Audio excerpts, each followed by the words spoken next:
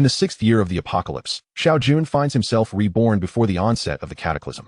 Hoarding supplies, vanquishing zombies, and even hearing the thoughts of others? The ultimate fortune of the campus belle? Apologies, but I shall claim it all. Xiao Jun. One day, I will unravel the origins of this apocalypse. Chapter 1. Rebirth and Extraordinary Perks. I am not dead. Xiao Jun jolts awake from his bed. Before him, everything appears both familiar and distant, as he has witnessed it countless times in his dreams. He pinches his thigh fiercely. The pain is sharp and undeniable. This is all real. He has indeed been reborn. Hastily, he retrieves his phone. The date reads November 10th, 2040, at 9 a.m. This date is somewhat hazy in Xiao Jun's memory, but he will never forget the following day, known as Singles Day, when a calamity struck abruptly. November 11th, originally an ordinary day, has transformed into a frenzied shopping festival under the machinations of capitalists, though he cannot recall precisely when this change occurred. That night, countless souls lost their sleep, utterly unaware that mere hours later, at 11:11 p.m. on November 11th, the world would undergo cataclysmic transformations. The apocalypse had arrived. The sky appeared as if it had been violently torn open, unleashing unprecedented torrential rains. Within just an hour, the provincial capital of Star City was submerged. Yet, the rain showed no signs of abating. It would continue for 3 days and nights, until the city was nearly entirely inundated before the downpour finally ceased. At this juncture, only those residing above the 20th floor could hope to survive. However, this was merely the beginning. Following the deluge, the rains transformed into fiery drops. The crimson droplets fell, swiftly evaporating the accumulated rainwater within the city while bringing with them scorching temperatures of 60 C. In such extreme conditions, humanity found it impossible to venture outside in search of sustenance, leading to countless deaths from starvation and heat. This grim fate unfolded over the span of 3 days. After 3 days, the temperature normalized, and the rainwater evaporated, leaving the city seemingly restored to its former state. The fortunate few who managed to survive ventured out in search of help, only to be met with an unrelenting horde of zombies. In his previous life, Xiao Jun was among that fortunate group. Exercising caution, he refrained from venturing out immediately after the fiery rains ceased, thus ensuring his survival. In the apocalypse, Xiao Jun endured a meager existence for 6 years, yet during a mission, he fell victim to zombie venom. Desiring to avoid becoming one of the undead, he ultimately chose to take his own life. He could no longer dwell on the past. Only 30 hours remained until the apocalypse would begin, and he knew he must take action. Xiao Jun forced himself to halt his reminiscing. Time was of the essence, and he had no luxury to ponder such trivialities. Grabbing a few sets of clothing, he seized his phone and hastily exited his rented room, disregarding the keys, which had become irrelevant. His rented abode was merely on the 3rd floor. Had he not been clever in his previous life, he would have succumbed to the flood within the first hour. Mid-November had ushered in the chill of winter, yet today was unexpectedly warm. The sun shone brightly, and a gentle breeze caressed the air. All signs indicated that this day was auspicious. Indeed, it was a fortuitous day, for after tomorrow, such leisurely opportunities would be but a memory. Shortly thereafter, Xiao Jun hailed a ride to a luxurious hotel. With money losing its value in the impending apocalypse, if he were to choose a place to stay, he would undoubtedly select the finest. I would like a presidential suite, please. Upon uttering these words, several gazes turned towards him. Good day, the presidential suite is priced at $39,888 per night. The receptionist, having witnessed the world of privilege, did not underestimate him based on his age or attire. At least, she maintained that facade. Goodness, is it truly so expensive? It was Xiao Jun's first inquiry, as he had expected a rate of perhaps 20,000, only to discover it was nearly 40,000 for a single night. The receptionist noted the hesitation etched on his face. Tisk, another bumpkin, pretending to know the prices and now faced with embarrassment. Suddenly, a voice echoed in Xiao Jun's mind. Who? He glanced around, but it seemed no one had spoken. Oh dear, are we putting on a show now? If you lack money, then leave. You are wasting my time. The voice resonated again in his mind, and he realized it bore a striking resemblance to the receptionist's voice before him. Fixating his gaze upon the receptionist, an involuntary aura of menace emanated from him. See, customer, what is the matter? The receptionist stammered under his intense scrutiny. Xiao Jun remained silent, merely observing her. After a few seconds, the voice returned to his mind once more. What are you staring at so fierce? This is a society governed by law. If you cannot afford the room, do you intend to resort to violence? A smile crept onto Xiao Jun's lips as he comprehended the situation. He could actually hear the receptionist's thoughts. With this revelation, he turned his gaze toward another receptionist nearby. 3 seconds later, a different voice emerged in his mind. This man is rather peculiar. Could he possibly be insane? Should I report this? Just as Xiao Jun suspected, by concentrating his mind on an individual, he could hear their innermost thoughts. Then let me have that presidential suite.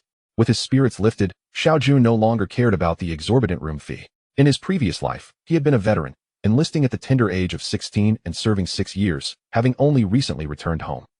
Over the course of those 6 years, he had saved a considerable sum, along with his discharge compensation, now possessing over 200,000, making a few days in a presidential suite entirely feasible. The receptionist's expression was one of astonishment. He was truly serious? 2 days, don't make any mistakes. The room booked today must be vacated by 1 p.m. tomorrow, before the apocalypse descends. Sir, will you be paying by card? Yes, by card. It was only when the transaction confirmation chimed that the receptionist realized this young man was not jesting. She expedited the check-in process, and despite his adamant refusal, she refrained from accompanying him upstairs. Waiting for the elevator on the first floor, Xiao Jun felt even more elated. Rebirth coupled with extraordinary abilities, it seemed he was enjoying the privileges of a protagonist. The presidential suite resided on the topmost floor of the building, the 21st. His personal butler awaited him at the entrance. I require nothing but one request. For the next 2 days, I do not wish to be disturbed. Do you understand?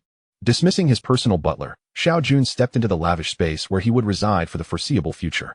The presidential suite was splendid, vast enough to accommodate a substantial stockpile of supplies. As for the room's decor, he held no interest. His mind was wholly preoccupied with thoughts of how to navigate the impending apocalypse comfortably. Chapter 2. Procurement pure water, the most essential of all necessities, alongside salt. These are the fundamental requirements of the human body. At this juncture, Xiao Jun had arrived at the largest wholesale market in Star City. Although the natural disaster had persisted for merely 6 days, the incessant rain had utterly ravaged the majority of supplies. When the time comes, even if they manage to vanquish the zombies, the search for sustenance will pose a formidable challenge. After accounting for accommodation expenses, Xiao Jun found himself with approximately 100,000 yuan, which he resolved to convert entirely into supplies within the following day. After prioritizing an ample stock of water and salt, he provided the merchants with an address for delivery while he continued his procurement. Canned meat? A prized commodity indeed, in the apocalypse. A single can could barter for a fair maiden.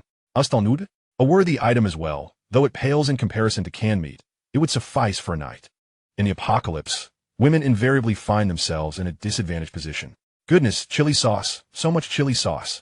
He approached a counter brimming with a plethora of varieties. And Xiao Jun could feel his mouth watering in anticipation. One could scarcely imagine the thrill of encountering such a delicacy after enduring a month with barely a gram of salt. Had he not retained a modicum of rationality, he might have lunged forward to devour it all. By heavens, this could lead to riches. A single jar could easily procure a campus beauty in these dire times.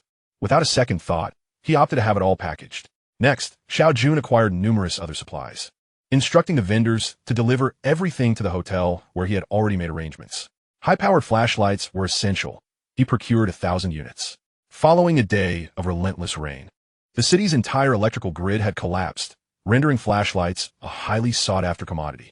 Of course, with flashlights came the necessity of candles. It would be impractical to keep a flashlight lit at all times, and candles served as a fitting alternative, affordable, durable, and compact.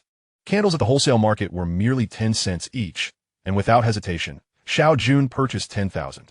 Alas, if only he had spatial equipment. He could have stored all these items within. In a month's time, the world would unexpectedly witness the emergence of advanced technological products, including spatial equipment. In his previous life, Xiao Jun had only heard of such things, never having possessed them. Spatial equipment. Possessing such an item would allow one to live in future city without worry for sustenance, marrying 10 or 8 wives. But now is not the time for lamentation. With thorough preparation and the advantage of 6 years of apocalyptic experience, he firmly believed he could attain such heights. Rice. Xiao Jun hesitated. Rice occupies a considerable amount of space and is difficult to store. Most importantly, it must be cooked before consumption, with the power grid set to fail tomorrow night. All electrical appliances would be rendered useless, making it of little immediate utility. This led him to recall another vital item, gas. Natural gas would undoubtedly be out of the question, leaving only gas cylinders as an option. In Star City, few places still utilize gas, but by chance Xiao Jun knew of a gas filling station. Yet, rice was essential. He had already decided on self-heating rice. Though slightly pricier, it is convenient, requiring only a touch of water to prepare. In addition to self-heating rice, he could also procure some self-heating hot pot to enhance his meals. After a bustling afternoon at the wholesale market, Xiao Jun had nearly exhausted his funds, leaving just over 10,000 yuan for tomorrow. At this point, he felt a pang of hunger. The excitement of his rebirth had led to an entire day without sustenance. In the apocalypse, he had endured hunger for 3 or 4 days, maintaining a high level of mental acuity. However, this was not the apocalypse, and he certainly could not allow himself to go hungry. As Xiao Jun emerged from the sea of food, satisfied and nourished, the sky had turned completely dark. Winter nights arrive early. After some thought, he decided to return to the hotel, ascending to the 21st floor via the exclusive passage of the presidential suite. He found the steward waiting at the door, his face instantly lighting up with a smile upon seeing Xiao Jun. Mr. Xiao, you have returned. I have arranged everything you requested. All your items are in the living room. Do you need anything else? Damn it, what is this? Have you turned the presidential suite into a convenience store? Are you planning to open a supermarket here? Xiao Jun gave the manager a bemused glance, choosing not to dwell on the matter. Whether he would survive tomorrow remained uncertain. There was no need to quibble like a corpse over trivialities. Never mind. You've worked hard. I hope to remain undisturbed for the next couple of days. You said the same this morning. And then have me help move all this miscellaneous stuff in. I'll be watching when you check out the day after tomorrow, the manager replied, maintaining a cheerful facade while harboring annoyance within. Xiao Jun paid him no heed and closed the door behind him. As he lay on the plush bed, a sense of unreality washed over him. The 6 years of inhuman existence felt like a vivid dream. Perhaps it truly was a dream. For the first time in 6 years, he fell asleep with his mind at ease. That night, he had a dream. In it, he was the Lord of Future City, commanding 3,000 mutated warriors, with even the 7th-tier mutants under his command. Countless beauties from his city vied for his attention, all yearning to climb into his bed. Upon awakening, Xiao Jun's mind remained foggy as he adjusted to the light, realizing he was still lying in the presidential suite's grand bed. It appeared this was no mere dream, with the experience of a reborn soul and the ability to hear the thoughts of others. The dream he had last night could indeed materialize into reality. Regaining his composure, he reflected that today marked the final day before the apocalypse. At 11:11 p.m., torrential rain would commence. In just 1 hour, humanity would plunge into an abyss of panic. After indulging in the hotel's exquisite buffet breakfast, Xiao Jun boarded a vehicle to a place etched in his memory, where he believed gas could be procured. He needed only 2 canisters, sufficient for his personal use for quite some time. Once that matter was settled, he proceeded to the local market. He could buy some vegetables and fruits. But there was no need to overindulge. They scarcely last long. A small quantity of fresh meat would also suffice, as in 3 days. The fiery rain would render these perishables unmanageable. His final stop was a chain supermarket, where he purchased an entire set of kitchenware, a pressure cooker, a frying pan, and 2 bow knives.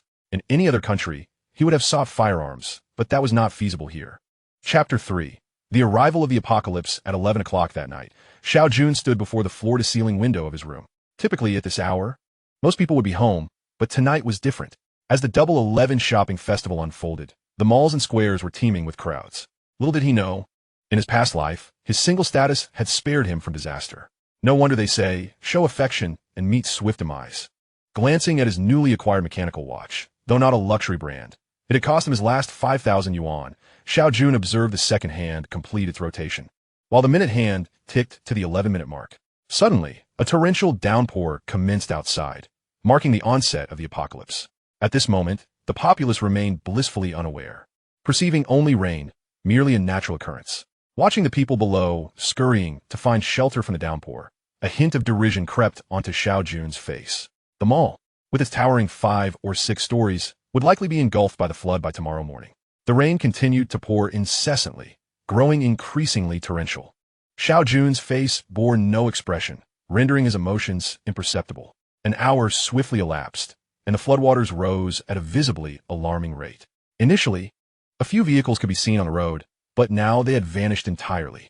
After observing for a while, Xiao Jun, aware of the inevitable outcome, returned to the comfort of his bed, yawning. Tomorrow, upon waking, the world would be transformed. Uncertain of how long he had slept, Xiao Jun arose to find the sky still shrouded in darkness, the rain showing no signs of abating.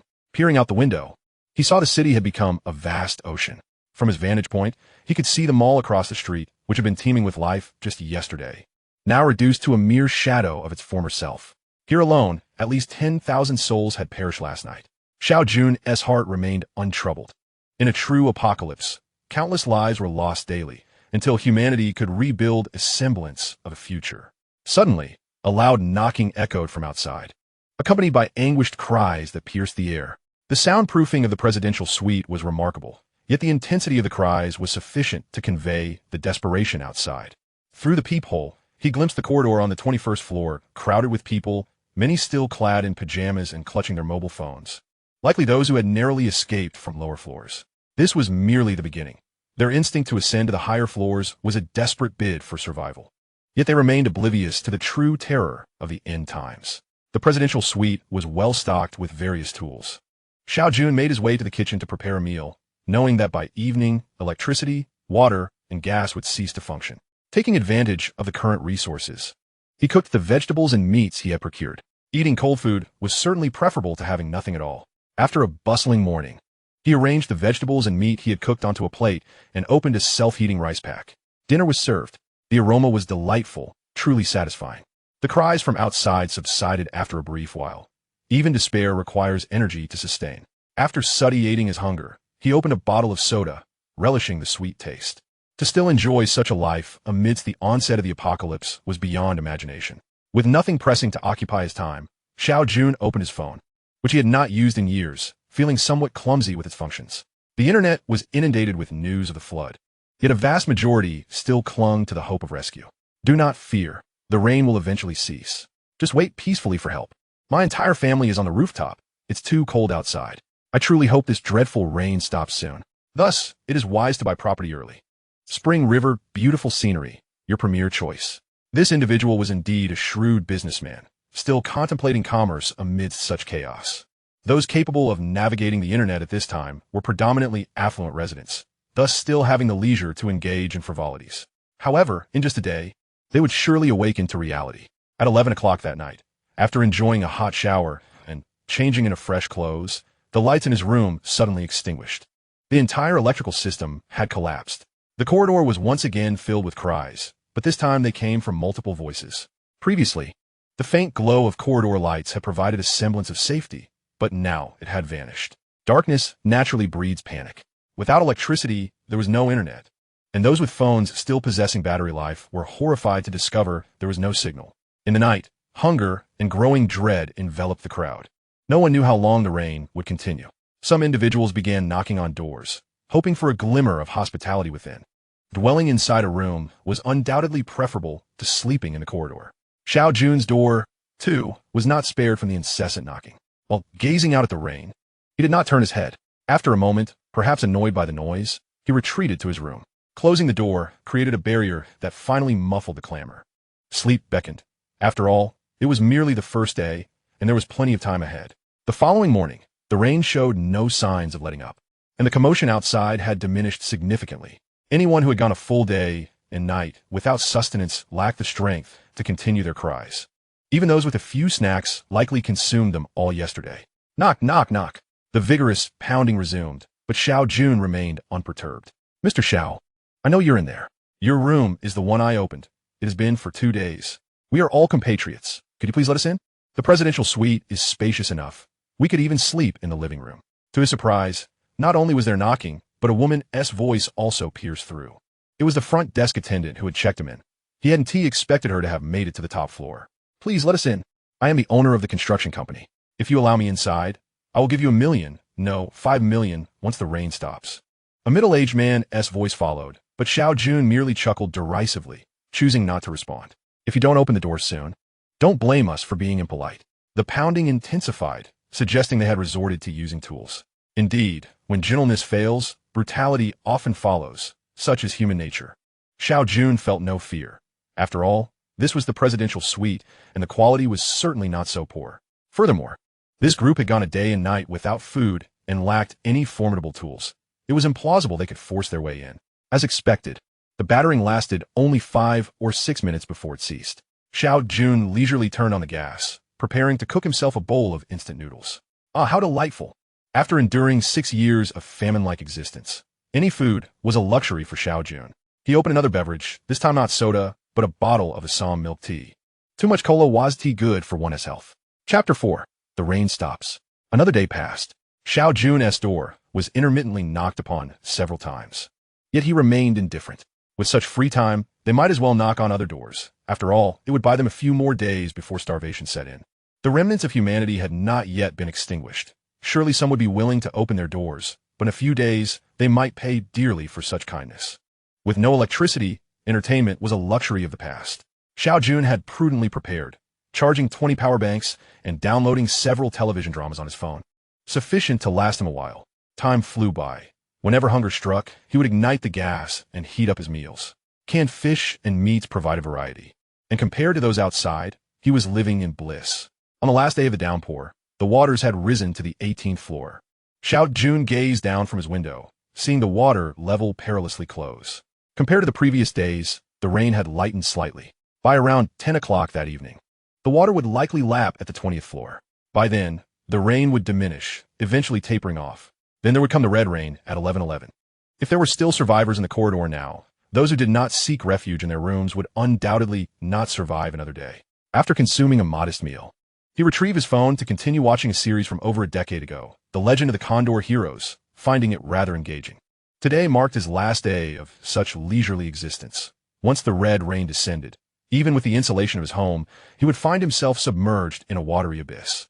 Prior to the water's arrival, he had filled the bathtub and all vessels capable of holding water to prepare for the impending deluge, which should sustain him for 3 days. At 9 o'clock in the evening, Xiao Jun, having been preoccupied for over an hour, meticulously arranged a substantial quantity of food at the bathroom door, preparing to spend the next 3 days confined within. By 10, the rain had ceased. The entirety of Star City had transformed into a vast expanse of water, and the corridor outside had begun to buzz with activity once more.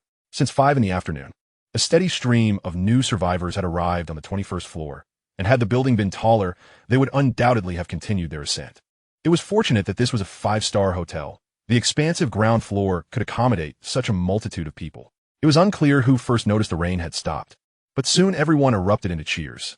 Finally, it was over. We are saved. Oh, how splendid. Most were so famished that they felt faint, but they were grateful to be alive. If they could just endure a little longer until the rescue team arrived, they would survive. Little did they know, this was merely the beginning. At 11:11, the rain had ceased for over an hour, and the exuberant cheers from outside had quieted. After the initial excitement had waned, all that remained was hunger. Xiao Jun continued to stand before the floor-to-ceiling window, needing to confirm that the building could withstand the onslaught of the fiery rain before entering the bathroom. Although, in his previous life, he had not heard of anyone being burned to death while sheltering indoors. Drip sizzle. The first drop of red rain fell, splashing onto the water's surface, creating a bubbling sound before vanishing. In the grand scheme of the deluge, a single drop of fiery rain was trivial. However, it was soon followed by a torrential downpour of fire, and the surrounding air began to heat up rapidly. Despite being a winter night, it swiftly transformed into summer, with temperatures continuing to rise. Xiao Jun observed for several minutes, confirming that the red rain would not harm the building, before decisively retreating into the bathroom. Immersing his entire body in the icy bath was utterly refreshing. By this time, the temperature outside had soared to 40 degrees, which would reach a terrifying 60 by the following morning. In such extreme heat, the crowded corridor outside would likely see more than half its occupants perish within a day. He could hardly fathom how he had survived in his previous life. With a casual sigh, Xiao Jun resumed indulging in a series. 2 days passed. Spending over 18 hours submerged in water each day, Xiao Jun still felt unbearably hot. The water in the bathroom had nearly evaporated, with what remained now lukewarm. Having sustained himself for 2 days on this water, Xiao Jun felt quite satisfied. Outside, the corridor was utterly silent. 5 full days and nights without food might allow some to endure, but the lack of water posed the gravest challenge. Nevertheless, there would always be those with remarkable adaptability. With such readily available flesh and red liquid outside, survival was still a possibility for the audacious. Yet, none of this held much relevance for Xiao Jun, who now stood completely unclothed, a bottle of cola in hand, frequently taking swigs. That night, the red rain would cease, and through the window, he could faintly glimpse the remnants of the road. His supplies were sufficient for a prolonged, solitary meal, but that was far from enough. According to memories from his past life, the morning after the cessation of the red rain, peculiar boxes would suddenly descend from the sky, commonly referred to as airdrops, which people later dubbed Heaven's Redemption. These boxes contained high-tech items previously unseen, including the spatial equipment Xiao Jun had long coveted. Airdrop boxes varied in quality, yet their exteriors revealed no discernible distinctions. Most contained only 1 or 2 types of items, with weapons and food being the most common. High-tech combat knives were among the essentials Xiao Jun sought. Food was comparatively less urgent. However, the sustenance within these airdrop boxes was anything but ordinary. Not only was it exquisitely flavored, but a single meal could sustain a person for several days, eventually becoming a staple for humanity. Beyond these airdrop boxes, there existed even more advanced ones, which could contain 3 to 5 different items, with spatial equipment potentially included. The most elite airdrop boxes held 10 items and were guaranteed to feature spatial equipment. Beyond this, Xiao Jun was unaware, during the 6 years of his previous life. He had merely existed at the lowest rung, having encountered only the most basic airdrop box. However, he was aware that not far from here, at the financial university, a top-tier airdrop box was destined to appear.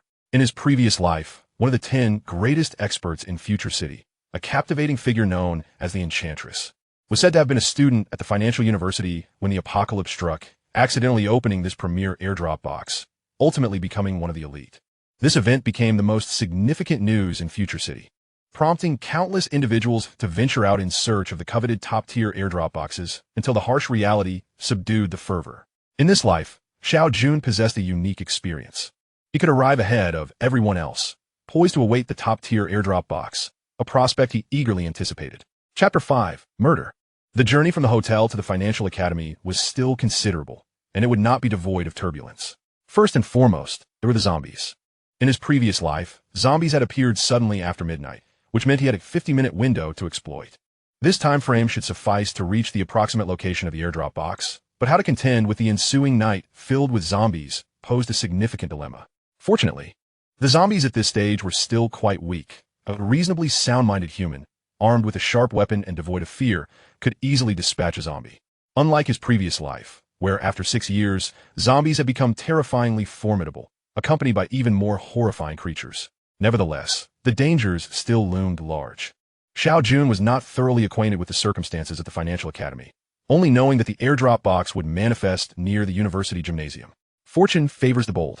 If he could not seize this opportunity, relying solely on the food he had gathered would merely afford him a more comfortable existence in the initial stages. Xiao Jun considered his situation with clarity. After all, having lived once, he was determined to take a chance. He gathered 2 flashlights, a chef's knife, and a boning knife, along with 2 large bottles of water, a box of chocolate, and 2 self-heating rice meals. He packed all these items into a small bag for ease of movement. With everything prepared, he awaited the rain cessation. At 11:11 p.m., the red rain vanished precisely on cue, as if everything had reverted to its original state. For the first time in 6 days, Xiao Jun opened his door. The corridor was not as littered with corpses as he had imagined. There were not many bodies, and numerous areas bore clear signs of dragging, indicating that many were still unaccustomed to coexisting with the dead. Xiao Jun had no time to concern himself with these corpses. He needed to make haste toward the financial academy. Just a few steps in, a naked woman suddenly opened her eyes. "Water, I need water." This woman seemed to see him as her salvation, inexplicably summoning the strength to lunge at his legs. "Help me, I'll do anything you ask." Though she had gone days without food and was dehydrated, it was evident she was a beauty. After all, it was normal for someone residing in such a luxury hotel to be attractive. Xiao Jun frowned, lifting his foot to step over her. "Please, save me." As he turned to leave, the woman desperately clutched his pant leg. Bang! With a merciless kick, the already weakened woman was sent crashing against the wall. Without looking back, Xiao Jun swiftly descended the stairs. The journey down went smoothly. Although there were numerous corpses on each floor, they posed no threat to him. He had witnessed far worse in his past. As dawn breaks, even if there are survivors, the realization that the crimson rain has ceased would not reach them in a timely manner.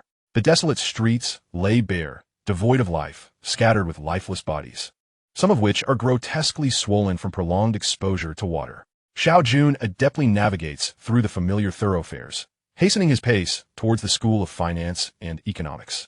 Though the distance is not particularly far, it would take at least half an hour to traverse on foot. As time progresses, more survivors begin to comprehend the external situation, and numerous individuals have emerged from their makeshift shelters. The first instinct of those who venture out is to rush towards the nearby supermarkets and shops. 6 days may not seem excessively long or short, yet it is ample time for hunger to sap one's will to live. Scuffles occasionally break out over food, but Xiao Jun remains unaffected, solely intent on reaching the School of Finance and seeking a suitable hiding spot.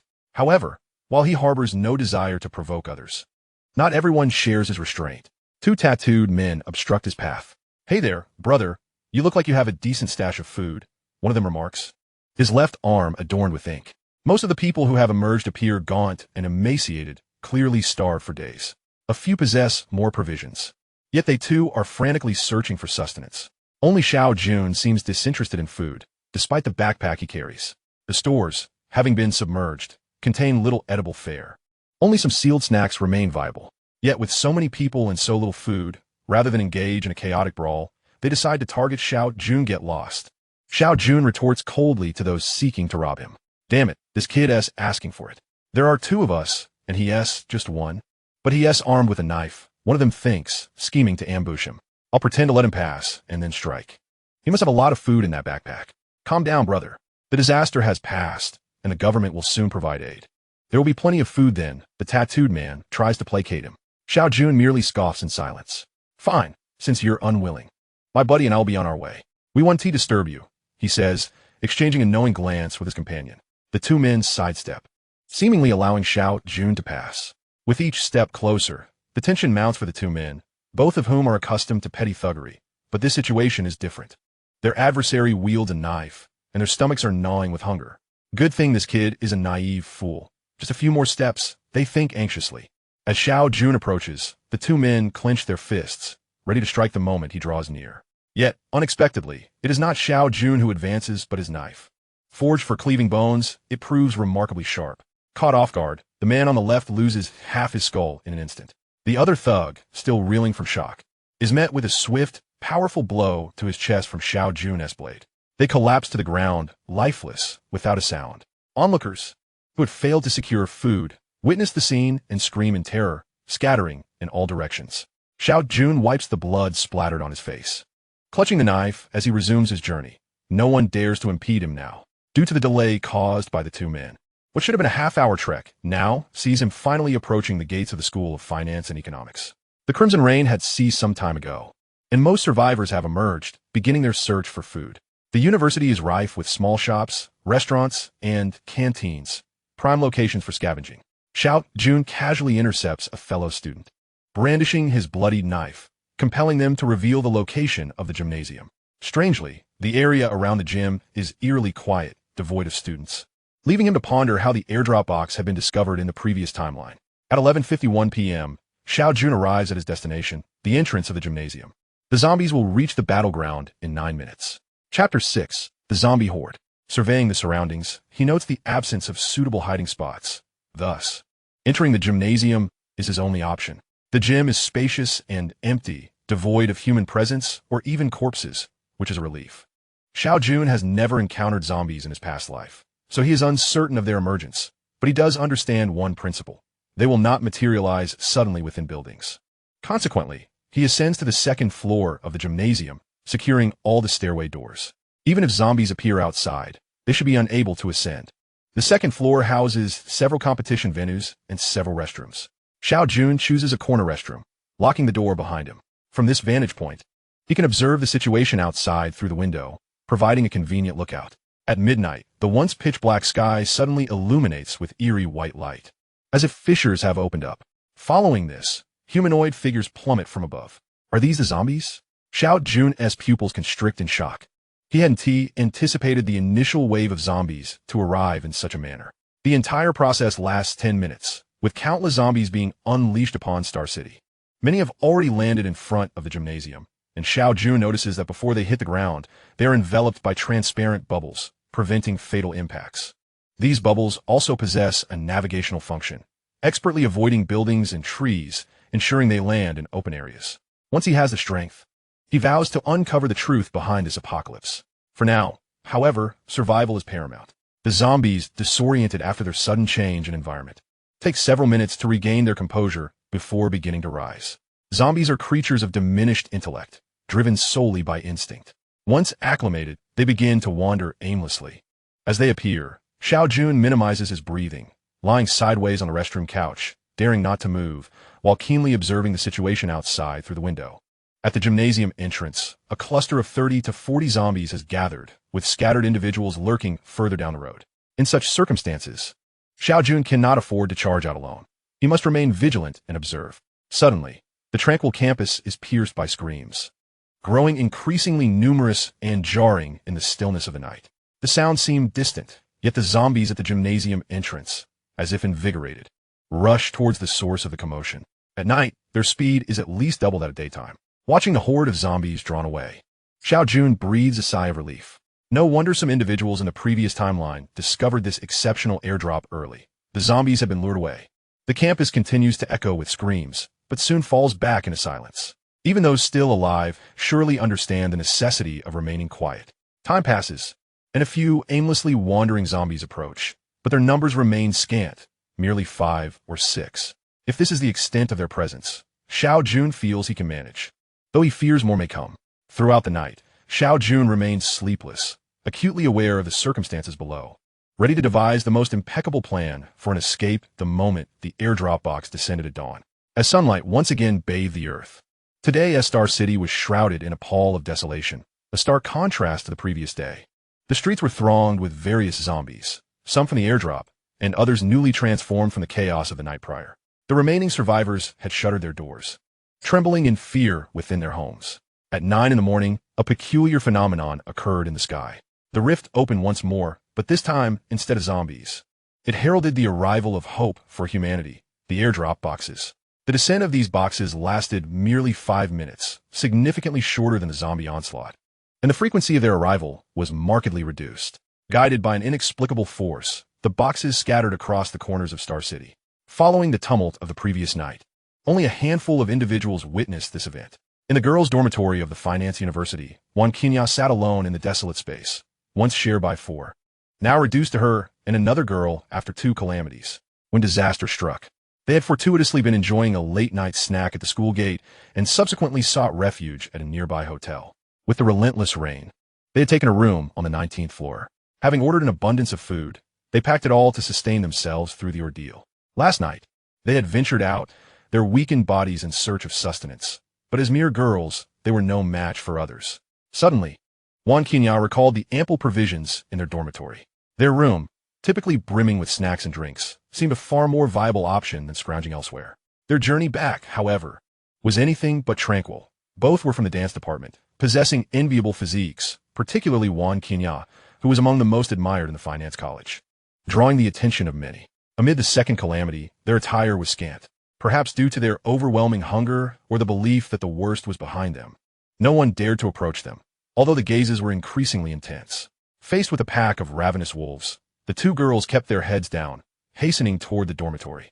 Just as they approached the entrance, a rain of zombies descended from the sky, one crashing down directly between them and the door. In that perilous moment, the zombie lunged at her roommate, causing Wan Qinya to instinctively release her grip. Her roommate screamed, and after a moment's hesitation, Wan Qinya fled back inside. Now, after night had passed, Wan Qinya sat trembling by the window, haunted by the sight of her roommate being devoured before her eyes while she had run away. Throughout the night, the echoes of screams reverberated, indicating that many others had met similar fates, which offered her a modicum of solace. As the first rays of sunlight pierced the horizon, the horde of zombies appeared to change. Their movements became increasingly rigid. Wan Qinya finally managed to calm her racing heart. Chapter 7. The Exceptional Airdrop Box. As the airdrop boxes descended randomly, one indistinguishable from the others landed at the entrance of the gymnasium. At last, the moment had arrived. Xiao Jun suppressed his inner excitement and began meticulously plotting his route. The box had fallen approximately 150 meters ahead of the gym, with 8 zombies scattered along the way, and a few more lurking in the distance. Xiao Jun was well aware that daytime zombies not only moved sluggishly, but also had significantly diminished hearing. If he exercised caution and moved swiftly, he would face no more than 2 zombies at once. With 6 years of combat experience, even though his physical strength had waned, it would still suffice to handle them. In truth, zombies of this caliber could be dispatched by an average man during the day, provided he could conquer his own fears. Time was of the essence. Xiao Jun feared that others might discover this location, so he had to act swiftly. Adjusting his backpack, the weight barely hindered his movements and offered a semblance of defense against any zombies that might approach from behind. The gymnasium door creaked open, and he emerged wielding a kitchen knife in one hand and a bone knife in the other. Had it been nighttime, the sound of the door would have attracted the entire horde, but now it only drew the nearest 2. Perfect. As the 2 zombies charged toward him, Xiao Jun effortlessly sidestepped, swiftly severing one's head. The other was already upon him, extending its ghastly fingers. Xiao Jun denied it an opportunity, blocking the strike with his kitchen knife and retaliating with a decisive blow that crushed its skull. When confronting zombies, one must strike the head, otherwise, even if cleaved in two, they remain capable of biting. After successfully dispatching the two zombies, Xiao Jun did not rush to leave, but instead rummaged through the remains. Extracting a white crystal, a level 1 mutation crystal, this object was highly valuable, capable of altering one's genes, enhancing strength. In his past life, the strongest in Future City, who subsequently became its ruler, had achieved a 7th-tier mutation. Possessing extraordinary physical prowess and wielding special abilities like fire, truly a killing machine in human form. It was not surprising that among the two zombies, only one bore a mutation crystal. The production rate of mutation crystals was notoriously low. Estimates suggested that level 1 crystals had a mere 10% yield. It remained uncertain whether this 10% aligned with Xiao Jun's understanding or the exaggerated figures of legend. If it were the latter, the odds were dismal indeed. Having eliminated the two zombies, Xiao Jun pressed on, using sound to draw more zombies, one or two at a time, easily dispatching them. With this strategy, he quickly approached the airdrop box, only to spot another person, a strikingly beautiful woman, Wan Qinya, having scavenged some food from the dormitory to regain her strength, was surprisingly alert despite her sleepless night. At 9 o'clock, she sat by the window, lost in thought, her body no longer trembling. It was then that she noticed an unusual spectacle in the sky. What was that? It resembled an airdrop from a game. In awe, she watched as one box descended toward the vicinity of the gymnasium. After a few moments of hesitation, Wan Qinya resolved to investigate. Waiting for rescue was merely a psychological comfort, and the scant provisions left in the dormitory would last her only 2 or 3 days if rationed. Eventually, she would be left to await death. Since these boxes had appeared in the sky, they must hold some utility. Perhaps they contained weapons or food. The zombies below seemed almost bewitched, their attributes significantly diminished. This was perhaps an opportunity. It was evident that this young woman was not only audacious, but also cunning. As a dancer, her agility allowed her to move silently, and she stealthily navigated her way over, astonishingly avoiding detection by any zombies. Upon reaching the vicinity of the box, she beheld a startling scene. A young man, laden with a backpack and wielding a kitchen knife, effortlessly dispatched 2 zombies. To her shock, after slaying them, he seemed unsatisfied.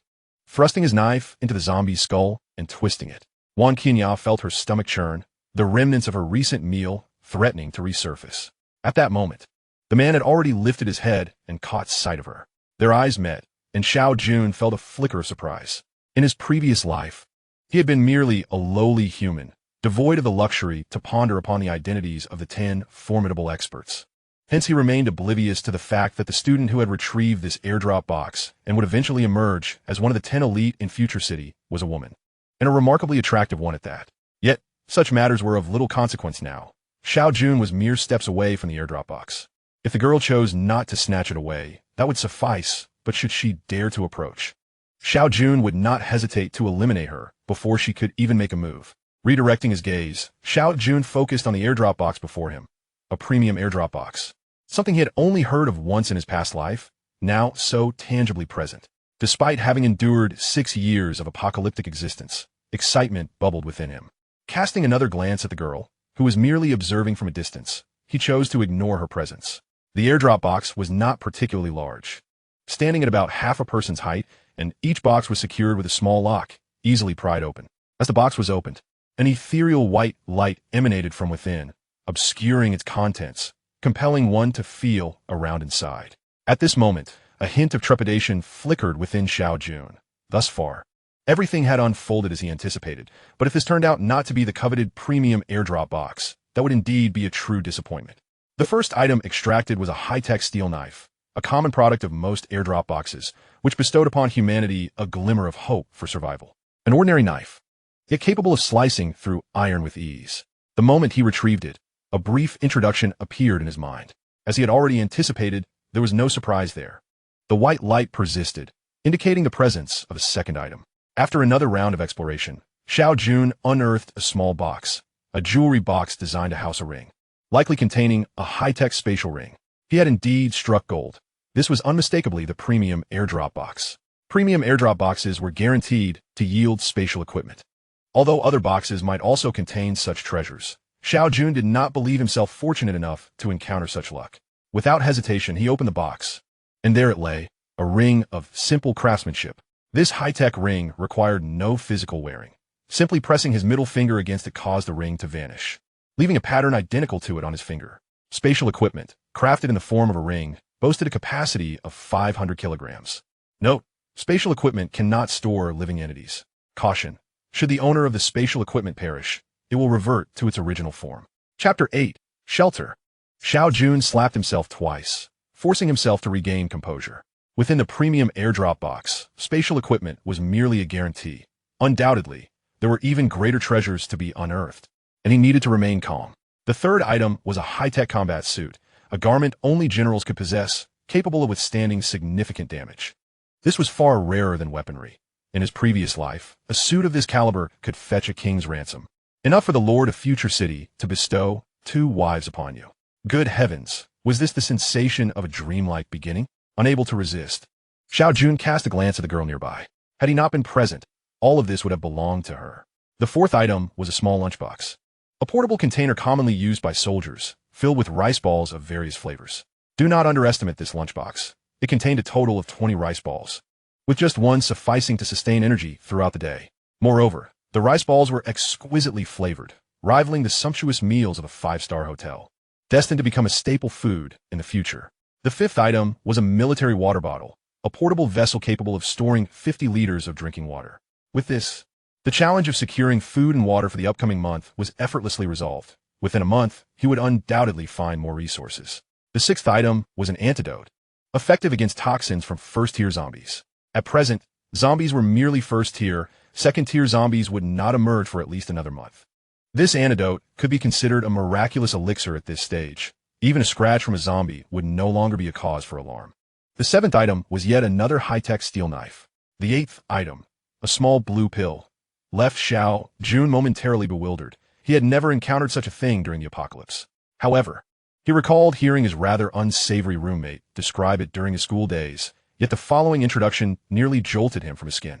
An advanced mutation serum, which, upon consumption, could alter one's genes, significantly enhancing basic physical attributes.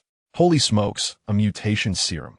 Something Xiao Jun had never heard of, implying its rarity even 6 years later. Ordinary individuals would not even have the opportunity to know of its existence. The prospect of drastically improving basic physical qualities alone was enough to signify its extraordinary nature, though he was uncertain of its specific effects. As he contemplated, Xiao Jun casually popped the blue pill into his mouth. Would it prove effective? He would know soon enough.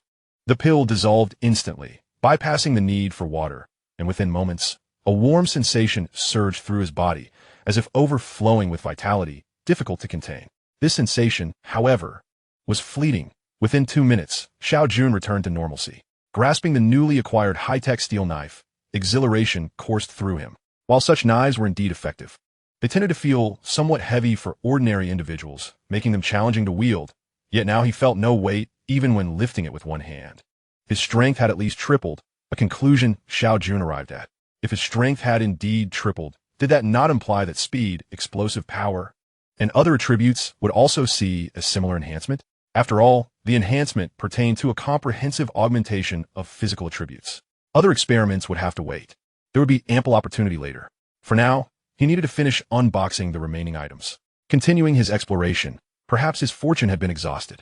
The 9th and 10th items were merely ordinary provisions, a rice ball and a water bottle. As the 10th item was extracted, the box's radiant glow gradually faded, rendering it an utterly ordinary container. Watching the luminous aura dissipate, Xiao Jun, filled with reluctance, scrutinized it once more, ensuring that nothing remained before he was satisfied. Though a lingering sense of unfulfillment gnawed at him, with the nearby zombies having been cleared away and no new threats in sight, Xiao Jun began to organize his possessions. First, he placed everything into the spatial ring, including his backpack, lunchbox, and water bottle. What remained were 2 steel knives and a set of high-tech combat gear. He donned the combat suit without hesitation. With this, he had no fear of ambush from behind, unless it was a headshot. He decided to keep 1 steel knife and return home with it. Not far off, Wan Qinyao watched in disbelief as Xiao Jun effortlessly opened the box and produced an array of items, only for them to vanish as if by magic. In that moment, Wan Qinyao was consumed by a singular thought. As long as she aligned herself with him, she would undoubtedly survive. Once this thought emerged, it became impossible to suppress. When the horde of zombies appeared, she had already realized that rescue teams might never come. Survival would rely solely on her own efforts. Thus, she had summoned the courage to venture out alone in search of an airdrop box. But now, a better option lay before her. By attaching herself to this man, she too could thrive. When the apocalypse descended, most men would muster the courage to fight, while the majority of women would increasingly rely on men, such as the disparity between the genders.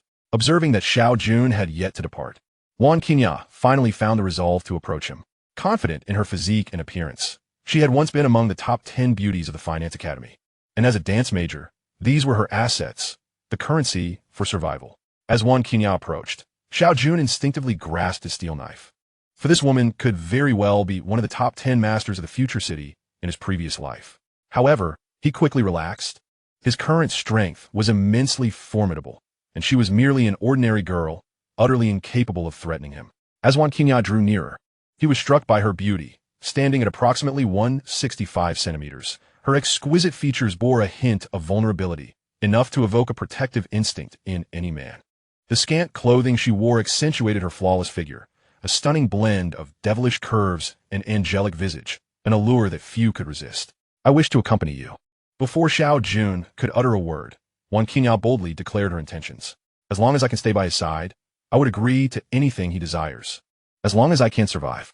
Xiao Jun narrowed his eyes. Wan Qingya's heart brimmed with an intense will to live. It was no wonder she ranked among the top masters. Such decisiveness was not something ordinary individuals could possess. I promise, I will not become a burden, she pleaded, her urgency palpable. This was her sole opportunity, and if Xiao Jun were to decline, she truly would not know how to proceed. She had spotted several airdrop boxes, yet this was the only one nearby. Now thoroughly looted by Xiao Jun, finding another would prove exceedingly difficult.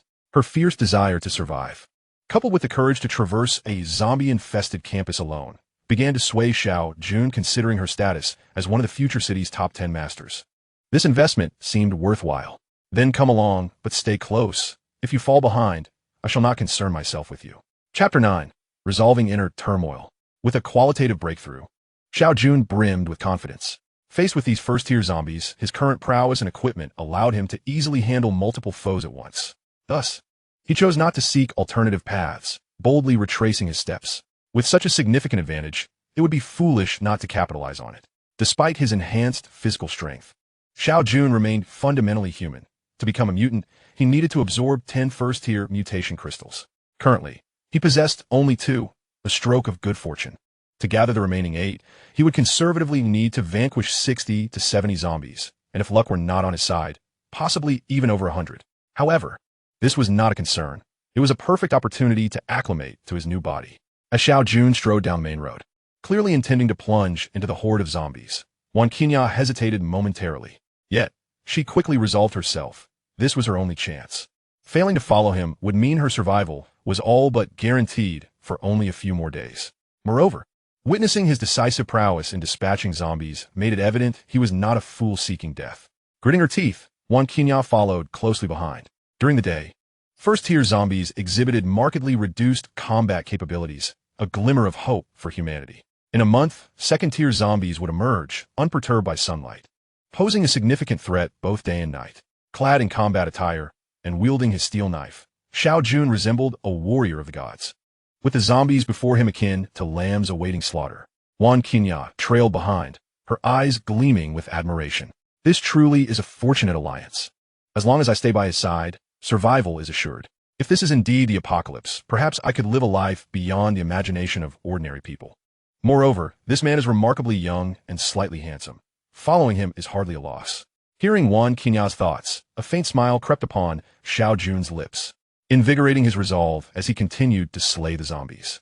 They fought their way from the gymnasium to the girls' dormitory, and Xiao Jun estimated he had dispatched at least 40 or 50 zombies, amassing 6 first-tier mutation crystals.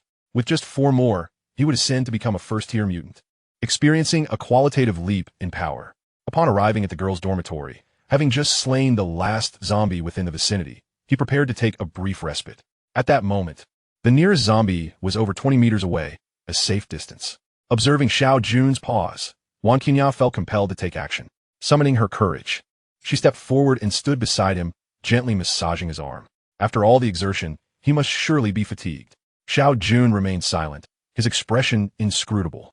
In such close proximity, Wang Qinya's minimal attire left little to the imagination, and Xiao Jun, glancing down, could clearly perceive her alluring figure. Quite pleasant. Furthermore, her intentions were sincere. She was solely focused on helping him unwind, which was rather comforting.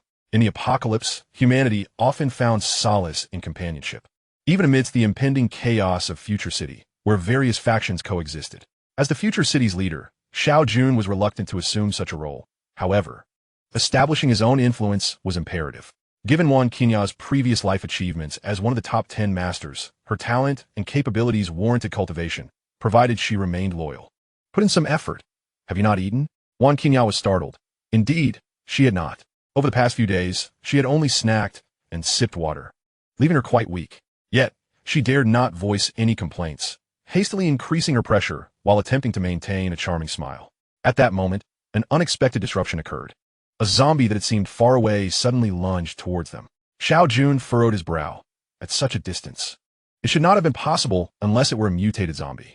Yet, observing its gait revealed no differences from the others, appearing somewhat stiff in the sunlight. Nevertheless, this zombie was resolutely targeting them. Why is it her? Xiao Yu, this has nothing to do with me. It's not that I don't wish to save you, but I am powerless to do so. Intriguingly, Xiao Jun realized that this zombie was Wang Qinya's roommate. From the looks of it, they had been together, but she had been ensnared by zombies, and Wang Qinya had chosen to flee, thus harboring resentment towards her. Unbeknownst to Xiao Jun, in her previous life, Wang Qinya had witnessed Xiao Yu's demise before her eyes, casting a long shadow over her. Later, after scavenging an airdrop, she was once again pursued by Xiao Yu. And after several harrowing encounters, Wang Qinya ultimately succumbed to darkness, slaying the zombie that had once been her friend, solidifying her place among the top 10 masters of Future City. Xiao Jun was unaware of any of this, but he recognized that this female zombie had become a psychological barrier for Wang Qinya. Unless this issue was resolved, she would never truly become a master. In the apocalypse, mere beauty could only render one a valuable commodity. Xiao Jun had no intention of harboring a mere decorative vase, especially in this nascent stage of development.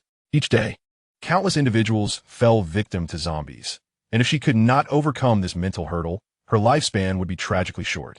Go kill this zombie, and then you may follow me. Xiao Jun retrieved a bone-slicing knife from his spatial ring and handed it to Wang Qinya. Fear not, I will cover you. During the day, zombies are significantly weakened, and this is merely a female zombie. You can surely handle it. With his words, Wang Qinya comprehended that Xiao Jun had made his decision. Initially, she had vowed not to be a burden, and now it was indeed time to prove her worth. But why must it be this moment? Why must it be her? Wang Qinya may hesitate, but the zombie Xiao is devoid of such uncertainty. Xiao Jun swiftly sees the steps. Yet Xiao pays him no heed, lunging directly at Wang Qinya, filled with resentment. No, Wang Qinya cries out, her hand trembling slightly around the bone-chopping knife, ultimately opting to evade. Naturally, Xiao, having missed her target, is unwilling to relent, pivoting around to charge at Wang Qinya once more. After several attempts, Xiao Jun grows increasingly impatient, turning to leave. The bone-chopping knife may serve as a parting gift, a means of claiming her chance.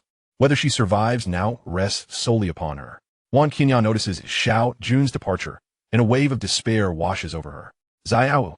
Another anguished scream erupts as the female zombie's head is cleaved by the bone-chopping knife, severing a significant portion of it in an instant. Xiao Jun halts, and Wang Qinya can no longer maintain her grip on the knife, collapsing to the ground beside Xiao's lifeless body. The once resilient girl, who had stood strong since the onset of the apocalypse, now weeps uncontrollably. Chapter 10. The Turmoil on Campus. Once again, Xiao Jun leads the way, dispatching zombies with ease while Wang Qinya silently follows, this time armed with a bone-chopping knife. In this apocalyptic world, one may possess a conscience and moral boundaries, but excessive kindness is a liability.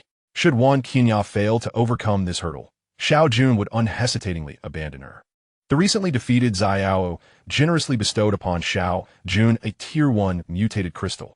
He now possesses a total of 7, which is 3 more. He would ascend to a genuine Tier 1 mutant. At this stage, even if someone dares to slay zombies, the secret of the mutated crystals remains elusive. Xiao Jun's task is to stay ahead of everyone else. In this world of chaos, the nature of the dangers one may encounter is unpredictable.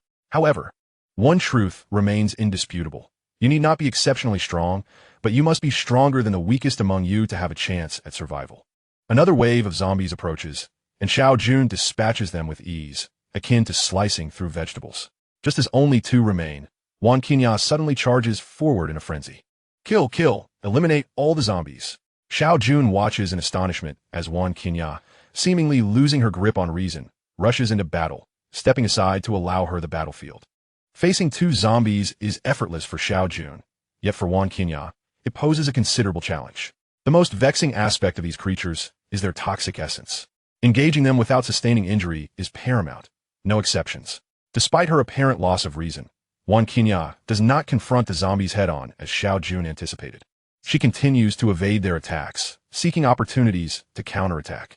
The head is their sole point of vulnerability. Striking elsewhere proves futile.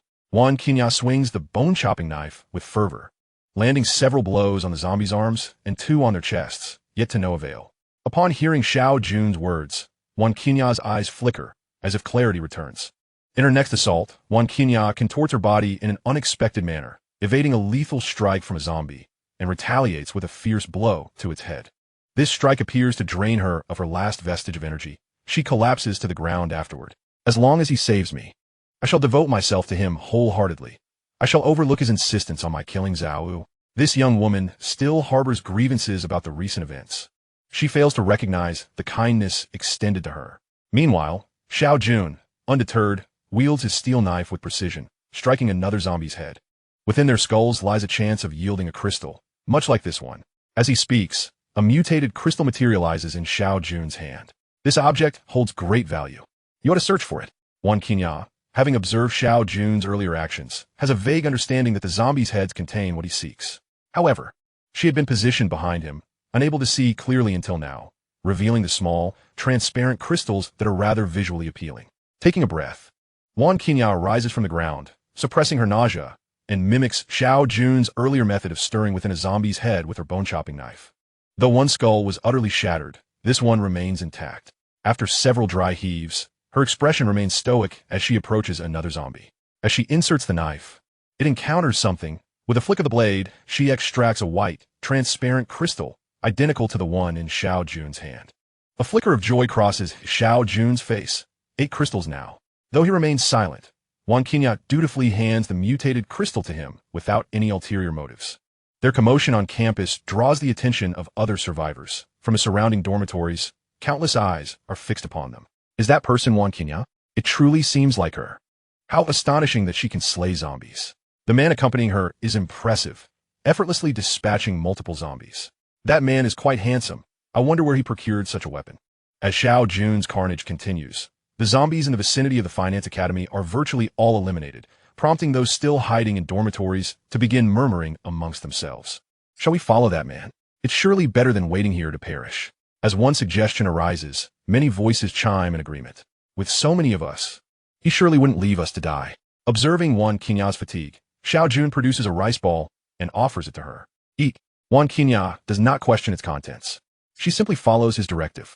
Upon tasting the rice ball, a burst of fresh seafood flavor invigorates her senses. How long had it been since she savored something so delectable? After devouring one rice ball, Xiao Jun hands her a bottle of mineral water. Having initially brought only 2 bottles, he has now given both to Wan Qinya. She refrains from inquiring how he conjures such items. With zombies now a reality, what else remains inexplicable? Gulping down half a bottle of water, Wan Qinya feels renewed strength coursing through her, her spirits lifted considerably. Qinya, it truly is you. Just as she prepares to continue their journey, a throng of female students suddenly bursts forth from a nearby dormitory. Goodness, are there really so many survivors? Modern university students certainly possess resilience. Qinya, you are amazing, capable of killing zombies. Sister Qinya, take me with you. I wish to follow. Wan Qinya furrows her brow slightly, casting a sidelong glance at Xiao Jun. Relieved to see he has not departed alone. I can barely look after myself. I cannot take you with me. Wan Qinya replies coldly. Although these individuals hail from the same school and reside in the same dormitory, she is unfamiliar with most of them. Accepting this burden would be unfeasible, let alone for Xiao Jun. Even she could not agree to such a notion. You truly are in no position to help, yet you possess a captivating visage. Isn't there someone to protect you? At this, the others fall silent, even Xiao Jun's gaze turning toward her, realizing all attention has shifted to her. The girl feels a sense of pride, especially upon noticing Xiao Jun's interest. She straightens her posture in an effort to display her allure. In Xiao Jun's eyes, however, she pales in comparison to Wan Qinya. Yet, with so many scantily clad girls before him, it is indeed a pleasant sight. Handsome, let me accompany you. I can do everything Wan Qinya can, if not better. As she speaks, the girl subtly adjusts her already short nightgown, revealing that she is unadorned beneath.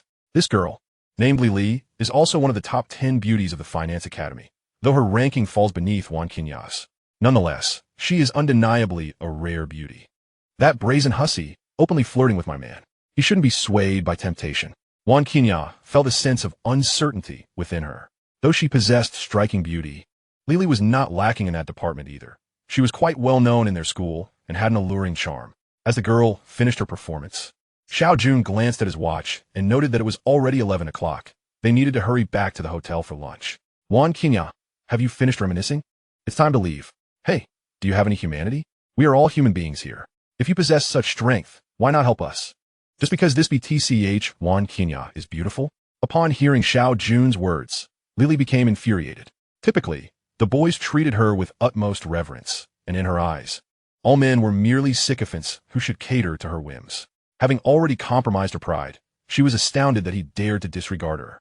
A chilling gaze shot her way, emanating palpable hostility that sent a shiver down her spine, leaving her momentarily speechless, unable to articulate the words she had prepared. Let us go. Xiao Jun, wielding a steel blade, turned to leave, while Wan Qinya beamed with undisguised joy, her face radiant as she walked away with an air of triumph. The others exchanged glances, yet none had the courage to follow. Chapter 11. Back to the hotel. Almost there. The two had successfully made their way to the school gate, having amassed 9 mutated crystals. The earlier encounter with the group of girls was merely a minor distraction, insignificant in the grand scheme of things, a manifestation of the impotent rage of the weak. Slaying the remaining dozen zombies at the entrance would surely suffice. Afterward, they could evade the undead and hasten their return. They were indeed returning to the hotel, where a substantial supply of food awaited them. One should not assume that having a lunchbox and a water bottle guarantees sustenance. If luck were to abandon them, and they failed to encounter beneficial supply drops, they could very well find themselves facing starvation. Moreover, with only the two of them, their current provisions would last a maximum of 20 days. Most critically, once night fell, the zombies would become significantly more formidable, making it far safer to remain within the hotel's confines. Within mere minutes, under Xiao Jun's relentless assault, the last of the zombies fell. Wan Qinya rushed forward eagerly to loot the fallen. Got it. She struck gold on her first attempt, winning the jackpot. Her luck was indeed extraordinary. Continuing her search through 6 zombie corpses, she miraculously unearthed another crystal. Let us head back to the hotel. Their objective for the day had been exceeded, and Xiao Jun felt a sense of fatigue from the numerous kills. All he desired now was the comfort of a restful sleep on the hotel's grand bed.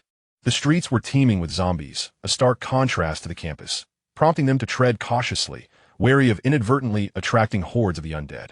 With his extensive experience in the apocalypse, Xiao Jun expertly gauged the distance to the zombies, while Wan Qinya, possessing both intelligence and agility, kept pace. After an hour of careful navigation, they returned to the hotel's entrance without incident.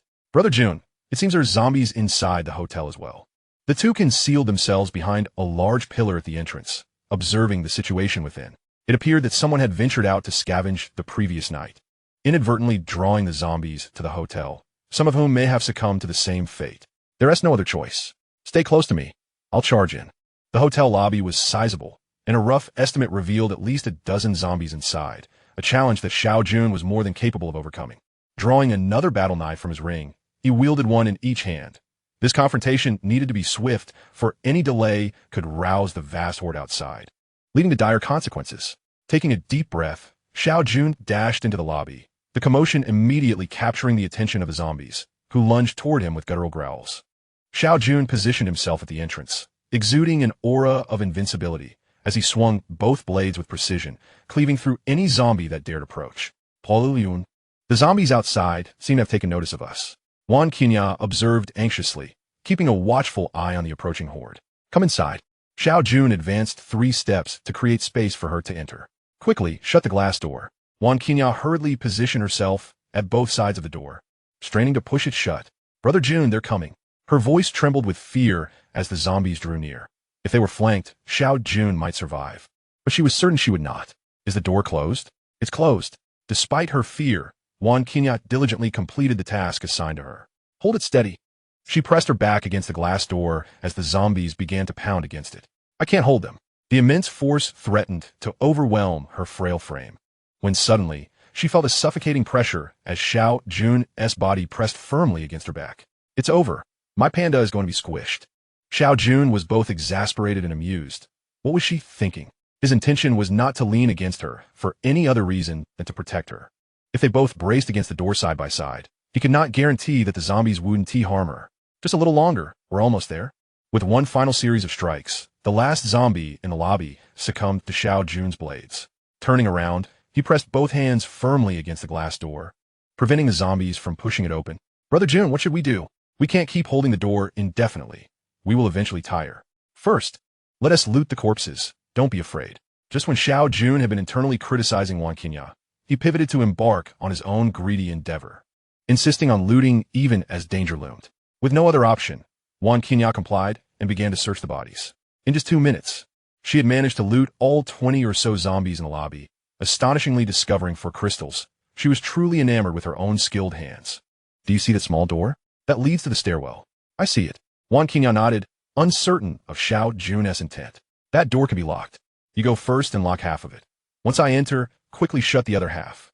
There was an unspoken implication in Xiao Jun's words. Even if the zombies burst in, he was confident in his ability to escape, and this step would serve as a final test for Wan Qinghai. "Don't worry, Brother Jun. I'll wait for you at the door. You must come back." Wan Qinghai hesitated for just a second before agreeing. Here, she could do little to assist, relying on Xiao Jun for protection. Just hours before, she had vowed not to be a burden to him, yet now she found herself breaking that promise. She sprinted to the stairwell door, which indeed functioned as Xiao Jun had described, capable of being locked. Wan Qinghai first closed half of the door and secured it before signaling him with an OK gesture. Counting down from 3, Xiao Jun suddenly released his grip and dashed toward the stairwell. A second later, the door was thrust open by the swarm of zombies. Yet Xiao Jun, utilizing his extraordinary physical prowess, reached the stairwell in an instant. Wan Qinghai waited anxiously, unsure whether the next figure to enter would be Xiao Jun or a zombie. Yet she resolutely refrained from closing the door. "Plolun!" Wan Qinghai exclaimed in delight as he appeared. At that moment, he was the strongest man in her heart. "Shut the door, foolish girl." Xiao Jun zipped past her, prompting Wan Qinghai to quickly react and secure the other half of the door. Thud, thud, thud. The sound of zombies crashing against the door echoed ominously.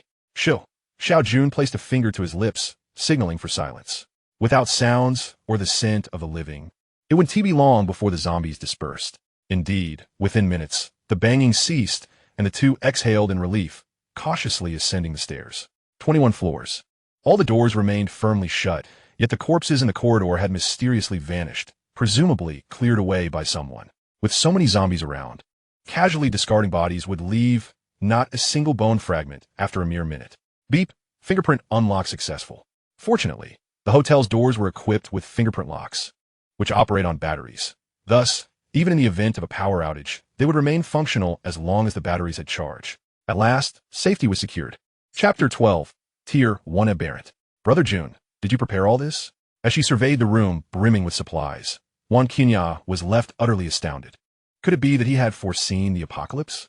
Otherwise, how could he have amassed such an abundance of provisions, and coincidentally secured a presidential suite on the 21st floor? Xiao Jun's figure grew increasingly enigmatic in Wan Qinghai's mind. When a woman becomes curious about a man, it signifies that she has already fallen for him. From the terror of the first day of the apocalypse to the despair of the subsequent days, culminating in the shock of the zombies' emergence, Wan Qinghai's spirit had been thoroughly shattered in such a brief span of time. Yet upon encountering Xiao Jun, a flicker of hope for survival reignited within her. Now, the sheer abundance of food overwhelmed her defenses, causing them to crumble entirely. At this moment, even if Xiao Jun were to lead her to the grand bed, she would harbor no objections. One could hardly fathom the delight of a dance student. Opening the gas canister, Xiao Jun set a large iron pot on the stove and began pouring in bottled water. Wan Qinghai was perplexed by his actions. With this much mineral water, During those sweltering days when she would have gladly exchanged a bottle for a night as companionship, she could not fathom why he was doing this. After pouring in 20 bottles, Xiao Jun finally ceased. With the advent of high-tech water dispensers, water scarcity was no longer a concern. The hundreds of boxes of mineral water he had hoarded were not merely for drinking, but also for bathing. Once the water reached a boil, he filled the bathtub and mixed in another 10 bottles of mineral water. Although the water level was still somewhat low, it was sufficient for a bath. Qinya was left speechless. Was such luxury still attainable in these times?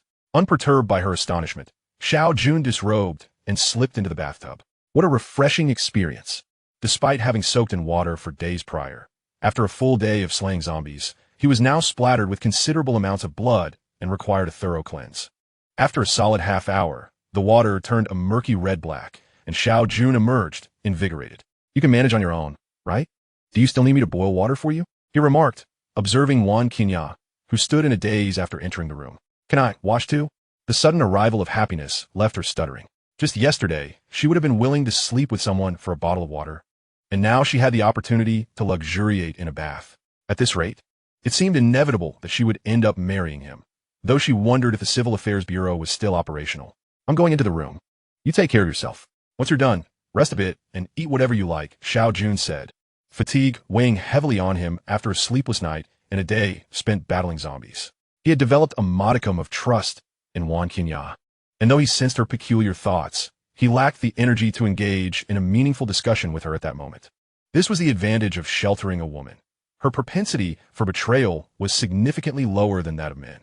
Pushing open the door, Xiao Jun reclined once more on the warm, inviting bed. What bliss!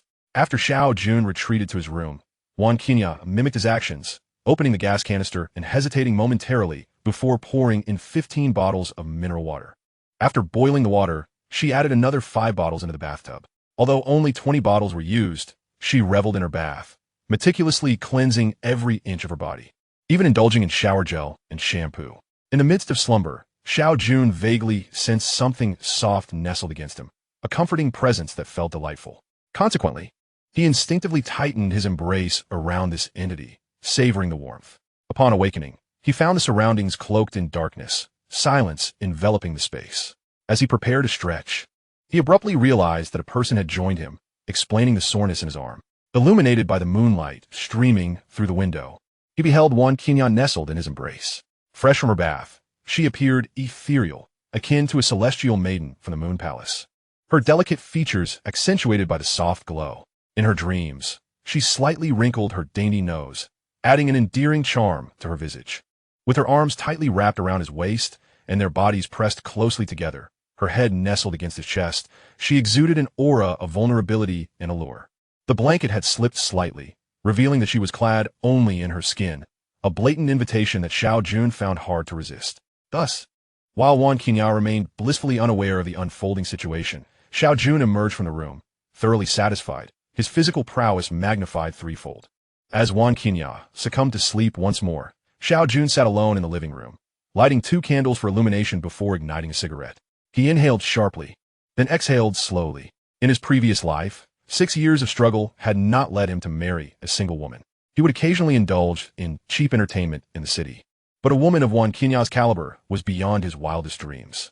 Extinguishing the cigarette, he retrieved 10 aberrant crystals. Only through strength could one hope to survive in the apocalypse. The aberrant crystals had no special method of consumption. One simply placed them in their mouth.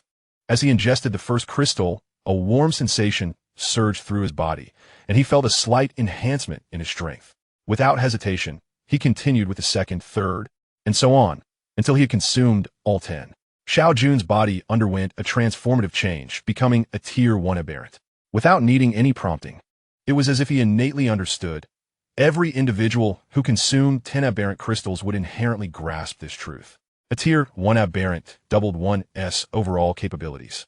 This doubling was genuine, applying to all attributes, strength, speed, and stamina, each directly enhanced twofold. For instance, if one could initially punch with 150 pounds of force, they would now possess the strength of 300 pounds.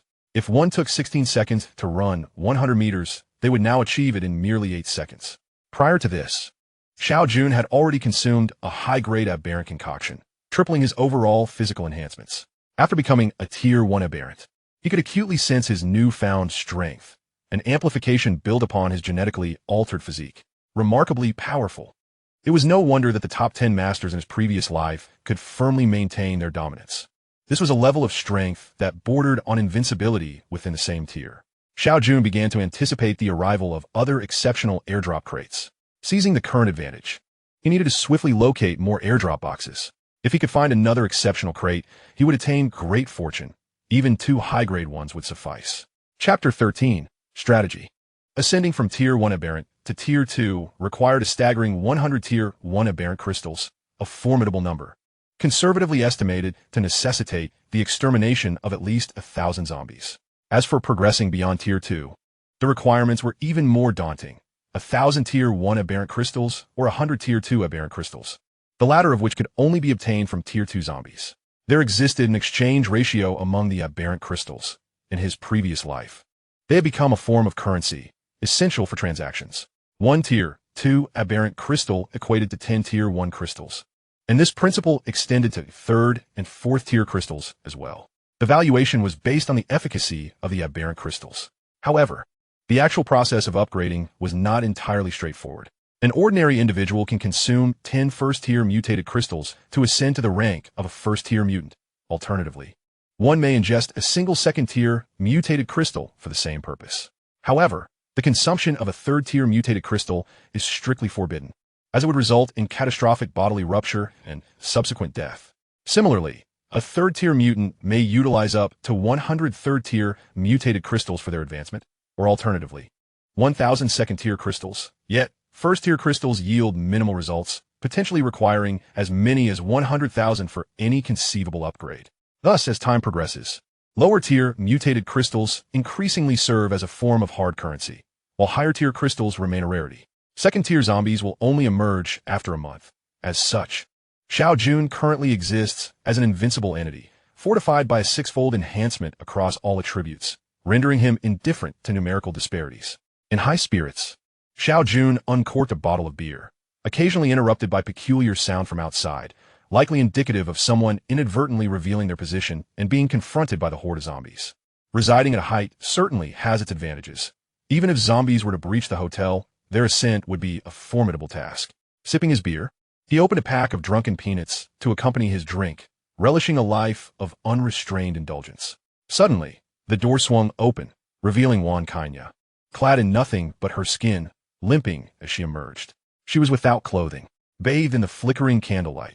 She exuded an ethereal beauty, and coupled with her almost coquettish tone, Xiao Jun found it nearly impossible to maintain his composure. Having just completed his upgrade, he feared that further exertion might lead to her untimely demise. "There are some of my clothes over there. Please help yourself to one," he suggested. Wan Kanya was an astute woman, having rapidly acclimated to this apocalyptic world. Despite becoming Xiao Jun's partner, she retained a sense of humility, fully aware that if Xiao Jun so desired, countless women would vie for his affection, driven by the allure of the resources within their abode. Choosing a white shirt, she opted not to wear any undergarments, as there were only the 2 of them present. She also grabbed a bottle of soda and settled beside Xiao Jun.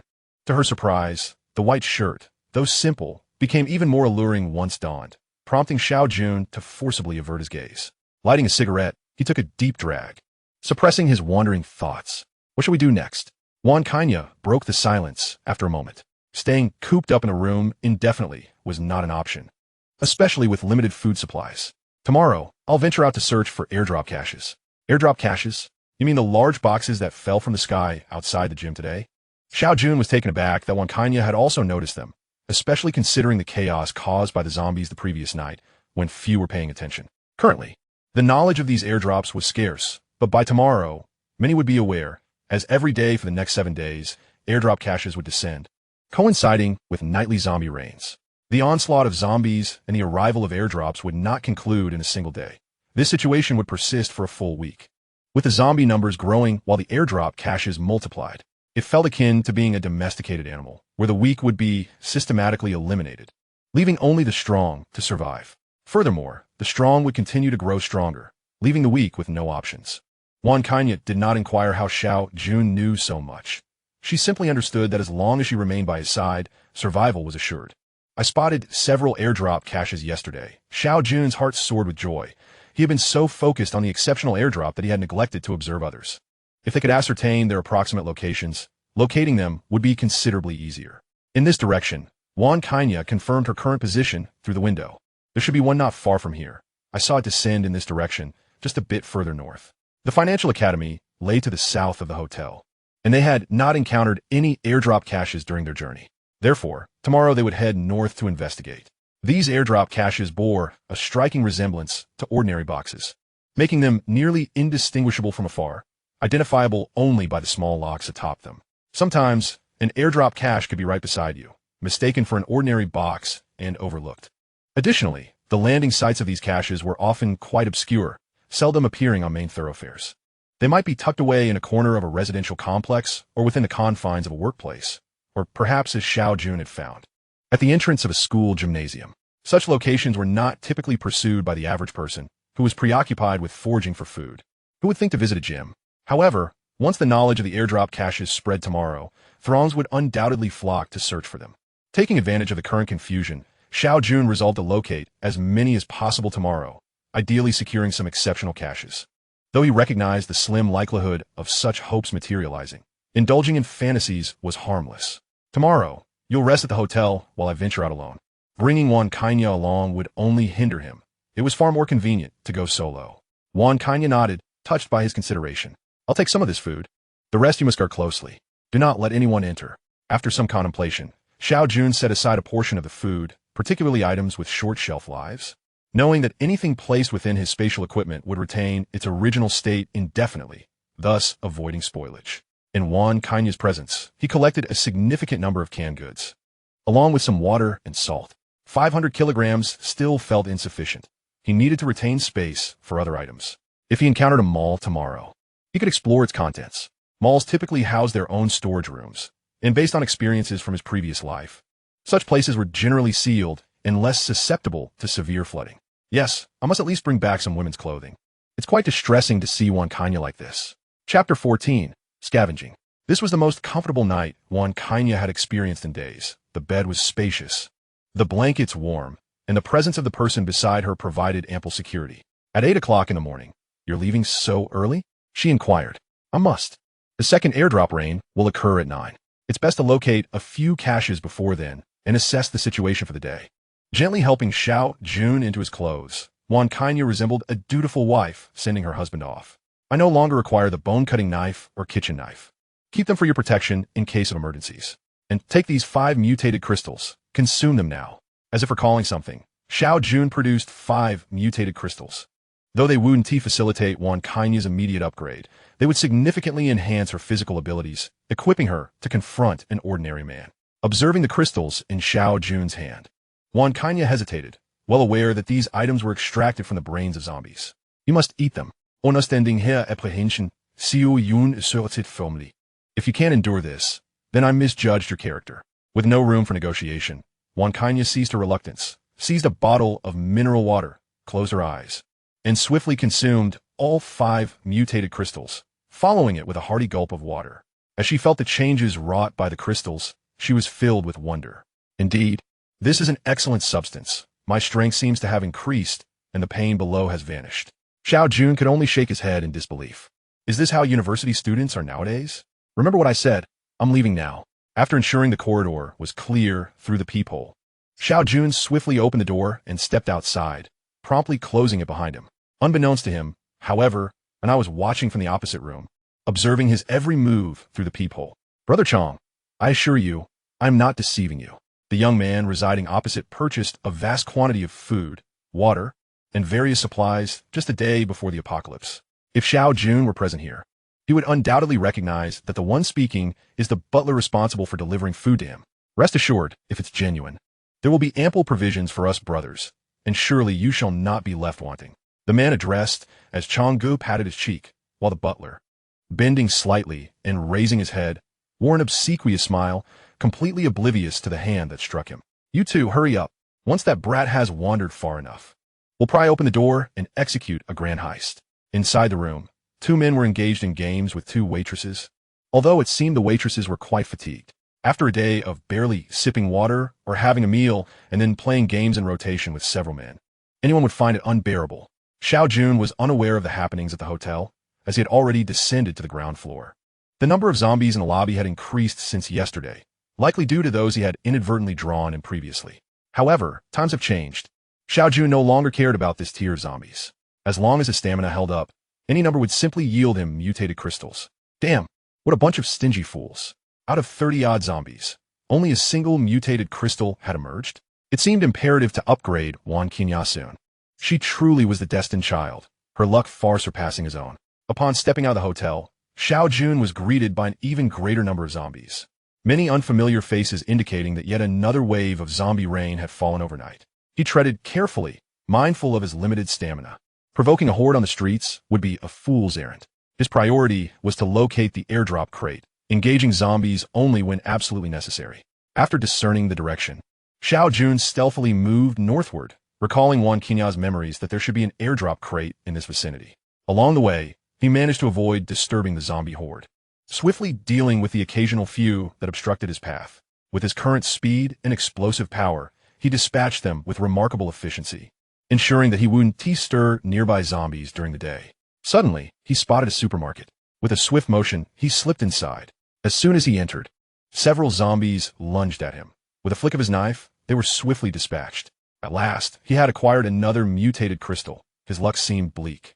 Muttering a casual lament, he began to scour the interior. The floor bore patches of stagnant water, and numerous bodies lay scattered about, suggesting that these individuals had perished on the very first day. The shelves were bare, any remnants likely having been scavenged clean in the preceding days. Xiao Jun's objective, of course, was not the main area, but rather the supermarket stockroom.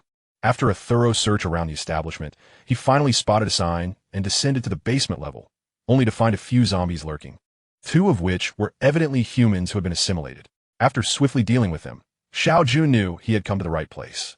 Those two were certainly staff members of the supermarket, who had sought food after the calamity, but instead attracted zombies, ultimately joining their ranks. With ease, he shattered the large lock on the door, pushing open the stockroom entrance. This is rather bountiful, having already stashed nearly 400 pounds of goods in his ring. With over 600 pounds of space remaining, he had thought it sufficient, but it now seemed far from adequate. Candy bars, nuts, chocolates. There was no item he could think of that wasn't present here. He yearned to take everything. This only intensified his desire to find more airdrop crates. As his spatial equipment was woefully insufficient, 500 kilograms simply would not suffice. Ultimately, he collected 100 pounds of candy bars, another 100 pounds of spicy strips, 100 pounds of various beverages, and 100 pounds of chips and other snacks, concluding with 100 pounds of self-heating rice. The space was indeed insufficient. After all that effort, it felt as though he had taken nothing at all. Venturing further inside, he gathered women's lingerie and various garments, stuffing 100 sets into his ring, and did the same for men's clothing. When he finished, only a meager 25 kilograms of capacity remained in the ring. Closing the stockroom door behind him, he resolved to return if he acquired more spatial equipment, ensuring he would fill it to the brim. Exiting the supermarket, Xiao Jun exhaled deeply. Even without obtaining additional spatial gear, the supplies he had, combined with those from the hotel, would sustain both him and Wan Qinya for quite some time. With only 20 minutes remaining until 9 o'clock, it was time to diligently search for an airdrop crate. Chapter 15. Seizing the airdrop crate. As he turned a corner, Xiao Jun spotted a tall wall. Such places were often prime locations for airdrop crates. After circling the perimeter, he finally found the main gate, which led into the courtyard of a certain establishment. The iron gate was shut, but a small door stood ajar. Since the apocalypse had struck in the dead of night, there were typically no living souls within such premises. Entering the courtyard, he noticed several small vehicles, all waterlogged and evidently immobile. After a stroll around the yard, Xiao Jun found no sign of an airdrop crate. There's a small door here. Passing through it, he discovered it led to the back of the establishment. Upon entering, he was met with the sight of a crate quietly resting in the center of the yard. Finally found it, Xiao Jun rushed forward, effortlessly slicing through the small lock with his knife. Once more, a blinding white light obscured his vision, compelling him to reach inside. One lunchbox, one water bottle, and then nothing. Cursing under his breath, he realized it was the most basic of airdrop crates containing merely 2 items. Although he had mentally prepared himself for this possibility, a sense of disappointment washed over him. He had forgotten that in his previous life, Finding even the most ordinary airdrop crate would have thrilled him for days. No matter, on to the next. With only 10 minutes until 9 o'clock, he hoped for another chance from the heavens. As he moved rapidly, Xiao Jun entered courtyard after courtyard, and by the fourth one, he finally stumbled upon a second airdrop crate. Heaven bless me, let my luck hold. Inside, he found another lunchbox, familiar territory, and a high-tech dagger, a refreshing change. He recalled hearing that Kinya had used a dagger in her previous life. At that time, he had not even known she was a woman, pondering how one of the top 10 experts would employ a dagger for stealthy strikes. But now, Xiao Jun harbored no such thoughts. As a woman, particularly one trained in dance, a lightweight, agile dagger indeed suited her better. Fortunate it was to find a dagger, weighing merely 10-odd pounds. Had it been a steel knife, he would have been unable to carry it, as a steel knife weighed a hefty 60 pounds. After retrieving the two items, the white light had not yet faded. Xiao Jun felt a surge of excitement. This purebred African has struck it lucky for once, he mused, though he was uncertain whether this was a premium or high-level airdrop crate. A premium airdrop crate? Indeed, he was thinking too highly of himself. He truly lacked that kind of fortune. Yet perhaps the goddess of luck genuinely smiled upon him this time, as the third item turned out to be a piece of spatial equipment, an exquisite jade pendant. Spatial equipment comes in various forms, each symbolizing different capacities. The ring, being the most compact, accommodates a mere 500 kilograms, while the jade pendant boasts a capacity of 1,000 kilograms. There are even larger variants, such as bracelets, which can hold up to 5,000 kilograms. In his previous life, Xiao Jun had heard tales of the Lord of Future City possessing a spatial satchel rumored to contain a staggering 100,000 kilograms. This was the largest capacity of spatial equipment discovered by humanity in 6 years. Xiao Jun placed the jade pendant around his neck, watching as it vanished from sight, leaving behind a delicate line that appeared as if it had been painted upon his skin. With the jade pendant capable of carrying 1,000 kilograms, Xiao Jun found himself able to transport even more. In addition to the pendant, he also retrieved a steel knife and, finally, a novel gadget, a high-tech solar-powered lamp.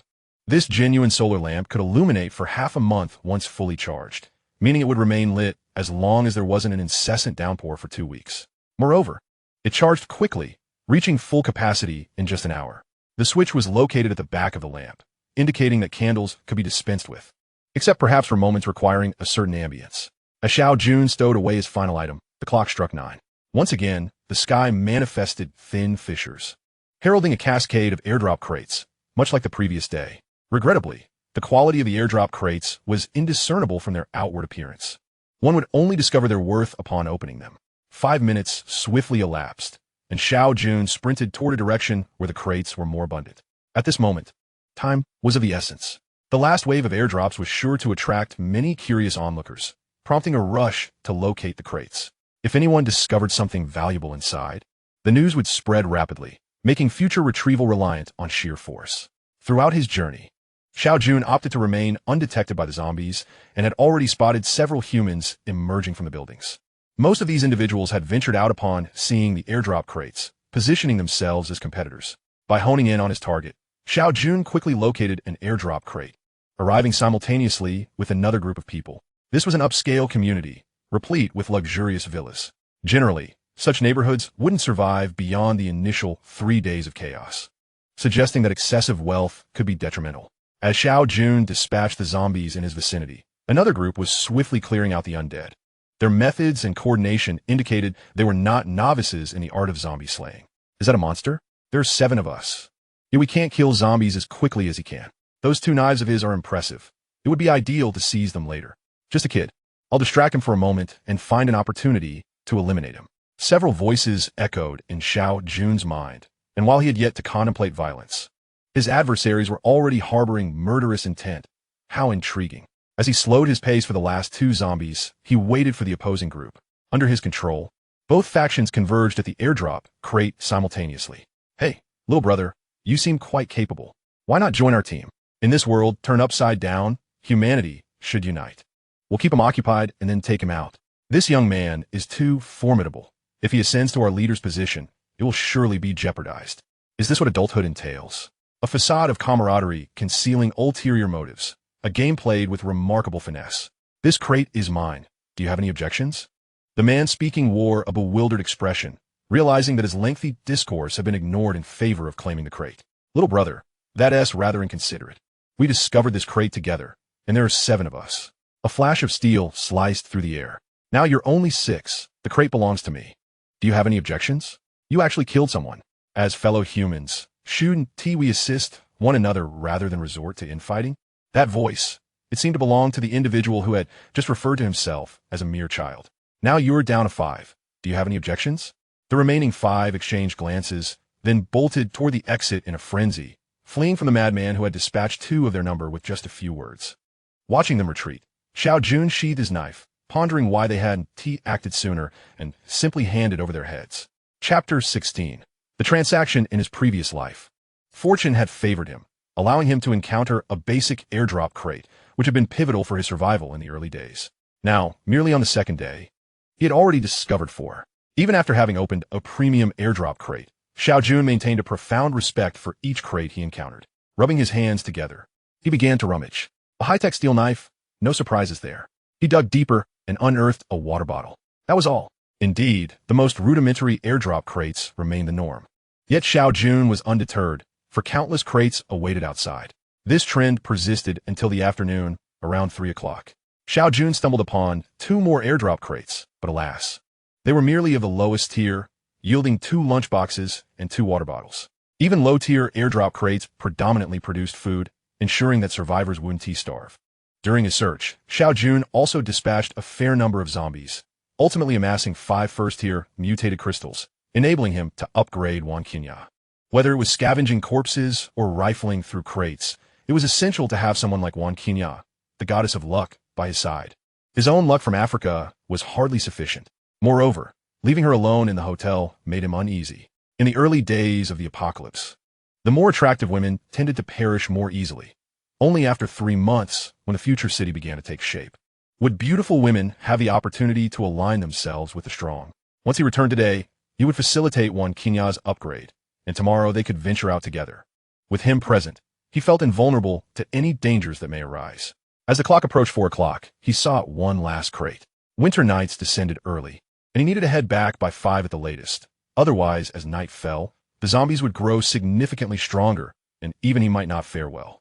Selecting a random direction, he walked for a while until he suddenly heard the sounds of human conversation, which seemed to emanate from a nearby courtyard. Stealthily, Xiao Jun approached the entrance, only to be greeted by the sight of dozens of individuals. Even though he tread lightly, he was spotted almost immediately. With such a large number of people, a confrontation would pose a challenge for Xiao Jun. However, their demeanor suggested they were divided into several small groups, each wary of the others. Another little brother has arrived. Care to join us? One more person means one more strength. As Xiao Jun hesitated, contemplating whether to retreat, someone had already called out to him. No, I'm used to being alone, he replied without a second thought. Just as he prepared to leave, another individual beckoned him. Little brother, you seem like a capable person. Have you encountered any of those airdrop crates that fall from the sky? This was from a different group. A man with a full beard, yet possessing a friendly demeanor, exuding an unexpected charm. Don't be afraid. Let us exchange information. The contents of those crates are generally similar. If you have any extras, we could trade. While he spoke to Xiao Jun, his gaze remained fixated on the 2 steel knives in his hands. Now it made sense. The current airdrop crates had a low probability of yielding weapons, and Xiao Jun had been fortunate enough to open multiple crates, including 1 premium and 1 high tier, thus ensuring a surplus of arms. Besides the 2 he currently wielded, he had another steel knife and a dagger stashed away. Little brother, how about I trade you this lunchbox for a knife? This box contains 20 rice balls, delicious and filling enough for a meal. This seemingly amiable bearded man was no saint. Attempting to exchange a lunchbox for a knife was overly optimistic. A lunchbox merely ensured one wound starve momentarily, while weapons were the true means of enduring and thriving. Little brother, don't listen to him. Trading weapons for food is unwise. You'd be better off trading with me. I have a dagger from the airdrop, incredibly sharp. The steel knife is too heavy and unwieldy compared to this lightweight dagger. A third individual from another group stepped forward, an unassuming scholar. Yet his ability to represent a team spoke volumes about his capabilities. For instance, he was currently contemplating. These 2 fools truly believe that it would be simple for someone alone, armed with 2 knives, to reach this place, without presenting some genuine goods. Who will be inclined to barter with you? This proposition piqued Xiao Jun's interest, while the dagger he possessed was of no use to him. It was a necessity for Qinya. Having already acquired 1 dagger, He found himself in need of another, and with 4 steel knives in his possession. Parting with one in exchange seemed a far better option. Yet, Xiao Jun maintained an impassive demeanor, his gaze occasionally flitting toward the dagger, embodying an air of hesitation mixed with eagerness. This lad is quite astute. It is evident he is intrigued yet reluctant to trade. His ambitions are considerable. Very well. My young friend, I shall not let you suffer a loss. 1 dagger along with a lunchbox in exchange for a knife. What say you? You little rascal. Should I ever encounter you alone again, I shall ensure you regret it. What does it mean to smile outwardly while feeling vexation within? This scenario epitomizes it.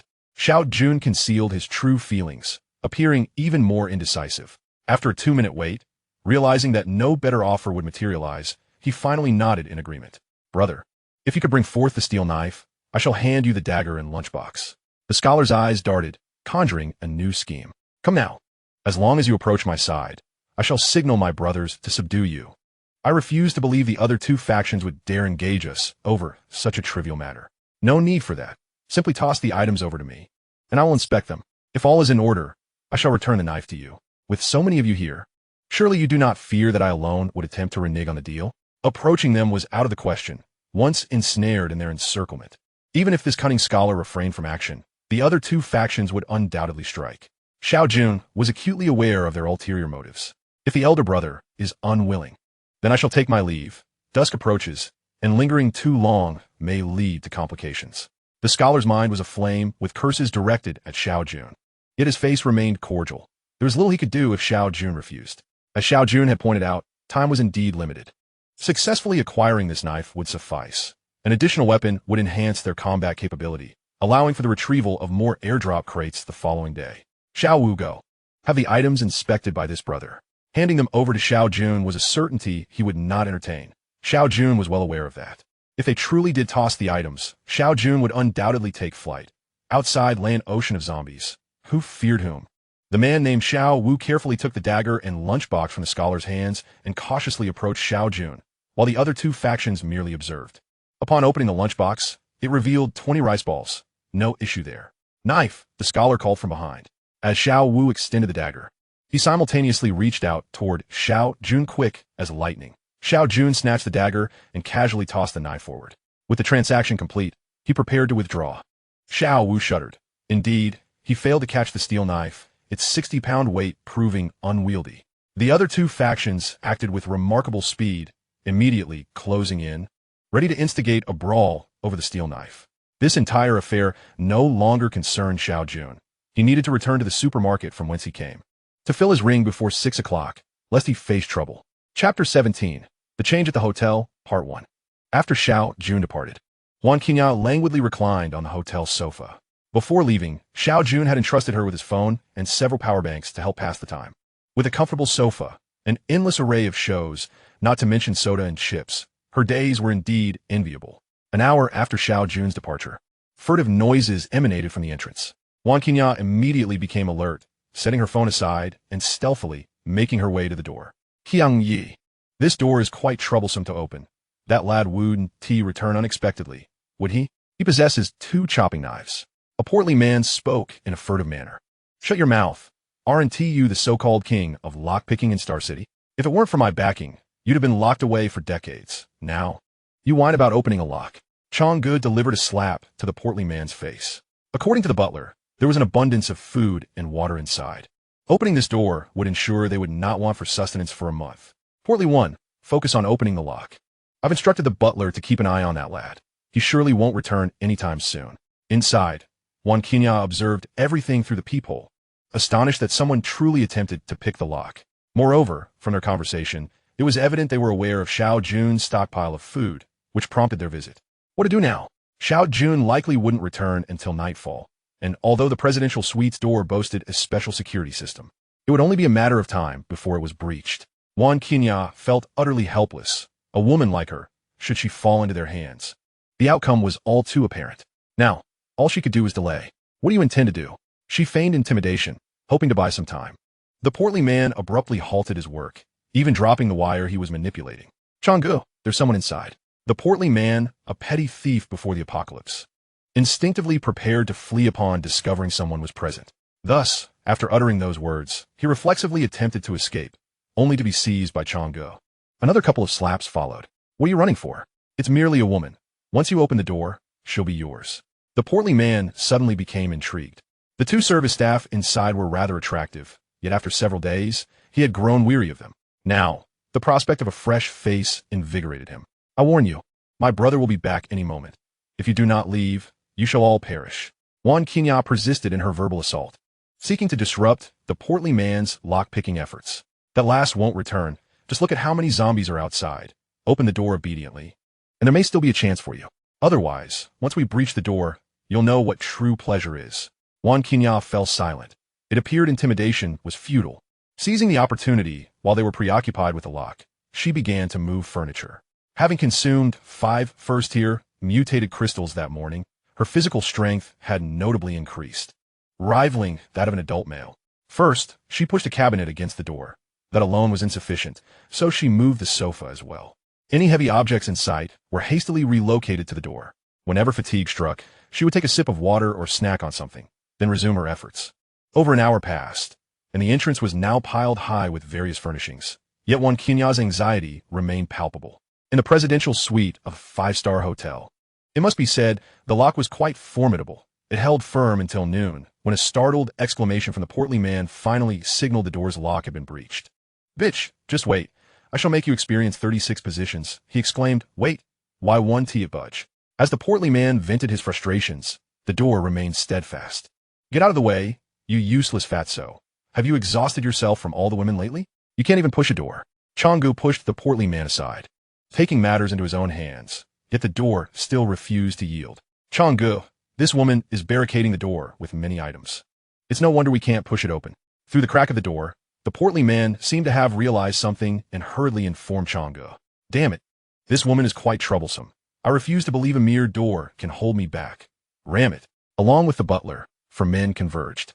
Wan Qinghao had shed her shirt, donning Xiao Jun's padded jacket, and added a pair of trousers. She had no inclination to expose herself recklessly. Seeing the 4 men approach, her heart raced, fearing that the very next moment the door would be breached.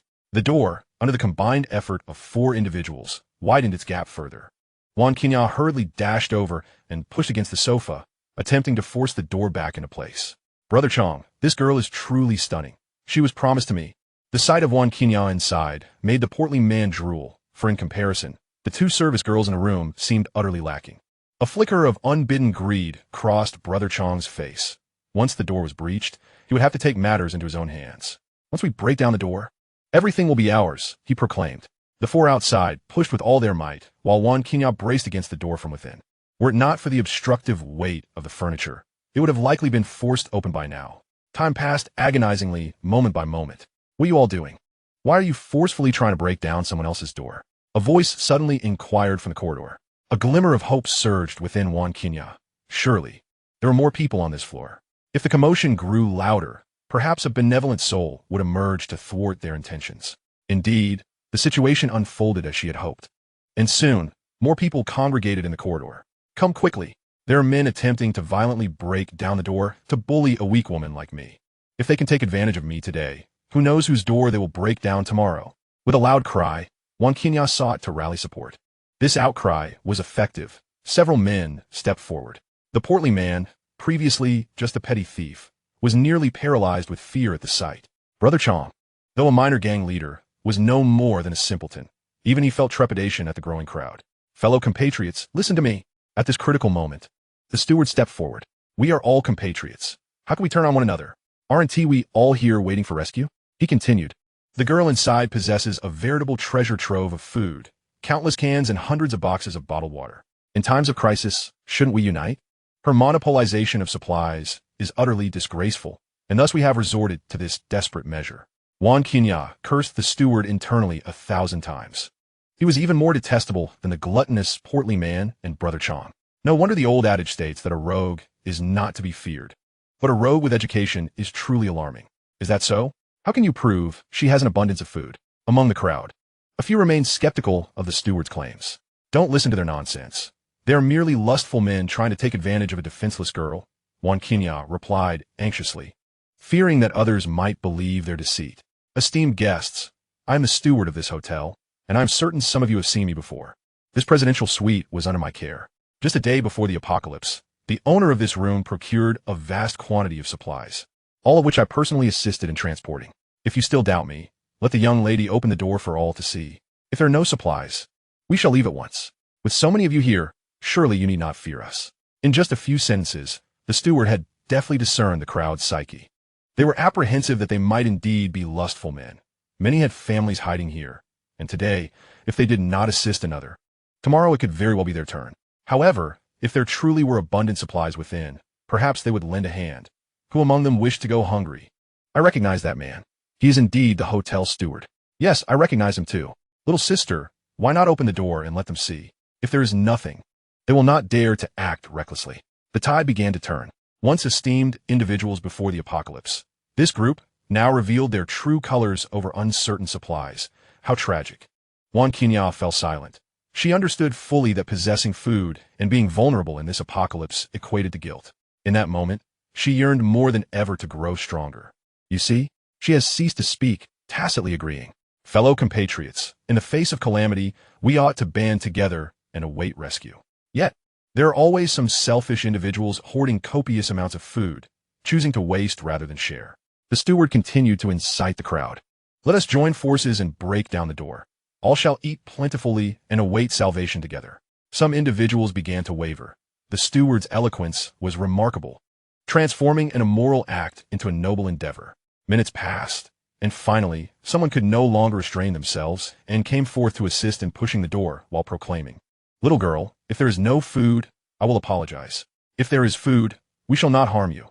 We only wish to take a little." Juan Quina gritted her teeth, steadfastly holding her ground against the sofa. Engaging with such duplicitous individuals made her stomach churn. "Everyone lend a hand," urged Brother Chong, rallying others to assist. "We'll share the food later." Under the steward's persuasion, those who had hesitated joined in. Numbers were on their side, and as more individuals joined the effort, Juan Quina found it increasingly difficult to hold her ground as the door was pushed open inch by inch. When the gap reached a critical size, Juan Quina relinquished her resistance. Clutching the 2 kitchen knives left to her by Xiao Jun and positioning herself at the threshold of the inner room. How long can all this food last? The first person to rush in was immediately struck by the sight of the room brimming with provisions. Soon after, others followed suit, and upon confirming the abundance of food, their eyes gleamed with desire. These survivors, even if they had food, had little remaining. Some had gone a day or 2 without sustenance. Witnessing such a bounty, they trembled with anticipation. "Soda, my favorite," one man exclaimed as he dashed to grab a bottle, disregarding everything else, with one leading the charge. Others soon began to follow suit, collecting food in a frenzy. Juan Quina remained silent, her grip on the knife unwavering, her gaze fixed on each intruder, determined to memorize their faces. "Quick, gather the supplies." Brother Chong hurriedly beckoned to the others. Though the room was filled with provisions, who would ever have enough? Each individual wished for more, wishing they had 3 arms to carry away as much as possible. No amount of food could withstand such a voracious onslaught. And in no time, the living room was completely stripped bare. No one even considered that this was akin to robbery. Surely there's more inside. Why else would she be guarding it? Someone shouted, and all eyes turned toward the room. There is nothing in there. Anyone who dares approach will face dire consequences. Juan Quina brandished her knife. Knowing they had already taken enough food, they would not dare challenge her now. "Little girl, do not jest. We are merely helping one another. Once this crisis is over, I will pay you tenfold." Brother Chong laughed awkwardly, emboldened by the absence of others. Yes, we'll pay. I'm the owner of XXX Company. You have to trust me." The group of hypocrites chuckled nervously. Having obtained what they desired, they decided it was best to retreat. Even if the bedroom held more food, it likely would not be much. In an instant, everyone scurried back to their respective rooms, leaving only Juan Quina and the 4 men, including Brother Chong. "Little lady, do you know how to handle a knife? Why hold it so high? Would you like Brother Chong to teach you?" With the others gone, Brother Chong's courage surged. He needed to claim this girl, were it not for her cries. All this food would have rightfully belonged to him. "Whoever approaches, I will strike." Though fear gripped her heart, Juan Quina's hand remained steady. "Fatty, weren't you keen on this girl? Go on, subdue her, and she will be yours." With 2 gleaming kitchen knives pointed at him, Chong Gu felt a twinge of apprehension. Should he be struck, he had no means to tend to his wounds. "Chong Gu, she has knives. Perhaps we should reconsider," Fatty murmured, casting a fearful glance at the blades. In the face of death, one's life takes precedence over pride. Despite the insults hurled at him, Fatty lacked the courage to confront the woman directly, resulting in a standoff. Changgu, she has run out of food. If we let her starve for a couple of days, she will have no choice but to come begging for our assistance. Besides, we don't know when her partner will return. We should retreat for now. At the mention of Xiao Jun, Changgu felt a flicker of trepidation, not out of fear of him, but due to the 2 steel blades he wielded, which were evidently of exceptional quality. Very well. Let's return. This time, the entire floor participated in seizing their food. I refuse to believe that when her brother returns, he will pose a threat. After some deliberation, they decided to retreat, believing that the fiery woman could be left to starve for a few days. Perhaps her partner would sell her out to them. The group swiftly departed, and it wasn't until they heard the door closing behind them that Wan Qinya could finally breathe a sigh of relief. Once she secured the door, she could no longer contain herself and curled up in a corner, weeping quietly. After all, she was merely a 20-year-old girl. Chapter 19, Settling the Score. The room was in utter disarray, as though a multitude of people had invaded. The once bountiful stores of food were entirely depleted, with not even a bottle of water left behind. Wan Qinya sat huddled in the corner, softly sobbing. This was the scene Xiao Jun beheld upon entering. He was aware that the apocalypse would bring chaos, but he hadn't anticipated it would descend upon him so swiftly. The moment Wan Qinya laid eyes on Xiao Jun, her demeanor transformed from that of a wronged child into one of uncontrollable sobbing, seeking solace in her father figure. Xiao Jun set down his weapon and knelt before her. She immediately embraced him, burying her face in his chest, as if that were the only way to find comfort. Silent, Xiao Jun gently pets her back. After a while, she finally composed herself, though her nose still twitched sporadically. Would you like a drink? Xiao Jun inquired, producing a bottle of her beloved soda and a box of chocolates. Wan Qinya, having not eaten for an entire day and having endured a prolonged standoff, was utterly exhausted, relying solely on her willpower to remain conscious. I want to grow stronger. I need to become stronger. Without asking any questions, Xiao Jun retrieved 5 first-level mutation crystals. Wan Qinya snatched them without concern for their origins and swallowed them whole. The upgrading process would be brief and should not be interrupted, Xiao Jun quietly observed, waiting for her transformation to conclude. Moments later, Wan Qinya's eyes flew open. She had successfully upgraded, now a first-level mutant. You could discard those knives. I have a gift for you.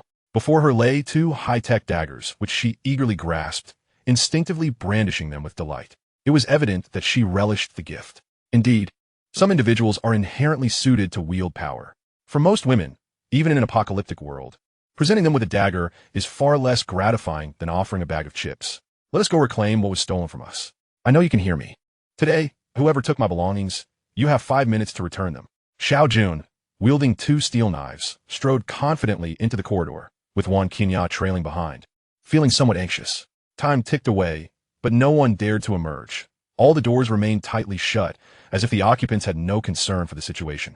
As the 5 minutes elapsed, a flicker of disappointment crossed Xiao Jun's gaze, although he had anticipated this outcome. It was disheartening to see that these individuals had already learned the rules of survival so early in the apocalypse. Choosing a random room, he swung his knife, effortlessly cleaving through the sturdy security door. The combination of 6-fold strength and a sharp blade unleashed a destructive force that satisfied him. What are you doing? Why are you forcing your way into my room? Someone call for help. There's a murderer. As he entered, a sharp female voice pierced the air, and a blinding light illuminated the space, revealing only one woman, clutching a child of 3 or 4 years. They did not steal, Wan Qinya whispered from behind, but soon her gaze fell upon the food laid out in the living room. In such a small house, could hiding truly be effective? Under the beam of the flashlight, every corner of the room was illuminated, yet no one else was visible. It appeared they were concealed within the rooms. Xiao Jun had no time to waste. He kicked the woman down, placing the knife against her throat. Come out, or else both the food and your lives will be forfeit. A trembling man, wearing glasses, emerged from the room. You can't kill me. The law will not spare you. Implicitly, he suggested that the law would overlook theft. The man fell silent, fixated on Xiao Jun's knife, his legs quaking uncontrollably. Jump down yourself. I won't harm your wife and daughter. And I will leave 3 days' worth of food for them. Their survival is up to them. The man's shaking intensified. He was desperate to protect his family. Help! There's been a murder. You'll be next. His anguished cries echoed through the stillness of the night, drawing the attention of numerous zombies below, who lifted their heads in confusion, pondering how to reach the source of the sound. After several desperate calls, the realization struck him that no one would come to his aid, and despair washed over him. Annoyed, Xiao Jun approached him in 2 strides, delivering a swift, lethal blow that silenced him. He then gestured, and all the food they had stolen vanished, absorbed into his spatial equipment. There has been a murder. A murder. The man died too quickly, leaving the woman to react only moments later, her screams piercing the air, accompanied by the wails of the little girl. My reluctance to kill women does not mean I will refrain from doing so. With that, the woman immediately sealed her lips, clutching her daughter tightly, fearful that her cries might incite the wrath of the killer before her. Next, Wang Qingyao felt no qualms about Xiao Jun's actions. Those who commit wrongs must bear the consequences. Had she not possessed a knife during the day, she would have likely become one of Chang Ji's playthings. And these individuals were complicit in that fate. After the door was breached, not a single person attempted to plead for mercy or ask the gang of 4 to spare them. They hurriedly snatched food and locked their doors. The second door was forcefully opened, revealing 2 brothers, devoid of any women. Xiao Jun swiftly dispatched them, reclaiming what was rightfully his. Upon reaching the 3rd house, before Xiao Jun could proceed, the majority of doors on this floor swung open, and a dozen individuals emerged. Hey, brother, you've already taken several lives. Isn't it time to let go of your anger? One rotund, middle-aged man, clearly prosperous, boldly suggested. Indeed, this matter does not concern us much. The real issue lies with those 4. Seek your vengeance upon them. Another chimed in. How about this? We return the food to you, and we can consider this matter settled. What do you say? It seemed the beer-bellied man had assumed the role of spokesperson for the group. Jump down yourself. I will leave 3 days' worth of food for each of your wives and children. Did they truly believe they could evade accountability for their actions? Such notions held no weight with Xiao Jun. What are you? Just because you have 2 knives, you think you're formidable? We are a dozen strong. How many of us do you think you can kill? They were clearly being coerced. A man in his 30s rushed forward, yet before he could articulate his words, his body was cleaved in 2. The harrowing experiences of the apocalypse over the past 6 years had imparted a singular truth to Xiao Jun.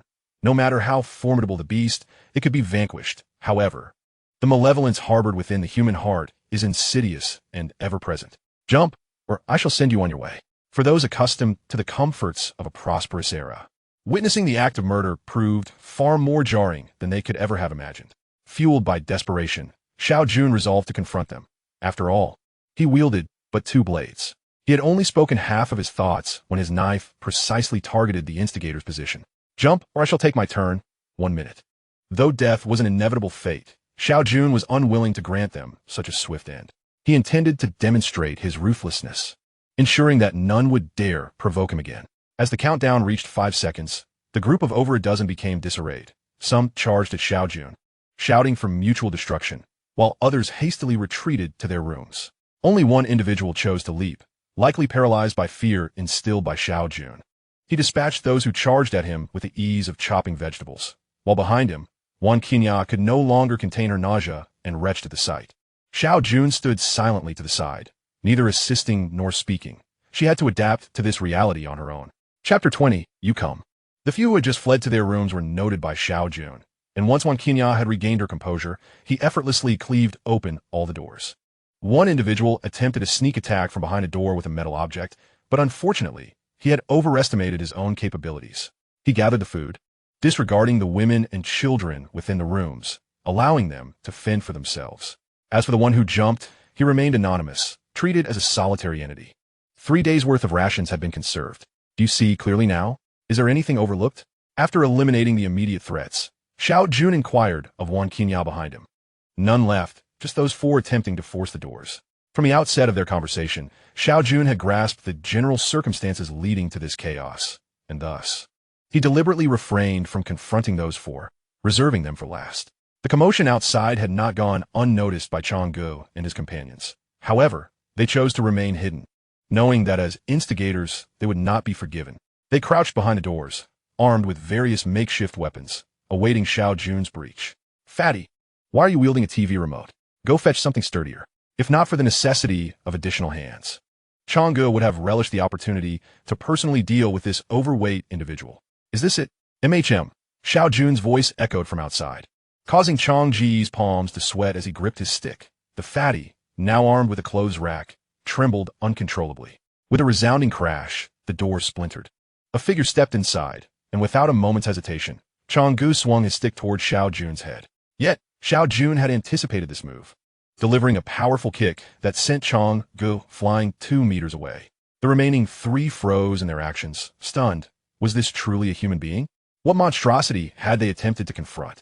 A blinding light illuminated the room, momentarily blinding them, and with a swift motion, Xiao Jun compelled them to kneel in unison before him.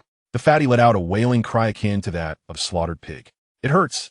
Xiao Jun had no interest in conversing with these 4. He beckoned Wan Qinyao forward. You come. Me? Wan Qinyao's hand, clutching the dagger, trembled slightly. Despite her deep-seated hatred for these individuals, the act of killing them with her own hands represented a profound moral shift. If casting her roommate to the zombies was driven by the instinct for survival, then slaying these 4 would signify a complete descent into darkness. In her previous life, Wan Qinyao had endured days of torment, pursued by her transformed roommate, ultimately succumbing to the necessity of killing her.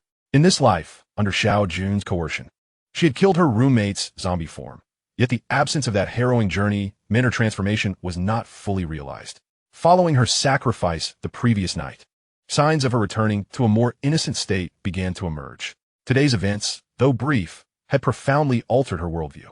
The intense focus required had nearly pushed her to the brink of collapse, gradually cooling her heart. Now, only the final step remained, to kill with her own hands. Indeed, you come, consider this. Without me, even if you survive today, what awaits you tomorrow? Or the day after? Your ultimate fate is either starvation, leading to becoming a zombie's meal, or being reduced to mere playthings. Reflect on that. Xiao Jun was unhurried. He could afford to wait through the night. Yet, the 4 before him seemed unable to endure, struggling to rise. Another kick from him ensured they remained helpless on the ground. To kill without reason will surely bring retribution. As if foreseeing their fate, the group grew defiant. Hurling curses as Xiao Jun. You lot are pathetic. Your insults lack creativity, akin to mere scratches. The atmosphere fell into a deep silence. What manner of being was this? They were unable to fight back, immune to verbal assaults, and yet his strikes were ferocious. Was this truly the new generation of the 21st century? You worthless fools, unable to fight or curse. Your mere existence is a waste of air. Better to feed the zombies. As he prepared to deal with these ineffectual beings, Xiao Jun deemed their time a waste. I will. The enhancement of her first-tier mutation granted Wan Qinyao a considerable boost in speed, before the echo of her statement faded. She stood before the 4, raising her dagger against their fearful gazes. Returning to his room, Xiao Jun's gaze remained fixed on Wan Qinyao, holding back his thoughts until he could no longer contain them. You're using the dagger incorrectly. It requires finesse. Your brute force is less effective than a knife. Sighing internally, he recognized that the renowned experts from his past life still had a long way to go. I understand. After returning, Wan Qinyao sat silently in a corner of the sofa, her mind overwhelmed. The night's events had exerted a greater psychological toll than all her previous experiences combined. Witnessing Xiao Jun's bloody rampage, and then personally taking 4 lives was a stark reality. These were not zombies. No matter how human-like they appeared, they were still monsters, and killing them would not impose the same psychological burden. Yet, the visceral loss of 4 living souls at her hands created an immediate impact, leaving her in a state of disarray. Had she not already vomited in the corridor, she would likely still be retching. Xiao Jun understood when Qinyao told me. In his previous life, he had also faltered under the pressure of his first kill. Get some good rest. You'll feel better in the morning. He believed she could quickly acclimatize. In the early days of this apocalypse, time was of the essence, leaving no room for gradual adaptation. Hold me, but I'm covered in blood. Kiss me. There's blood everywhere. Every individual has their own means of venting emotions. And Xiao Jun was taken aback by how direct Wan Qinyao's method was. The enhancements from her first-tier mutation also allowed both of them to experience heightened pleasure. As the first rays of dawn filtered through the window and illuminated the sofa, Xiao Jun opened his eyes. He could no longer recall when he had fallen asleep, only that Wan Qinyao had spent the night draped over him. A melodious sound escaped her lips as she fluttered her long eyelashes and slowly opened her beautiful eyes. This enchanting creature made Xiao Jun feel as though he was on the verge of a stirring moment once again. Gazing at the time, it was already 8:40. In just 20 minutes, the airdrop rain would commence. Delays were no longer an option. There would be ample time later. Chapter 21. The Goddess of Fortune, Wan Qinyao. In a rush, the 2 of them each consumed a rice ball, Xiao Jun opting for the spicy variant, while Wan Qinyao chose the seafood flavor. Having learned from yesterday's ordeal, Xiao Jun was confident that today, no one would dare to intrude, especially with so few survivors remaining on the 21st floor. In the corridor, the corpses remained unattended, a grim reminder of their plight. Those still alive had to clear the bodies. A bottle of water and a loaf of bread were already considered quite generous. After calling out twice, a door suddenly swung open, revealing a boy who appeared to be barely of age. "I can do it," he said. Upon returning, he hoped this place would be free of such eyesores. "By the way, no need to move them far. Just toss them out the window. It's completely pollution-free." Xiao Jun indicated towards the corridor window, discarding a bottle of water and a loaf of bread. The number of zombies in the hall was increasing daily, and the streets were becoming densely populated. By this rate, tomorrow it would be impossible to safely search for airdrop boxes. Once the zombies reached a critical mass, evasion would be futile. They would have no choice but to fight their way through. "Can we manage?" "Yes," Wang Qinya replied, raising her dagger with a confidence that was palpable. With a flurry of decisive actions, the zombies in the hall were once again cleared. Wang Qinya encountered a stroke of luck in her treasure-hunting endeavor today. In total, she dispatched 37 corpses, yielding 6 first-level mutated crystals. In stark contrast, Xiao Jun's efforts yesterday felt utterly futile. The mutated crystals not only facilitated upgrades, but also served to restore stamina and heal wounds. Their utility was manifold and invaluable. Having secured the mutated crystals, the time had now reached 9 o'clock. Given the hour, it seemed prudent to wait for the airdrop rain to pass, allowing them to strategize their route for the day. 5 minutes felt fleeting as the rift in the sky closed once more. Perhaps it was due to Wang Qinya's presence, but fortune smiled upon them today as an airdrop box descended right before their eyes, inadvertently crushing several zombies in its path. "I'll handle the zombies. You open the box." They allocated their tasks, with Xiao Jun leading the way while Wang Qinya prepared to access the airdrop. "Come on, you fools." Xiao Jun burst through the hotel doors, swiftly circling the airdrop box and attracting the attention of dozens of nearby zombies. Even during daylight, facing such a horde was beyond Xiao Jun's current capabilities. He could only retreat while fighting. Seizing the opportunity, Wang Qinya dashed to the airdrop box, deftly unlocking the small latch with her dagger. This was her first experience opening a box. Her previous encounters had only involved corpses, and a thrill coursed through her. Inside, she discovered a high-tech lunchbox and a high-tech water bottle.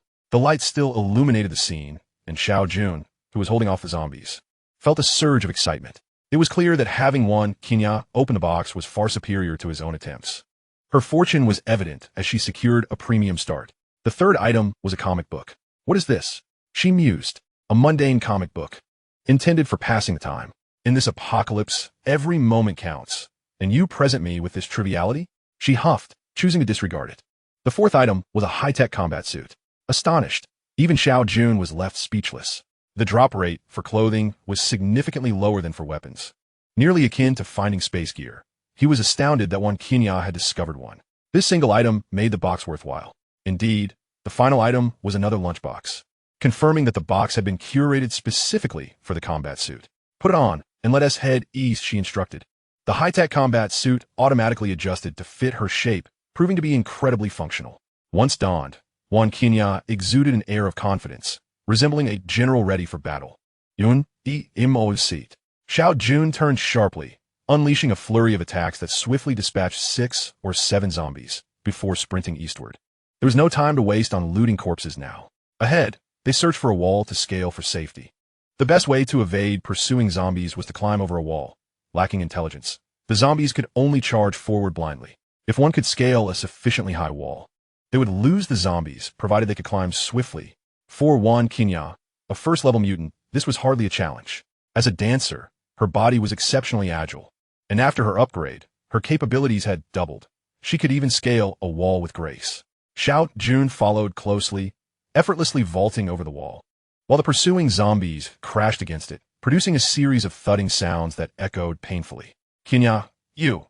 As Xiao Jun landed, he intended to inquire about Wang Qinya's condition, only to spot an airdrop box directly before her. "Is this the blessing of the goddess of fortune?" he mused, regretting not bringing her along yesterday. "Yun? This must be an airdrop box," Wang Qinya exclaimed, rubbing her hands together in excitement. Before they set out, he had mentioned that finding such a box was their utmost priority in recent days, and she had felt the weight of that responsibility. Initially apprehensive, she was pleasantly surprised at how effortlessly they stumbled upon it, just by climbing over a wall. "Hand me what you found. Let us open it," Xiao Jun urged, sharing in her excitement. Having encountered 2 boxes in one outing, today promised to yield bountiful rewards. As Wan Qinyao reached inside, she found a familiar lunchbox and water bottle set. However, just as she prepared to reach for more, the light extinguished. Muttering in disappointment, Wan Qinyao pouted and slapped the box a few times, her face clouded with dissatisfaction. All right, lower-tier boxes are the most abundant. It's perfectly normal. Water and food are essentials, she reasoned. Xiao Jun chuckled, affectionately ruffling her hair as they set off once more. For their subsequent route, Xiao Jun allowed Wan Qinyao to navigate freely, trusting her instincts. Throughout the morning, they remarkably discovered 5 more airdrop boxes. Although all were the lowest tier, Xiao Jun remained elated. Let's take a break and have a bite, he suggested after opening the last box. From his storage, he retrieved a plethora of chips, spicy strips, and several bottles of drinks. Not one to mind. He settled on the ground with Wan Qinyao nestled beside him. The rice balls, though tasty, primarily served to satiate hunger and did little to indulge their cravings. With the snacks he had brought, in a few months, he could easily impress a woman of Wan Qinyao's caliber. During their respite, Xiao Jun took stock of their haul. So far, they had acquired a total of 15 lunch boxes, 13 water bottles, 3 steel knives, 2 daggers, 1 being a trade, 2 sets of combat suits, 1 flashlight, and a comic book. Just the lunch boxes and water were sufficient to sustain them for half a year, a stark contrast to Xiao Jun's previous life, where fortunes were vastly different. Chapter 22, Second-Level Zombies. Perhaps their good fortune had been exhausted by the morning, as they encountered no airdrop boxes until after 3 in the afternoon. They inadvertently roused zombies twice, narrowly escaping their clutches thanks to their agility. However, they did manage to collect a commendable 32 first-level mutated crystals. As an unstoppable duo, their combined prowess was akin to a dimensional assault, and with Wan Qinyao's lucky aura, Xiao Jun was inching ever closer to the second level. Yun, look, there's an airdrop box over there. Wan Qinyao pointed excitedly at a box situated in the middle of a wide road. They observed from a distance, confirming it was indeed an airdrop box. Wait, there's something off, Xiao Jun cautioned, pulling Wan Qinyao back, retreating further instead of advancing. Jun, what is wrong? Are we not going for that box? She inquired, puzzled. Wan Qinyao felt somewhat perplexed. Although the box was situated in the middle of the road, there were only 5 or 6 zombies meandering about. With their combined strength, they could easily dispatch them with just a few strikes. These zombies were newly mutated. There was something amiss in this area. Xiao Jun's expression darkened as he focused intently on that direction, attempting to discern any underlying truths. Newly mutated? Onasiu Yunis guidance. Wan Qinyao had gained some understanding of this apocalyptic world, realizing that newly mutated meant these were once living humans who had been infected and transformed into zombies. Were they also attempting to approach the box, only to become infected? Siu Yun nodded. The situation was undoubtedly more complex than it appeared. Yet no matter how hard he racked his brain, he could not fathom what could be so peculiar in the early days of this apocalypse. After observing for a while, Xiao Jun found no other anomalies, yet a subtle unease lingered in his heart. Let's go. We should circumvent this area. The foremost rule for survival in the apocalypse was to be cautious. The second rule was to avoid curiosity. Those who were curious had all become fodder for zombies. Wan Qinyao had no objections, but felt a twinge of regret at missing an opportunity to explore the box. It was the first they had encountered that afternoon, and it might contain something valuable. The weight of anxiety in her heart seemed to grow heavier. Xiao Jun no longer hesitated and pulled Wan Qinyao away, though reluctant. Wan Qinyao followed him, casting a lingering glance back at the airdrop box. Be careful, Junji. Xiao Jun instinctively struck out with his hand as a shadow darted past, narrowly missing him. Qinyao, are you all right? The speed of that shadow had been astonishing, and Wan Qinyao had barely registered what happened before she was knocked down. I'm fine. Just a bit. Cough, cough. Winded. A distinct claw mark was visible on her chest, had it not been for her high-tech combat suit. That blow would have surely claimed her life. Damn it. Why does this wretched creature appear now? Stay back. Don't come closer. To Xiao Jun's left, a zombie stared at him, the source of his unease. It was a second-tier zombie, its fingers having evolved into sharp claws. Second-tier zombies possessed greater strength and rudimentary intelligence. Unaffected by sunlight, night and day were alike for them. Based on Xiao Jun's past experiences, such creatures should not have emerged until a month into the apocalypse. Why were they encountering one now? Could it be the result of a butterfly effect triggered by his rebirth? But the creature would not afford him the luxury of contemplation. After missing its first strike, it launched a second attack. Second-tier zombies were physically stronger than second-tier mutants, and had Xiao Jun not consumed a high-grade mutation serum, he might not have withstood even the initial assault. There was no escaping. he would have to fight desperately, gripping his steel knife tightly. Xiao Jun took the initiative to attack, aiming to divert the zombie's attention so that Wan Qinya could reach safety. A former soldier, Xiao Jun had honed his knife skills through 6 years of survival in the apocalypse, developing a unique fighting style, with his left hand shielding and his right hand attacking. The two steel blades, each weighing over 60 pounds, whirled in a seamless dance. This creature possesses immense strength. After a round of attacks, Xiao Jun twisted his shoulders, his hands tingling from the impact. If this continued, he might not withstand it for much longer.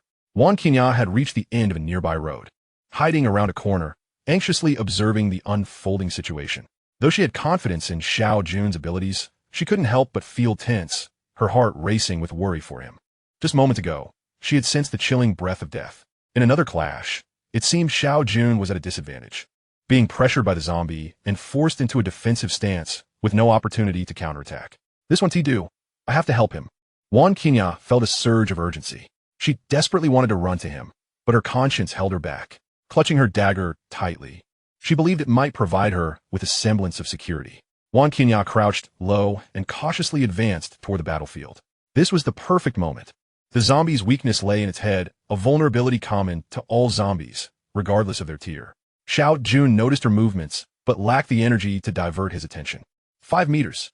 At this distance, if Wan Qinya unleashed her full strength, she could reach the zombie's rear in the next heartbeat. Yet, she hesitated, choosing to inch closer. 3 meters. Wan Qinya propelled herself forward, the rush of wind alerting the zombie. With a swift sidestep, her dagger struck the zombie's shoulder and neck. Bang! Wan Qinya was thrown back once more, but in a miraculous twist, she avoided a fatal blow to her head, using her chest to absorb the impact instead. The steel knife struck forcefully against the back of the zombie's skull. Qinya. Xiao Jun meticulously checked her from head to toe, ensuring there were no wounds before he could finally breathe a sigh of relief. I'm fine, just cough cough. My chest feels crushed. You won't dislike me for this, will you? Xiao Jun couldn't help but chuckle at her absurd thoughts. Even if she had shrunk, he could always comfort her back to normal. He produced a first-tier mutation crystal for Wan Qinya to consume. This item could not only be used for upgrades, but also for healing and recovery. Now came the time for rewards. As a second-tier zombie, he had likely accomplished the world's first kill of such a creature. What a pity there were no achievements for it. He instructed Wan Qinya to recuperate while he hurried to eliminate the nearby zombies lingering around the airdrop box. The corpses in the box awaited Wan Qinya's exploration. Such matters required the touch of fortune's favorite. Chapter 23. The Butterfly Effect. First, the corpses. The body of a second-tier zombie. This must be a world premiere. A second-tier mutation crystal? No way it truly exists. Upon seeing the light green mutation crystal in Wan Qinya's hand, even Xiao Jun couldn't suppress his exclamation. The probability of obtaining a second-tier mutation crystal was roughly 1 in 20. That she could acquire one confirmed her extraordinary luck. The earlier first-tier zombies likely yielded no crystals due to their recent infection. However, this was of little consequence. A second-tier mutation crystal was worth 10 of the first. Next came the airdrop box. With the afternoon nearly over, this might be the only one they encountered that day. A spatial ring? The first piece of space equipment? What kind of box is this? Xiao Jun began to feel a swell of anticipation. He already possessed 1 ring and 1 jade pendant. He planned to have Wan Qinya bind this ring for her use, making it much more convenient for storage. This item is rather large. The second item was extracted with both of Wan Qinya's hands. A high-tech bathtub, capable of accommodating 2 people for a bath simultaneously. The bathtub did not require manual filling. It would actively absorb moisture from the air to store water, capable of filling completely every 24 hours for 2 uses. Upon seeing this, Xiao Jun remained unfazed, while Wan Qinya nearly leaped for joy. For a woman, especially a young and beautiful one like Wan Qinya, not being able to bathe was sheer torture. Now, with this bathtub, she could indulge in a bath daily. You keep it. Use it when we get back. Wan Qinya nodded eagerly, her hand reaching back into the box. A regular mutation serum. Upon seeing this, Xiao Jun's gaze sharpened. This was undoubtedly a top-tier airdrop box. Without a doubt, a regular mutation serum, when consumed, could alter genes and significantly enhance one's fundamental physical attributes. Note, high-grade serums will override the effects of lower-grade ones. So, this item has its limitations. Xiao Jun had assumed it could be used again. Even if the regular one only improved things by a factor of 2, it would still elevate him to a higher tier. It appears that this bug, which I had thought of myself, has long been rectified. You consumed it. Wan Qinya hesitated, Such a splendid item. Should it be consumed by oneself? Would it be somewhat wasteful? I have already ingested it, so it holds no effect for me now. Upon hearing Xiao Jun's explanation, Wan Qinghua joyfully partook of the mutated potion. It should have doubled its effects, right? 2 minutes later, Wan Qinghua opened her eyes and, with a hint of uncertainty, remarked about double, I suppose. With a clearer understanding, Xiao Jun pondered whether there were even superior variations beyond the ordinary and advanced types. This enhancement to one's physical attributes was akin to wielding a cheat, ensuring one remains invincible within the same tier. Once Wan Qinghua felt revitalized, she resumed rummaging through the box. After unearthing 3 remarkable items in succession, she was met with a series of 5 water bottles. This felt rather perfunctory, lacking any variation. Wan Qinghua's spirits were dampened, almost dissuading her from continuing, but with Xiao Jun's encouragement, she persisted. The 9th item. Puffed. Xiao Jun couldn't suppress his laughter. Another water bottle. Was this a suggestion that women are made of water? Only one left. Let us finish quickly. Nightfall approaches. Reluctantly, Wan Qinghua reached in for one last time. A high-tech tent. An ordinary tent, a favorite among soldiers in field operations, boasting an internal space of 200 square meters. Wow, what a treasure.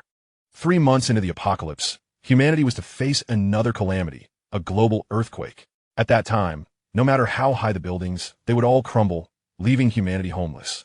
Following that catastrophe, a significant portion of zombies within the city would be crushed, and survivors, under the guidance of several teams, would cleanse the city of the remaining undead, establishing a future city atop the ruins.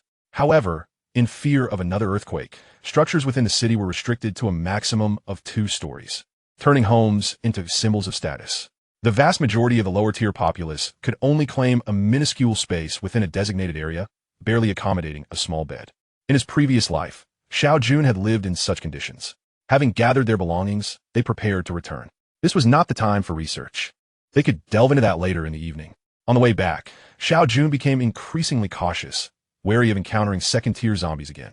Whether due to good fortune or the rarity of second-tier zombies, the two ultimately returned to the hotel unharmed before darkness fell. Along their route, they crossed paths with 2 other groups. Xiao Jun noted that after dispatching zombies, they too scoured the remains, suggesting they had uncovered the secret of the mutated crystals. Little did he know, in his previous life, this secret had remained undiscovered for 5 days, only to spread thereafter, igniting a frenzy of zombie hunting. Now, merely 3 days had passed, and 2 groups were already privy to this knowledge, indicating that the matter had nearly become public. All of this bore an unsettling aura, not only regarding the premature emergence of second-tier zombies. It hinted that the timeline of this world had advanced, likely due to his rebirth. Upon returning to the hotel, Wan Qinghua gleefully busied herself with the high-tech bathtub. Shortly after, she approached him with excitement, signaling that everything was ready. The double bathtub, as its name suggests, was meant for 2. Xiao Jun relaxed, dismissing his worries. What was there to fear? When soldiers come, they shall meet them. When water comes, it shall be buried. As long as he continued to grow stronger, disasters would always lag behind. After a day of slaying zombies, having dealt with numerous humans yesterday, he felt grimy and longed for a luxurious hot bath. What a joy that would be. The bath lasted over an hour, during which Xiao Jun attentively examined Wan Qinghua's chest.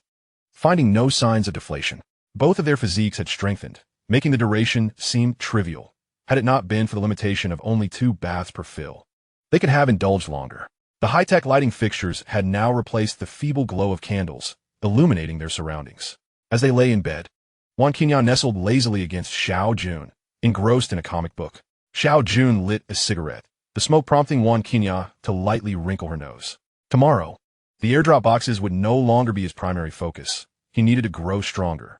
Achieving second-tier status swiftly was essential to avoid perilous situations like today's. Currently, he possessed 37 first-tier mutated crystals and 1 second-tier crystal. If he concentrated on slaying zombies, he should be able to gather the necessary resources for an upgrade by tomorrow. Moreover, it would be best to refrain from using the second-tier crystal. Once he reached the 3rd tier, relying on first-tier crystals would be futile, so every additional crystal counted. Chapter 24. An Acquaintance. As the sun rose high in the sky, Xiao Jun finally opened his eyes. With no intention of searching for boxes today, there was no need to rise early. Thus he had indulged last night, truly savoring the pleasures of the affluent. It was no wonder that the wealthy prior to the apocalypse were particularly fond of yoga, such a comprehensive unlocking of postures. He playfully patted Wan Qinghua's rear, and she lazily stretched, her exquisite figure on full display. He yearned for the days of unrestricted nudity, yet life must go on. Within a mere 10 minutes, Xiao Jun had completed his morning routine, breakfast consisting of canned meat. While rice balls were a fine delicacy, prolonged consumption rendered them tasteless. In his previous life, Xiao Jun often subsisted on a single bite every few days, merely to stave off hunger. This was also why rice balls, spicy strips, and salt were still so precious. Today, Wan Qinya donned a set of pink athletic wear, appearing vibrantly youthful, and topped it off with combat attire, exuding an air of gallantry. Sitting beside Xiao Jun, she retrieved a bottle of yogurt and 2 whole grain breads from her ring. Last night, Xiao Jun had stashed numerous items in her ring. First, he had given her various women's clothing, and the rest consisted solely of assorted food items. Today, as primary goal was the mutated crystals. The airdrop boxes would be left to chance. Slaying zombies required strategy. One cannot mindlessly linger in one spot, as the horde would only grow, exhausting them. The old adage of shooting and moving to a new location proved effective in the present. With their current strengths, they could swiftly dispatch fewer than 10 zombies. 20 would be a challenge, prolonging the encounter. Attracting more zombies not only posed danger, but also hindered their ability to loot corpses, a losing endeavor. Thus, the ideal locations for farming monsters were settings such as schools, residential complexes, or semi-enclosed squares. Xiao Jun was unfamiliar with the nearby neighborhoods and squares, and Wan Qinya was in the same boat. However, she was well acquainted with schools. Besides their own financial academy, the nearest institutions included a teacher's college and a railway school. Further afield lay the University District of Xincheng, home to an abundance of universities. After 2 or 3 days of drops, if the school had not been cleared, the number of zombies would surely be substantial. The university's vast grounds would provide ample opportunity for the two to methodically eliminate them. Ultimately, Xiao Jun decided to head to the nearest teacher's college. The college was larger, and since most students were female, the likelihood of encountering cleared zombies, and thus human threats, would be significantly reduced. As per usual, they slaughtered in the hall, their luck averaged this time, netting only 3 mutated crystals. They made an effort to avoid zombies on the roads, stealthily approaching the entrance of the teacher's college. Brother Jun, shall we charge in through the front? After these few days of exposure, Xiao Jun noticed that this girl was becoming increasingly reckless, seemingly devoid of critical thought, a troubling development. To charge in through the main entrance was tantamount to inviting the entire horde from the road, wasn't it? Observing the situation, one must find a location with fewer zombies to infiltrate. Wan Qinya nodded with a semblance of understanding, for she believed that following Junji's instructions was sufficient. Engaging her mind was simply too exhausting. Come, let us proceed this way. Through the grand entrance. Xiao Jun had already identified a suitable landing spot and promptly guided Wan Qinya toward it. I shall go up first. Wait for my signal before you enter. The 2 steel blades were stowed away in Xiao Jun's spatial pocket, for their weight and bulk were cumbersome. With a brief run-up, he effortlessly scaled the 3-meter-high outer wall. After a quick survey, he noted only 5 zombies. Wait 10 seconds, then you can come in. He instructed Wan Qinya before leaping down. 10 seconds later, Wan Qinya also climbed into the campus. With merely 5 zombies present and no signs of mutated crystals, the two felt much more at ease once inside the campus. Even the loudest of sounds would not attract an endless horde of zombies, allowing them a sense of security. Ahead lay 3 more zombies, and Xiao Jun exchanged a glance with Wan Qinya, prompting her to step forward. With fluidity akin to flowing water, she dispatched the zombies effortlessly, her combat prowess significantly enhanced by the effects of the mutation serum. We shall split up. You take the left, and I shall take the right. Exercise caution. The teaching building ahead is our rendezvous point. The two, emboldened by their skills, opted for a division of labor to enhance efficiency. Wan Qinya had no objections. She had resolved to trust Xiao Jun completely. The once quiet school, now stirred by the arrival of these 2 uninvited guests, quickly became animated. Xiao Jun prioritized speed, wielding his 2 steel blades with abandon as he cut a swath through the zombies without regard for attracting additional foes. In contrast, Wan Qinya moved stealthily, her twin daggers allowing her to approach and eliminate her targets with deadly precision.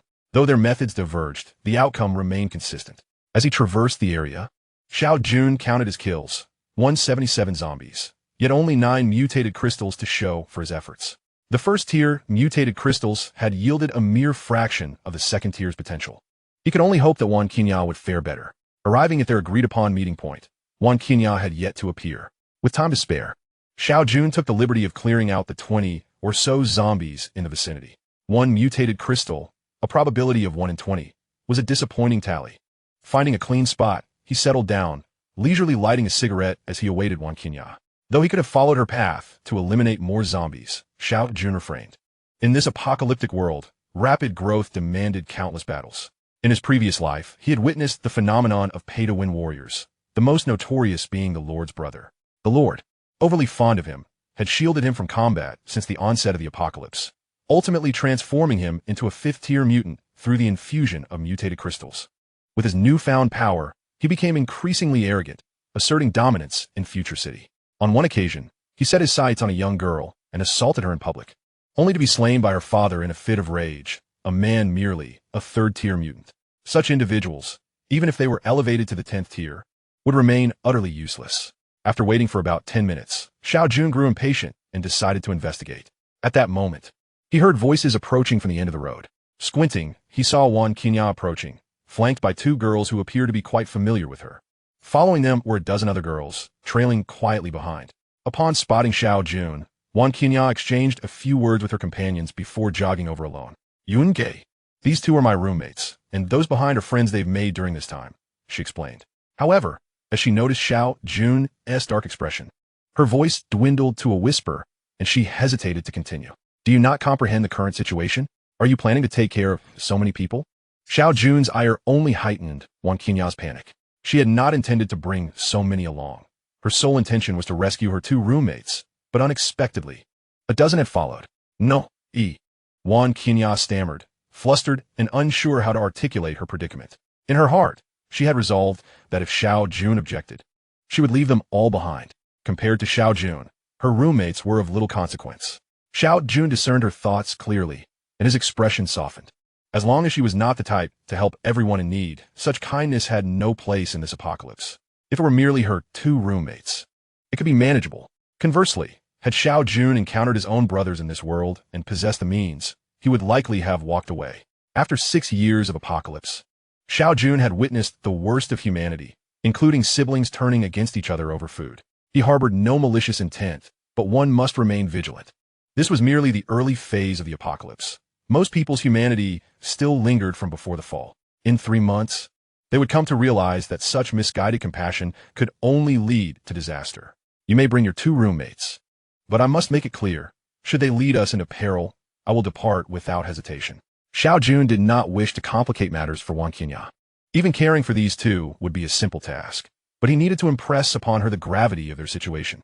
Upon hearing Xiao Jun's words, Wan Qinya beamed with happiness and called out to the girls behind her, "You Jingyan, hurry over." The two girls, initially walking alongside Wan Qinya, quickly approached. "This is my savior, Xiao Jun. You may call him Junge, just as I do." On the way, Wan Qinya had already shared her situation with them. Embellishing Xiao Jun's capabilities. "Hello, Yunke, am Jiangyu, Wen Qinyas will meet. Junge, I'm Li Jingyan, also her roommate." The names rang familiar in Xiao Jun's mind. In his previous life in Future City, aside from the Lord's Mansion, there were 3 dominant factions, one of which was an all-female team led by a woman named Jiangyu. If it were merely the name Jiangyu, Xiao Jun might not have been certain. But Li Jingyan was unmistakably renowned, her reputation forged amidst the carnage. A team composed solely of women would undoubtedly attract consequences. Countless small groups had coveted their beauty, attempting to recruit them. Yet the end result was that the Daughters of War only grew stronger, while those who dared provoke them vanished without a trace. At that time, all who dared challenge them fell victim to Li Jingyan's wrath. Her involvement guaranteed no survivors, earning her the moniker Venomous Beauty. Had she not existed, Wan Qinya would likely have sought out her roommates after gaining strength, ultimately bringing them all to safety. Though she now stood alone, the leader had become Jiangyu. The rise of the Daughters of War was undoubtedly linked to Wan Qinya's influence. These two could be of great value. Xiao Jun, lacking grand ambitions and interest in managing a team, recognized the necessity of building a formidable force in this harsh world. These two young women perfectly aligned with his needs. Having learned their identities, Xiao Jun revised his initial decision. He now intended to take all 20 or so individuals with him. If all went well, they would be the foundational members of the Daughters of War. Presently, they were merely ordinary university students, far from the ruthlessness and cunning of their previous lives. By saving them now, Xiao Jun would undoubtedly earn their profound gratitude. Jiangyu and Li Jingyan, after uttering their names, found themselves waiting in anxious silence for Xiao Jun's response. Their hearts raced as they exchanged glances, seeking solace from their mutual friend, Wan Qinya. Yet, Wan Qinya was equally at a loss. Having just faced Xiao Jun's ire, she dared not utter a word. I can escort you, and even those behind you, and provide you with sustenance, but the significant pause hinted at Xiao Jun's stipulations. In this dire moment, neither of the two cared about his demands. Survival was paramount. At worst, they would simply have to share his bed. I will supply you with food for a week. You two will be responsible for managing the others. After a week, you must demonstrate your worth to me. The two exchanged glances, eventually nodding in agreement. Xiao Jun was no saint. Granting them refuge for a week was already a considerable concession. It was unreasonable to expect him to support such a multitude single-handedly. Qinya, take them back to the original spot and wait until we have cleared the campus. We cannot rush back now. It would be a hassle to transport them later. Shortly after, Wan Qinya approached Xiao Jun alone, her face a picture of grievance. All right, I won't scold you any longer. Just gather some mutated crystals today as a reward for the trouble you've caused me. Wan Qinya's ulterior motives were not lost on Xiao Jun. He understood her hidden agenda perfectly. In the ensuing battle, Wan Qinya unleashed her full potential, performing admirably, while Xiao Jun found himself a mere spectator, munching on seeds and cheering her on. Observing her jubilant expression, Xiao Jun realized they were reaping significant rewards. Indeed, they had dispatched 34 zombies, and she had procured 6 first-tier mutated crystals, a probability far exceeding his own. Brother Jun, with these 6, we now have a total of 102 first-tier mutated crystals, right? After over 5 hours of combat, the zombies at the normal university had been mostly eradicated, and they finally exceeded 100 crystals, though they had not encountered a single airdrop crate. Brother Jun, it's time for you to level up, and I'll keep watch. Xiao Jun had previously informed Wan Qinya that 100 mutated crystals were necessary for a second-tier upgrade. To ensure the safety of the female students when returning to the hotel, achieving a second-tier status was essential. Without hesitation, he retrieved 100 sparkling crystals, their luster captivating. Wan Qinya cautiously scanned their surroundings. Although the campus had been cleared, in this apocalyptic world, the most fearsome entity was not the zombies, but humanity itself. Chapter 26, The Trouble of Numbers. I am now at the second tier. Reflecting on his past life, he mused over how long it took him to reach this stage. Was it 2 years? Now, only 10 days had passed since the onset of the apocalypse. Xiao Jun couldn't help but marvel at the harsh reality of the post-apocalyptic world, survival of the fittest, where the strong only grew stronger while the weak faced daily extermination. With a second-tier status, all attributes had doubled. Should he encounter a second-tier zombie now, he would face it unflinchingly. Gather, everyone. I will wait for you at the school gate. With his newfound strength, his confidence surged. The first-tier zombies outside posed no threat in his eyes. Were it not for physical limitations, he could have annihilated them all. After a brief wait, a throng of people approached, and he noted with mild surprise that their numbers had indeed increased. Brother Jun, there are a few more people. Is that all right?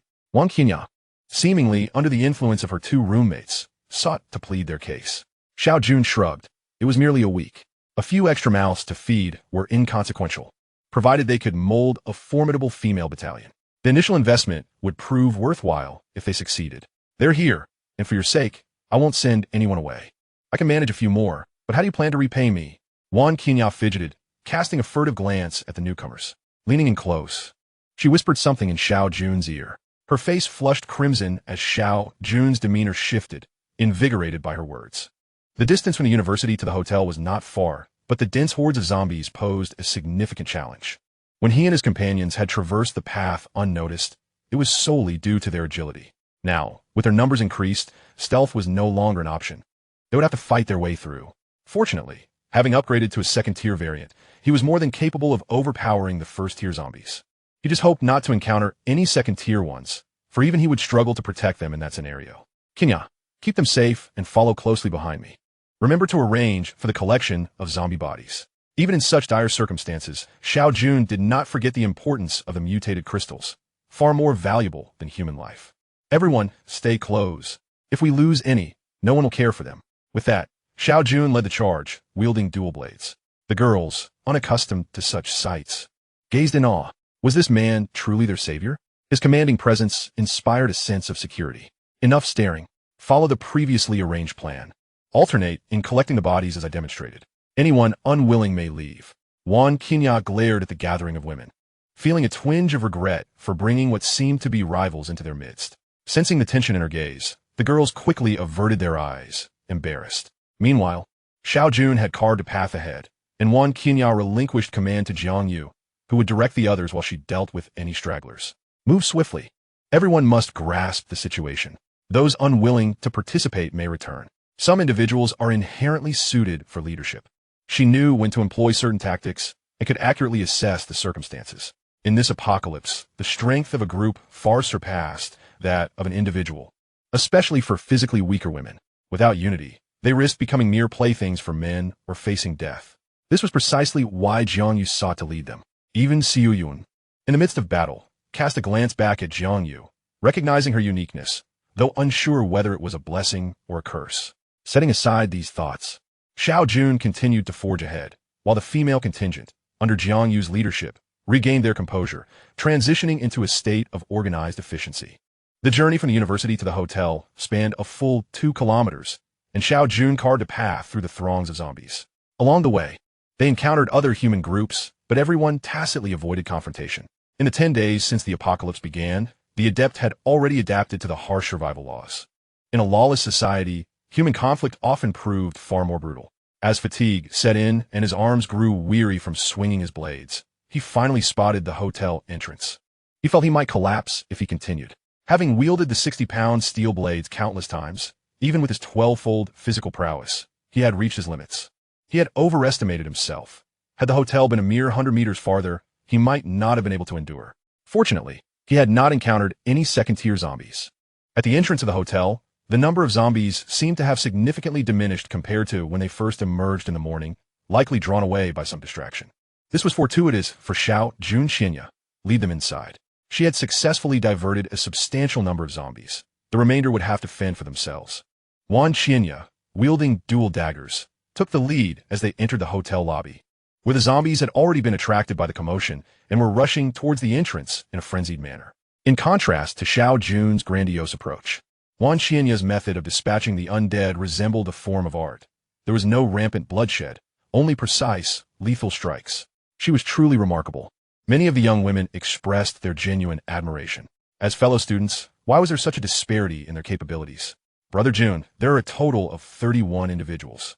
Reclining comfortably on the sofa, with Wan Qianya sitting beside him, her hand gently massaging his arm, while Jiang Yu provided him with updates. With the sudden increase in numbers, coupled with the need to sustain them for a week, Xiao Jun felt a pang of concern regarding his supplies. This was merely 31 people. If a full regiment were to be involved, how much food would be required daily? It was quite the conundrum. Accommodations posed another challenge. Although there were available rooms, half of the doors on this floor had been forcibly opened by Xiao Jun, saying there was not particularly safe. For security, there was a high-tech tent, spanning 200 square meters, but it was devoid of furnishings. It seemed he would need to venture out tomorrow to procure some mattresses and bedding. For tonight, let them find rooms to rest in. I will handle the rest tomorrow. Night had already fallen, and venturing outside was not advisable. Although Xiao Jun possessed enough strength to contend with the nighttime zombies, the greatest complication during night battles was visibility. The zombies were unaffected by darkness, but humans were not. Limited sight significantly diminished their combat effectiveness. Chapter 27, Getting on Track. Brother Jun, let them sleep in the guest room. Wan Qianya appeared somewhat abashed, realizing she had made quite a few requests today. After all, they were close friends, and in this post-apocalyptic world, that bond felt even more significant. The three of them had endless conversations to share. The presidential suite had guest rooms apart from the master bedroom, which Xiao Jun seldom utilized. The rooms outside lacked doors and had seen the death of their previous occupants. All right, you decide. Having already brought them back, Xiao Jun did not mind such trivial matters. Perhaps it was their backgrounds as dancers, but Jiang Yu and Li Jingyin were both quintessential beauties, especially Jiang Yu, who embodied the classic Eastern beauty, truly a heartthrob. Upon receiving Xiao Jun's consent, not only Wan Qianya, but the other two were also visibly delighted. No one relished the idea of strangers wandering into their sleeping space. Drinks and snacks had already been laid out by Wan Qianya, a thoughtful gesture to treat her famished roommates who had gone several days without sustenance. The supplies piled in the living room caught their attention as soon as they entered, filling them with envy for Wan Qianya. For a dormitory, their living conditions in this apocalypse were akin to heaven and earth apart. Reflecting on their own situation, it took them 3 days to consume a single loaf of bread. while Wan Qian had a plethora of snacks that one would hardly dream of having even before the world fell apart. Take your time, eat slowly. Once you're finished, I'll take you to shower and change into fresh clothes. Xiao Jun noticed that Wan Qian, you seem to be flaunting her bounty. A common tendency among women to compare, no matter how close their relationships. Exhausted from the day, he was too weary to concern himself with their antics and succumbed to sleep on the sofa. It was unclear how long he had been asleep when a familiar warm body suddenly leapt onto him. Their eyes met, and in the flickering candlelight, Wan Qian's face flushed a deep crimson, her gaze sultry. This little vixen is truly outrageous. The two women in the room had not yet fallen asleep either. After days without a hot shower and clad in fresh clothes, they felt as if they were dreaming. Then, they heard some inappropriate sounds emanating from the living room, causing both to blush. They were adults, after all, and had certainly encountered such situations before. That night, two individuals found themselves utterly sleepless, while the two instigators embraced in the master bedroom, lost in sweet dreams. The following morning, gazing at the two young women sporting dark circles under their eyes, Xiao Jun was utterly bewildered. Did you sleep well or not? How could he lead them in such a state? However, the reason soon became apparent to him. Xiao Jun felt his face flush with embarrassment, hastily excusing himself to wash up and fleeing. Women's thoughts could be quite scandalous. By 8:30, the living room was filled with people. Aside from Xiao Jun, there was an assembly of young women. Wan Qian stood obediently by Xiao Jun's side, while Jiang Yu and Li Jing-yin organized the additional 29 young ladies opposite them. 10 lunchboxes and 5 water bottles. This is the food I promised you for the week. The table before them was already set with the lunchboxes and water bottles, and all the young women understood the significance of these provisions. They were all aware of the dire circumstances. The apocalypse had fully descended upon them, and if they could not demonstrate their worth, they would simply be discarded. I do not concern myself with the process. I expect results in a week. Xiao Jun was disinclined to elaborate further. Action spoke louder than words. For the first 3 days, Wan Qian would accompany them, imparting essential survival and combat skills for this new world. Xiao Jun had faith that, even without his assistance in their previous life, they had managed to thrive. He was confident they would not disappoint him this time. Too much interference would be counterproductive. Brother Jun, if we perform well, will there be any rewards? Jiang Yu suddenly inquired, and all the other girls turned their hopeful gazes towards her. For many women, going without a shower was almost unbearable, more so than going without food. Previously, circumstances had not permitted such luxuries. Merely surviving was a victory. But upon witnessing Jiang Yu and Li Jing-yin's refreshing transformations that morning, envy washed over everyone. Very well, not only can you shower, but there will also be an array of snacks, provided you perform admirably. To motivate them to work diligently, it was essential to instill a sense of hope. Xiao Jun had not initially considered this angle, but Jiang Yu's suggestion illuminated his understanding. Truly, she was one of the leaders of the 3 major factions. Born to lead, with Xiao Jun's promise, the initial fears of the group dissipated, replaced by renewed vigor. Xiao Jun had 3 steel knives in total, and this time he entrusted 2 to Jiang Yu for distribution. As for the others, they would need to find their own weapons. If you think creatively, anything can serve as a weapon. While knives might be scarce outside, wooden and metal rods were plentiful, more than sufficient for dispatching first-level zombies. Watching the group of young women descend the stairs, Xiao Jun pondered how many would ultimately survive. Once they had all departed, he set out alone, intending not only to search for airdrop boxes, but also to gather more supplies. The 21st floor of the hotel was eerily quiet. Many had opted to descend due to the lack of food, but the vast majority had become fodder for the zombies, leaving few survivors. Unexpectedly, Xiao Jun spotted a young boy, appearing no older than 16 or 17, who had previously taken a bottle of water and a loaf of bread from him. The boy gazed longingly at Xiao Jun, but ultimately lacked the courage to approach. Xiao Jun paid him little mind. The world was rife with the unfortunate and without value. Who would bother to care? Wasn't his own past life a testament to such a reality, merely clinging to existence? Following behind the girls was far more comfortable. As the zombies in the lobby posed no threat he had to confront directly, he vaguely recalled a large shopping mall in that direction and hoped to find what he needed within. On this outing, he had left most of his supplies at the hotel, intending to maximize his haul. The scarcity of spatial equipment is indeed a pressing matter. More should be procured without delay. The burden of nurturing 32 mouths is immense. Chapter 28, The Survivor Team. Presently, Xiao Jun has completely lost interest in first-tier zombies. However, he is eager to test his skills against the second-tier one. The second-tier zombie he encountered 2 days prior seemed merely an illusion. akin to a bug in a video game that was promptly patched. Xiao Jun hopes this is the case, as a slower progression would more aptly suit the current development of his all-female team. At 9 o'clock, the airdrop rain descends once more. Within 5 minutes, figures dart about the city, and even Xiao Jun spots several. The remaining humans have come to realize that these airdrop crates represent their hope for survival. Xiao Jun hastens towards a promising location where an airdrop crate is set to land. Regardless of the circumstances, airdrop crates are always of paramount importance. Before long, Xiao Jun arrives at an airdrop crate that has landed in a small plaza. After several consecutive days of zombie rain, even a modest plaza is populated with dozens of zombies. Without further ado, he resolves to act. At that moment, 6 individuals suddenly appear from another direction. Their intent clear. They are headed for the airdrop crate in the plaza. It stands to reason that something he has already set his sights on cannot be claimed by others, prompting Xiao Jun to quicken his pace. Mere seconds later, he reaches the airdrop crate, having dispatched the zombies along the way. The 6 individuals, while clearing the zombies, keep a wary eye on Xiao Jun's movements. Upon witnessing the scene, their eyes widen in disbelief. The food box and water bottle appear as the white light dissipates, revealing merely a basic airdrop crate. When the 6 finally arrive at the airdrop crate, they realize that the white light has vanished and the items have already been claimed by Xiao Jun brother. With such impressive skills, would you consider joining us? One of them proposes. It matters not that the items are gone. We still have each other. With abilities like yours, even within our camp, only 1 or 2 individuals could match your prowess. Given that you are alone, it would be a pity not to recruit you. Having secured his belongings, Xiao Jun shakes his head, preparing to depart. Brother, in the face of this human catastrophe, we must unite. In our survivor team, we have already gathered over 1,000 survivors, and the numbers are multiplying daily. With your skills, once you join us, you need no longer worry about food and shelter.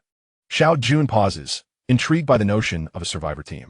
If memory serves, the survivor team was the foundation upon which Future City was established, eventually evolving into a grand metropolis, with the team leader becoming the mayor. Observing Xiao Jun's hesitation, the speaker hastens forward. In our survivor camp, everything relies on contribution. Bringing back a talent such as you would far exceed the value of locating a low-tier airdrop crate. At the very least, you would receive a food box and a water bottle. Brother, our camp leader is named Chun Gang, rumored to be a second-tier mutant. Joining our team guarantees your safety. Chun Gang, indeed, is the mayor of Future City and its foremost expert, having gained second-tier status just yesterday due to his past experiences. It is impressive that Chun Gang achieved it so swiftly. Xiao Jun finds contemplation, yet hesitates. Sensing his uncertainty, the speaker presses on.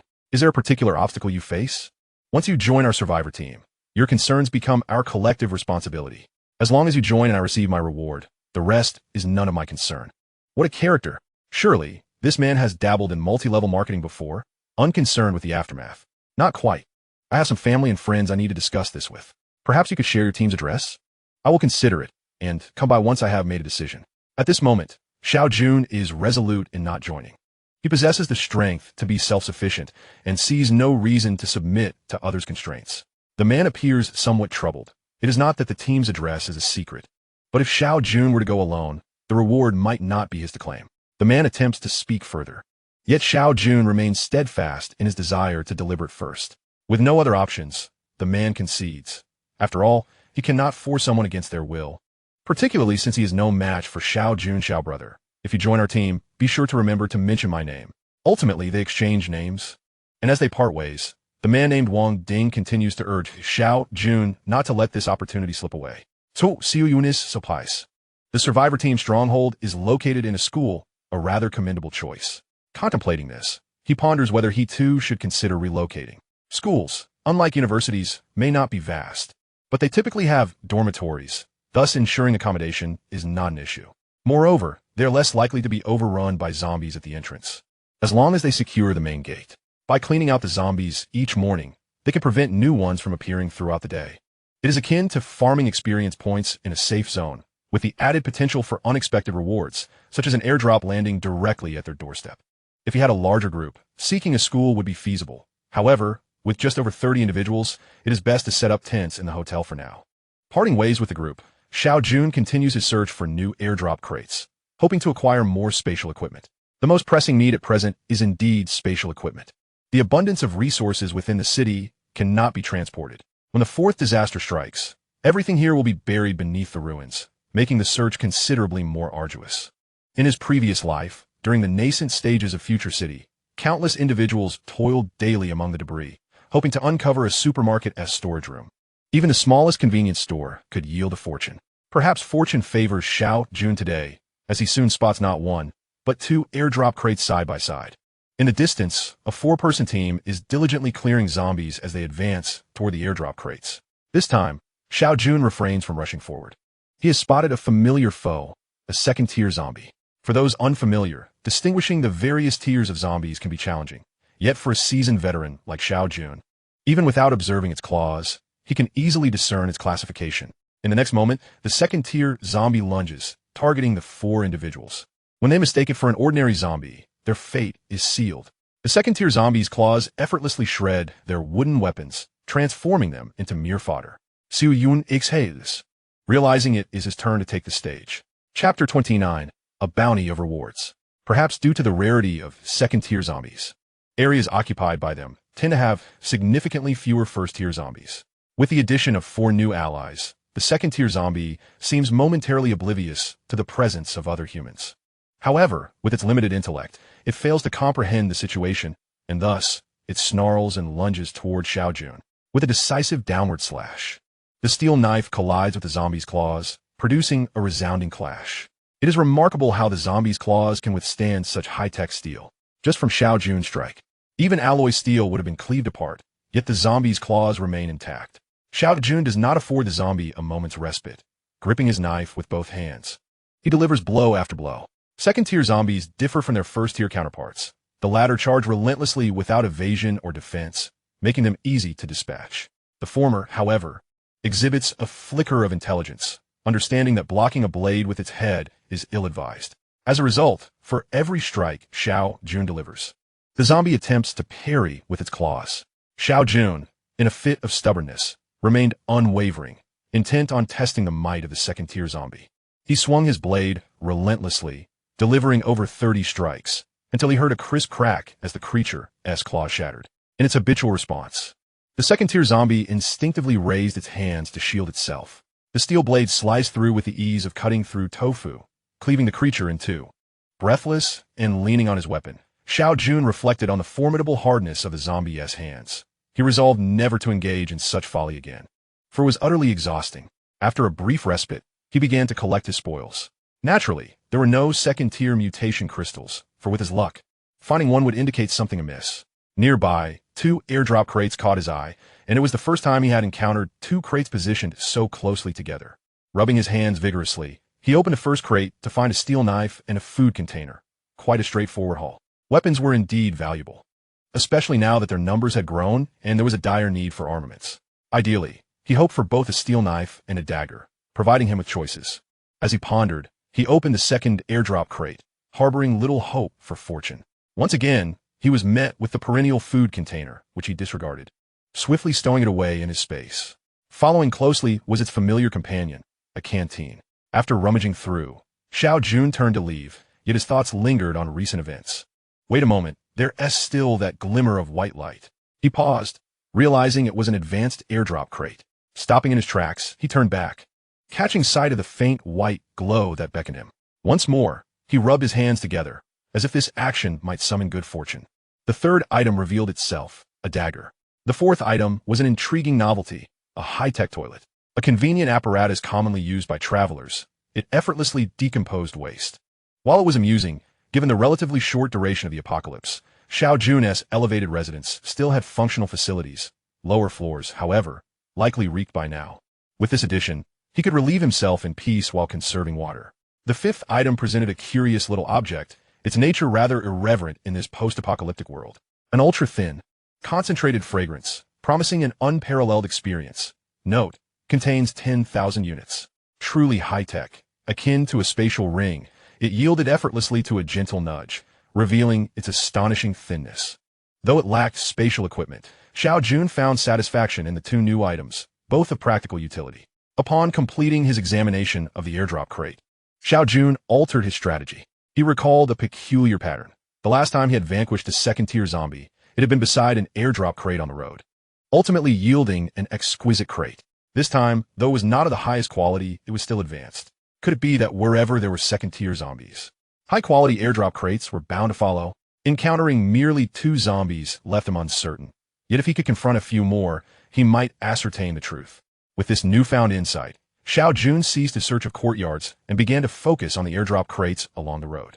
The streets teemed with zombies, and even if others had discovered the crates, most would hesitate to approach. Previously, Xiao Jun would not have sought out the airdrop crates on the streets, deeming it a fruitless endeavor. However, having shifted his perspective, he soon spotted another crate. Crouching nearby, he observed for 2 minutes but saw no sign of a second-tier zombie. After some contemplation, he decided to abandon this crate. With 100 or 200 zombies surrounding it, even if he could defeat them, he would be left utterly exhausted, an unwise trade-off. In this apocalypse, one must always remember to preserve one's strength, for danger lurks unpredictably, whether from bizarre creatures or other humans. After meandering for a while, Xiao Jun discovered a second airdrop crate. This time, before he could properly assess the situation, a second-tier zombie had already spotted him. Ah, just the one I've been waiting for. With a steel knife held horizontally in his left hand and another dragging on the ground with his right, he prepared to meet the oncoming threat. The zombie charged with ferocity, but its demise was swift and decisive. One blade thwarted its advance, while the other severed its life. A second-tier zombie was hardly a formidable foe. With satisfaction, Xiao Jun sheathed his knives and leaned down to feel the air around the crate for a second-tier mutation crystal. But it seemed he would have to wait for one Qinya to arrive. Nearby, 7 or 8 first-tier zombies lingered, their attire suggesting they were once humans who had sought the airdrop crate but met a tragic end. How unfortunate for you all. Survival is a struggle, and to die only to become zombies is a cruel fate. I have avenged you, and, as a benevolent soul, I shall grant you peace, he murmured, delivering a swift end to each of them. With the airdrop crate now unguarded, Xiao Jun approached with excitement, convinced that if his reasoning held true, this would at least be an advanced crate. The first 2 items were unremarkable, a food container and a canteen. The white light persisted, affirming his suspicions. A steel knife, quite satisfactory. And then, at last, a ring. Ah, at long last, I've awaited your arrival, he exclaimed, the ring promising a space of 500. Then, another food container? Are you jesting with me? He cursed, only to find the white light remained undiminished. An exquisite airdrop crate. I have finally transcended my misfortunes. His hands trembled as he unearthed 3 food containers in quick succession. He recalled mocking one Qinya during his last exquisite crate encounter, never expecting retribution to come so swiftly. The 9th item was a talent potion. Upon use, it promised a certain probability of awakening an extraordinary ability. Xiao Jun was familiar with such talents. Individuals blessed by the heavens occasionally awakened unique powers upon reaching the 3rd tier of mutation. Chungang, the Lord of Future City, had awakened a fire-based ability. In his previous life, Xiao Jun had also been a 3rd-tier mutant, but had never awakened any extraordinary talents. With this potion, could he finally achieve that awakening? He forcibly suppressed his excitement, knowing this item required a safe haven for use. As for the final item, with the talent potion in hand, Xiao Jun found himself disinterested in what the 10th item might be. Anything would suffice. Suddenly, he was astonished to discover a verdant bracelet materializing within his grasp. Another piece of spatial equipment. A bracelet nonetheless, with a capacity of 5,000. Chapter 30, Awakening Talent. Shopping Mall. Xiao Jun did not eradicate all the zombies wandering the mall, but instead quietly slipped into the basement. Indeed, there was a storage warehouse. The door was tightly shut, indicating that it had yet to be breached. At this stage, survivors primarily searched supermarkets, and those possessing spatial equipment were a rare breed. Most hoarded water and food, not wasting resources on other items. Upon opening the warehouse door and shining his powerful flashlight, a wealth of supplies greeted Xiao Jun's eyes. Betting, he decided to collect 50 sets, and then 50 soft mattresses. Had he not possessed the 5,000 kilogram capacity of the bracelet, he would have needed to consider the logistics. 50 bedding sets alone weighed 100 kilograms, and 50 mattresses totaled another 1,000 kilograms. Another 50 cotton quilts added up to an impressive 200 kilograms. Such spacious equipment was indeed a boon. Xiao Jun did not haphazardly gather other items. Brands that once held prestige in the pre-apocalypse world were now worthless. Lingerie? He could collect 100 sets, lightweight and inconsequential. Speed shoes? That was an interesting idea. He had often heard others brag about their endurance, and he wished to give a try himself. Thus, he decided on 100 pairs, intending to have one Qinya model them. He also gathered a few items from other prominent brands, considering it a fitting reward for the commendable efforts of the ladies in his company. Cosmetics and skincare products were collected, totaling a remarkable 4,000 kilograms, primarily intended for the ladies in the group. After surveying the surroundings, which were shrouded in darkness, yet secured by the presence of zombies, Xiao Jun resolved to consume the talent elixir right there. He ventured a bit further inside, selecting a relatively comfortable spot piled with clothing that offered a soft seat. From his spatial storage, he retrieved the elixir, a vial of pale violet liquid exuding an alluring aroma in the pitch-black warehouse. Settling down cross-legged, Xiao Jun gulped the entire vial in one go. The liquid had no distinctive taste and swiftly slid down his throat. Within mere moments, his mind ignited with warmth, as though something extraordinary was attempting to emerge. This sensation persisted for 5 to 6 minutes, uncomfortable yet not painful, akin to an itch that one cannot quite reach. Then, as abruptly as it had begun, it ceased. Was that it? Xiao Jun felt a wave of confusion wash over him. He recalled the phrase about the elixir having a certain probability of success. Damn it. Could this be akin to the penguin law, coupled with his inherent bad luck as someone of African descent? Was it possible that acquiring any supernatural abilities was simply beyond his fate?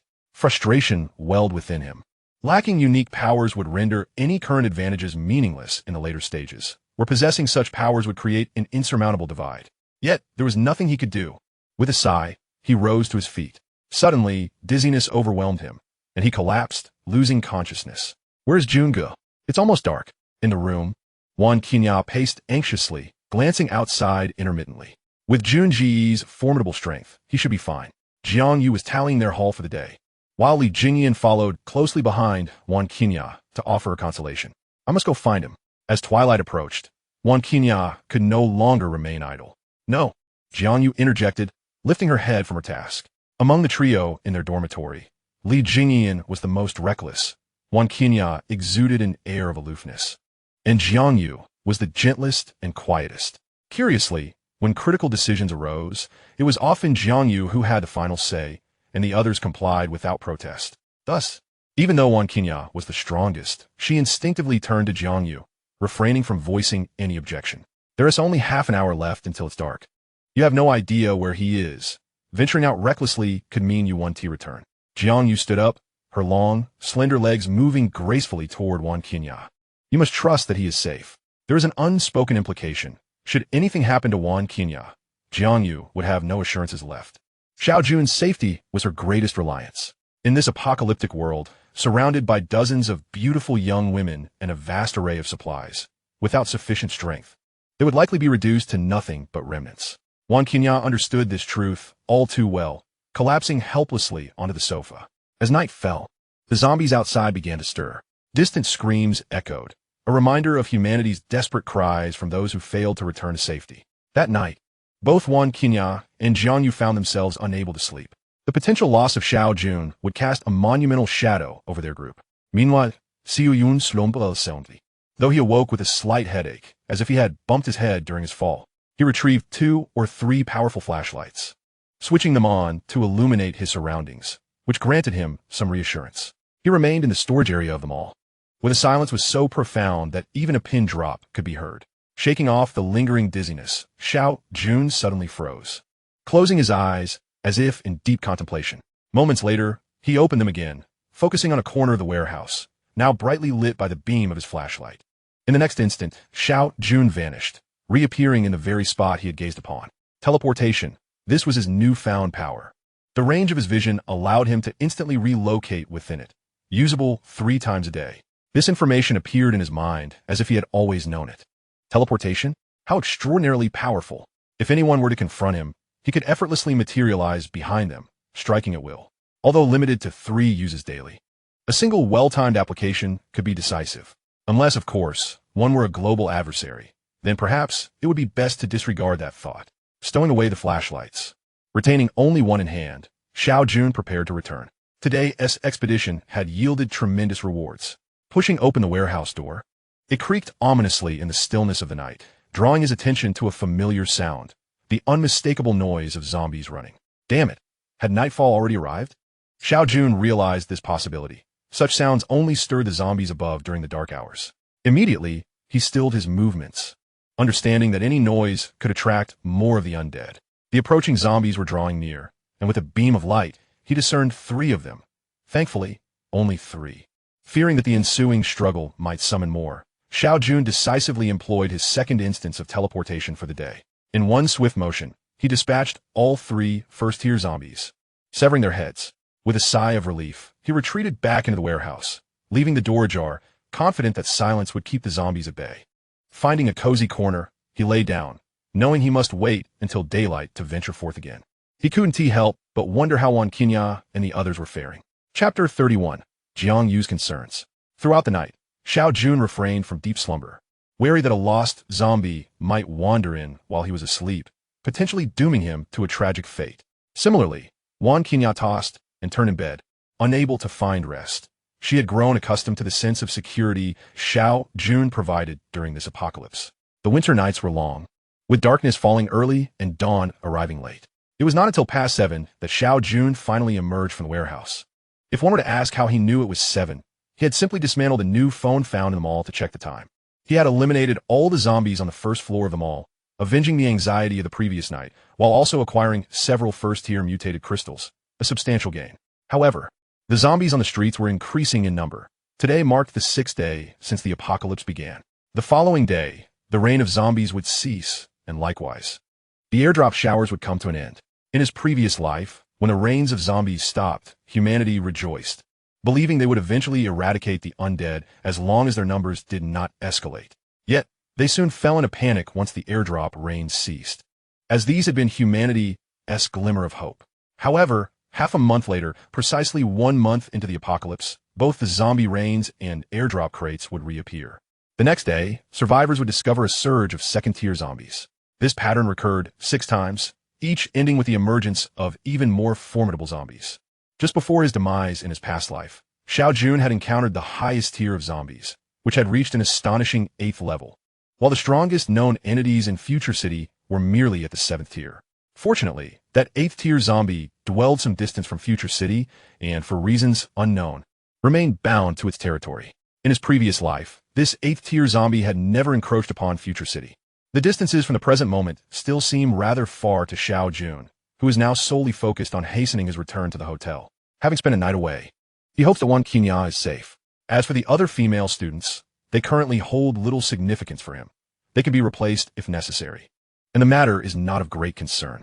Upon Xiao Jun's return to the hotel, he finds Wan Qinya lost in thought on the sofa. Having barely slept throughout the night, her eyes are slightly reddened, and she does not lift her gaze at the sound of the door opening, mistakenly believing it to be Jiang Yu or Li Jingyan. What would be troubling her? She appears so listless, as a familiar voice resonates nearby. Wan Qinya lifts her head in surprise. Xiao Jun has returned. Tears of grievance stream down her face like a broken string as she throws herself into Xiao Jun's embrace, her voice choked with emotion. Why did you not return all night? Xiao Jun gently pats her back with his left hand while his right arm holds her tightly. I encountered a minor situation, but it has been resolved. For now, Xiao Jun chooses not to disclose the matter of his extraordinary abilities, nor can Wan Qinya. The commotion from outside has caught the attention of Jiang Yu and Li Jingyan within the room. As they open the door, they witness Wan Qinya weeping in Xiao Jun's arms. After more than 2 years of living together in the dormitory, it is the first time they have seen Wan Qinya cry. She had previously been renowned as the ice beauty of the school. However, they too feel a sense of relief that Xiao Jun has returned. In this apocalyptic world, having a sufficiently strong man by their side, one who seems to possess commendable qualities, is a source of comfort. Jiang Yu is not a naive girl. She has long enjoyed reading apocalyptic novels. While they may be exaggerated, she believes that, should an apocalypse truly occur, human nature would only become more extreme. From the very beginning, Xiao Jun has never harbored any peculiar desires towards her or Li Jingyan, and even when he brought along 30 or so women, he exhibited no inappropriate behavior. While it cannot be ruled out that Xiao Jun may engage in some indiscreet actions in the future, Jiang Yu is confident that by then, she would have developed sufficient resistance. With her head lowered in contemplation, she glances up at Xiao Jun, only to find that his gaze has met hers. Their eyes lock in an unspoken exchange, and Xiao Jun smiles knowingly before returning his attention to Wan Qinya in his arms. What does that smile mean?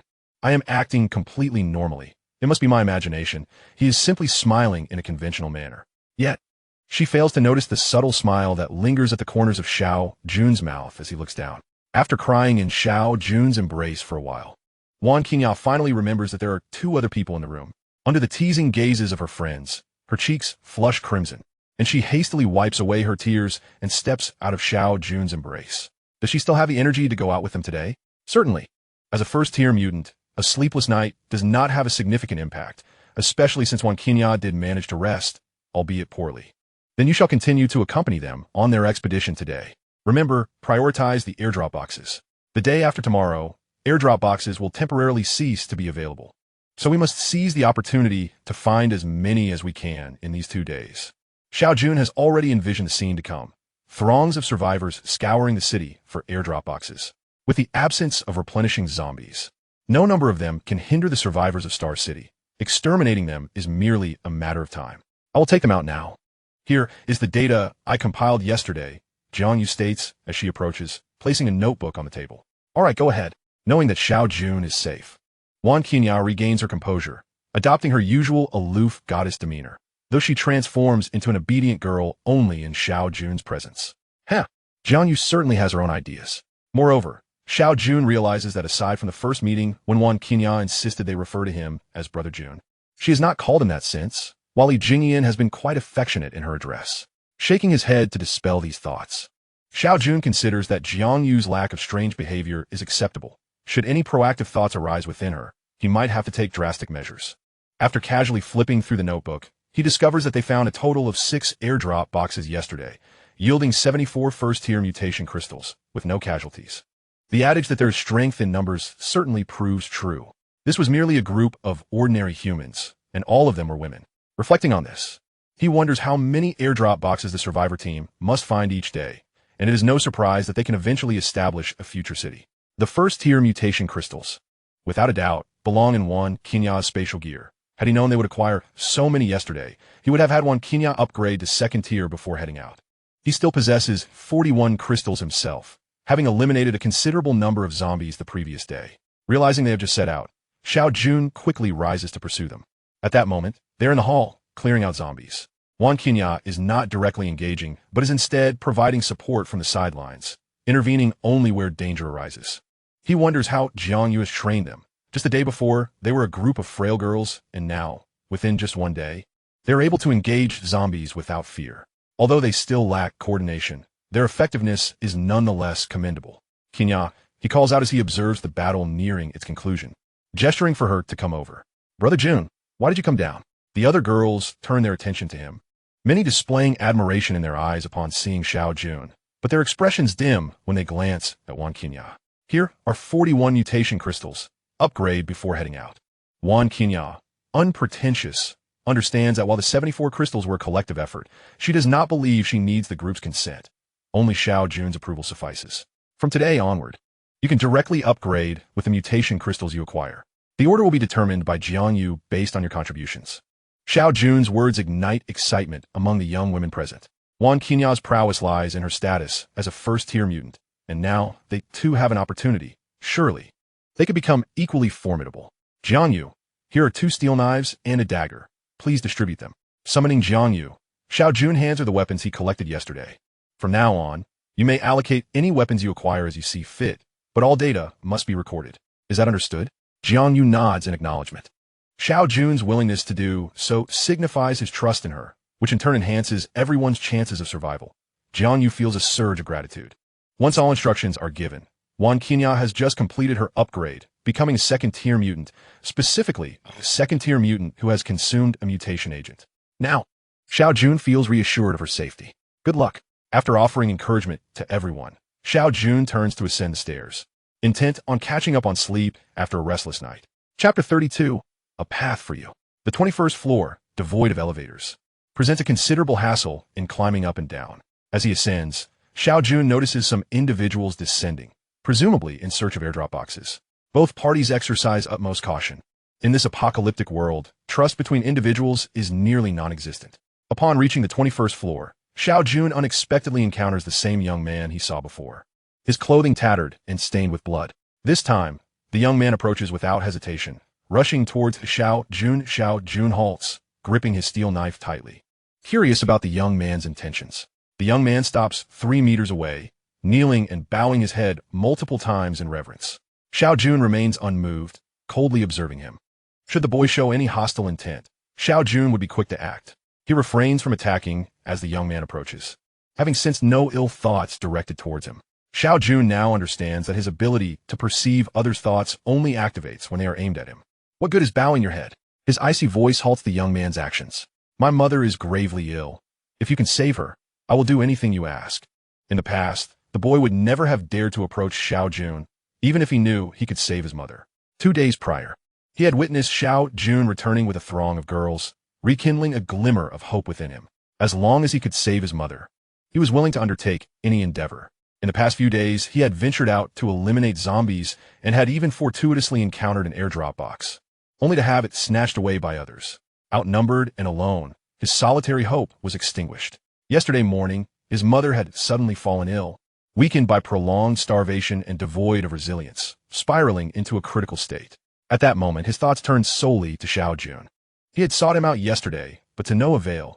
Now, he lingered here, waiting, for this was his final hope. Save his mother?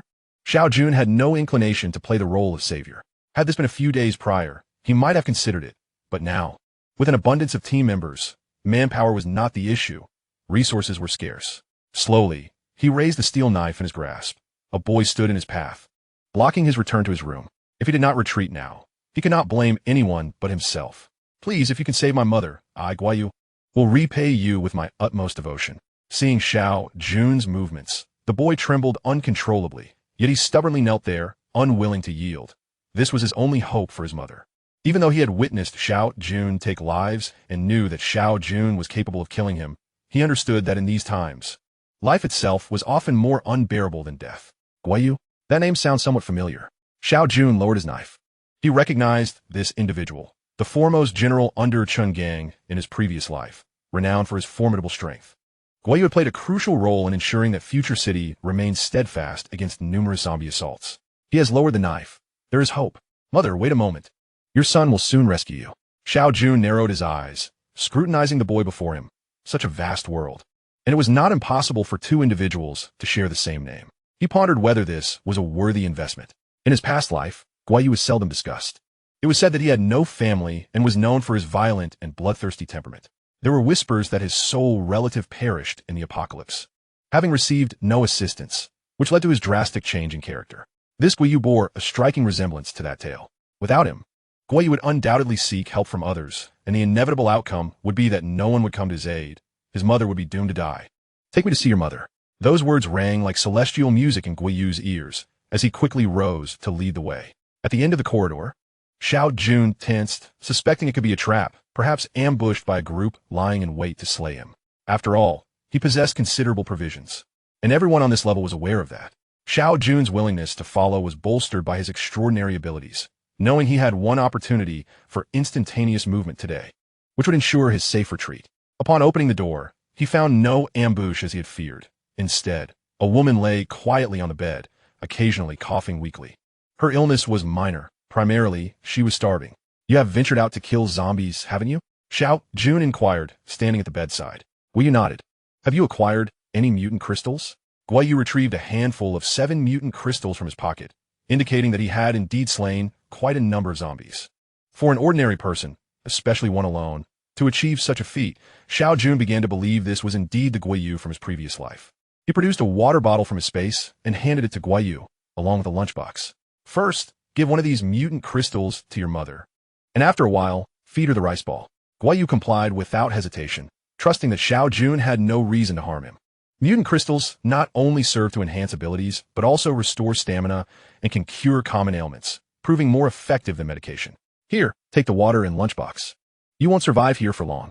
I will point you toward a path. Xiao Jun had no desire to assume the role of city lord. Future City should be constructed by Chun Gang. However, he sought to eliminate the looming threat of an explosive liability. He needed someone with influence in Future City to assist him, and Guayu was the ideal candidate. Seeing his mother's complexion improve, Guayu immediately knelt and prostrated himself several times in gratitude. Xiao Jun accepted the gesture with calm composure. You must venture out to kill zombies and gather 10 mutant crystals to elevate yourself to a first-tier mutant. Then, take your mother to Boya Middle School, where a survivor team resides. If you can continually enhance your strength, you will be able to care for your mother, and perhaps, one day, I may require your assistance. A lunchbox and a water bottle. If this proved genuine, it would be a tremendous gain for him.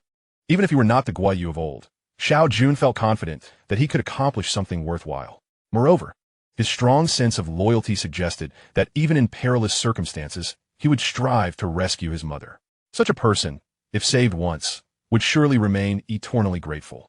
Brother, I shall remember your life-saving grace. If there comes a day when you need me, I will toil tirelessly for you without remorse. With that, Guyu bowed his head 3 more times. His mother had awakened, sitting on the bed and observing the scene with gratitude in her eyes. Take this knife, live well, and we shall meet again. The bone cleaver that Xiao Jun had collected before the apocalypse had not seen use for quite some time, and it would serve Guyu well. Armed with this knife, he would surely elevate to a first-tier mutant swiftly, gaining the capability to lead his mother to the survivor team. The rest would depend on him. Chapter 33, The Massacre.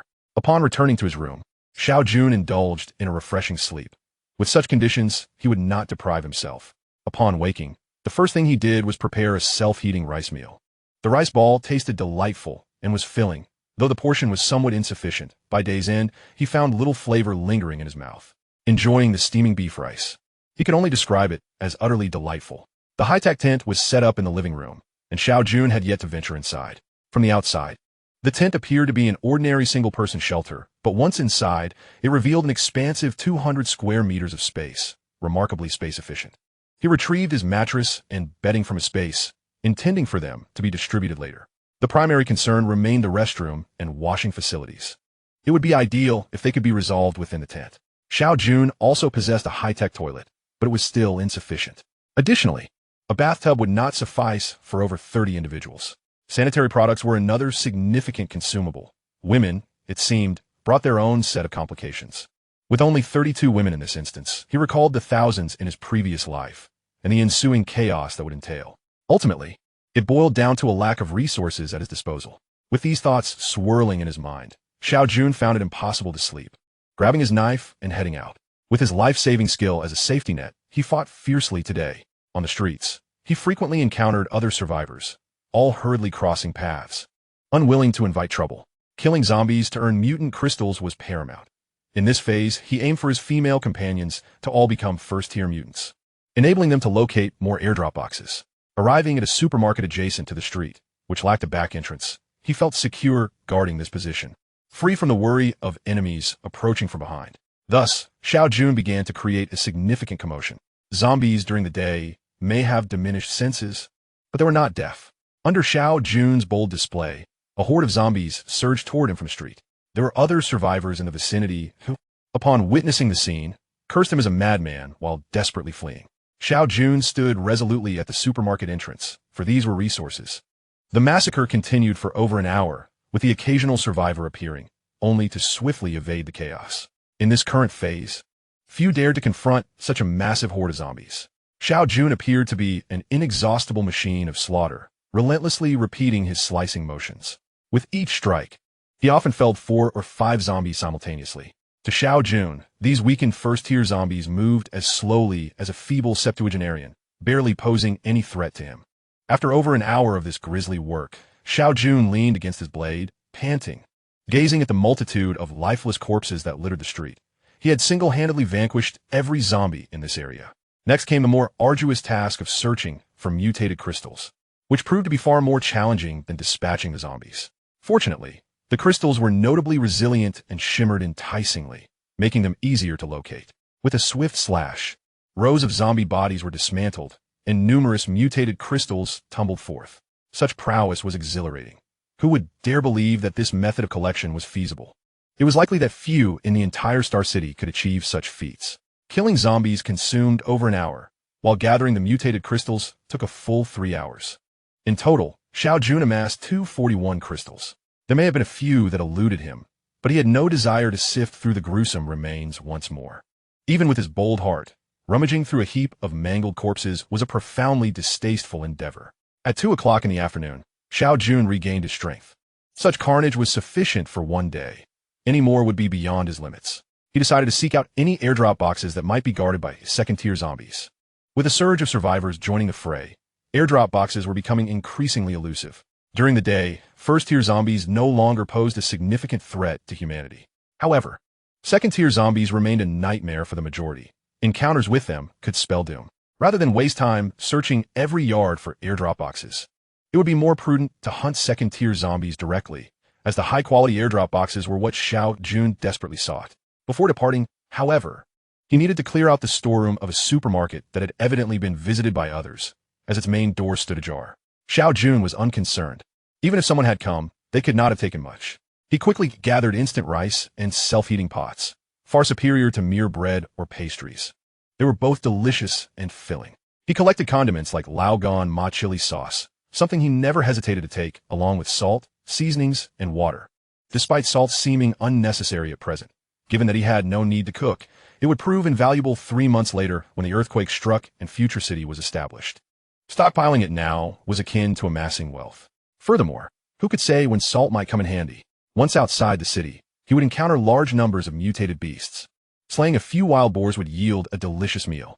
As for sanitary products, he took them all. The team would only expand, and it was wise to be prepared. By the time Xiao Jun exited the supermarket, his storage was already brimming with 4,000 kilograms of supplies. If not for a magical bracelet, he would have been a loss for space. He dreamt of acquiring several bags capable of holding 100,000 kilograms each. It was still light out when Xiao Jun began to dream big. At 2:30, it was not too late to venture out in search of second-tier zombies and a scout for airdrop boxes. Along the way, he spotted 2 airdrop boxes, but they had already been discovered and were being rifled through by others. Observing from a distance, he turned away upon realizing they were low-tier boxes, not worth his time. After meandering for quite some time, Xiao Jun failed to encounter any second-tier zombies and reluctantly made his way back home. Today's haul was commendable, yet he wondered how the others fared and if they could all level up. If they could all reach first-tier status, his life would become considerably easier. He could simply lounge at home while they did the work. As he rounded a corner, Xiao Jun came face to face with a zombie, mere meters apart. The distance was such that the creature could easily reach him. To his dismay, it was a second-tier zombie. Its speed left Xiao Jun no time to react.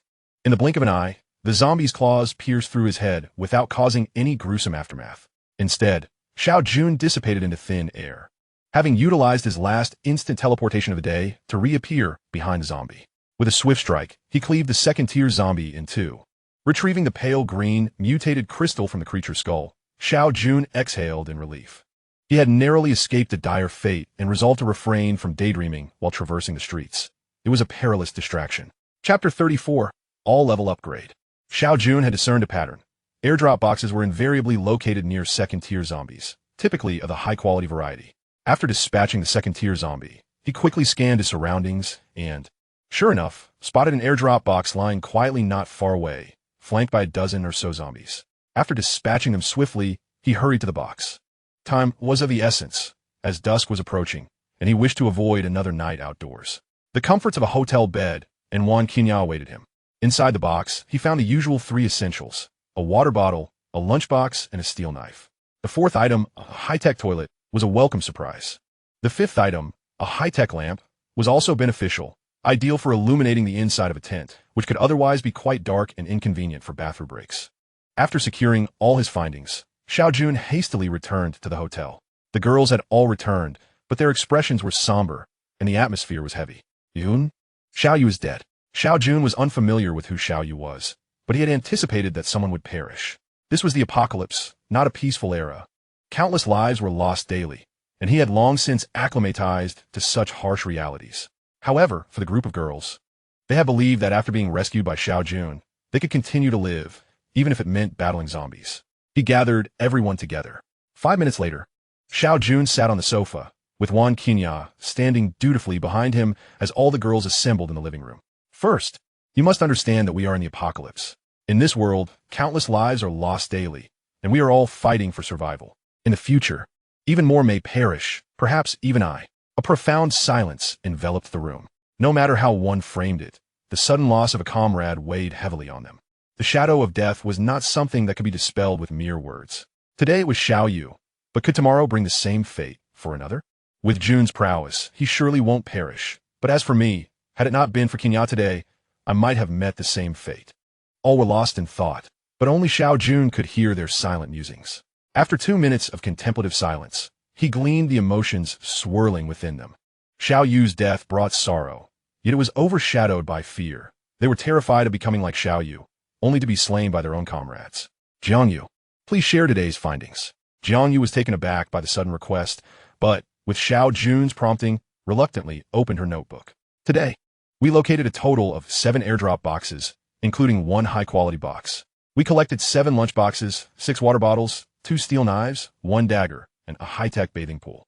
The high-tech bathing pool was akin to a bathtub but could accommodate 10 individuals simultaneously, solving the issue of bathing for the girls.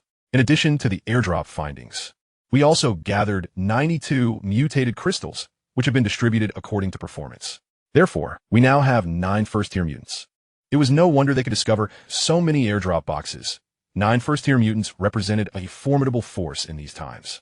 Xiao Jun retrieved 210 mutated crystals from his storage and handed her a spatial ring. After tonight, upgrade everyone to ensure their safety. The once silent crowd stared incredulously at Xiao Jun ever since Xiao Jun rescued them. He had not only asked for no repayment, but had continually offered assistance. Including Wan Qinya, there were a total of 32 individuals. They had acquired 74 mutated crystals yesterday, and today, 1 had perished, yet they had obtained 92 more. Now, Xiao Jun directly presented them with 210 crystals solely for their upgrades, to avert further casualties. At that moment, nearly all the girls entertained thoughts of devotion, willing to become a mistress if necessary. Jiang Yu, this ring is for you. With spatial equipment, many troubles can be alleviated. Jiang Yu hesitated. While 210 mutated crystals were indeed substantial, she could fathom their worth. However, the rarity of spatial equipment was something she could only imagine. And to be given such a treasure? Hurry and take it. I can't be your storage unit every day. Observing her good friend in a daze, Wan Qinya rushed over, snatching the ring from Xiao Jun's hand and thrusting it into Jiang Yu's grasp. Why is he so special to me, even though I am Qinya's roommate? Isn't there also Li Jingyan?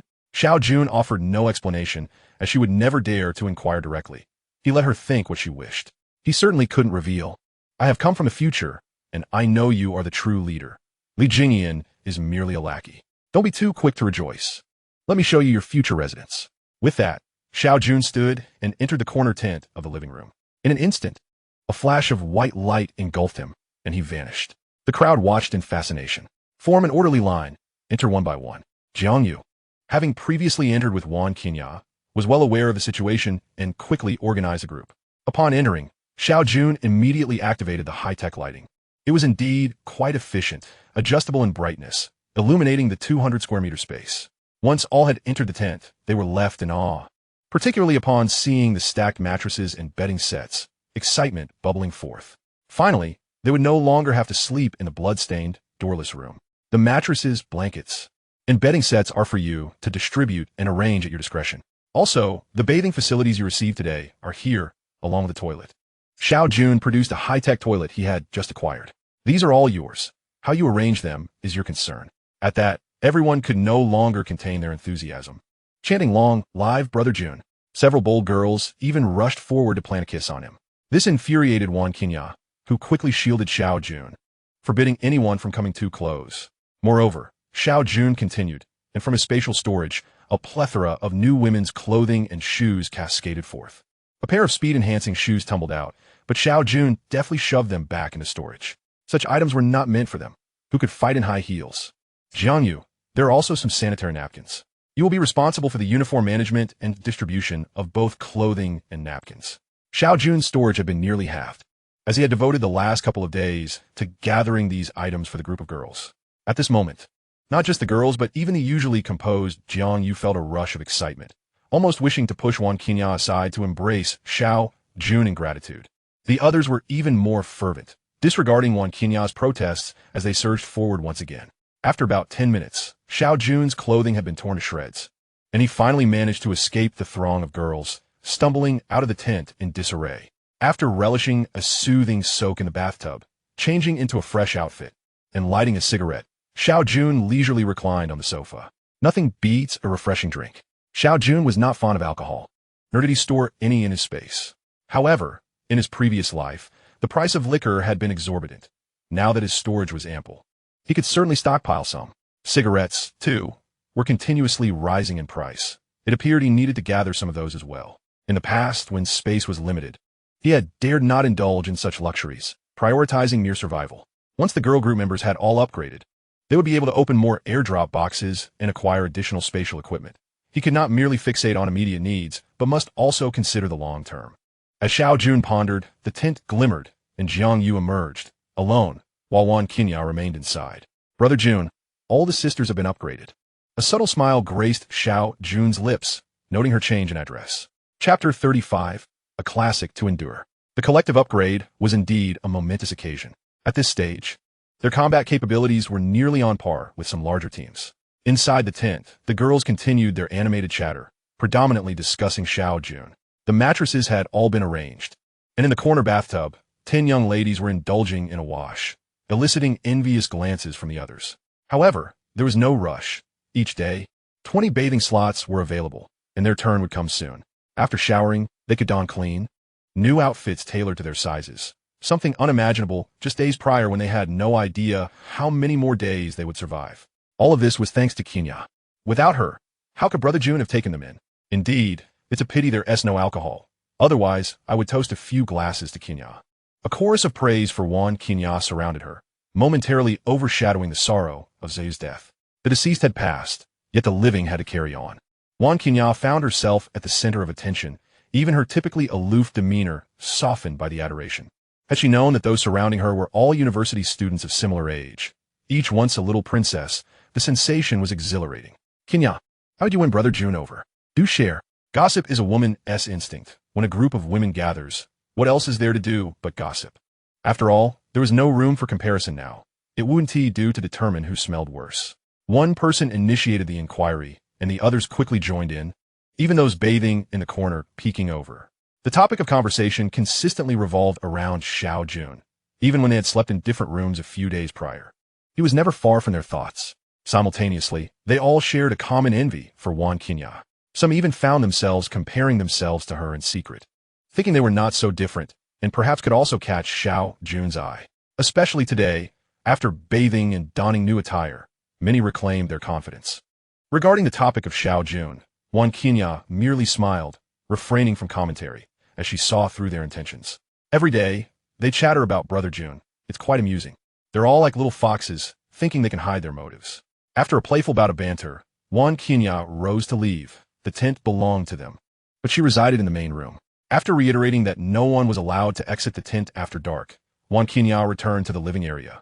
Inside, Xiao Jun remained on the sofa, smoking, while Jiang Yu spoke animatedly beside him.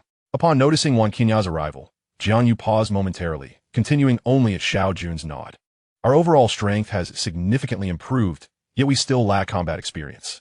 Therefore, I believe that aside from seeking airdrop boxes, engaging in battles is equally crucial. Additionally, the mutated crystals are astonishing. We must amass them, as they may become a form of currency in the future. Moreover, as Brother Jun mentioned, first-tier mutated crystals are only valuable now. There will be second-tier, third-tier, and even higher ones in the future. Thus, we must seize this opportunity to collect as many as possible for trading with others for necessary resources. By leveraging information unknown to others, we can exchange these current treasures for more sustainable assets. Xiao Jun had merely hinted that first-tier mutated crystals were valuable at present. Yet he was taken aback by Jiang Yu's rapid articulation of comprehensive strategies. It was hard to believe this girl was a dance major. Surely, she must be studying finance instead? Certainly, Xiao Jun could not possibly fathom that a girl with a serene demeanor and a goddess-like appearance would harbor an affinity for apocalyptic novels. Though these tales are mere figments of the author's imaginations, many possess a surprising degree of applicability. This team is entrusted to you. Everything shall unfold according to your directives. Should you require anything, do not hesitate to inform me, and I shall procure it. If you identify suitable individuals, you may also expand the ranks. But do not let it grow excessively large. Ultimately, the stipulation is that only 30% of your daily gains shall be allocated to the team, with the remainder being confiscated. Jiang Yu held no objections regarding this matter. Not only had he saved their lives, but the 210 mutated crystals he had willingly relinquished were undeniably moving. With the enhancement of the entire team's capabilities, they would be able to harvest even greater resources. In this world, where many remained ordinary folk, a contingent of 31st-tier mutants constituted an exceptionally formidable force. By the way, Brother Jun, we still need to borrow Qinya for a while. With our newfound strength, bolstered by Qianya, we can attempt to confront second-tier zombies. Naturally, Xiao Jun had no qualms about this proposal. Wan Qianya, present at the scene, voiced no dissent. She was eager to assist Xiao Jun in any way possible. Once matters were settled, Jiangyu retreated to the tent. Although the guest room's bed was more comfortable, the sounds of the night were rather awkward. Upon entering the tent, Wan Qianya promptly settled onto Xiao Jun's lap, wrapping her arms around his neck, her large, glistening eyes gazing up at him. Xiao Jun, opting not to enter the room, simply rolled over and, taking the initiative, pinned Wan Qianya beneath him. Brother Jun, I saw the items you brought back. Xiao Jun's robust frame quivered, and a multitude of items suddenly cascaded into the space around them. Balenciaga paired with Huanu, Tianlun, timeless classics that would endure. In the future, when boasting about his exploits, he could also lay claim to such impressive statements. The following morning, Xiao Jun emerged from his quarters, invigorated, and proceeded to prepare a bowl of instant hot pot. Accompanied by a can of meat and a soda, life felt utterly delightful. By 8 o'clock, the girls emerged from the tent punctually. Brother Jun, where's Qianya?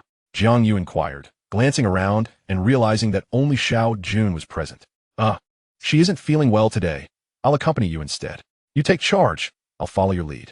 Thank goodness I had the foresight to sleep in the tent last night. Otherwise, I would have been tormented by those two. Observing the other ladies, each wore a knowing expression, some even craning their necks to catch a glimpse of the situation inside the room.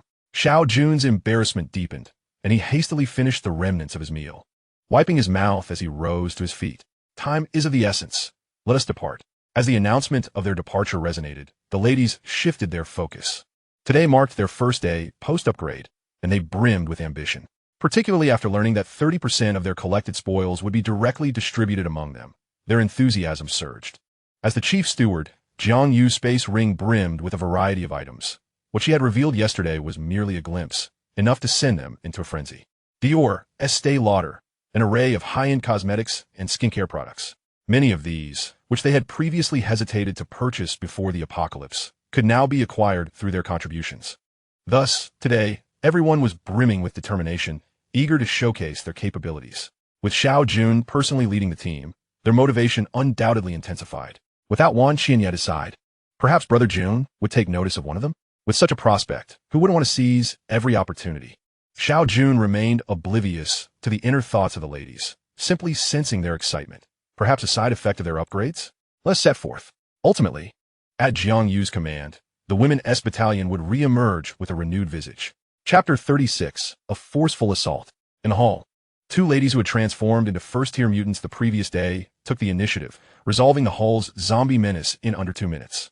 Exiting the hotel, the 30 ladies, under Jiang Yu's guidance, divided into 3 groups. 2 groups formed a spearhead formation, directly engaging in a crushing mode, while the remaining group was tasked with collecting mutated crystals.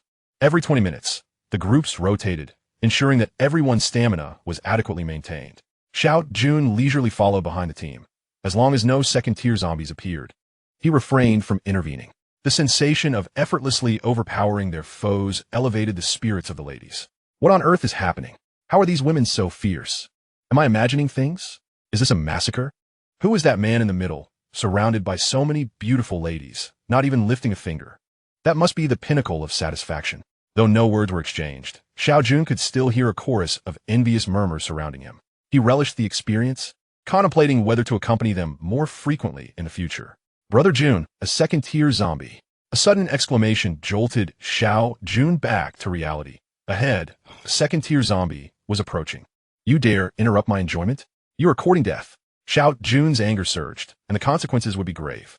Clear the way, he bellowed, prompting the ladies to scatter. Xiao Jun leaped into action, raising his steel blade, unflinching. A gleam of the blade sliced through the air, causing onlookers to involuntarily blink. My goodness, what a swift strike. The spectators could no longer contain their astonishment, voicing their admiration. So fierce, so powerful, I absolutely admire him. Many women gazed at Xiao Jun with sparkling eyes. In this apocalypse, following such a man instilled a sense of security. Meanwhile, the ladies under Xiao Jun's command stood tall and proud, proclaiming, "Behold, this is our brother Jun, our man." Where there were second-tier zombies, there were invariably airdrop boxes, a hypothesis Xiao Jun had long surmised. Indeed, not far ahead stood an airdrop box, prominently positioned in the center of the road. Jiang Yu promptly issued orders to seize it. They could not allow onlookers to benefit at their expense. The surrounding crowd, well aware of the gravity of the situation, refrained from encroaching, allowing the women's battalion to effortlessly converge around the airdrop box. Brother Jun, there are mutated crystals. An excited lady who had just searched a corpse rushed over, holding a vibrant green, mutated crystal. Excellent, excellent, a promising start. Inform Jiang Yu to record it. And request your reward from her tonight. The lady beamed at Xiao Jun before turning her gaze toward Jiang Yu. Understood. You just want that limited edition Dior lipstick, don't you? I'll get it for you tonight. Jiang Yu, observing the lady's eager expression, replied with a hint of resignation. Lipstick? What on earth is that? Can it be eaten or drunk? A 30-year-old man, who had never been in a relationship, epitomized the adage of asking without understanding. Do you lack perception? Are you blind? Look at those ladies. They're all dressed in new clothes, clearly having bathed recently. Do you think such individuals would want for food? A nearby lady scoffed. Indeed, I, too, wish to join them. With their prowess, how could they possibly lack food? I long to bathe and desire lipstick. It has been ages since I last applied makeup. This sentiment echoed the thoughts of many young ladies, who gazed at Xiao Jun and his companions with envy. Jiang Yu, of course, overheard this. Having just cleared the area of zombies, a considerable number of nearby survivors, both male and female, had gathered. Our team is recruiting. Anyone interested may join. But there are requirements. You must be a female university student and present your student ID to register. This stipulation had been discussed with Xiao Jun. In this apocalyptic world, it was impractical to recruit a horde of seasoned opportunists or those merely waiting to perish. Thus, attracting young individuals was the optimal choice, as they possessed greater combat potential. However, another dilemma arises. The team is already composed of numerous young ladies. If a few men are admitted, it may easily lead to chaos. Thus, men are summarily excluded. Xiao Jun harbored no objections, as he was aware that in his previous life, Jiang Yu had led an all-female team, whose combat capabilities were no less formidable than those of their male counterparts. After much deliberation, Jiang Yu ultimately resolved to recruit only female college students, particularly those currently enrolled. This demographic, still sheltered from the harsh realities of society, tends to possess a certain innocence and is thus easier to manage. Moreover, her team was not yet ready for large-scale recruitment. Resources remained a significant concern. After Jiang Yu called out several times, four young ladies finally emerged. Their faces were grimy, rendering their appearances indiscernible, and two of them timidly presented their tattered student IDs, barely recognizable as their own. It was quite commendable that they still possessed their student IDs in this apocalyptic world. We four are from the same dormitory. Our student IDs are lost, but we have our ID cards. Is that acceptable? The leader of the group cast a worried glance at Jiang Yu, fearing rejection. That will suffice, Jiang Yu replied, accepting their ID cards, all indicating that they were 21 years old, likely in their sophomore or junior years. Li Qinwan, right? You and your 3 roommates can join us. Today, your task is simply to gather the mutated crystals. Yin Yin, please lead these 4 newcomers over. A petite girl named Yin Yin bounced out from the group, cheerfully greeting the 4 new arrivals before guiding them into the ranks. Xiao Jun recognized Yin Yin as well. Her youthful appearance was quite striking, particularly with her twin ponytails bobbing adorably as she walked. Returning to the matter at hand, Xiao Jun's primary acquaintance with her stemmed from her role as Jiang Yu's assistant. As Jiang Yu had remarked upon her meticulous nature. As for Li Jingyan, she had long since wielded a steel knife. Becoming the second strongest female warrior in the team after Wan Qinya, it would be more efficient to have her slay zombies than to manage tasks. After the 4 young ladies were accepted, no one else stepped forward. Although it appeared that a considerable crowd had gathered, it was merely around 20 individuals. Most were hurriedly searching for airdrop boxes. Brother Jun, it's almost 9 o'clock. Perhaps we should wait a little longer. After gathering the recruits. Jiang Yu so Xiao Jun's opinion. What do you need me for? You're in command now. I'm merely a fighter, so you should make the arrangements. Xiao Jun had unreserved faith in Jiang Yu's capabilities. The airdrop boxes in the middle of the road had been thoroughly examined by the young ladies. Indeed, it was a high-grade airdrop, yielding 2 lunchboxes, a water bottle, a dagger, and a high-tech lamp. At 9 o'clock sharp, the sky unleashed another airdrop rain. Perhaps due to it being the final airdrop rain in recent times, its duration was extended significantly to 10 minutes. Countless airdrop boxes descended upon various locations throughout the city, and the surrounding crowd vanished in an instant. After observing attentively for a while, Jiang Yu promptly selected a direction, and the daughter's army set sail once more. Chapter 37. The Daughter's Army, Rising Tides. Following Jiang Yu's directives, the team advanced rapidly in a direction akin to a zombie harvesting machine, dispatching every zombie they encountered. They faced 2 second-tier zombies along the way, both of which Xiao Jun effortlessly eliminated, resulting in the acquisition of 2 high-grade airdrop boxes. Unlike the other young ladies, Xiao Jun perceived an unusual trend: the increased prevalence of second-tier zombies, coupled with the heightened yield of airdrop boxes that morning. He suspected that last night's zombie rain had indeed undergone some anomaly. The population of second-tier zombies must have surged considerably, posing a potential catastrophe for the human survivors. At this stage, there were likely few capable of slaying second-tier zombies. For this group, it was an opportunity, but for the majority, it represented a dire threat. Thankfully, Xiao Jun had accompanied them today. Had it been Wan Qinya, the team would undoubtedly have suffered losses upon encountering second-tier zombies. No need to specifically seek out airdrop boxes. Let us continue eliminating zombies. With the increase in second-tier zombies, high-grade airdrop boxes must also be on the rise. We shall proceed with vigor. Informing Jiang Yu of his thoughts, Xiao Jun began to survey the surroundings. First-tier zombies were not his concern. He needed only to focus on identifying second-tier ones. Heeding Xiao Jun's insights, Jiang Yu adjusted the team's course, avoiding narrow paths in favor of a more straightforward route. Events soon confirmed Xiao Jun's suspicions. Within an hour, they encountered 3 more second-tier zombies, and the plethora of high-grade airdrop boxes yielded numerous valuable items, far more advantageous than their lower-tier counterparts.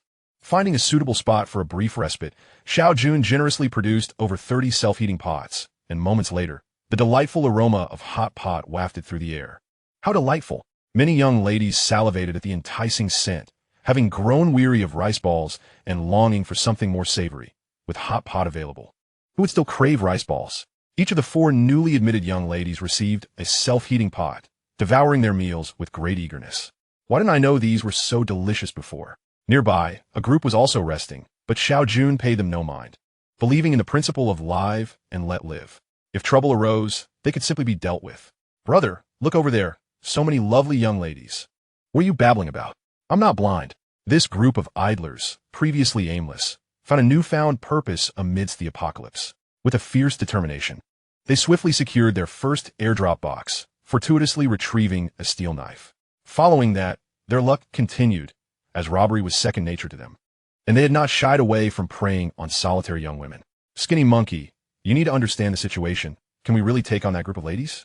With your scrawny appearance, they might just chop you down.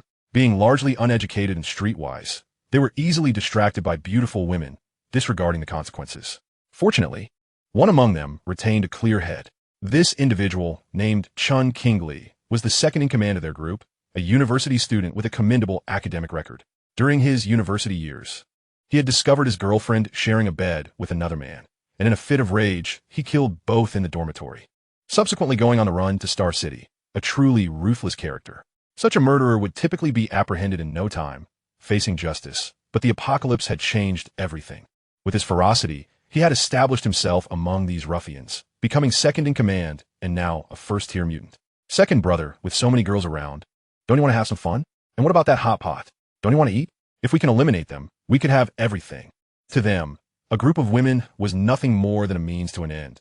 Even if they appeared formidable while battling zombies, the skinny monkey still held them in contempt, believing women were merely for exploiting. Fool! Chun Kingli scolded. If you want to die, go ahead, but don't drag the rest of us down with you. However, he proposed an idea that might yield great rewards. All eyes in the group turned to him. Even the leader intrigued. Who wouldn't want to hold a soft girl while enjoying steaming hot pot? Hearing that Chun Kingli had a plan piqued everyone's interest. First, we need to spread the word about them, embellishing the details a bit. Inform the other survivors that this group has plenty of food and consists entirely of female college students. Why emphasize they are college students? The skinny monkey asked, confused. College students, especially females, often give the impression of being kind-hearted. When more people come, it will undoubtedly stir up conflict, and we can simply reap the benefits. Xiao Jun had no inkling that, less than 100 meters away, a group was already scheming to devour them. Having satisfied their hunger and thirst, it was time to resume their labor. The morning strategy remained unchanged, and the young women continued to exhibit abundant vigor. During their break, Jiang Yu had already assisted the newly joined 4 ladies in successfully leveling up, though this was not without cost. It would be recorded to be repaid in due time. Once again, Xiao Jun struck down a second-tier zombie, while the young women expertly surrounded the airdrop box, remaining vigilant. Tiang Yu, however, reports to Xiao Jun. Something feels amiss. It seems the number of people trailing us is increasing. Xiao Jun furrowed his brow. Since the afternoon, a handful of individuals have been following his team, but their small numbers and mere presence had led him to overlook them. Now, however, it appeared that nearly 100 were behind them.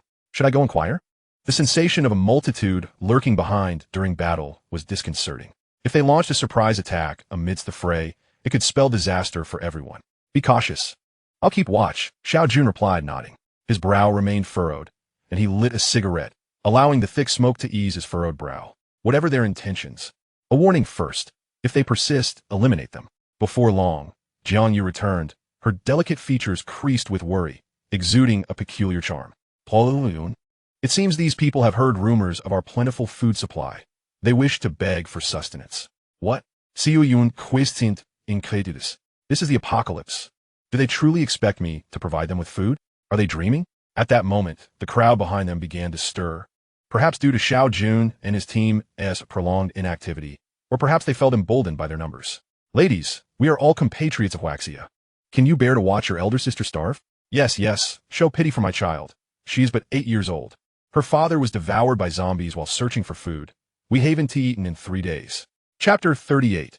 Kill anyone who blocks us.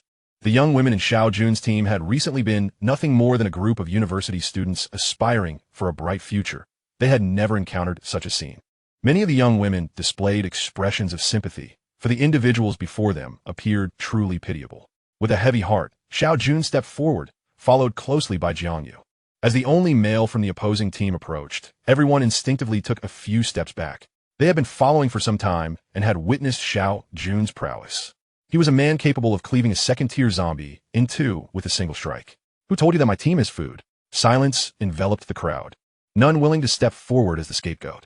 Whoever informed you, let them claim responsibility for it. With that, Xiao Jun produced a portable cooking pot and a bottle of soda from his spatial storage. Still, no one spoke. It became evident to Xiao Jun that these individuals were not as desperate as they claimed. They were merely dismissing the meager offerings, seeking something far more substantial. Young man, we didn't hear it from anyone. We've been trailing you and witnessed your ample food supplies. A voice rang out from the crowd. The momentum shifted, and soon everyone was chattering excitedly. Yes, yes, you are so formidable. You surely have plenty of food. Please help us. Young brother, when one side is in trouble, the other should lend assistance. We are all compatriots. Are you not inclined to help us? Xiao Jun left coldly, a mocking smile gracing his features as he regarded the crowd before him. So tell me, what do you deem an appropriate amount for me to provide?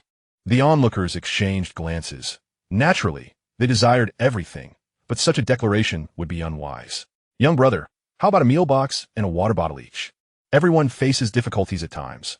We could assist you next time. The same voice spoke again, and Xiao Jun finally identified the speaker, a youth adorned with tattoos. He seemed vaguely familiar to Xiao Jun, though he couldn't quite place where he had seen him before. The crowd erupted once more. Indeed, a meal box and a water bottle shouldn't be difficult for you, young brother. Certainly, with your strength, dispatching a few zombies to secure some supplies should be effortless. Jiang Yu followed closely behind Xiao Jun, her face etched with concern. With so many demands being placed upon them, even if they had the resources, it would be impossible to comply. Yet, with over 100 individuals present, conflict would undoubtedly be detrimental to their side. Killing zombies was one thing. She could compel her sisters to do so, for failure meant death. But killing a person? The very thought sent shivers down her spine. Glancing around, she noticed several young women had regained their senses. None were truly oblivious to the fact that these individuals were attempting to rob them, and their futures hung in the balance. However, anxiety gripped them, their weapons trembling in their hands as they contemplated how to respond if conflict erupted. Surely, they could not resort to murder. Observing the young women's trepidation, the surrounding crowd felt emboldened. Indeed, young university students are easily bullied, especially female students. Once we obtain the food this time, we can return for more later. This time was fortuitous. Perhaps they could even recruit them to gather food, while we simply follow behind to demand our share. This strategy is familiar. The university students from my previous company were just like this. Xiao Jun observed the expressions of those around him. His cold smile betraying nothing of a disdain, he fell for the blood-sucking demons masquerading as humans. Unfortunately for them, they had crossed paths with Xiao Jun. Who was it that proposed this plan? I believe it was you, so you shall be the first to step forward. With that, Xiao Jun gestured for Jiang Yu to present a meal box and a water bottle, placing them before him. The young man, taken aback by Xiao Jun's swift capitulation, excitedly emerged from the crowd, striding towards Jiang Yu with a lewd smile, his eyes fixated on her long legs. Even in athletic attire, Jiang Yu felt a wave of revulsion wash over her. As the young man approached, he extended his hand, declaring, "Young brother, you truly are a good person. And the young lady is quite beautiful. If only this meal box were more flavorful, perhaps some soda and hot pot would be a fine addition. Rest assured, you will no longer need to worry about food." Xiao Jun's icy voice interrupted. The young man instinctively inquired why, but before he could utter another word, the answer came swiftly, and he would indeed find himself untroubled by such concerns in the future.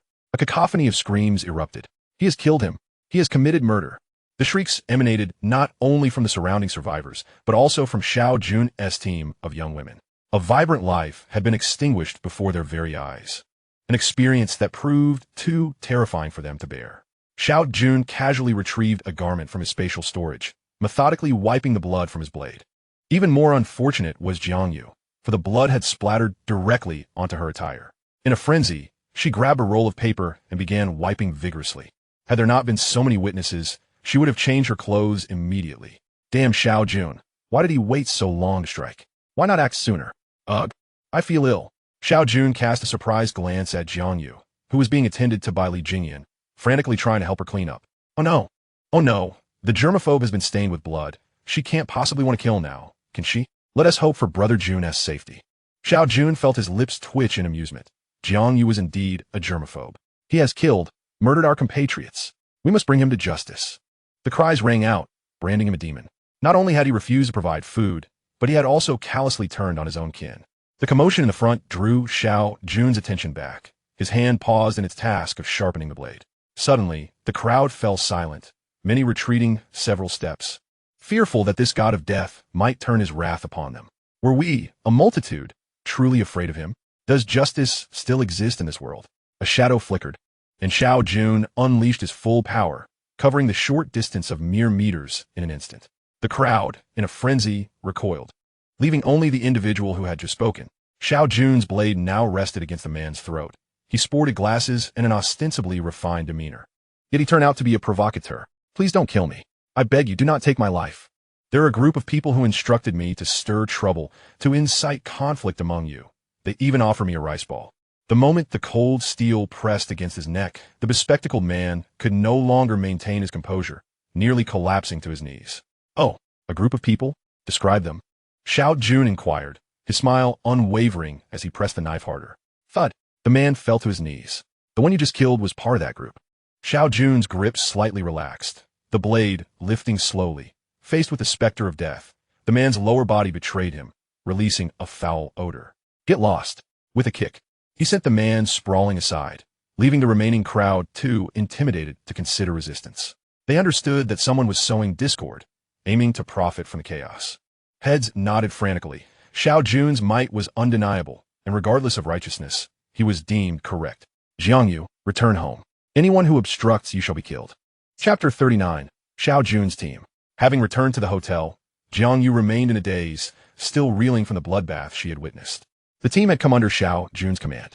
Upon entering the room, Jiang Yu suddenly regained her senses and gazed intently at Xiao Jun. "Brother Jun, I just remembered. That person was from the group resting not far from us during our midday break." "That group?" Xiao Jun recalled, realizing he had underestimated them at the time. Not anticipating their treachery, he would keep this dead in mind. Since they were both in Star City, the day of reckoning would come. Setting this matter aside, he acknowledged that they were still short-handed and needed to recruit more members. To prevent such occurrences in the future, he concluded that strength must be cultivated. If today there had been 100 first-tier, mutated women wielding steel blades, would that group have dared to approach? 30 seemed substantial, yet for a team, it remained woefully inadequate. From both physiological and psychological perspectives, women typically constituted a vulnerable demographic. To forge a battalion of formidable women who would not be bullied, they required more numbers. Jiang Yu concurred with this sentiment. They already possessed sufficient strength to procure food. And today, they had even set up a high-tech tent that could accommodate 100 people with ease. Of course, she was yet unaware that the supply drop boxes would cease to increase the following day. When the survivors realized this, fierce competition would ensue. Recruitment was essential, but they could not rely solely on supply drop boxes in the future. Any available space equipment should be utilized to store necessities. They needed to raid supermarkets and malls. As typical storage, warehouses were located underground. More resources were imperative. Remember, prioritize food, stockpile water, and gather outdoor survival gear, Xiao Jun instructed. Jiang Yu was puzzled by the necessity of such items. Survival in the wilderness? Did Brother Jun not plan to stay in the hotel? Xiao Jun refrained from elaborating. The premature emergence of second-tier zombies remained a pressing concern for him. He was uncertain if other events would also manifest ahead of time, but preparation was prudent. Recruitment was part of that preparation. The zombies outside the city would only outnumber those within. To dwell beyond the city limits, they first needed to clear their territory. In his estimation, 500 individuals would suffice. Before venturing out, he intended to visit the survivor team. In the days to come, humanity would discover that the zombie threat would not escalate, and the survivor teams would expand rapidly, engulfing much of Star City, establishing territory and order. Xiao Jun did not plan to join them immediately, for an earthquake had yet to occur, rendering the city unsafe. In his previous life, the earthquake halved the survivor population, claiming many first-tier mutated beings, not to mention countless ordinary people. At midnight, Xiao Jun stood by the window, the cigarette in his hand slowly burning down. The sky appeared normal. The fissure that had persisted for a week had vanished, along with the bothersome zombies. Everything seemed to revert to its rightful course, continuing as per Xiao Jun's understanding of the world. Brother Jun, is this what you meant by change? Jiang Yu and Wan Qinya stood beside him, the latter expressing her astonishment. Jiang Yu, wide-eyed, gazed out the window, yet there was not a trace of zombies in the sky. Both women were filled with a significant question. How did Brother Jun know? Was he prophetic? Xiao Jun chose not to explain. Some matters defy elucidation, and it was better to maintain an air of mystery. From today onward, the number of zombies and supply drop boxes shall cease to rise. The great melee is upon us. He closed the curtains and sighed. The apocalypse has merely begun. Battling zombies requires only courage. Contending with humanity is the true test. If these young women retain their misplaced kindness, unable to strike against their fellow humans, they are destined to learn a bloody lesson. Xiao Jun would not intervene. He trusted Jiang Yu to handle the situation. Jiang Yu sighed deeply, her expression a complex mix as she regarded Xiao Jun. Could this man truly be the legendary protagonist? Has he traversed dimensions or been reborn? Xiao Jun inwardly cursed. He never anticipated that in this day and age, a woman would take an interest in apocalyptic novels. Was this the reason for her rise in this new world?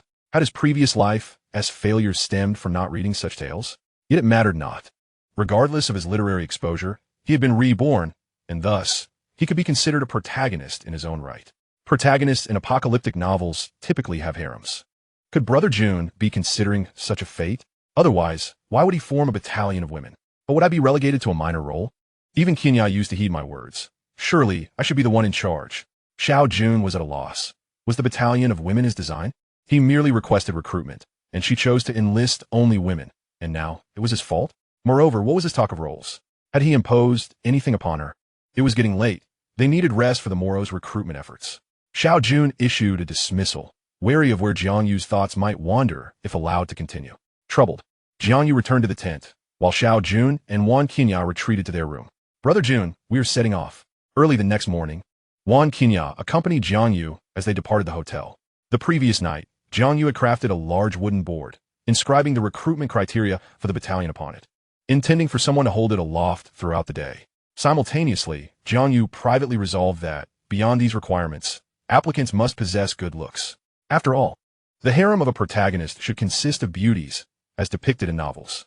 Had Xiao Jun heard this, he would have genuinely appreciated her foresight. This girl was astute, and she needed to aim high. What had initially been Jiang Yu's battalion was now morphing into Xiao Jun's harem, all while the unsuspecting protagonist remained oblivious. By the time Xiao Jun stepped out, it was already 9:15. By now, all the survivors in the city should be aware that no new supply drop boxes were forthcoming. They were left uncertain whether more boxes would appear in the future. As it stood, the supply boxes within the city seemed to be the last, dwindling with each opening. In an instant, the entire city erupted into a frenzy, as countless individuals emerged from their concealed hideouts, fervently seeking the remaining airdrop boxes. Simultaneously, throngs of people flooded into supermarkets and shopping malls.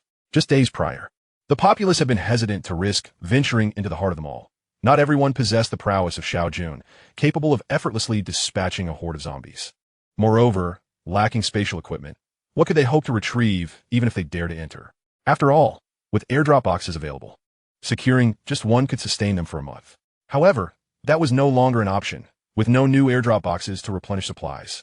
Food scarcity was poised to escalate dramatically. Under such circumstances, Jiang Yu and her companions faced significantly heightened challenges in their quest for airdrop boxes and resources.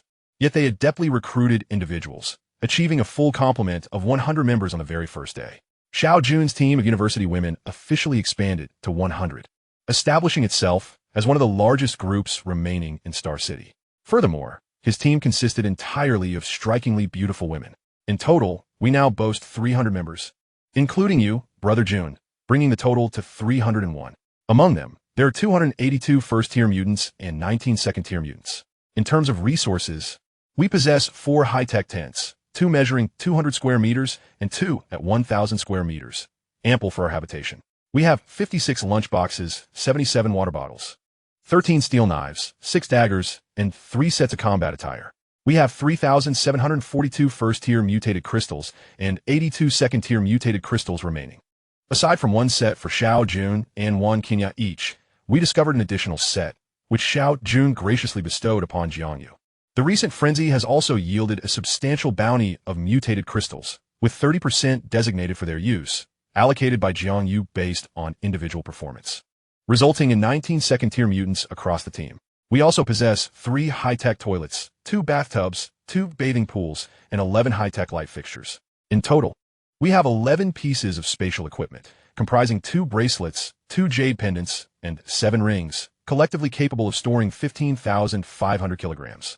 Beyond the contents of the airdrop boxes, we have 3,000 kilograms of mineral water, 1,000 kilograms of assorted beverages, 2,000 kilograms of salt, 2,000 kilograms of various canned goods, 2,000 kilograms of self-heating rice, 1,000 kilograms of self-heating hot pot, 500 kilograms of snacks, such as chips and spicy strips, and 500 high-powered flashlights. Additionally, just 2 days ago, we discovered a large hospital where I procured a considerable amount of glucose, along with common cold medications, anti-inflammatory drugs, and fever reducers. After all, we can't rely solely on mutated crystals for every minor ailment. Since the influx of zombies and airdrop boxes has ceased, the humanity within Star City has descended into utter madness, with resources being fervently snatched up, even in the absence of spatial equipment.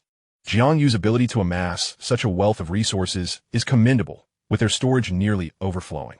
Besides these items, the remaining space must accommodate bedding, tissues, and other miscellaneous necessities like feminine hygiene products. Furthermore, it is imperative to equip each team member with a backpack filled with supplies. And the recruitment must continue until we reach 500 members. 5 days have elapsed since the airdrop boxes were depleted, and in 2 more days, once the rush for airdrop boxes has subsided, Xiao Jun intends to visit the survivor team, which has reportedly experienced rapid growth, even managing to secure an entire district as a safe zone, with their numbers exceeding 10,000. His primary objective is to exchange for equipment, ensuring that all 500 of the young women are outfitted with high-tech weaponry. All residents of the 21st floor of the hotel have been cleared out by Xiao Jun, who compensated them with a reasonable amount of food. He is not devoid of ethics. As for those who dared to demand exorbitant prices, they have since become the zombies lurking below. In the wake of these tumultuous days, even the strength of the female army has faced attacks from their fellow humans, resulting in the tragic deaths of 2 young women. Following this incident, the female army underwent a profound transformation. They realized that failing to eliminate threats meant risking their own survival, leaving nothing but bones behind. Forget notions of unity in the apocalypse. First, one must ensure their own survival before contemplating solidarity. Sister Yu, more people are coming to seek refuge with us, including a pair of twins who are exceptionally beautiful. Thanks to Jiang Yu's recent promotion, the female army has garnered a certain level of fame within Star City, attracting individuals seeking to join. The criteria for membership have become clear to Jiang Yu's ideal female recruits. They must be female, attractive, youthful, and educated, specifically female university students. None of these attributes can be overlooked. Many often speculate in private that these must be the leader-esque requirements. The leader, of course, is Xiao Jun. Aside from the initial 30 young women who joined, all subsequent recruits refer to him as the leader. While only the original 30 call him Brother Jun, Jiang Yu has chosen not to clarify this distinction. What man does not appreciate beauty? Undoubtedly, Xiao Jun is no exception. Moreover, The women engaging in such discussions are each brimming with youthful infatuation. If Xiao Jun were willing, they would eagerly offer themselves to him without hesitation. Fortunately, with Wan Qinyao present, these young women are not overly audacious. Twins? A flash of recognition struck Xiao Jun. He recalled that in his previous life, a pair of renowned twin sisters had belonged to Jiang Yu's female army. These sisters were not celebrated for their strength or status, but rather for their breathtaking beauty. While there were others in Future City who were arguably more attractive, the twins' allure lay in their pair. At that time, they epitomized the dreams of every man in Future City, and Xiao Jun was no exception. Without further ado, he resolved to meet them. Before Jiang Yu could express her thoughts, Xiao Jun declared, "Let us go. Someone is seeking refuge. We should see for ourselves." The nearby young women exchanged knowing smiles, amused by Xiao Jun's eagerness. Indeed, the mere mention of beautiful twins has him roused. Could it be that we sisters lack sufficient allure? As Xiao Jun stepped forward, he nearly stumbled upon hearing their thoughts. Damn it, do you even need to think? Can you compete with the allure of twin sisters? They are not only twins, but are also ranked third among the 10 most beautiful in Future City. Albeit that ranking is for the two of them combined. Even Jiang Yu, adorned with the title of the female army leader, only managed to secure 6th place. As for Wan Qinyao, she didn't even make the list. In my previous life, I didn't even realize she was female. Ignoring the murmurs of the young women, Xiao Jun boldly stepped outside. I'm simply going to see some beautiful women. What is it to you? In a few months? Which illustrious man won to be surrounded by dozens of concubines? As he exited, Jiang Yu hurried to catch up, with Wan Qinyao occupied leading the charge against zombies. It was crucial for Jiang Yu to oversee matters carefully. Arriving at the hotel entrance, 2 identical young women stood waiting, accompanied by several female team members who were observing. Upon seeing Xiao Jun approach, they promptly greeted him with a chorus of "Hello, leader." As they drew closer, even Jiang Yu could not suppress her astonishment at the sight of such exquisite beauty. Despite their lack of adornment and their somewhat disheveled appearance, their beauty was undeniable. If they were to be given a little grooming, they would surely be unrivaled, living up to their status as the top 3 beauties in Future City. One could only wonder who the first and second ranked might be, capable of overshadowing these twins. Greetings, leader. I am Jing Ru, and this is my sister, Jing Yi. The sisters had long been aware that the most renowned leader of the female army in Star City was a man. Upon their arrival, they were quite curious, and now they finally beheld him in person. He bore no resemblance to the legendary figure of a ruthless killer. Instead, he appeared as a handsome young man. Xiao Jun was not unattractive. On the contrary, he possessed a certain charm. After his discharge from the military, he often attracted attention on the streets of Star City, with young women frequently asking for his contact information. Now, Xiao Jun not only retained the looks from his past life, but also exuded a newfound confidence and charisma, making him quite captivating to young women. Otherwise, do you think these young ladies in the group are merely motivated by monetary gain? It is precisely because Xiao Jun possesses not only resources and strength, but also striking good looks. Welcome to both of you. I am the Vice Captain, Jiang Yu. Thinking of getting close to Xiao Jun upon arrival? Tomorrow, I shall have you feeding zombies. Xiao Jun shot a dark glare at Jiang Yu, finding her remarks rather harsh. Chapter 41. Wan Qinyao's Decision. On the hotel sofa, Xiao Jun reclined leisurely while the twin sisters sat across from him. Just moments ago, Jiang Yu and Li Jingyan had ventured out with a group to scour for supplies. With their considerable numbers, they could easily divide into multiple teams. Over 300 altered beings in Star City were not to be underestimated. The twin sisters had recently bathed and donned fresh attire, their faint fragrance wafting toward Xiao Jun, stirring his heart. The day before, he had noticed Jiang Yu applying perfume. She had certainly not given him the full account, as her handling of feminine cosmetics and fragrances remained a mystery, perhaps hiding much more than he could imagine. The twin sisters were freshmen from Star City Women's University, just 19 years old. According to the ladies from the group, these two had become the school's flowers within their first month of enrollment. Emerging from a sea of women, their stunning beauty was undoubtedly extraordinary. The table was laden with various snacks, potato chips, spicy strips, and cola, all recently procured by Xiao Jun. Noticing the eager expressions on the twin sisters' faces as they gazed at the treats, he gestured for them to indulge. "Thank you, Captain," one of them exclaimed excitedly, immediately opening a bottle of cola, while the other hesitated, yet could not resist the allure of food and soon joined in. Xiao Jun observed that despite being twins, one was vivacious and open, while the other was considerably more reserved. As Wan Qinyao entered, she was greeted by the scene before her. Xiao Jun comfortably reclined on the sofa, Two breathtaking beauties were massaging him, occasionally inquiring if the pressure was suitable. Bang! The sound of something heavy hitting the floor echoed. Xiao Jun lifted his head to see Wan Qinya's furious expression. The twin sisters gasped, standing obediently to the side. Oomph! Wan Qinya scoffed, ignoring Xiao Jun as she strode into the room. Click! The door was locked behind her. It's fine. You two may leave, Xiao Jun said, waving his hand to the bewildered twin sisters. As they departed, the more spirited one took the unfinished cola with her. Xiao Jun did not mind. After all, it was meant for them, and he was not reduced to drinking her saliva from a bottle. He would prefer to drink directly from her lips. He gently knocked on the door a few times, but received no response. Increasing his efforts, he persistently knocked without tiring. After a while, the door finally creaked open. Wan Qinya stood there with red-rimmed eyes, staring intently at him. One of the top 10 experts in the group was crying. This was indeed a rare sight. What is this? You and T let me in? Wan Qinya stepped aside, but remained silent. Is it just a pair of twins? Just a bit more beautiful? Truly, men are all the same. One cannot trust them. Neither spoke. However, Xiao Jun could hear her thoughts, content to sit there and listen. You come in and say nothing. What exactly do you want? Should I be the one to take the initiative? It was you who erred. Xiao Jun remained silent, seated on the bed, while Wan Qinya stood at the head of the bed, their gazes locked. Even in this apocalypse, even with your strength, I am still your first woman, right? How can you consort with other women without my consent? This is utterly unforgivable. Xiao Jun chuckled inwardly. Did she imply that if she agreed, he could engage with other women? Why isn't he speaking? What does it mean? Am I being too unreasonable? It can't be that way. In recent outings, I've heard that the more prominent captains have several women around them. Perhaps my expectations are too high. Xiao Jun was unaware that before the establishment of Future City, he had lived a solitary existence, and upon entering Future City, he learned that capable men were often surrounded by numerous women. It was still early. The apocalypse had only begun for less than 20 days. Yet had people's true natures already begun to reveal themselves? Why is he still silent? If he just apologizes, I will forgive him. Wan Qinya grew anxious. Something felt amiss. Could he be upset?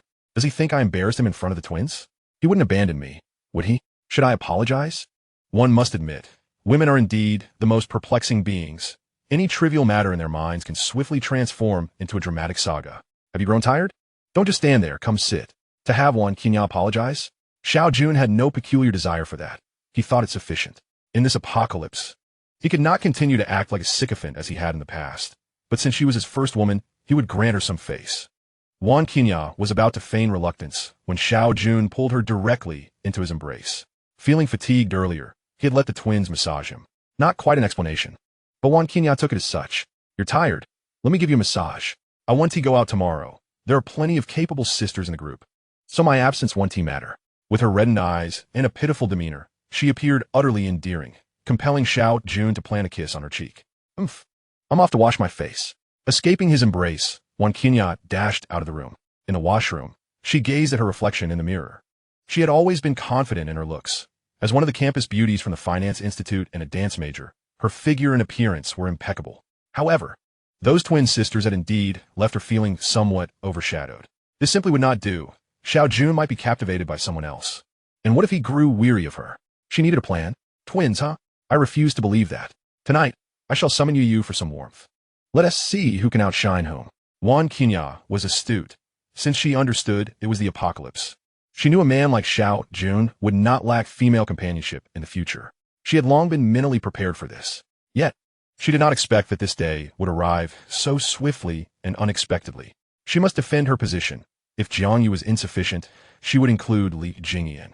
I refuse to believe that the three beauties from my dorm cannot compete with a mere pair of twins. Xiao Jun had never anticipated that merely allowing the twin sisters to massage him would provoke such a profound impact on Wan Qinya. He was already scheming about how to lure Jiangyu into his bed.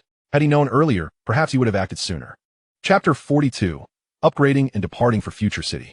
Brother Jun, there's big news. Jiangyu's hurried voice echoed from outside the door. What is it? Xiao Jun asked in confusion as he stepped outside. Hadn't Jiangyu just left moments ago? The survivors team has announced plans to establish a new city, to be named Future City. The word Future City sent a jolt through Xiao Jun's heart. This was ahead of schedule.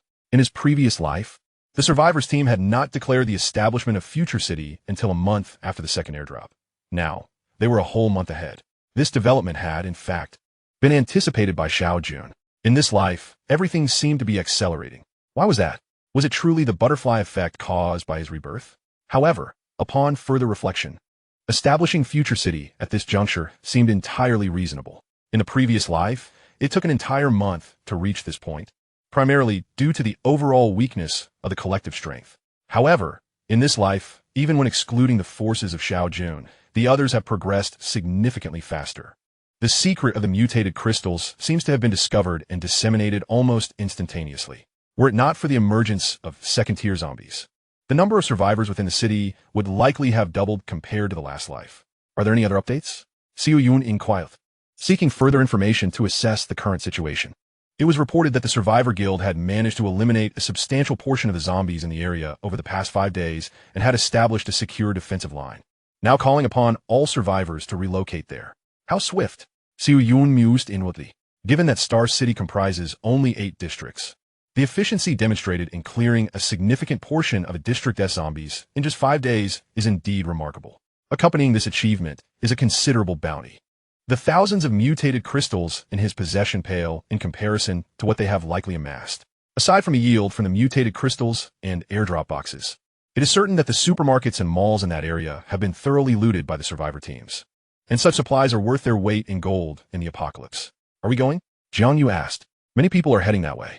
She would not presume to make such a significant decision, having firmly concluded that Xiao Jun was either reborn or transported from another world. A protagonist whose lead should be followed without question. Yes, we shall go. We will set off at dawn tomorrow, Xiao Jun decided. The district where the survivor team is located is adjacent to theirs, and the distance is manageable. One could reach it in half a day, alleviating concerns about the risks of nightfall. It is likely that survivors from across the city are seeking to make their way there. He needs to gather more information and procure additional equipment. Soon, news of Xiao Jun's decision reached every one of the young women. We depart at 7 tomorrow, with our destination being Future City. Are we to join Future City? Wan Qinya gathered her thoughts and approached Xiao Jun, recognizing the gravity of the moment. Every choice he made significantly impacted their future. Joining is not an option. What difference is there between joining Future City and merging with the survivor team? I do not wish to be governed daily. Joining Future City is out of the question. Setting aside the impending earthquake, even if it were to occur, he would not affiliate himself with the current incarnation of Future City. He would wait a month or 2 until Future City had weathered the earthquake and evolved into a true sanctuary for all survivors before he would formally relocate there, entering as a team rather than as a member. The night passed in silence. Even the matters concerning Xiao Jun and the twin sisters were momentarily forgotten. The next morning, over 300 young women stood energetically at the hotel entrance, awaiting Jiang Yu's instructions. Brother Jun, we are nearing 100 second-tier mutated crystals. Should we attempt an upgrade? In the hotel room, only 4 individuals remained: Xiao Jun, Jiang Yu, Wan Qinya, and the bewildered Li Jingyan. Soon, they would head to Future City, where the population was dense and it was someone else's territory. Only by fortifying their own strength could they maximize their safety. As their team's strength increased, second-tier zombies ceased to be a threat and instead became a sought-after resource. Yesterday, the entire team had acquired 13 second-tier mutated crystals, leaving only 5 more to reach their goal of 100. However, the number of second-tier zombies was dwindling, making the acquisition of second-tier mutated crystals increasingly challenging. It was rumored that survivor teams were offering 80 first-tier mutated crystals for a single second-tier mutated crystal. A mere 80 first-tier mutated crystals would suffice to procure a substantial amount of food and water in Future City. Upgrading is not solely for me. You shall also ascend. The second-tier to third-tier upgrade can still utilize first-tier mutated crystals at a ratio of 1 to 10. The urgency in collecting second-tier mutated crystals indicated that they likely already had third-tier metamorphs among them. Upgrading from third-tier to fourth-tier would render first-tier mutated crystals nearly obsolete, requiring a staggering 1,000 second-tier mutated crystals instead. Yet, as it stands, third-tier zombies have yet to manifest in this world. Logically, even second-tier zombies should not be present at this stage, as the majority of individuals remain within the realm of ordinary humanity, with only a select few exhibiting the potential to reach the second tier. Yet, the situation has become chaotic. Humanity's power has surged dramatically, while zombies have stagnated. The current zombies are insufficient to pose a threat to humans. Close to 4,000 mutated crystals lay before the 4, gleaming conspicuously. Li Jingyan finally grasped the implication. Was she about to upgrade? Indeed, having two excellent roommates means one need only wait to share in the benefits. Xiao Jun retrieved 32nd tier mutated crystals from his space. This combined total would be sufficient for all four to upgrade. Indeed, Brother Jun is the best to me, prioritizing the enhancement of my strength along with that of my roommates. The twin sisters? They pose no threat. Wan Qinya settled down with 1,000 mutated crystals, feeling quite pleased with herself. Brother Jun is so kind to me. Wan Qinya is his girlfriend. Jiangyu is the team leader. What does that leave for me? Should I also offer myself? Li Jingyan pondered foolishly, clutching the mutated crystals as she contemplated how to repay such kindness. Xiao Jun's expression darkened. What is this nonsense? Were it not for your past life as the first kill in the women's army, or if you were merely Wan Qinya's mother, I would not even consider your upgrade. Conversely, Jiangyu had no such concerns, believing it was only natural for her to receive one of the upgrade slots. The four fell silent, each repeating the same action of consuming the mutated crystals.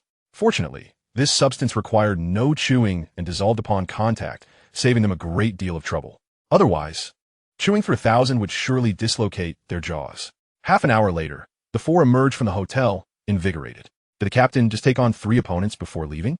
Such energy. Wow, what a chaotic circle. The four-way battle intrigues many. Xiao Jun stumbled slightly.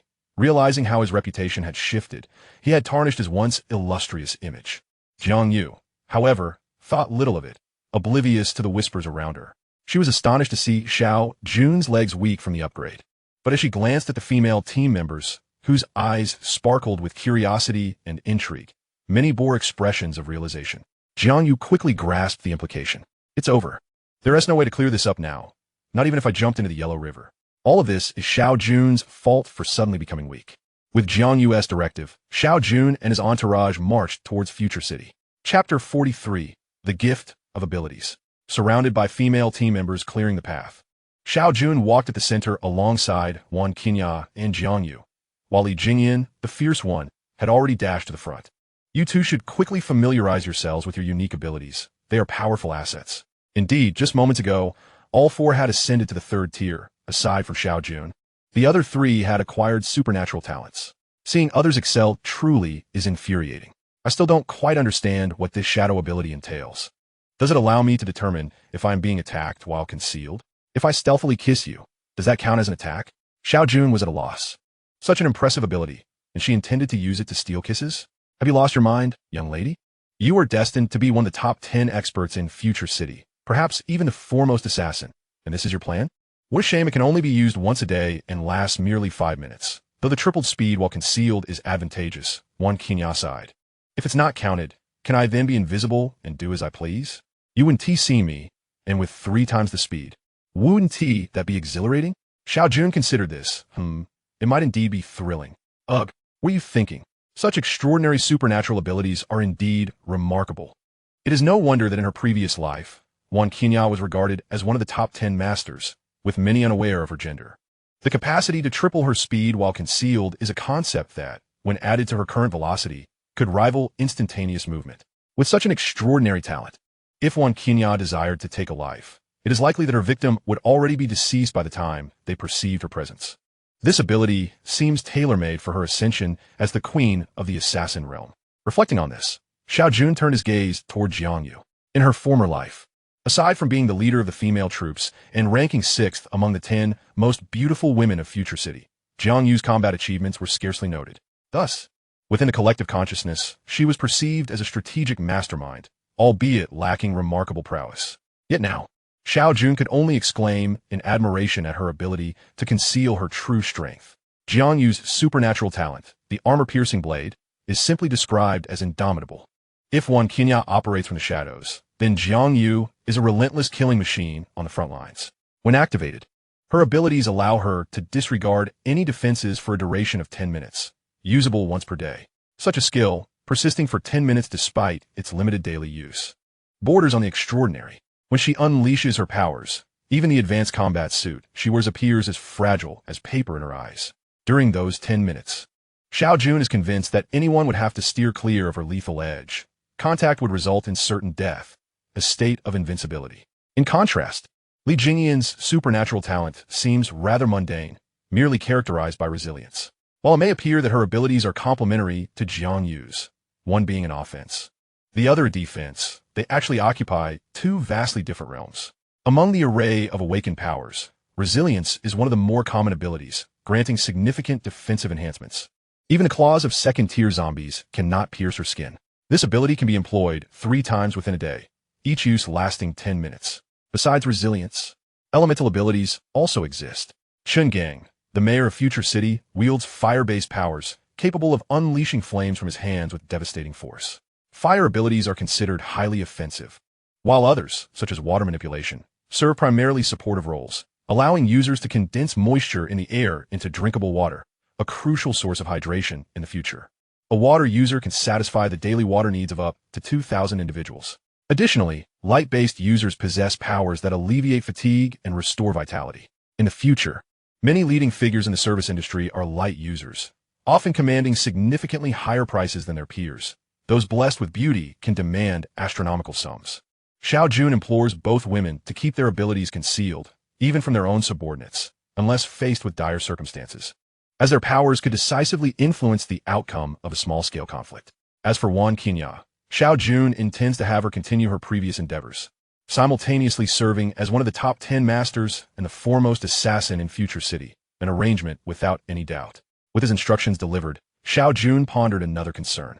Only those who reach the 3rd tier of mutated beings will discover whether they awaken supernatural talents. It seems imperative for him to hasten the pace for everyone to keep up. The number of zombies in the city will significantly diminish before the second airdrop. As they traverse the streets, it becomes evident that the path is not as fraught with danger as anticipated. Many areas have been cleared of the undead. With the knowledge that the zombie population will not increase, humanity has regained confidence, determined to expel the undead from the city and restore a semblance of civilization. Yet, they remain unaware that there are more airdrops to come. Zombies seem endless, an insatiable tide that cannot be eradicated. Even in the previous life of Future City, they face several waves of zombie airdrops, each more powerful than the last, resulting in severe losses. This relentless cycle has driven housing prices to soaring heights, rendering low-tier mutated beings unable to afford a home. Nevertheless, Xiao Jun remains unconcerned. Once the second wave of zombie airdrops concludes, he plans to lead his team beyond the city, where the undead are far more numerous, and the airdrop crates remain unclaimed. At this moment, a young woman from the front of the group approached with an update. Captain Xiao, we are nearing Future City. The number of zombies surrounding them had dwindled, and they encountered several other humans with similar intentions, all heading toward the city. Everyone, remain vigilant. Jiang Yu's orders quickly disseminated, and she joined Xiao Jun at the forefront of the formation. Brother Jun, Captain. Sister Yu. Various titles echoed among the group. Xiao Yun schemed a hit, realizing they would be stationed here for a while. Chapter 44, Registering. The roads flanking them bustled with activity. If one disregarded the attire, it could easily seem like a time before the apocalypse. Their arrival drew considerable attention, as this all-female team had gained notoriety in recent days. Particularly, Xiao Yun, at the forefront, was the envy of many, surrounded by such an array of beautiful women, who could remain unfazed by such a sight. As they advanced a few kilometers, Future City emerged before them. Though only a few days had passed, the construction was already taking shape. Numerous roads had been blocked off, leaving only 2 main thoroughfares for entry. At the city gates, personnel were tasked with registering the information of all entrants, and those seeking to locate surviving relatives could do so here, albeit for a fee. Upon their approach, others parted to make way. In the apocalypse, everyone had grown accustomed to the law of the jungle, with those unfit for survival becoming mere zombies. Who was the leader? Step forward to register, came the call. Xiao Jun was there to exchange resources, not to cause trouble, and thus adhere to the regulations of Future City, leading Jiang Yu and Wan Qinya forward. Captain, please register. The gatekeeper requested. Even those assigned to monitor the entrance possessed discernment. Such a large team certainly could not be treated the same as individuals entering the city. Even though Xiao Jun represented Future City, he could not afford to be too arrogant. It was hard to believe that someone capable of assembling such a sizable team in the apocalypse lacked blood on their hands. As he inscribed his name, Xiao Jun hesitated when it came to denoting the team's name. Observing his indecision, Jiang Yu seized the pen and boldly inscribed Xiao Jun's harem in bold letters. With Jiang Yu having already written it, Xiao Jun found little motivation to amend it. Stunned, the guards watched as he led over 300 women away. Soon, the name Xiao Jun's harem reverberated throughout Future City. At the entrance, Complimentary maps were distributed, and, as they perused their copies, Xiao Jun and Jiang Yu examined the limited options marked on them: the trading market, the registration hall, the recruitment market, and the mayor's office. Merely a handful of locations. Registration hall, then find a place to stay, Xiao Jun decided, steering them toward the registration hall. Along the route, many individuals wielded hoes, actively participating in the construction of Future City, a significant number of whom were mutated beings. One young woman inquired further, discovering that many had been summoned to Future City. Laborers not only received meals, but also earned a first-tier mutated crystal each day, explaining the crowd's eagerness to work. After becoming mutated beings, their physical capabilities surged, enabling them to contribute to the construction efforts at an accelerated pace. No wonder Future City was developing so rapidly. Upon arriving at the certificate hall, a familiar young lady informed Xiao Jun that this place was formerly the administrative center of Star City. The young ladies were left outside in the square, with only Jiang Yu and Wan Qinya accompanying him inside. The hall was sparsely populated, almost desolate. The services offered here were marked on the map. To establish a team, one must apply for a team certificate here, and purchasing territory or property also requires certification. Within the entire domain of Future City, all assets belong to Future City. Even if the house was once your residence before the apocalypse, you must now purchase it from Future City. This policy stirred considerable unrest, prompting Future City to compromise. If one could prove ownership of a house before the apocalypse, they would only need to pay a fraction of a protection fee to reclaim it. Sir, what service do you require? A sweet-faced young lady approached, her discerning gaze revealing that any man able to escort two exquisite beauties must possess considerable prowess. How do I apply for a team certificate? Xiao Jun inquired directly. That depends on your team size. If it's under 100 members, it only requires the payment of 10 mutated crystals. For a team of 100 to 500, it's 30 crystals, and for 500 to 1,000, it's 50. Establishing teams with over 1,000 members is currently prohibited. Future City has just been established. Allowing a 1,000-member team would certainly invite chaos.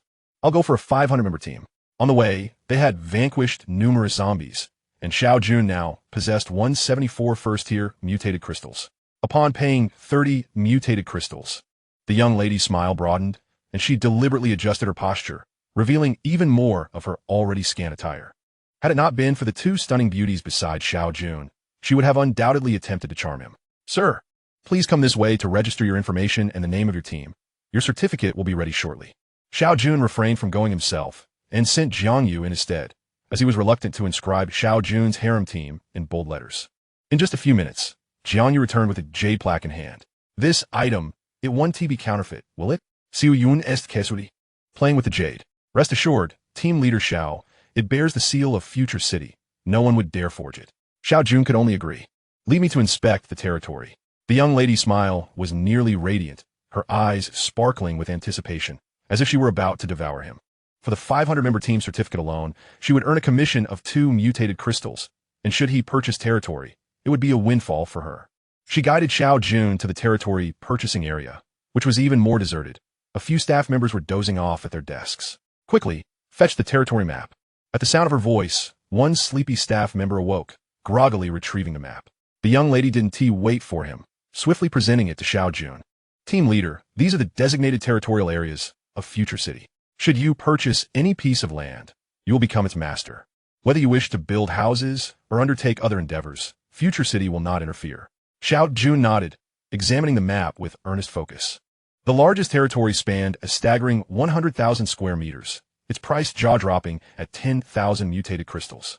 At a conversion rate of 1 mutated crystal equaling 10 square meters, the price was not exorbitant, especially in these early days. Many individuals struggled to amass even 10 mutated crystals. Skipping over these vast territories, Xiao Jun's attention was drawn to a smaller plot on the edge, measuring 20,000 square meters, available for a mere 500 first-tier mutated crystals. Why is this one so inexpensive? Xiao Jun inquired, pointing at the plot. Team leader, it's because this area is already considered suburban. Venturing further would lead you outside the city. The number of zombies outside the city far exceeds those within. Although Future City is cleared a 10-kilometer radius and constructed thick walls, the night can still be quite daunting.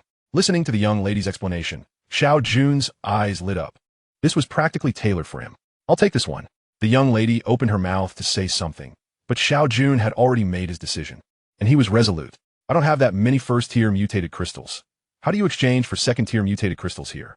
Although Xiao Jun was reluctant to part with his second-tier mutated crystals, his primary focus was on development, not antagonizing Future City.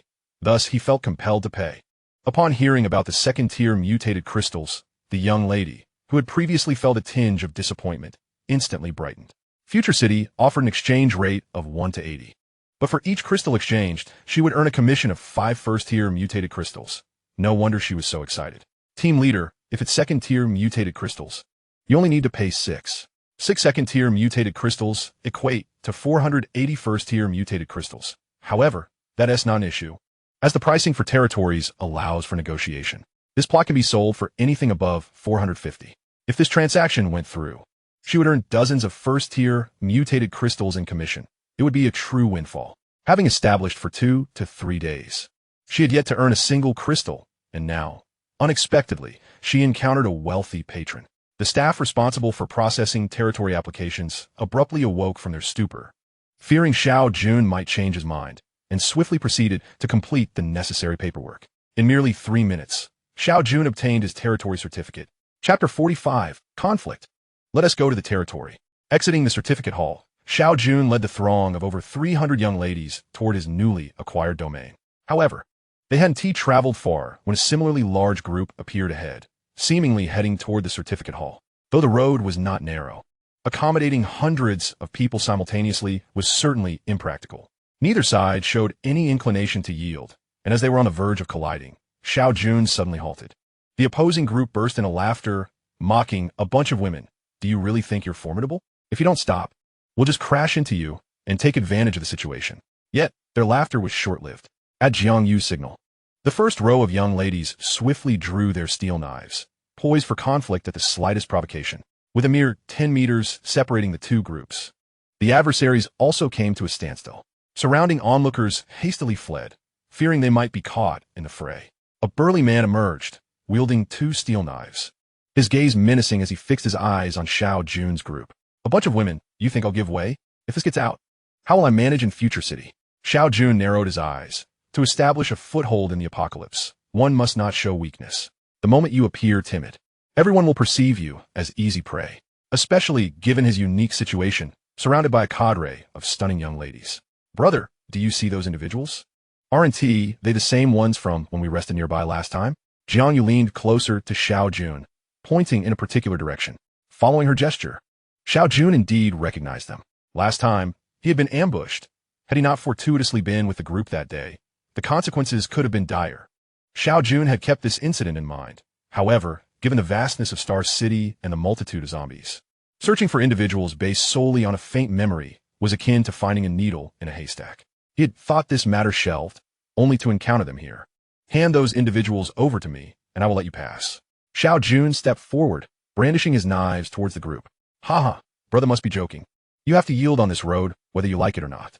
You want me, lone wolf, to hand over my brothers to you? Who do you think you are? This pretty boy must be a fool. If he is going to yield, he should do so properly and not expect me to give him anything in return. Where does this madness come from? However, those ladies of his are quite appealing. Perhaps I should seize this opportunity to take him down and claim them for myself. Xiao Jun Xiao. In the next moment, Wan Qinya sprang into action. The burly man instinctively raised a steel knife to defend himself, but alas, he met only air. Now, can we have a proper discussion? As Xiao Jun's words echoed, Wan Qinya's silhouette appeared beside the hulking figure, her dagger pressed ominously against his throat. With the slightest exertion, he could meet his end. The burly man could scarcely fathom how this woman moved with such speed. Even though she had the advantage of surprise, he too was a third-tier mutant. The strength among mutants of the same tier varies, and particularly for someone like Wan Qinya, who had consumed a mutation serum, the disparity was considerable. Even without her powers, Wan Qinya's swiftness was a league beyond his own. He would be exceedingly fortunate to withstand her assault. Brother, this is Future City. Didn't you see the rules upon entering? Fratricide is strictly forbidden. The lone wolf forced himself to speak. Xiao Jun smiled enigmatically, producing an identification document. Do you know that teams with territories are not bound by this rule? This, he learned from a charming young lady at the documentation center. Did you really think the fees for establishing a team were merely for paperwork? It serves as identification in this apocalyptic realm. Slaying a few individuals is trivial, and as long as one possesses sufficient strength, Future City would not intervene in such matters. Even in my previous life, despite Future City being established for 6 years, deaths within the city remained commonplace, and the 3 major factions continued to act with impunity. For someone like Xiao Jun, if he were slain by members of the 3 factions, there would be no one left to reclaim his body. Expecting Future City to avenge him would be a futile hope. The lone wolf understood that even if Xiao Jun were to kill him, the most Future City would do is issue a token warning. Those individuals targeted me before. I harbor a strong desire for retribution. Hand them over and step aside. And this matter will conclude today. Xiao Jun had approached the lone wolf, who did not recognize him. Yet he was aware of the lone wolf's reputation as the leader of one of the 3 major factions. Bring them here. Are you deaf? Hurry. The lone wolf roared, unwilling to sacrifice his life here. If he fell today, he could seek vengeance another time, but a lost life was irretrievable. Jiang Yu emerged with several young ladies, pointing out the culprits. Ladies, we've never even crossed paths. What did we offend you? The individuals called out turned pale, beginning to protest their innocence. Kneel. Jiang Yu showed no mercy, wielding her steel knife to force them all to the ground. Damn it. How did she know we were behind the last incident? After our failure, we distanced ourselves from that area, and several of our brothers perished. Xiao Jun's gaze shifted to the group, his eyes fixed and unyielding. What the hell? What kind of gaze is that? How can he be so sure it was us? Thankfully, our big brother and second brother weren't caught. They will surely avenge me. 2 more members remain unapprehended, their leaders no less. That simply cannot be allowed. Since they are all here, the roots must be severed. Xiao Jun approached slowly, while the kneeling men looked up at him, pleading for mercy. But what awaited them was a steel blade. A massive head rolled to the ground, eyes wide open, wearing an expression of utter disbelief. The remaining individuals sprang to their feet, attempting to flee, but the nearby ladies acted decisively, leaving the lone wolf's faction momentarily stunned. This man is a madman, and these women are equally unyielding. Do they kill without a second thought? Madmen, all of them. Does Future City truly remain indifferent? You killed my brothers. I will remember this. One day, I will take your life and make these little bitches wish they were never born. Found you. Xiao Jun murmured to himself, turning to slice at another with the back of his blade. What are you doing? You've already killed the ones you wanted. Do you think we can be bullied? The lone wolf bellowed from the side, and many drew their weapons, steadfastly aiming them at Xiao Jun. They could not simply sit idly by should he make another move. Speak. Where is the second in command? Tell me, and I want to kill you. Xiao Jun crouched down, addressing the fallen leader. Haha, what's second in command? Are you trying to use this pathetic excuse to weaken our lone wolf faction? Xiao Jun sighed. It seemed he wouldn't find the last individual today. Continuing the search would push them to their limits, unless he was willing to engage in battle. Not worth it. It would have to suffice. He prepared to send the leader to the afterlife, his gaze sweeping across the furious faces surrounding him. Should he make any further moves, a fight would surely ensue. Enough. It's just one person. For now, I can easily manipulate them, and I will remain unafraid in the future.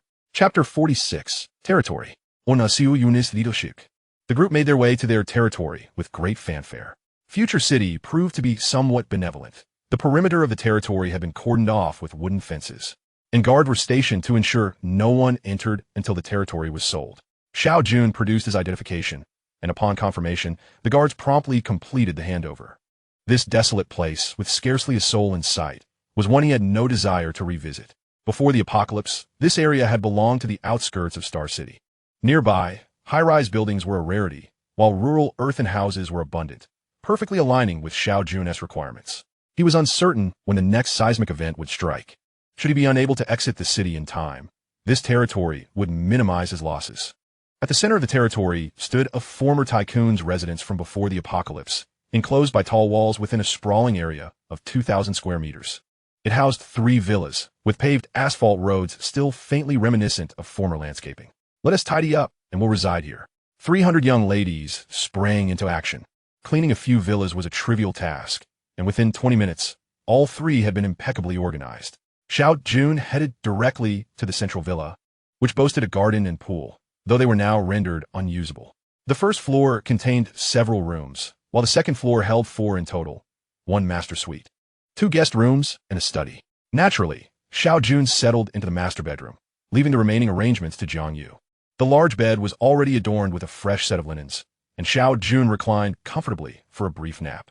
When he awoke 2 hours later, hunger gnawed at him. He pushed open the door, only to find the second floor eerily quiet, devoid of any presence, leaving him to wonder what the ladies were up to.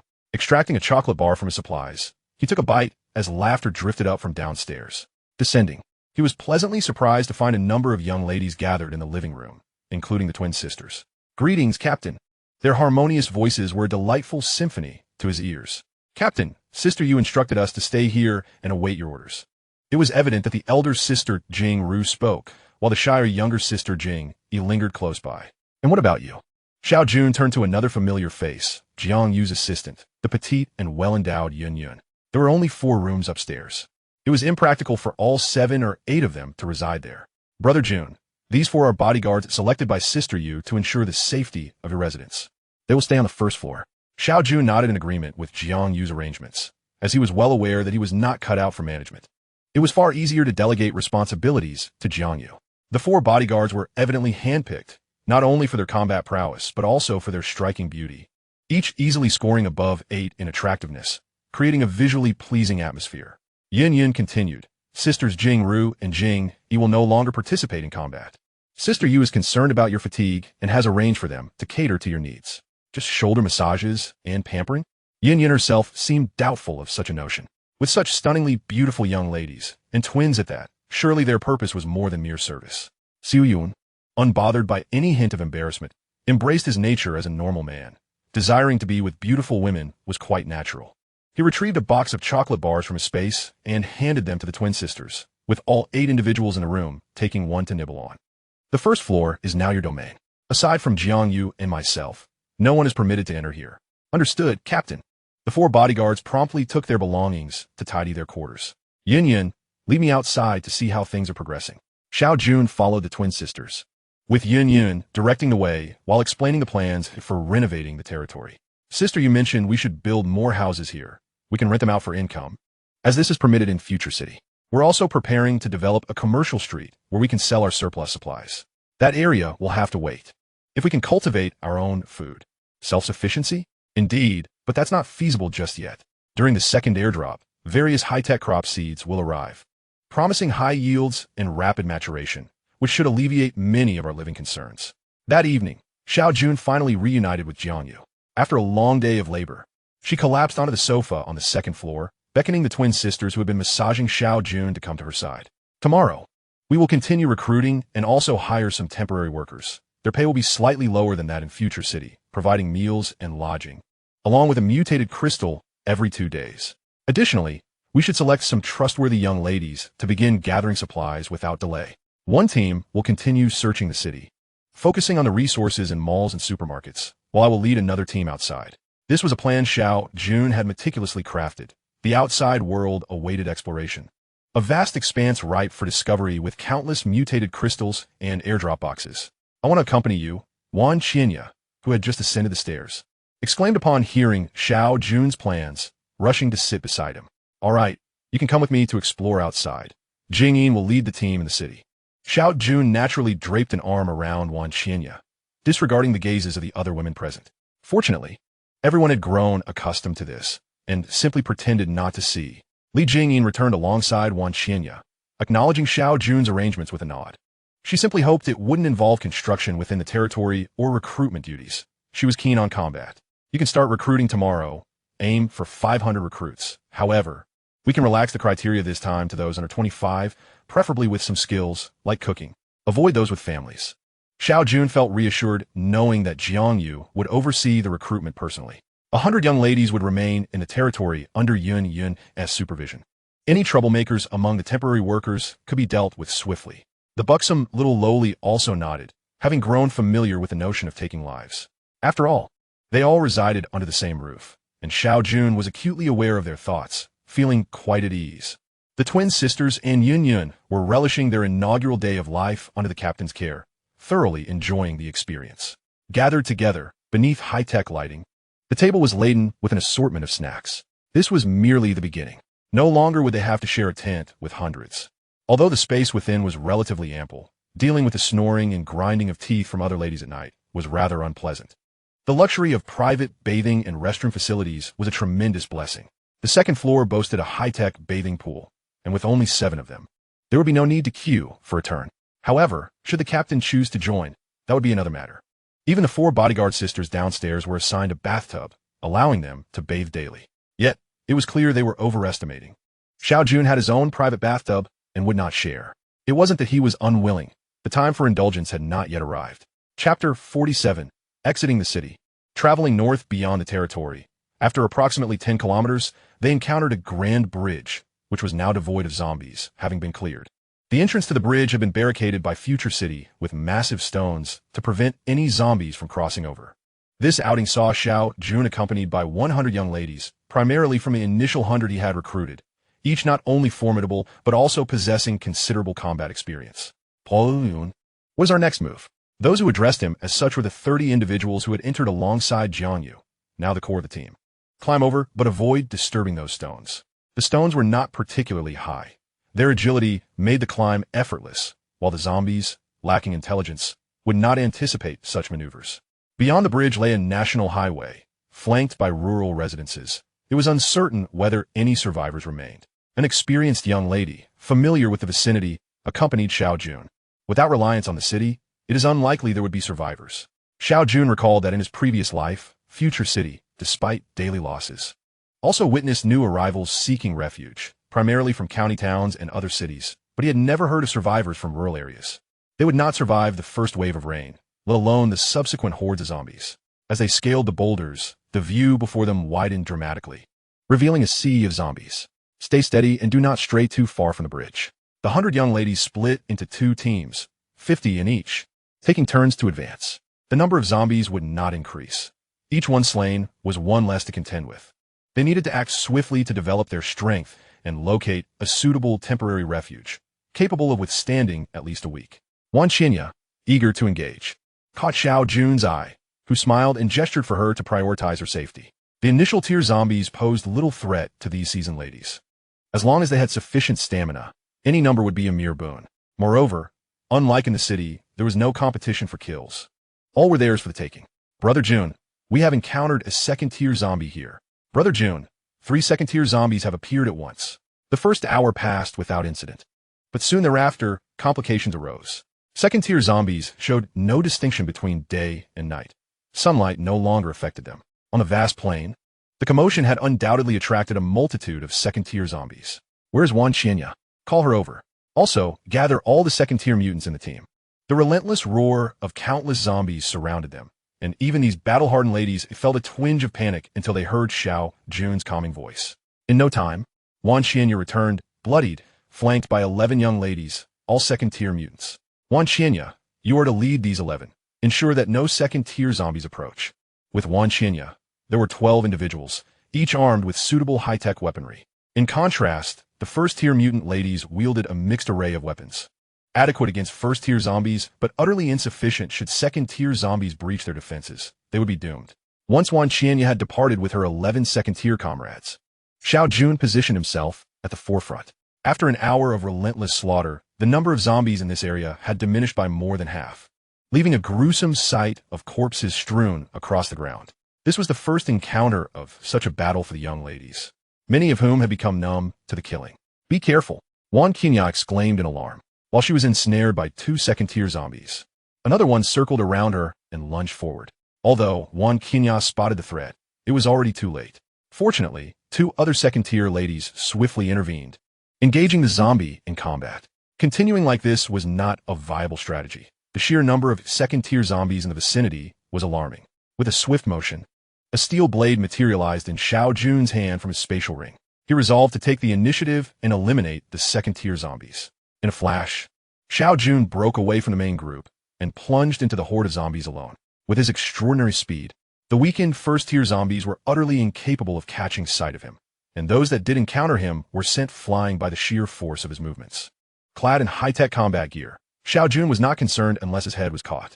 Spotting a second-tier zombie, he charged forward, delivering a swift strike that dispatched it with brutal efficiency. The encounter was refreshingly decisive.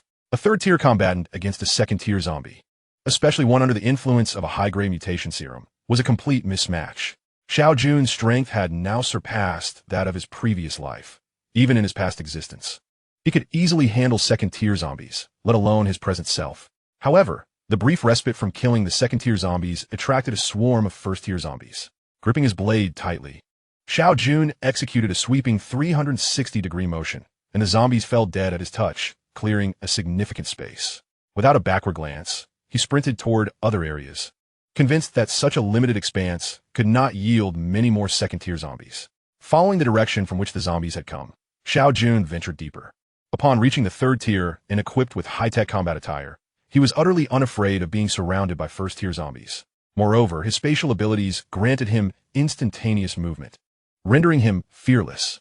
However, as he pressed onward, an instinctive sense of unease crept over him. The density of second-tier zombies along this path seemed excessive. After traversing a mere 200 meters, he had already dispatched his sixth second-tier zombie. Even if this location had never been cleared before, it should not have been this extreme. With a sense of foreboding, Xiao Jun advanced another 50 meters when a shadow abruptly materialized behind him, approaching at breakneck speed. A soft fragrance enveloped him as he forcefully swept aside the nearby zombies, a flicker of helplessness crossing his face. "What are you doing here?" he asked. "You're straying farther away." I followed as the second-tier zombies were nearly all slain. Despite the surrounding horde, Wan Qinghao felt utterly safe in Xiao Jun's embrace. With her presence, there was no way Xiao Jun would send her back. Her strength would not only prevent him from being hindered, but could also offer considerable assistance. "Stay close to me. There are far too many second-tier zombies in such a small area. I sense something is amiss." Xiao Jun refrained from voicing his lingering thoughts. The situation felt eerily familiar, reminiscent of the zombie siege he had experienced in his previous life. In that past instance, the emergence of third-tier zombies marked the onset of the first zombie siege on Future City. Although the zombies were not particularly powerful, humanity was caught completely unprepared, resulting in devastating losses. The aftermath saw the number of survivors plummet by half. Xiao Jun feared that this might be the precursor to another siege. If that were the case, his territory would be the first to fall, necessitating clarity on the situation today. With Wan Qingyao's assistance, Xiao Jun advanced more swiftly. She moved like a phantom in the night, suddenly appearing beside a second-tier zombie and swiftly severing its head with her dagger. "Yun. It seems there's a second-tier zombie every so often, and this is just one direction. Surely, the others must have them too." Xiao Jun's unease deepened as he began to confirm his suspicions of the presence of at least one third-tier zombie in the vicinity. Third-tier zombies possess the ability to perceive their surroundings, their intelligence comparable to that of some ordinary animals, instinctively seeking to invade and claim territory. This was one of the reasons behind zombie sieges. "Be cautious, there may be a third-tier zombie here." "What?" Wan Qinghao heightened her vigilance, never doubting Xiao Jun's words. If it were merely a one-on-one confrontation with a third-tier zombie, neither Xiao Jun nor Wan Qinghao would fear. In his previous life, Xiao Jun had easily defeated a third-tier zombie in single combat. Yet, the current circumstances were drastically different. The horde surrounded them, leaving little room for maneuverability. If a third-tier zombie were to ambush them, the consequences could be dire. "Brother Jun, perhaps we should retreat." Wan Qinghao felt her resolve wavering upon hearing about the third-tier zombie. It was not that she doubted Xiao Jun's strength, but rather that fear gripped her heart. "All right." Xiao Jun nodded. It was indeed too dangerous now. Having confirmed the situation, he was reluctant to take unnecessary risks. If worst came to worst, he could abandon his territory and find another place. Just as Xiao Jun turned to leave, Wan Qingyao's pupils dilated in alarm. He sensed a disturbance behind him, but was already too late. Chapter 48, Escape. In a moment of desperation, as Xiao Jun prepared to activate his instantaneous movement, Wan Qinghao suddenly vanished from sight, reappearing behind him with astonishing speed. Xiao Jun quickly turned to find a third-tier zombie raising its claw high, preparing to strike down upon Wan Qinghao. Despite her high-tech combat gear, Wan Qinghao was sent flying by the force of the blow, landing amidst a throng of zombies who quickly surrounded her. Xiao Jun swung his steel blade fiercely, driving back the third-tier zombie before dashing toward the direction where Wan Qinghao had fallen. Along the way, he cleaved through every zombie that obstructed him. "Qinghao." When Xiao Jun scooped Wan Qinghao into his arms, she was already on the brink of unconsciousness. Although clad in high-tech gear, the immense force had wounded her, and after her fall, she had been besieged and torn at by numerous zombies, leaving several deep scratches on her face. "Brother Jun, kill me. I don't want to become a zombie." In his embrace, Wan Qinghao thrashed wildly. Terrified of the prospect of turning into a zombie, she would rather be killed by Xiao Jun. "Foolish girl, hold still. I will save you. No one can harm my woman, not even zombies." Securing the struggling Wan Qinghao, Xiao Jun retrieved a small vial from his spatial ring, its green liquid appearing somewhat unsettling. He had no time for hesitation. He could only pray that this antidote would prove effective. Open your mouth. Several seconds had passed, and Qinya was already showing signs of zombification. Were it not for her third-tier mutated physique, she would have transformed by now. As the antidote was administered, Xiao Jun was uncertain how long it would take for it to take effect. He also fed her a second-tier mutated crystal, as her injuries were severe, and without prompt treatment, she could succumb to death. The area Xiao Jun had cleared was once again teeming with zombies, while the third-tier zombie lingered nearby, silently observing them. The previous strike from Xiao Jun had instilled a sense of danger in it, preventing it from rushing forward. Xiao Jun pulled out a few articles of clothing from his spatial ring, binding Qinya securely to his back. After completing this, the horde of zombies was now almost upon them, but Xiao Jun's gaze was fixed solely on the third-tier zombie, the source of their troubles. Perhaps sensing the murderous intent in Xiao Jun's eyes, even the less intelligent zombies instinctively retreated a few steps. Is this effective? No sooner had he spoken than Xiao Jun's figure began to fade from view. The instincts of the third-tier zombie had grown extraordinarily potent, and even with Xiao Jun's sudden assault, it managed to evade his lethal strikes. A swift resolution was imperative. At present, Xiao Jun bore the weight of another person on his back, severely hampering his movements, while countless zombies lurked hungrily nearby. If he did not resolve this conflict quickly, both he and Qinya would be doomed to remain here. He hastily consumed a second-tier mutated crystal to restore his stamina, denying the third-tier zombie any chance to recover. He wielded his blade with relentless precision, striking again and again. As the saying goes, force conquers skill. When one's speed and strength reach a certain pinnacle, technique becomes less significant. Each strike is straightforward yet lethally effective. On the 10th swing of his blade, the zombie finally succumbed. As the first third-tier zombie in this world, it was a pitiful sight to see it unable to flee or defend itself, ultimately preferring a dignified demise. Xiao Jun swiftly fished a piece of bluish mutated crystal from his pocket, not pausing to examine it, and tossed it into his spatial storage. Qinya, slumped on his back, had slipped into unconsciousness, possibly due to the antidote or her severe injuries. The demise of the third-tier zombie did not deter the other zombies, who continued their relentless advance. At this juncture, facing the horde of zombies posed a greater threat than confronting the third-tier one, for he still needed to care for Qinya. Scanning his surroundings, Xiao Jun spotted a farmhouse not far off, though it had already been overrun by zombies. He charged towards it with Qinya in tow, arriving at the entrance where he swung his steel blade with fervor. This was the only tactic he could devise within such a short time frame. The steel blade, though short, would suffice for the moment, but he knew he would soon need a longer weapon, not for slaying zombies, but merely to keep them at bay. With all his might, he struck down at the precarious wooden pillar at the entrance, causing it to crash to the ground. Stowing his blade away, Xiao Jun grasped the wooden pillar with both hands. His ability to return safely now rested solely on his endurance. Gritting his teeth, he summoned his strength, aiming directly towards the city ahead, and executed 2 rapid teleportations. In those fleeting moments, he covered over 100 meters, yet he still had at least 500 meters to reach his team. With no other options available, Xiao Jun charged forth. At 50 meters, his hands were already aching beyond measure. At 100 meters, sweat poured from his body as he flung zombies aside. At 150 meters, veins bulged on his forehead, his features contorted in agony. At 200 meters, he felt as though he might truly collapse. At 300 meters, he had reached the limits of his endurance, his consciousness fading. His sole thought was to press on. Time blurred as he ran. His vision began to wane, and he thought he could hear voices, perhaps those of his team members. Finally, unable to hold on any longer, Xiao Jun, still clutching the hefty wooden pillar, fell to the ground. At least he had fallen forward. Had he toppled backward, Qinya might have survived the zombies only to be crushed by him. Not far away, several figures detached from the team and sprinted toward him. Surely he would not die. This was Xiao Jun's last conscious thought before darkness enveloped him. Chapter 49, Dr. Jiang. I'm not dead. Xiao Jun gradually opened his eyes, the phrase feeling oddly familiar. Straining to discern his surroundings, he realized he was in his own room. Attempting to sit up, he discovered his hands were bound with bandages. Any exertion sent sharp pangs of pain coursing through him. Suddenly, a noise echoed from outside the door. The door swung open, and a woman entered, strikingly unfamiliar. She appeared to be in her mid-20s, exuding an air of maturity. Yet her face bore signs of fatigue, as though she had not rested in quite some time. Surely, none of his team possessed such an appearance. Her looks and demeanor were unforgettable. "Captain, you're awake." she exclaimed, rushing to his side. Captain, you mustn't move. You've sustained multiple muscle and ligament injuries and need to lie still. Who are you? Xiao Jun inquired, abandoning the notion of rising due to the pain. Captain, my name is Jiang Wei.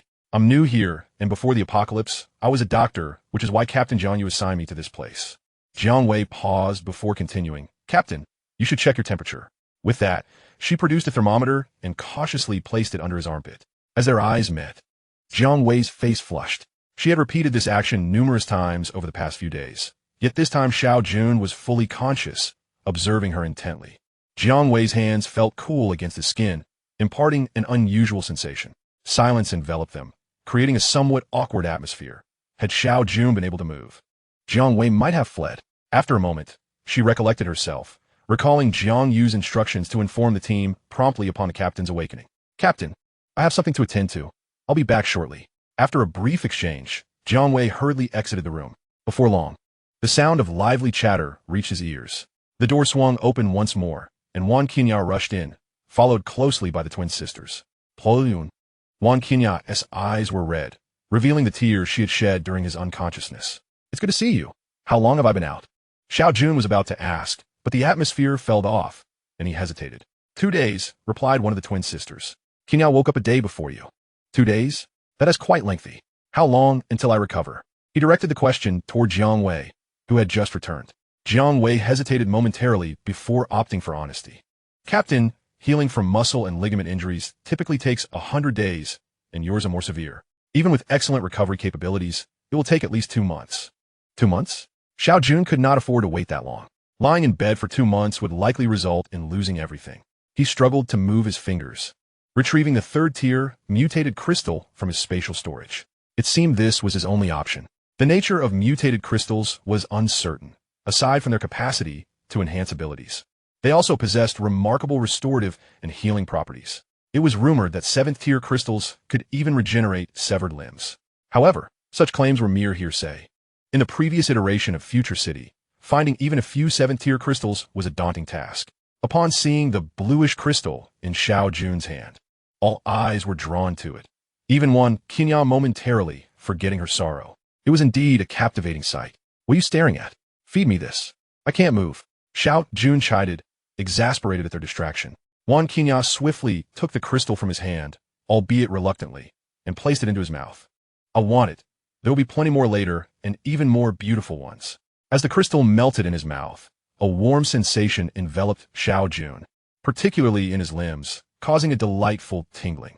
Water. Wan Qinya quickly produced a water bottle and began to pour it into his mouth. Careful. You'll drown me if you're not cautious. Use a smaller cup. Xiao Jun spluttered, exasperated by the deluge. Eventually, Wan Qinya stepped aside to allow the twin sisters to assist. One of them produced a disposable cup, filled it with water, and gently supported Xiao Jun's head with her arm, tilting it slightly as she slowly brought the cup to his lips. After consuming 2 cups of water, Xiao Jun began to regain some strength. Under the healing effects of the 3rd-tier mutated crystal, he was able to move gradually. Now, he no longer required their assistance and retrieved a lunchbox from his spatial storage. As the rice ball melted in his mouth, a sense of rejuvenation coursed through his body. And with the second bite, his hunger finally dissipated. The healing effects of the 3rd-tier mutation crystal had reached their conclusion, and the warm flow of energy faded away. Xiao Jun rose from his bed and took a few tentative steps. Walking normally posed no issue, but engaging in combat was certainly out of the question. He retrieved a 2nd-tier mutation crystal and popped it into his mouth, experiencing a similar sensation, albeit with a significantly diminished warmth that lasted only a fleeting few seconds. He sighed, deeming it too extravagant. He had already made considerable recovery. The rest could be tended to gradually. Jiang Wei observed him with wide-eyed astonishment. Before joining Xiao Jun's team, she had been unaware that mutation crystals possessed such healing properties. Captain, I must conduct another examination of your health. She insisted with a sense of professionalism, believing it prudent to ensure all was well. Initially reluctant, Xiao Jun succumbed to the pleading gazes of the other women and reclined back onto the bed. With a blush adorning her cheeks, Jiang Wei approached, her shyness evident. Yet her dedication to her profession remained steadfast. After a lengthy examination, she finally ceased her ministrations, her confidence solidifying. Xiao Jun appeared to be genuinely on the mend. Had the apocalypse rendered even doctors obsolete? She pondered, recalling the joy on Jiang Yu's face when she had joined Xiao Jun's team, exclaiming that they finally had a doctor. Yet now it seemed that a single mutation crystal could remedy ailments. Dr. Jiang, while mutation crystals can mend wounds, they cannot cure diseases, Xiao Jun interjected. Sensing her unspoken thoughts, what I have endured is an injury, not an illness. Should a more serious ailment arise, mutation crystals would be of no assistance. Jiang Wei, having just begun to doubt herself, found her confidence restored by Xiao Jun's affirmation, momentarily taken aback. Our team will undoubtedly continue to grow, and we shall require more professionals like you, Dr. Jiang. Your contributions are most welcome, he declared, extending his right hand. After a brief moment of hesitation, Jiang Wei mirrored his gesture. Her hand felt cool, yet not cold. Gripping is felt akin to holding a piece of jade, a curious contradiction that bore no sense of discord. Thank you, she murmured quietly. Chapter 50. Accelerating progress. The team had now swelled to 500 members, comprising 4 third-tier mutants, 147 second-tier mutants, and 349 first-tier mutants. Xiao Jun reclined in a lounge chair, while Wan Qinyao reported on the team's status. It seemed they had made significant strides during this time. With 147 second-tier mutants, one could only imagine the number of mutation crystals required, and without Xiao Jun's permission, only a maximum of 30% had been utilized on the ladies. This implied that he now possessed tens of thousands of mutation crystals.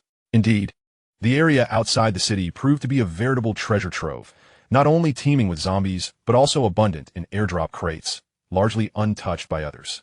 While many had contemplated venturing out, the inability to assemble a sufficiently powerful team rendered such attempts futile, merely serving to invite disaster. The largest team in the future city was the city itself, which was currently preoccupied with purging the area and expanding its influence to attract more survivors. Thus, for Xiao Jun's team, the outside world represented the ideal environment for growth. The gains from outside were substantial, yet the spoils within the city were not insignificant either. A plethora of supplies had been amassed.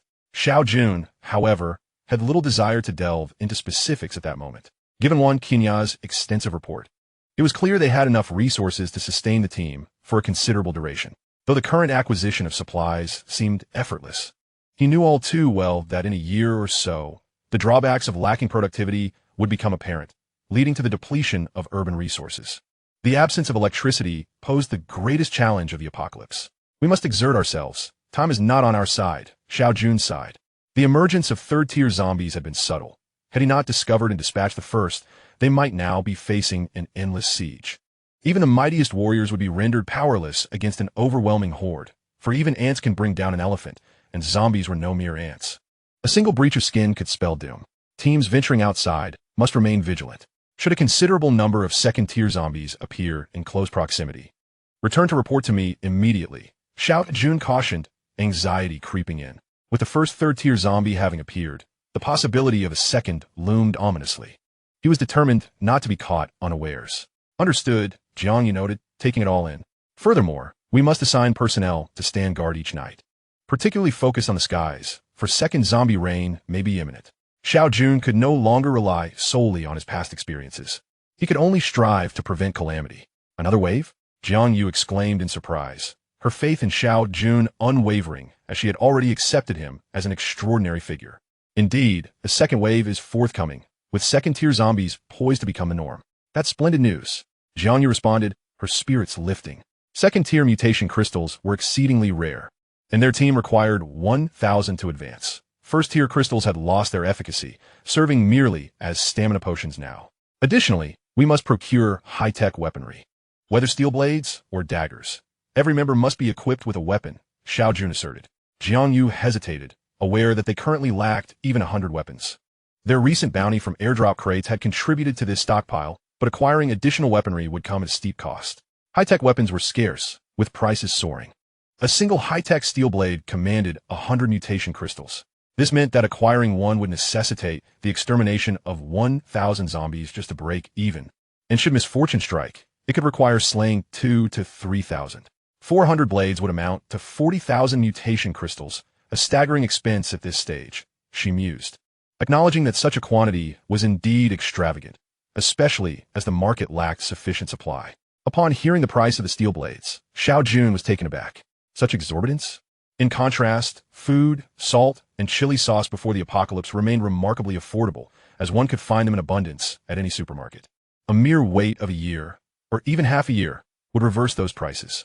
Non-renewable consumables that were essential for survival would always hold value, whereas high-tech weaponry would be indispensable in the later stages, with 2 weapons per person being the norm. High prices must be accepted. Seizing the early advantage would enable them to gather more resources.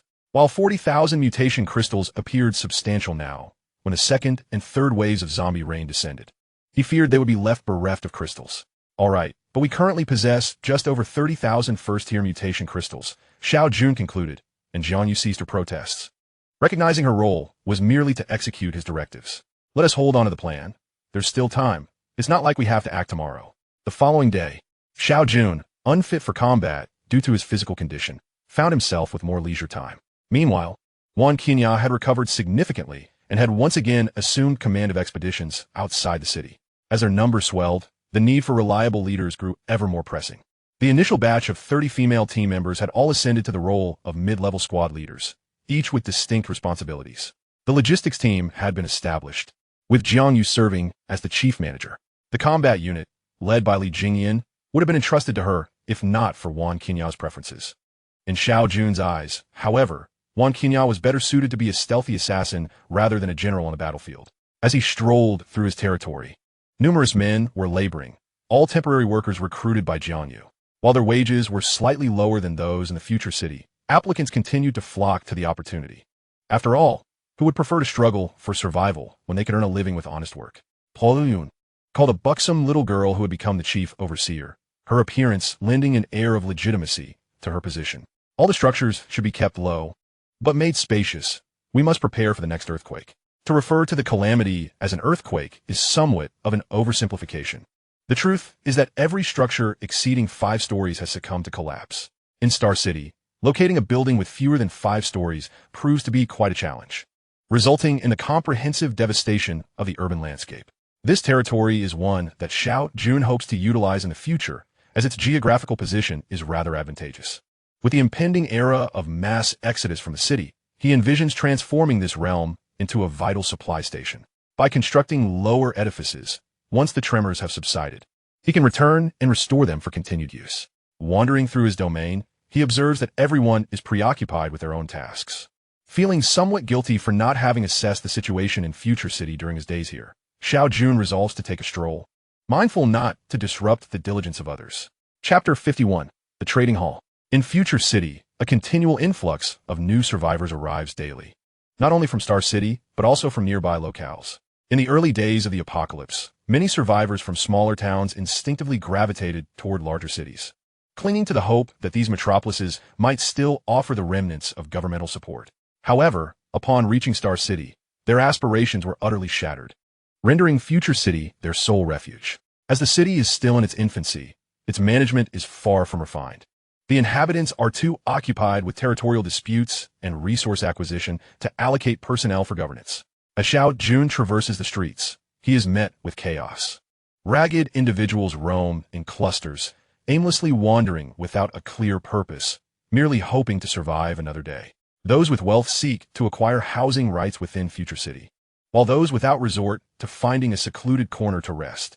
The audacious even pry open empty rooms, taking advantage of the current lack of oversight. The only distinction lies in the fact that purchased properties are afforded protection by Future City. In recent days, many who attempted to break into residences belonging to those with housing rights met grim fates at the hands of the enforcement teams, their bodies discarded thereafter. After 2 or 3 days of such occurrences, the bold have diminished significantly, now exercising greater caution before attempting to breach doors, a testament to the city's successful intimidation tactics. Having walked a short distance, Xiao Jun arrives at the bustling trading hall, teeming with a myriad of individuals. At the entrance, several guards wielding steel blades vigilantly monitor the crowd. Any disturbance would swiftly draw their intervention. The trading hall appears to function as a marketplace reminiscent of pre-apocalypse times, its vast interior struggling to accommodate the throngs of people. The items available for trade are diverse, ranging from airdrop crates to remnants from the old world. Xiao Jun even spots a vendor selling undergarments. This is certainly an unexpected talent. Has someone pilfered from a lingerie store? To his surprise, numerous patrons are perusing the items. And in this brief moment, Xiao Jun witnesses several transactions. While he can comprehend a woman purchasing a couple of pairs, He is bemused by the sight of burly men making similar purchases. What impact could such diminutive garments possibly have? Continuing deeper into the hall, he finds the assortment overwhelming and still does not encounter what he is seeking. Shaking his head in resignation, he is approached by a female attendant. Future City employs its own service staff within the trading hall, and vendors are required to pay fees for the privilege of selling their goods. Otherwise, how could the city ensure their safety? Sir, we also have a second floor in the trading hall. Would you like to take a look? The attendant had been observing him since his entry. Dressed impeccably, her fingers bore the marks of spatial equipment, indicating she is no ordinary person. Upon seeing Xiao Jun shake his head, she hurried over. The trading market in Future City is stratified. Vendors on the first floor pay minimal fees and are free to sell whatever they wish, while the second floor is markedly different. Half of its offerings belong to Future City itself, and the remainder is leased at premium rates. To sell on the second floor, one must not only pay but also undergo a verification process, as not all items are permitted there. Intrigued, Xiao Jun follows the attendant to the second floor. At the stairwell, another pair of guards stands ready, and upon their arrival, the lead guard extends his hand. Sir, due to the high value of the items on the second floor, a deposit is required, or you may present proof of property ownership within Future City. The attendant whispers this to Xiao Jun. What's the deposit amount? He inquires casually. 10 first-tier, mutated crystals, she replies. Not exorbitant by any means. Xiao Jun readily produces his territorial certificate. Esteemed Commander, please proceed upstairs. The guard meticulously verifies the document, and upon confirmation, he hands it back, his demeanor transforming into one of respect. Future City indeed boasts competent individuals. Just look at the level of service provided. The attendant beams with delight, realizing she is in the presence of a landholder. Today could yield significant earnings, especially if this commander takes a liking to her. Xiao Jun, however, merely smirks. Despite the apocalyptic setting devoid of phones and computers, where fleeting pleasures might be the only form of entertainment, he finds no allure in her.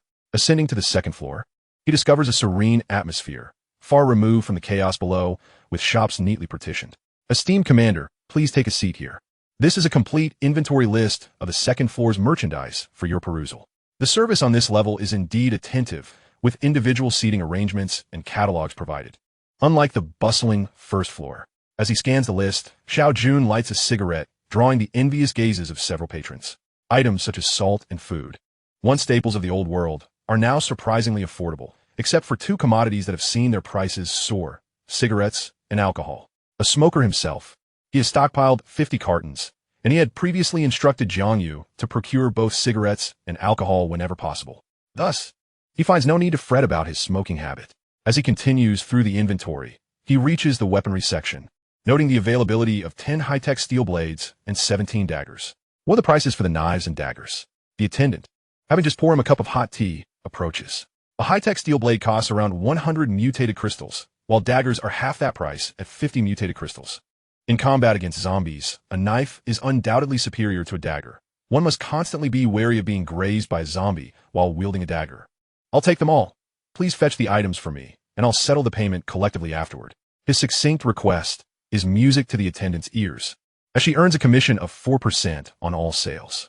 This transaction alone nets her 7 first-tier mutated crystals, a feat many outside struggle to achieve in days of dangerous encounters.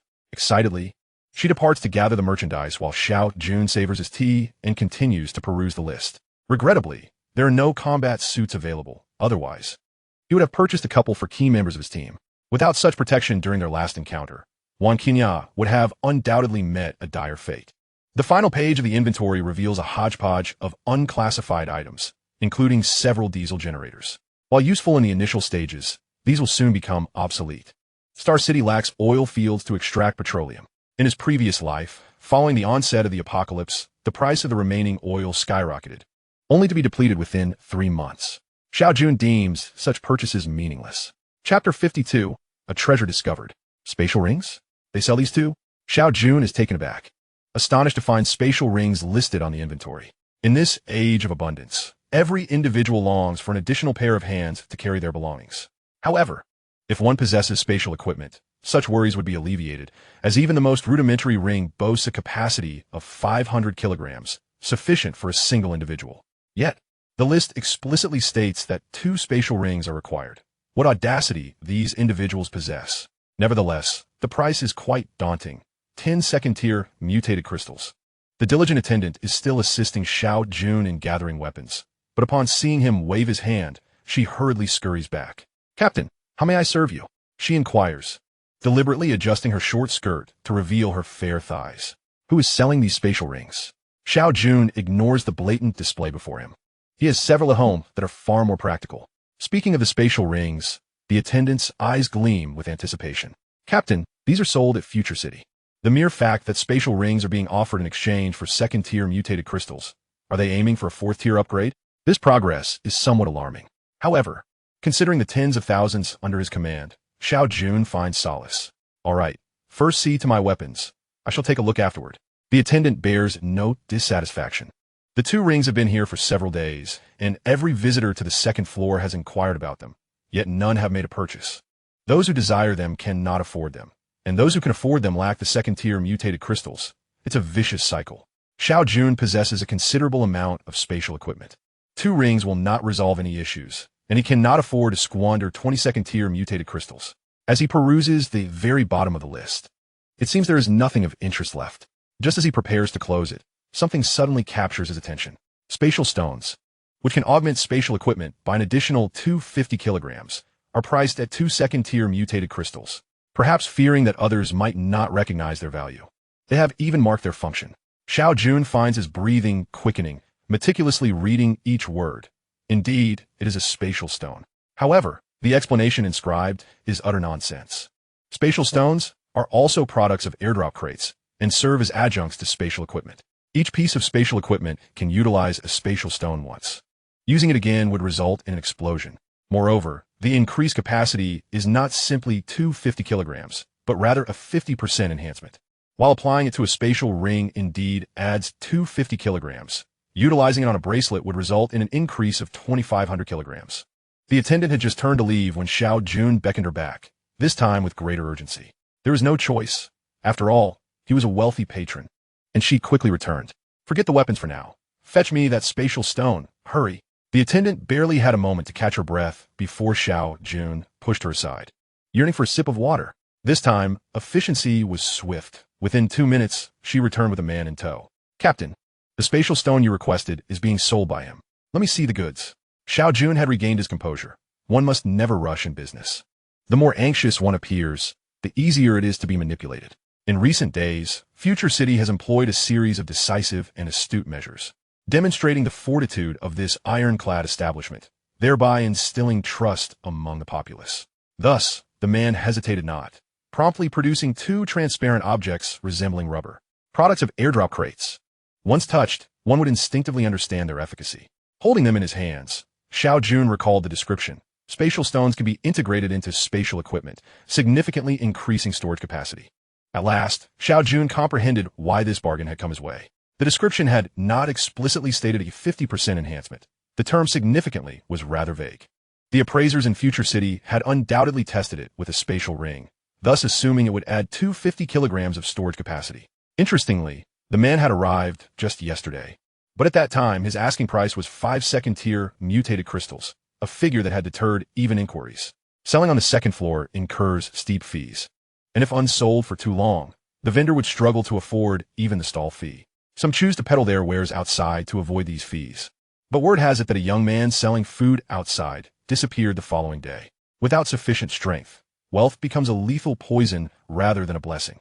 Today, the man had no choice but to lower his price, fortuitously crossing paths with Xiao Jun. Having inspected both spatial stones, Xiao Jun found no issues. The price of 2 second-tier mutated crystals was quite reasonable, and he decisively produced the required crystals. This venture had yielded tremendous gains, effectively increasing his capacity by 5,000 kilograms, equivalent to acquiring an additional spatial bracelet. Not long after dispatching the man, he had gathered all the weapons he desired. The procurement process took some time, as the weapons were sold by a dozen different vendors.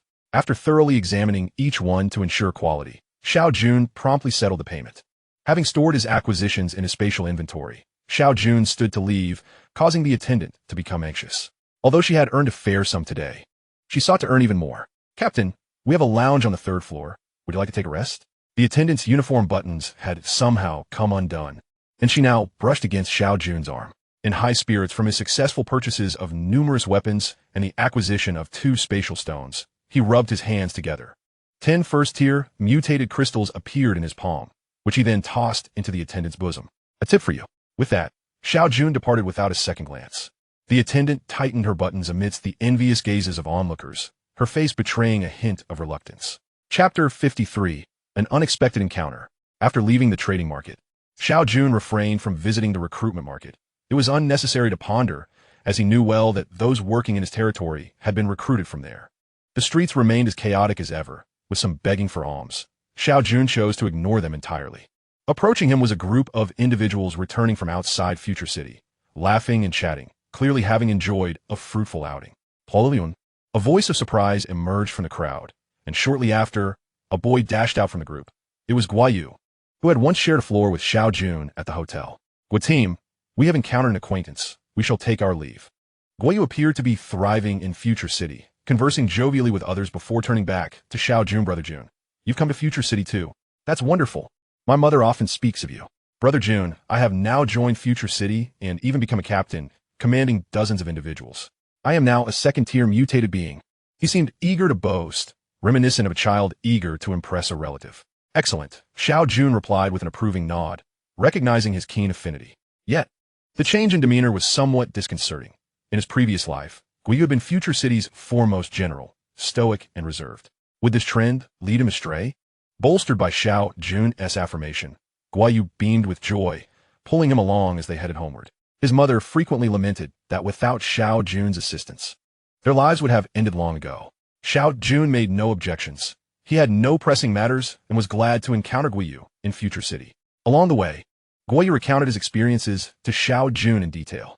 Initially, he had heeded Xiao Jun's advice, becoming a first-tier mutated being before leading his mother to a survivor team. The journey had been fraught with danger, yet thanks to Guiyu's formidable strength, they had navigated through it unscathed. After joining the team, Guiyu transitioned from an ordinary member to a figure of significance, gradually showcasing his prowess and earning recognition, ultimately being appointed as a squad leader overseeing 7 or 8 individuals. Subsequently, he stumbled upon a premier airdrop crate. However, at that moment, their team's strength was insufficient to contend with even the second-tier zombies. During a critical juncture, leveraging the chaos caused by the zombies pursuing the scattered members, Guiyu consumed the mutated crystal that was meant to be surrendered by the team, successfully upgrading to a second-tier mutant. That battle was fraught with peril.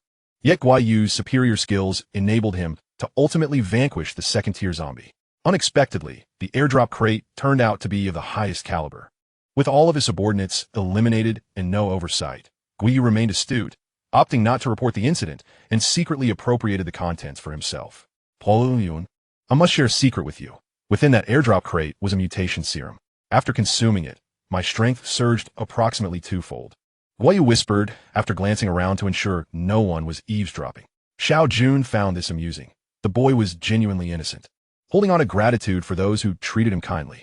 Perhaps it was due to his mother's survival in this life that he had not succumbed to darkness, retaining a semblance of purity. You must work hard. I'm already a third-tier mutant now. Guiyu earnestly nodded, only to revert to his youthful demeanor a moment later. Brother Jun, I heard from others that a team of striking young ladies has arrived in Future City, and they are quite formidable, called the Xiao Jun harem team. Is that yours? Xiao Jun's smile instantly morphed into embarrassment. This was mortifying, considering Guiyu was still a minor. The name was chosen arbitrarily. Don't heed what others say. What a pity. If only your team accepted handsome young men too, I would have joined you. Xiao Jun was left speechless, as if he lived in a nightly revelry, having only encountered one of the 500 young ladies and could hardly compare to the older team leaders. For now, stay put in Future City. Once your strength grows, I will take you on adventures elsewhere. Brother Jun must think I am too weak now. Joining his team would mean contending for his upgrade resources. I see others on night patrol, often checking those who have sneaked in, collecting their mutated crystals while turning a blind eye. It seems I should adopt a similar approach in the future, gathering more mutated crystals to expedite my upgrade and assist Brother Jun. Xiao Jun's expression darkened further. Why had a once invincible, cold-hearted general transformed into a cunning, avaricious little puppy? What had gone awry? Currently, Guiyu resided in the western part of Future City, an area designated for direct members of Future City. As a squad leader, he was naturally allocated accommodation. Due to his mother's influence, he chose a lower floor. Unlike the pre-apocalypse era, where higher floors meant greater expense. In a world devoid of electricity, high-rise living was impractical. Now, Guiyu had become the captain of a sizable team within Future City, commanding over 100 subordinates. Otherwise, he would not have been able to select the second floor. Upon opening the door, a woman's voice resonated within. "Little Yu, you're back." Noticing another person beside her son, Guiyu's mother grew slightly cautious. Although her son was formidable, he was still young and vulnerable to deception. "Mom, I ran into Brother Jun today and brought him back. You often speak of him, remember?" Guiyu excitedly rushed to his mother's side. The tension on his mother's face evaporated instantly, replaced by a genuine smile. "Gumin, Gumin," from Guiyu's mother's heart. Xiao Jun sensed nothing but gratitude. She held no other thoughts towards the one who had saved her son's life. "Little Yu, go fetch the food. Why are you just standing there?" Upon seeing Guiyu still lingering, his mother urged him. The provisions were meager, some potato chips, spicy strips, and 2 bottles of milk. Despite Guiyu's status as a member of Future City, he had not received much. The direct members of Future City had long surpassed 10,000, with over half of their gathered resources earmarked for reserves. The remainder was distributed in layers, leaving Guiyu with scant provisions. Nevertheless, it was still better than for the majority. At least he and his mother were free from worries about food and shelter, enabling him to steadily enhance his strength. Observing their contentment, Guiyu's mother occasionally displayed an undercurrent of worry, which Xiao Jun was keenly aware of. This life was one that her son had risked his life to procure. Chapter 54. The Second Zombie Reign. After a heartfelt farewell from the mother and son duo, Xiao Jun shared a simple lunch with them before departing.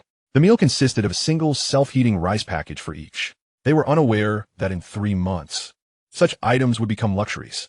In his past life, one self-heating rice package could be exchanged for an entire evening with a young, beautiful girl sporting twin ponytails. Before leaving, Xiao Jun discreetly slipped some nutritional snacks to Guiyu. At 17, the boys still required proper nourishment. By the time Xiao Jun returned to his territory, it was already afternoon. Wan Qinyao was engrossed in a comic book, while the twin sisters engaged in a lively game of tag with Dr. Jiang. Eager to join the fray, Xiao Jun hoped for a playful wager where the losing party would shed an article of clothing. Yet he was promptly shooed away by the trio.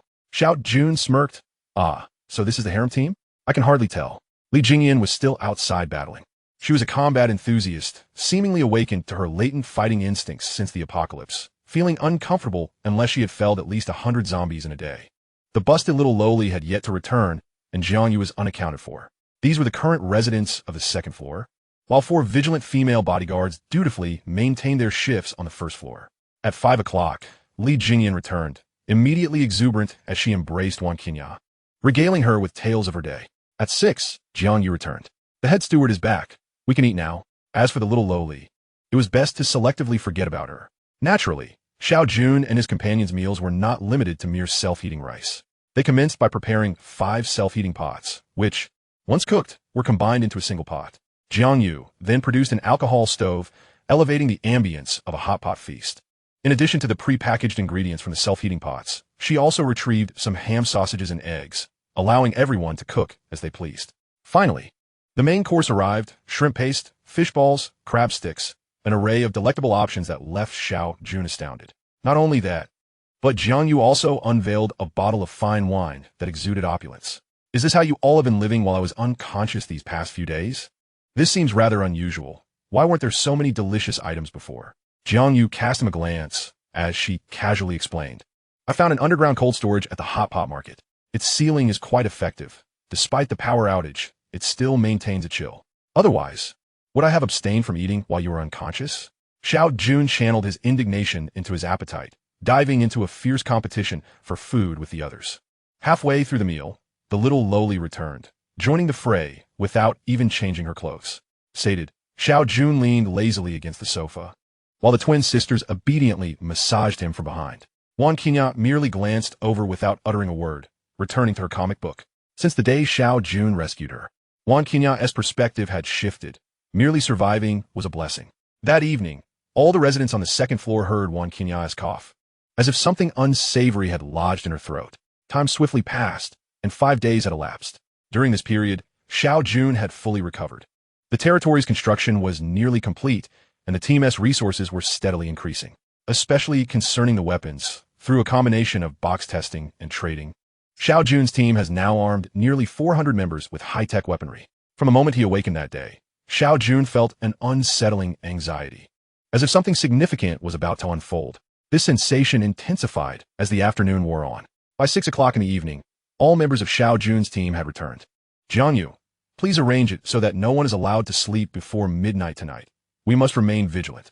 For dinner, everyone must eat their fill, and thereafter, no one is permitted to roam freely. All must stay in their rooms to rest. At 11 o'clock, we will assemble in our courtyard promptly.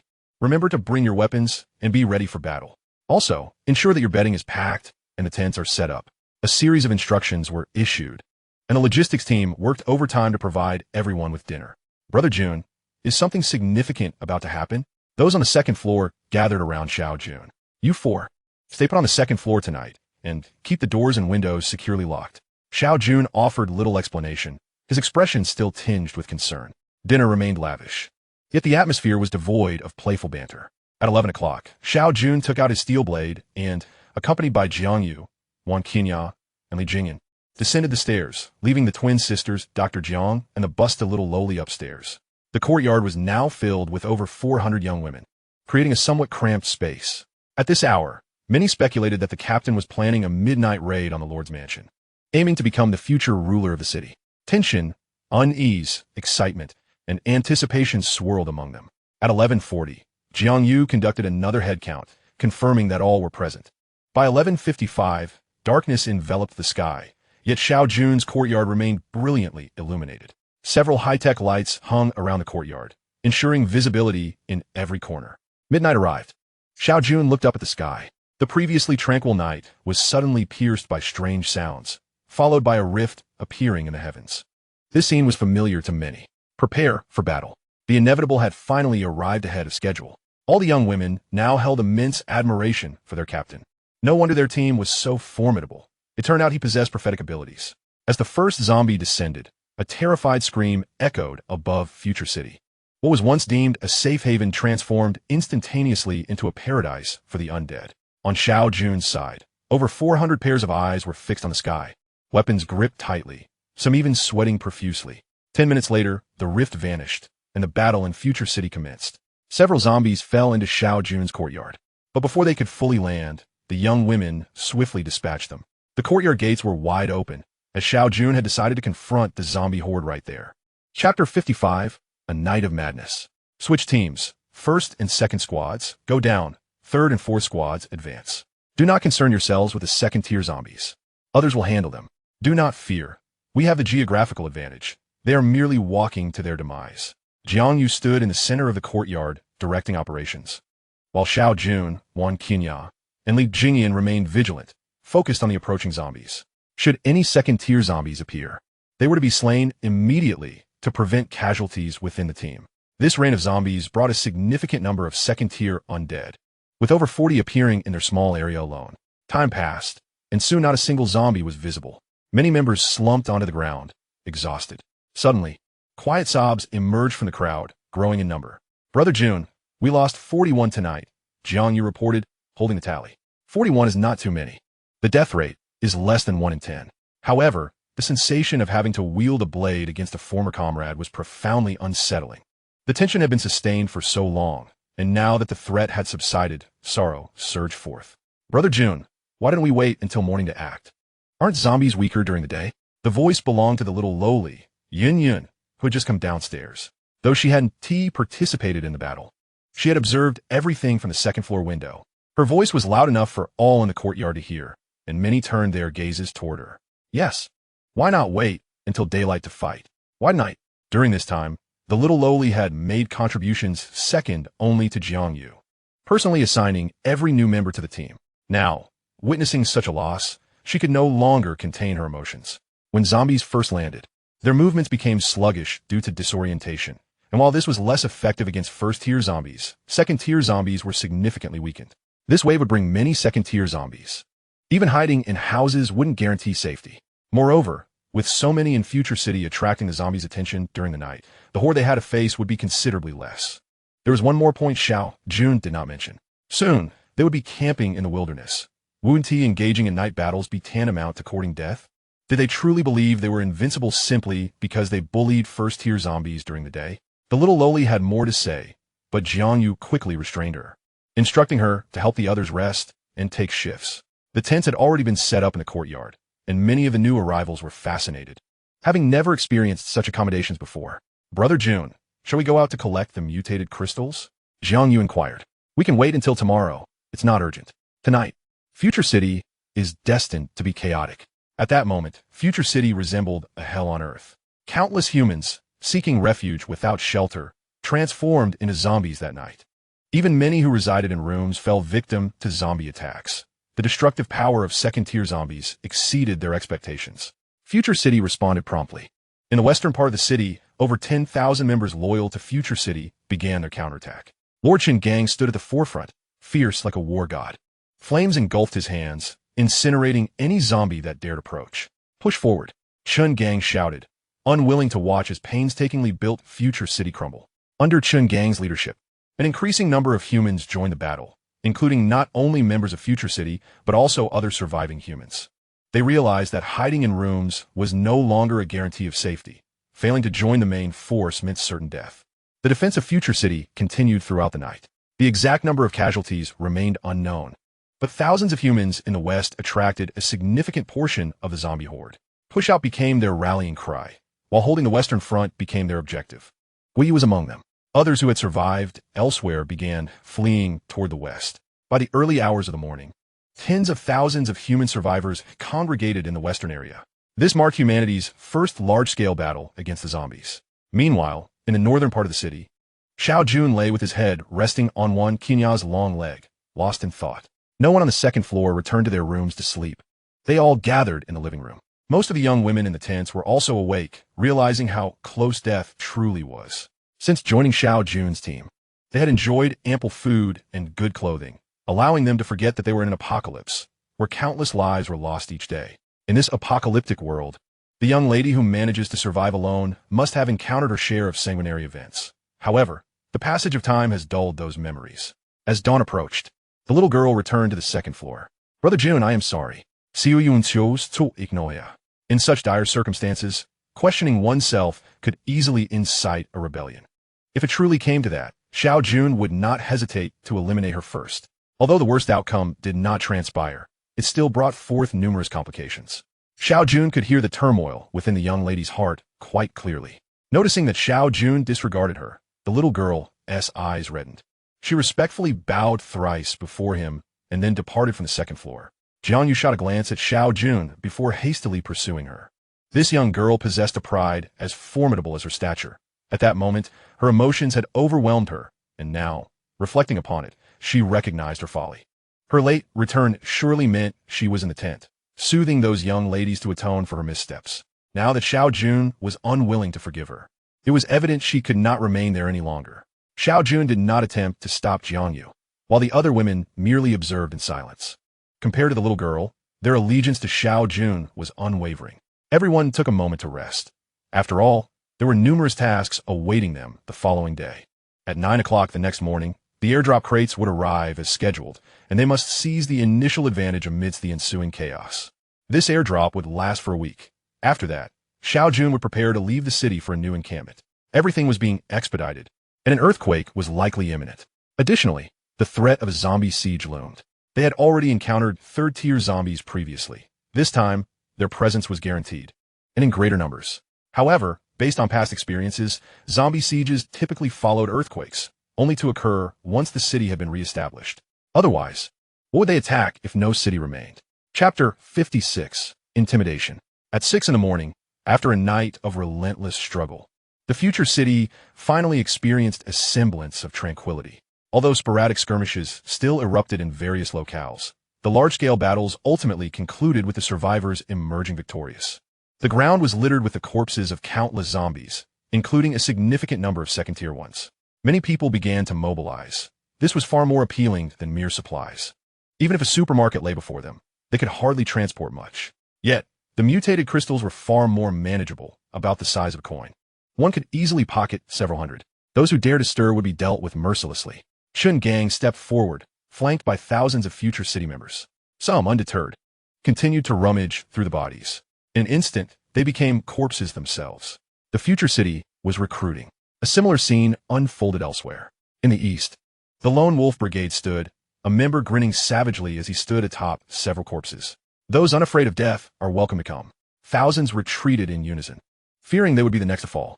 The Lone Wolf laughed even more heartily, his comrades joining in raucous mirth. Real men are always welcome in my brigade.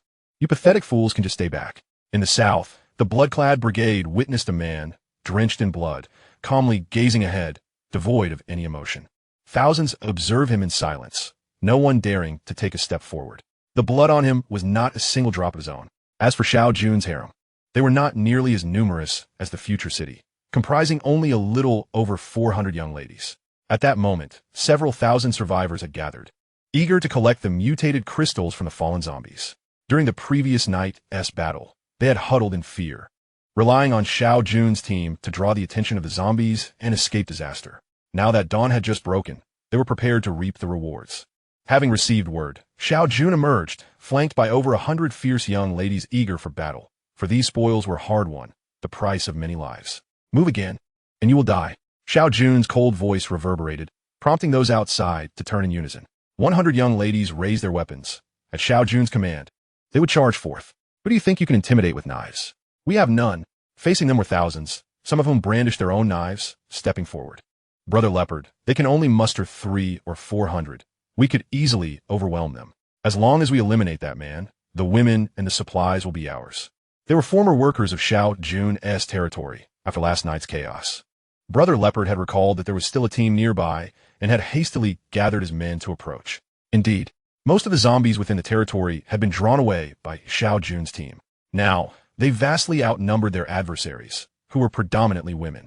While they had conserved their strength, unlike the exhausted opponents who had fought through the night, a glint of ferocity flickered in Brother Leopard's eyes. While they might have some trepidation toward zombies, they showed no fear toward women. Yet, Brother Leopard hesitated, despite the thousands behind him. Only about 100 truly followed his command. As long as we take the lead and promise them benefits, they will surely follow. A subordinate offered a suggestion. Let us kill them. Take out that man, and the women and supplies will be ours. Brother Leopard felt compelled. He rallied dozens of his subordinates, their cries echoing through the air. In response, the thousands behind them stirred, eager for the bounty of women and resources. Suddenly, a sound pierced the air, the sound of a blade entering flesh. Juan Qinya emerged slowly, a dagger embedded in Brother Leopard's throat, disbelief etched upon his face. Kill! At Xiao Jun's command, the pent-up fury of the young ladies erupted. Despite the enemy's numbers, they were but a disjointed rabble, with the only true leader, Brother Leopard, slain. The fragile courage they had mustered dissipated like mist. This isn't our fight. Spare us. We are innocent. The women struck with such ferocity that the once stalwart man found his head cleaved from his body. Why the unnecessary theatrics? I thought we were just slaying zombies. Xiao Jun chuckled awkwardly, sheathing his weapon and stepping back on the battlefield. Halt! The young ladies, who had just been fighting, quickly fell back behind Xiao Jun, their bloodied garments narrating the tale of the recent skirmish. Still want to steal? The throngs of thousands fell silent, none daring to step forward.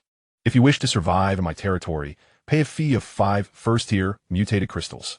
Not only will I arrange accommodations for you, but I will also ensure your safety. Those without mutated crystals were ordered to leave. 200 young ladies brandishing steel knives surged forth from behind Xiao Jun, collecting protection fees one by one. Once a few led the way with their payments, other young ladies quickly escorted them to assigned lodgings. Witnessing Xiao Jun's team uphold their promise, providing protection in exchange for payment, more than half of the crowd willingly paid the fee. In mere days, the mutated crystals they had previously taken from Xiao Jun had been returned tenfold, and they resided in homes they had constructed themselves. Those without mutated crystals were ruthlessly expelled.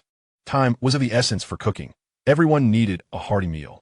With 9 o'clock approaching, a new round of airdrop crates was set to arrive on the battlefield, promising even better quality than the last. While others were preoccupied through the night, Xiao Jun aimed to seize the opportunity and sweep through the airdrop crates in the future city. At 8:40, while teams in other directions were still recuperating, Xiao Jun's harem was the first to finish their preparations and set off toward the future city. Jianyu leads one team, Juan Qinya another, Enli Jingyan commands yet another, while the remaining members will follow me. Aside from the 2 remaining teams and the territory of future city, anyone who dares to encroach elsewhere will be met with lethal force. For the latest batch of supply crates, Xiao Jun is determined to acquire them. After a night of relentless effort, the zombies in Future City have been largely cleared, leaving the streets eerily deserted. Xiao Jun's harem swiftly dominates several main thoroughfares, poised to radiate their influence across the entirety of Future City as soon as the supply crates descend. Chapter 57, Confrontation. The weary survivors, having endured a night of fierce battle, finally find respite. The entire Future City seems to have succumbed to slumber, with only Xiao Jun's harem quietly thriving throughout the metropolis. At precisely 9 o'clock, the sky once again rends open, releasing a multitude of supply crates that cascade down from above, scattered across every corner. Prepared well in advance, Xiao Jun's harem, akin to swift cheetahs sensing their prey, disperses in pursuit of the falling crates. Move out. Xiao Jun too leads a team, promptly directing each squad leader to set forth as soon as the supply crates land. Wow, so many supply crates, exclaimed a young lady, unable to contain her astonishment. No time for awe, let's get moving. If the other teams catch on, this opportunity will slip away. Seizing the moment, Xiao Jun's team embarks on a frenzied collection. This isn't merely a search for supply crates. It feels like they are merely gathering spoils, with no zombies or competitors in sight, just their diligent efforts. Occasionally, some fortunate souls, still awake, attempt to contest, but they are far too outmatched to pose any real threat to Xiao Jun's team. Still asleep? Wake up quickly. Gather everyone. Outside of Xiao Jun's harem, chaos reigns in the other 3 territories. They've barely entered the realm of dreams, and yet supply crates have already begun to fall. Hurry up. After all our hard work last night, we can't let others reap the rewards. Many urged anxiously. At 9:15, the tranquility that had settled over Future City for merely an hour erupted once more in a vibrant activity, the air thick with the classic essence of competition. This crate belongs to my lone wolf team. Outsiders clear off. I'm the captain of Future City's 3rd team. I'm taking this crate. Those unafraid can step up. Get lost. A man, calm yet imposing, uttered succinctly, causing bystanders to recoil. Xiao Jun's team found their progress impeded, yet fortune favored them. In just 20 minutes, they had emerged as the day's foremost victors. Bro, more and more people are arriving. By 9:30, shadows filled Future City, not just the 4 main teams, but also numerous lone wanderers drawn out in hopes of salvaging an opportunity. Back to the north of the city. 9:30 was a preordained rendezvous for Xiao Jun. Prior to this time, they would search other areas for supply crates and assemble in the northern city after. Upon Xiao Jun's arrival with his team, the other 3 squads had already gathered, yet they were met with an opposing force, numbering 200 to 300. At this stage, only the 3 major factions could amass such numbers effortlessly. The sight of Xiao Jun brought an inexplicable sense of relief to the young ladies, as if they had found their anchor. Are you the leader of the female warriors? Xiao Jun turned at the sound, finding himself confronted by a gaunt, sharp-featured man. I'm asking you a question. Are you the head of these female warriors? You look so frail. Can you handle this? Perhaps my brothers can assist you. His followers erupted in laughter, some even whistling in their direction. Xiao Jun recognized him immediately. He had heard tales of the depraved vice-captain of the Lone Wolf team, nicknamed Lecherous Monkey, known for his slender physique and sharp features. This man delighted in tormenting women, particularly the beautiful ones, and had a penchant for married women, earning himself numerous enemies. In the previous life of Future City, his infamy was widespread. Yet despite countless desires to eliminate him, he continued to thrive. However, today, as the lecherous monkey reveled in his bravado, he suddenly seemed to sense something amiss, shoving a companion forward. A glimmer of cold steel flashed, and blood erupted. Do you dare to kill me? The lecherous monkey roared in fury. When I catch you, I'll make sure you experience my newly developed techniques. Kanya, having missed her strike, retreated immediately. This monkey indeed possessed some skill, able to detect Kanya's stealth. Li Jingyan stepped forward, her blade drawn. The lecherous remarks from the opposing group had long since ignited her fury, but she had refrained from attacking without Xiao Jun's presence. Kanya's engagement signified Xiao Jun's intent, and upon her retreat, Li Jingyan advanced with determination. A melee seemed imminent. Stop! The lone wolf had caught wind of the commotion and hurried over. Upon sighting the female warriors again, his eyes reddened. Previously, he had not brought sufficient numbers and had suffered at their hands. He hadn't anticipated encountering them again. Yet, as a leader, he was not foolish enough to engage Xiao Jun's team recklessly. Though his side had numerical superiority, a direct confrontation could prove perilous. As the lone wolf hesitated, Xiao Jun did not waver. This monkey had the audacity to toy with the members of his team right before his eyes. Tomorrow, he could very well strike in secret. With enmity now established, it was imperative to eliminate him while he was still merely a captain. Should the lone wolf dare to turn hostile, Xiao Jun would not hesitate to eradicate him as well. The lecherous monkey continued to hurl taunts, his words laced with vulgarity. A peculiar smile spread across Xiao Jun's face, causing the monkey's expression to shift as he sensed impending danger, hastily retreating into the crowd. Unfortunately, it was too late. A steel blade, propelled by unmatched force, descended towards him. The lecherous monkey, in his panic, attempted to weave deeper into the throng, pushing two individuals aside in a desperate bid to shield himself. Yet, it was not Kanya who struck, but Xiao Jun himself. The element of surprise from his sudden movement proved even more formidable than Kanya's stealth. The monkey was already a step behind and could not muster sufficient strength in such haste. The blade sliced through, sending two men flying, its momentum unabated as it continued towards the lecherous monkey. Sparks flew as he was hurled backward, yet no wounds marred his body. Xiao Jun furrowed his brow. The monkey possessed a piece of high-tech combat gear. Seeing the surrounding onlookers finally reacting, weapons raised, Xiao Jun unhesitatingly activated his second instantaneous movement. The lecherous monkey, believing he had narrowly escaped, was met once more by Xiao Jun's presence. No, his pupils dilated in terror as the steel blade effortlessly glided across his neck. Standing firm with the blade in hand, Xiao Jun found himself encircled by members of the lone wolf team, yet none dared to advance. The eerie unpredictability of Xiao Jun's movements instilled fear in them. If anyone moves, you will die. Xiao Jun's eyes, filled with murderous intent, fixed unwaveringly on the lone wolf. Though they stood 10 meters apart, beads of cold sweat began to form on the lone wolf's brow. Chapter 58. If you don't submit, then fight. Previously, the lone wolf had been caught off guard by Kanya's stealthy approach, which he could attribute to his own negligence. This time, however, he had been exceedingly cautious. Yet Xiao Jun had vanished right before his eyes, only to reappear amidst the crowd to slay one of his subordinates. He knew that subordinate was formidable, albeit morally questionable. The lone wolf team, numbering in the hundreds, encircled Xiao Jun. At the lone wolf's command, they would strike without hesitation. But could they truly kill him? How did he wield such elusive, instantaneous mobility? The lone wolf now finds himself in a state of indecision. In stark contrast, Xiao Jun exhibits a remarkable composure. Although his skills are indeed limited, with today being his final opportunity, he is confident that he can extricate himself unscathed. Were it another individual, be it Chun Gang from Future City or Bai Yi from the Bloodcloth Gang, Xiao Jun would not dare to act so boldly. Chun Gang is a man of great ambition, which is why he was the first to establish a city through communal effort. As for Bai Yi of the Bloodcloth Gang, he is nothing short of a madman. Despite his outwardly refined demeanor, he is, at his core, an unrestrained lunatic. In his previous life, the lone wolf had provoked Bai Yi, who single-handedly stormed the headquarters of the lone wolf gang, slaughtering hundreds of his men before swaggering away. Though the lone wolf gang is one of the 4 major factions, its members are of mixed quality, and the lone wolf himself is characterized by indecisiveness. This is why Xiao Jun feels emboldened to manipulate him in such a manner. After threatening the lone wolf, Xiao Jun strides unguarded toward his team, entirely unconcerned by the multitude of knives and the hundreds of individuals surrounding him. As he walks slowly, the crowd parts gradually, creating a path for him. Everyone fears death. After all, their leader has not uttered a word, so why throw away their lives? To reach his team, Xiao Jun must pass by the lone wolf. He does not deviate from his path, advancing straight ahead.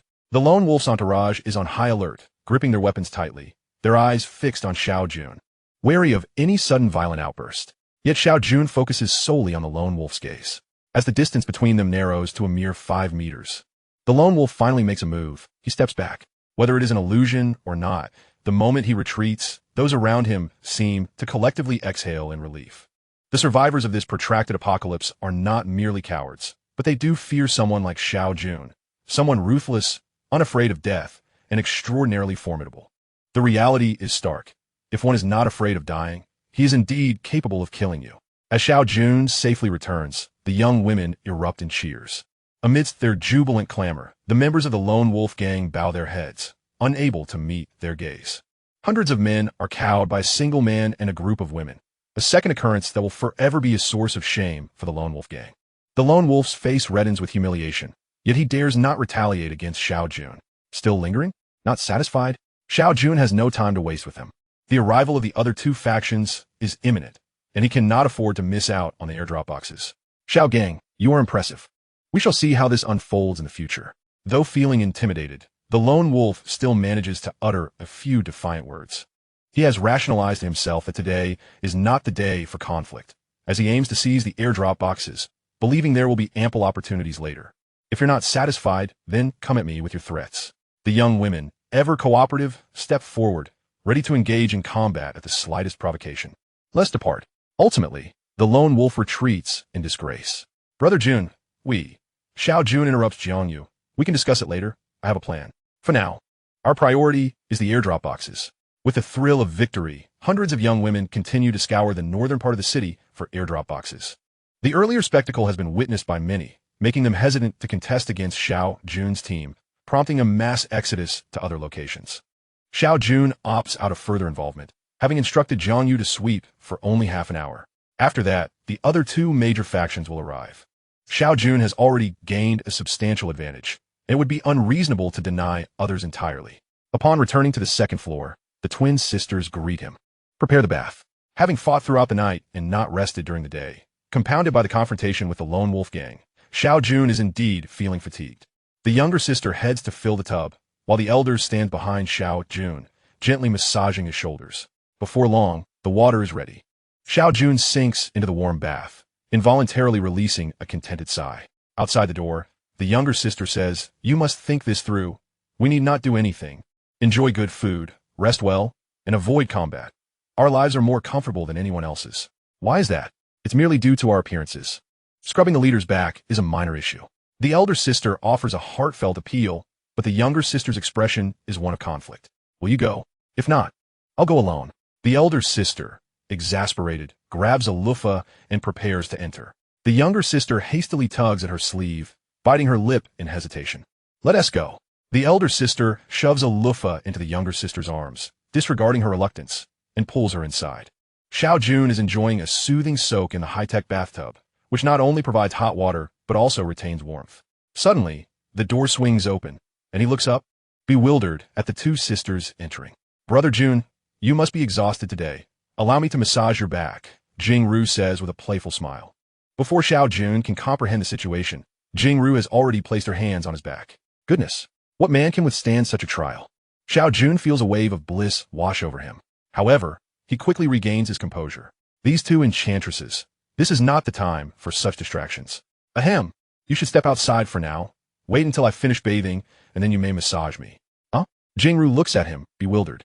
Xiao Jun himself is filled with conflict. Forget it. A true man knows when to endure. This is not the moment for indulgence. Leave, I need to bathe. His tone becomes more assertive. At this, Jing Yi's face flushes crimson, and she quickly tugs at her sister's arm.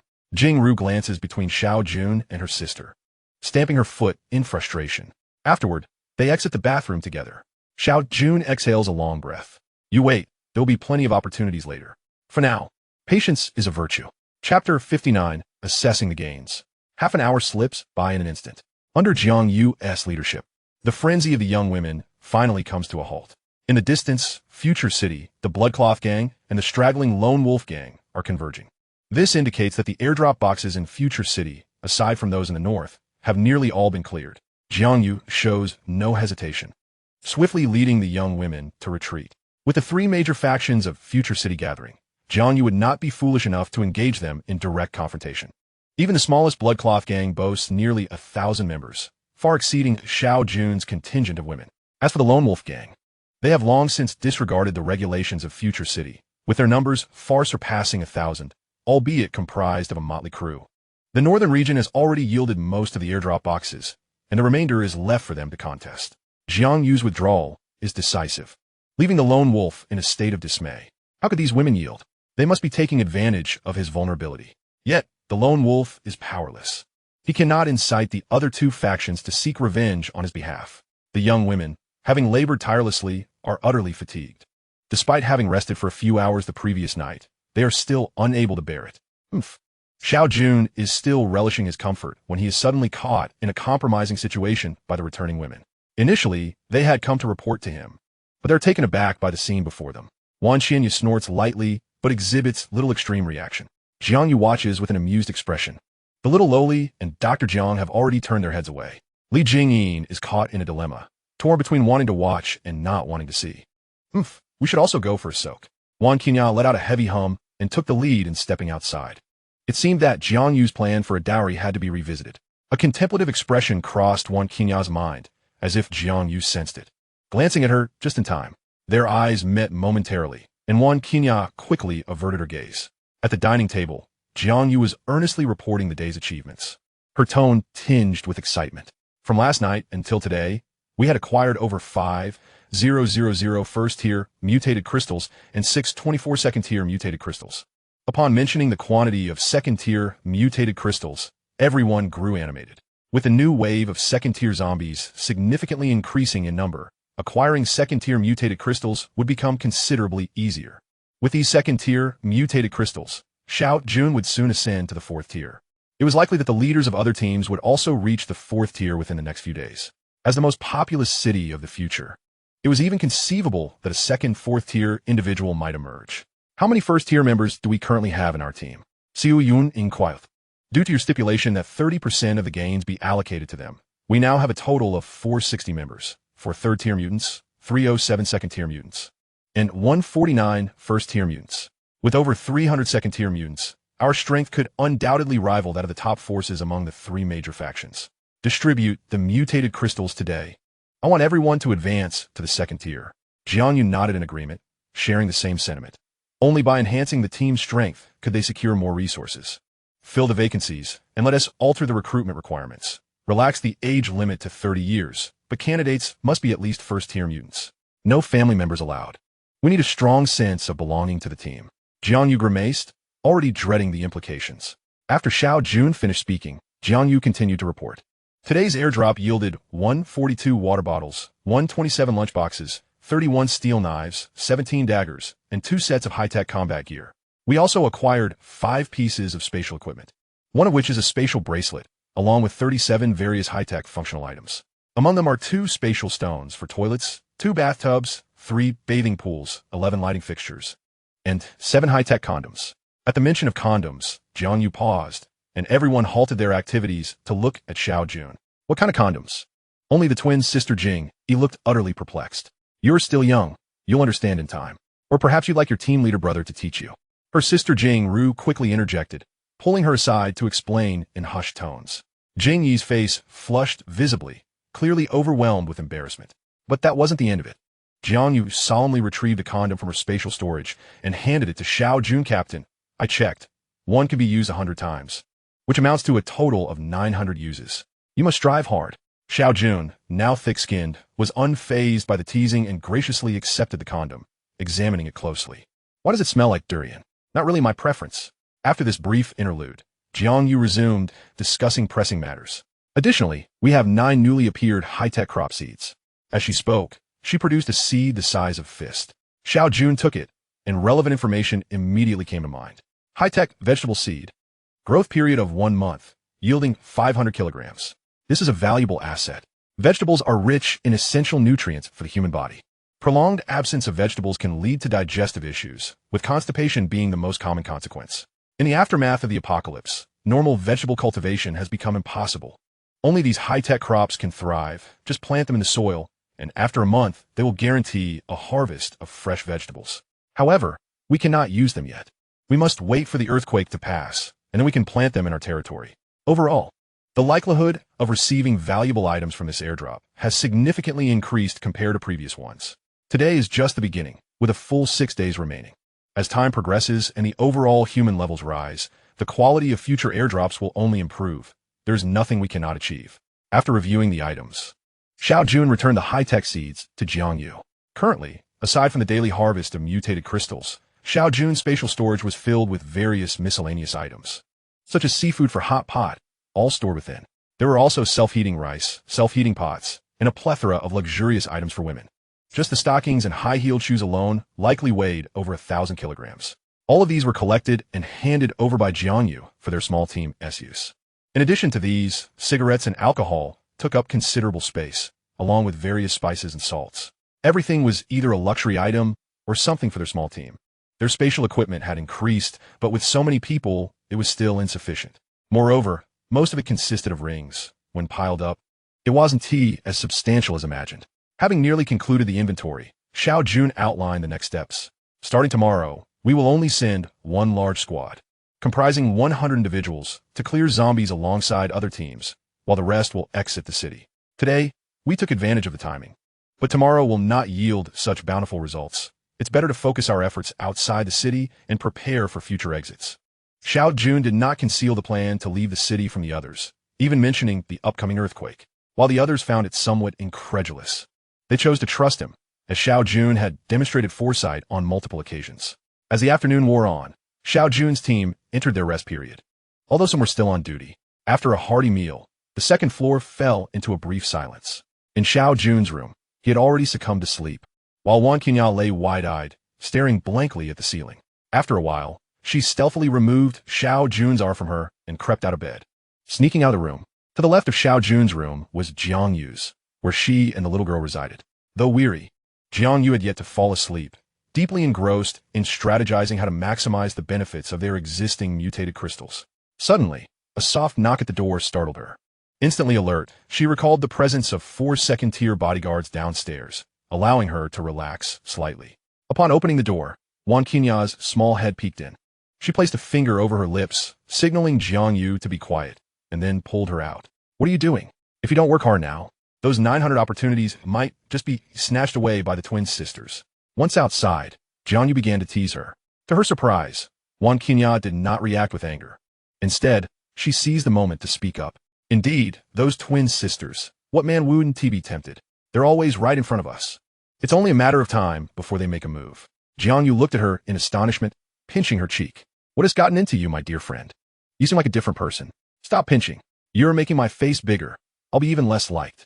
Wan Qinya protested like a vexed kitten, shaking her head to evade Jiang Yu's playful grasp. "Then why are you awake? Looking for me to vent your frustrations?"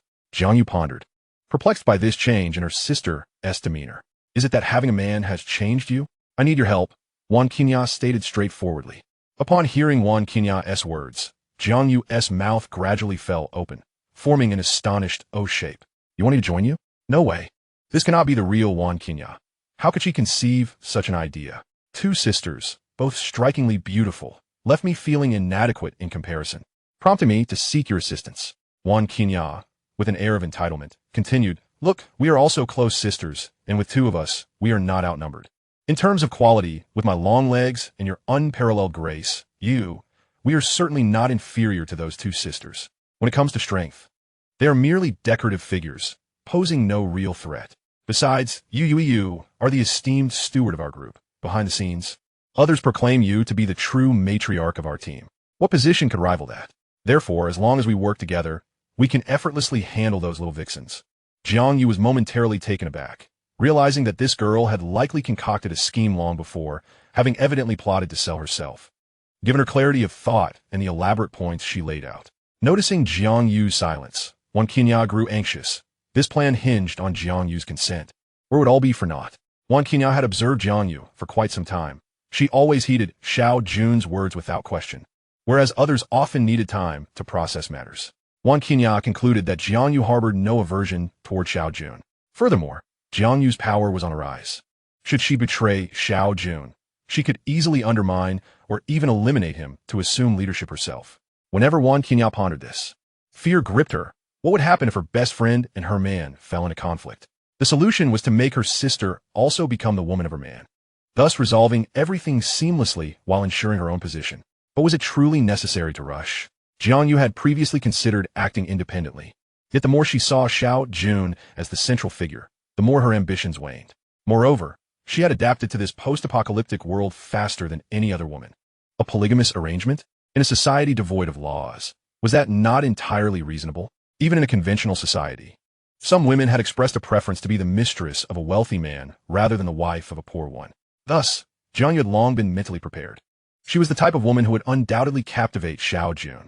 Yet, she had never considered proactively offering herself to him. Time was of the essence. Today was no exception. It was clear that coaxing Jiang Yu into bed would not suffice. With a flicker of inspiration, Jiang Yu devised another plan. Upon awakening, it was already past 4 in the afternoon.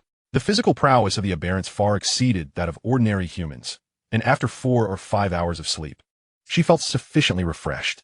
Opening her eyes, she found Wan Qinya still asleep beside her. After some time, Xiao Jun leisurely lit a cigarette, observing Wan Qinya, who looked like a scorned wife. Can you blame me? It's your fault, Wan Qinya retorted, resembling a little aggrieved spouse. Suddenly, she whispered in his ear, I'll go call you. Xiao Jun's hand trembled, nearly dropping the cigarette onto the bed. He playfully pinched Wan Qinya's cheek, wondering if she had lost her mind today. How could they be acting so similarly? Poor me. A smile crept onto Xiao Jun's lips. What had she secretly told Jiang Yu? Yet, he chose not to expose her. Following Wan Qinya's script and playing along. Isn't this a bit inappropriate? He mused. How absurd. She's just like you, but I'm the one at a disadvantage here. Why does it seem like he's the one suffering? Xiao Jun found himself laughing even more, nearly losing his composure. Don't worry, I'll handle it, he reassured her. Wan Qinya patted her chest confidently, causing Xiao Jun to worry she might inadvertently injure herself. Just wait. As if afraid he might change his mind, Wan Qinya hastily threw on a garment, neglecting to wear a bra, and dashed out. Unable to contain himself any longer, Xiao Jun lay under the covers, laughing heartily. Chapter 61. It seems our roles have shifted. After finishing one cigarette, he lit another, and, at that moment, the door swung open. Looking up, Xiao Jun was taken aback. Jiang Yu was a familiar sight, having seen her daily, yet she was typically clad in professional attire or combat gear. This was the first time he had encountered her in such a manner. Even Wan Qinya seemed to dim in comparison, with a blush gracing her cheeks. She appeared both alluring and coy. She wore a delightful pink, kawaii-style nightgown, charmingly innocent yet undeniably tempting. Her bare legs were long and flawless, needing no embellishment to incite envy in countless men. Returning his gaze upward, Xiao Jun realized that she was just as captivating as Wan Qinya, a fact obscured by her usual modest attire. Even with her prior mental preparation, in this setting, Jiang Yu was no different from any other woman. It was now Xiao Jun's turn to assert his masculine initiative. While Jiang Yu bathed, he lounged alone at the head of the bed, the room suffused with an air of decadent luxury. Upon pushing open the door, 4 pairs of eyes turned toward him simultaneously, creating a somewhat awkward atmosphere. Xiao Jun cleared his throat, and Jiang Yu, blushing and somewhat shy, emerged from the bathroom. The 4 pairs of eyes shifted their focus, curiously scrutinizing Jiang Yu. Wow, this girl has turned into a jellyfish. Jiang Yu shot a glare at the others and retrieved a first-tier mutated crystal from her spatial gear, popping it into her mouth. The effects were immediate and quite impressive. Goodness, what kind of mischief have we unleashed? She's even resorting to mutated crystals, Li Jingyan whispered. But in the confined space of the living room, all present were second-tier aberrants, their hearing keen. They all turned to look at her. Li Jingyan stuck out her tongue and quickly turned her head away. Where's Yun? With the help of the mutated crystal, Jiang Yu had fully recuperated and noticed only 4 people in the room, realizing the absence of a little lowly. She went to arrange tonight's affairs. Haven't you checked the time? You all really know how to have fun, Li Jingyan remarked. Now that both of her close friends were involved, Jiang Yu felt emboldened, and her previous fears faded. Shall we eat? Xiao Jun glanced at the clock. It was already 9. If they didn't hurry, the Deus zombie horde would reach the battlefield. Yes, Jiang Yu nodded. Eating hot pot in the dead of winter was a delightful experience, especially paired with a steaming bowl of self-heating rice, pure bliss. Yet, the atmosphere in the room seemed somewhat subdued. Apart from Xiao Jun and Jiang Yu, the others appeared tense. Some were embarrassed, others curious, and some regretted their choices. Yu, we need to find a few chefs. They will be needed shortly, Xiao Jun suddenly interjected, as if recalling something. Have you all noticed? The animals we used to see around seem to have vanished. Seeing the puzzled expressions on their faces, he explained, well, when you're barely surviving, who has time to notice where the cats and dogs have gone? Even the most ardent dog lovers would devour dog meat if it were available. And in this terrifying apocalypse, with floods and fire rains, the city is teeming with zombies. Surviving is a miracle. It's only natural that those animals perished. Xiao Jun left the details vague, not revealing too much. In his previous life, he had encountered a wild boar over 2 meters tall, weighing 500 to 600 kilograms. It took the efforts of Chun Gang, the lord of Future City, and one of the top 10 experts, Guo Yu, to bring it down. Faced with such creatures, numbers mattered little. Without firearms, ordinary aberrants would be no match for a single charge. In the aftermath of the apocalypse, the creatures that roam the earth possess remarkably tough hides, impervious even to the grasp of zombies, whose feeble attacks fail to penetrate their defenses. However, the allure of their flesh is undeniable, causing Xiao Jun to salivate as he eagerly piled his plate high with food. 500 individuals seemed insufficient. We must expand our ranks. While we cannot yet rival Future City, we must at least match the numbers of the other two factions. We require both combatants and logistics personnel, and 500 is far too few. Jiang Yu had encountered several promising candidates, only to forfeit them due to the scarcity of slots. With such an abundance of supplies now, even an additional 500 individuals would allow Jiang Yu ample confidence in achieving self-sufficiency. We shall strive to develop a contingent of 1,000, aiming to recruit the full complement before we venture beyond the city walls. Xiao Jun readily concurred. 500 was indeed a paltry number, a mere drop in the ocean compared to the vastness of Future City, incapable of stirring significant waves. Silence once again enveloped the dining table, as everyone feigned focus on their meals, while their thoughts soared into the stratosphere. The commander is quite fond of Xiao Yu. Ensuring my future is more secure. In the pre-apocalypse world, others relied on their parents. I lean on my best friend. How clever I am. Oh no. Let Yu Jie take the lead. This spells trouble for us sisters. It's all my younger sister's fault for hesitating. Why does my sister keep looking at me? She should be gazing at the commander. Pervert. Ultimately, the sentiments of Dr. Jiang crystallized into a mere 2 words. Xiao Jun felt his mouth twitch. What were these people's thoughts? Bang! The door swung open, and the little girl returned, sprinting towards Jiang Yu upon spotting her. Sister Yu, where did you go this afternoon? When I awoke, I couldn't find you and thought you'd gone to arrange tasks. Luckily, I just made a trip. Otherwise, the sisters would have been starving. And how could we fight tonight? Next time, please inform me in advance. Otherwise, it could lead to trouble tonight. Jiang Yu gently pinched the little girl's cheek, having developed a fondness for this gesture after doing the same to Wan Xianya. You've worked hard. Sit down and eat. I'll arrange things shortly. The little girl obediently took her seat. Yet, she couldn't shake the feeling that Jiang Yu seemed somewhat different after their afternoon apart. There was an air of sophistication about her, or perhaps a newfound confidence. However, the little girl glanced around, eager to discern the reason from the expressions of others.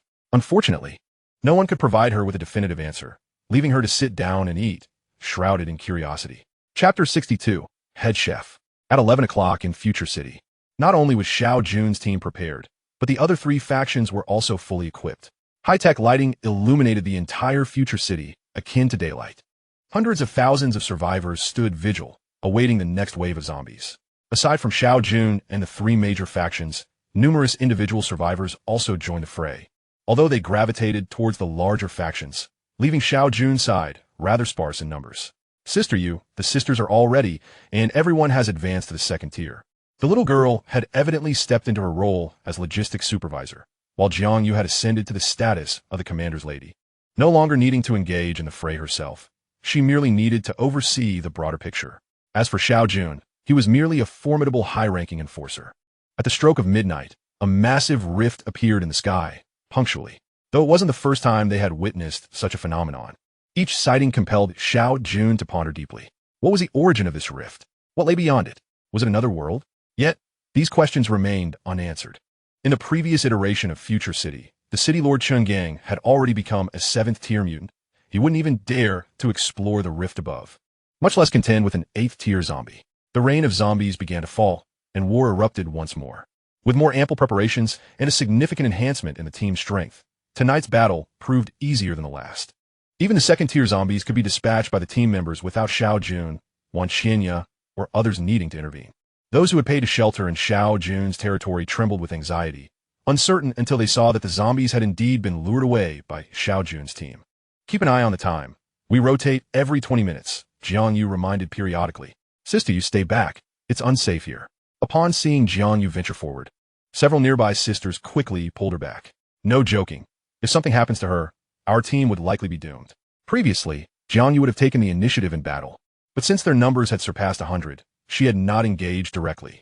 The newer sisters had no idea she was still capable of taking down zombies.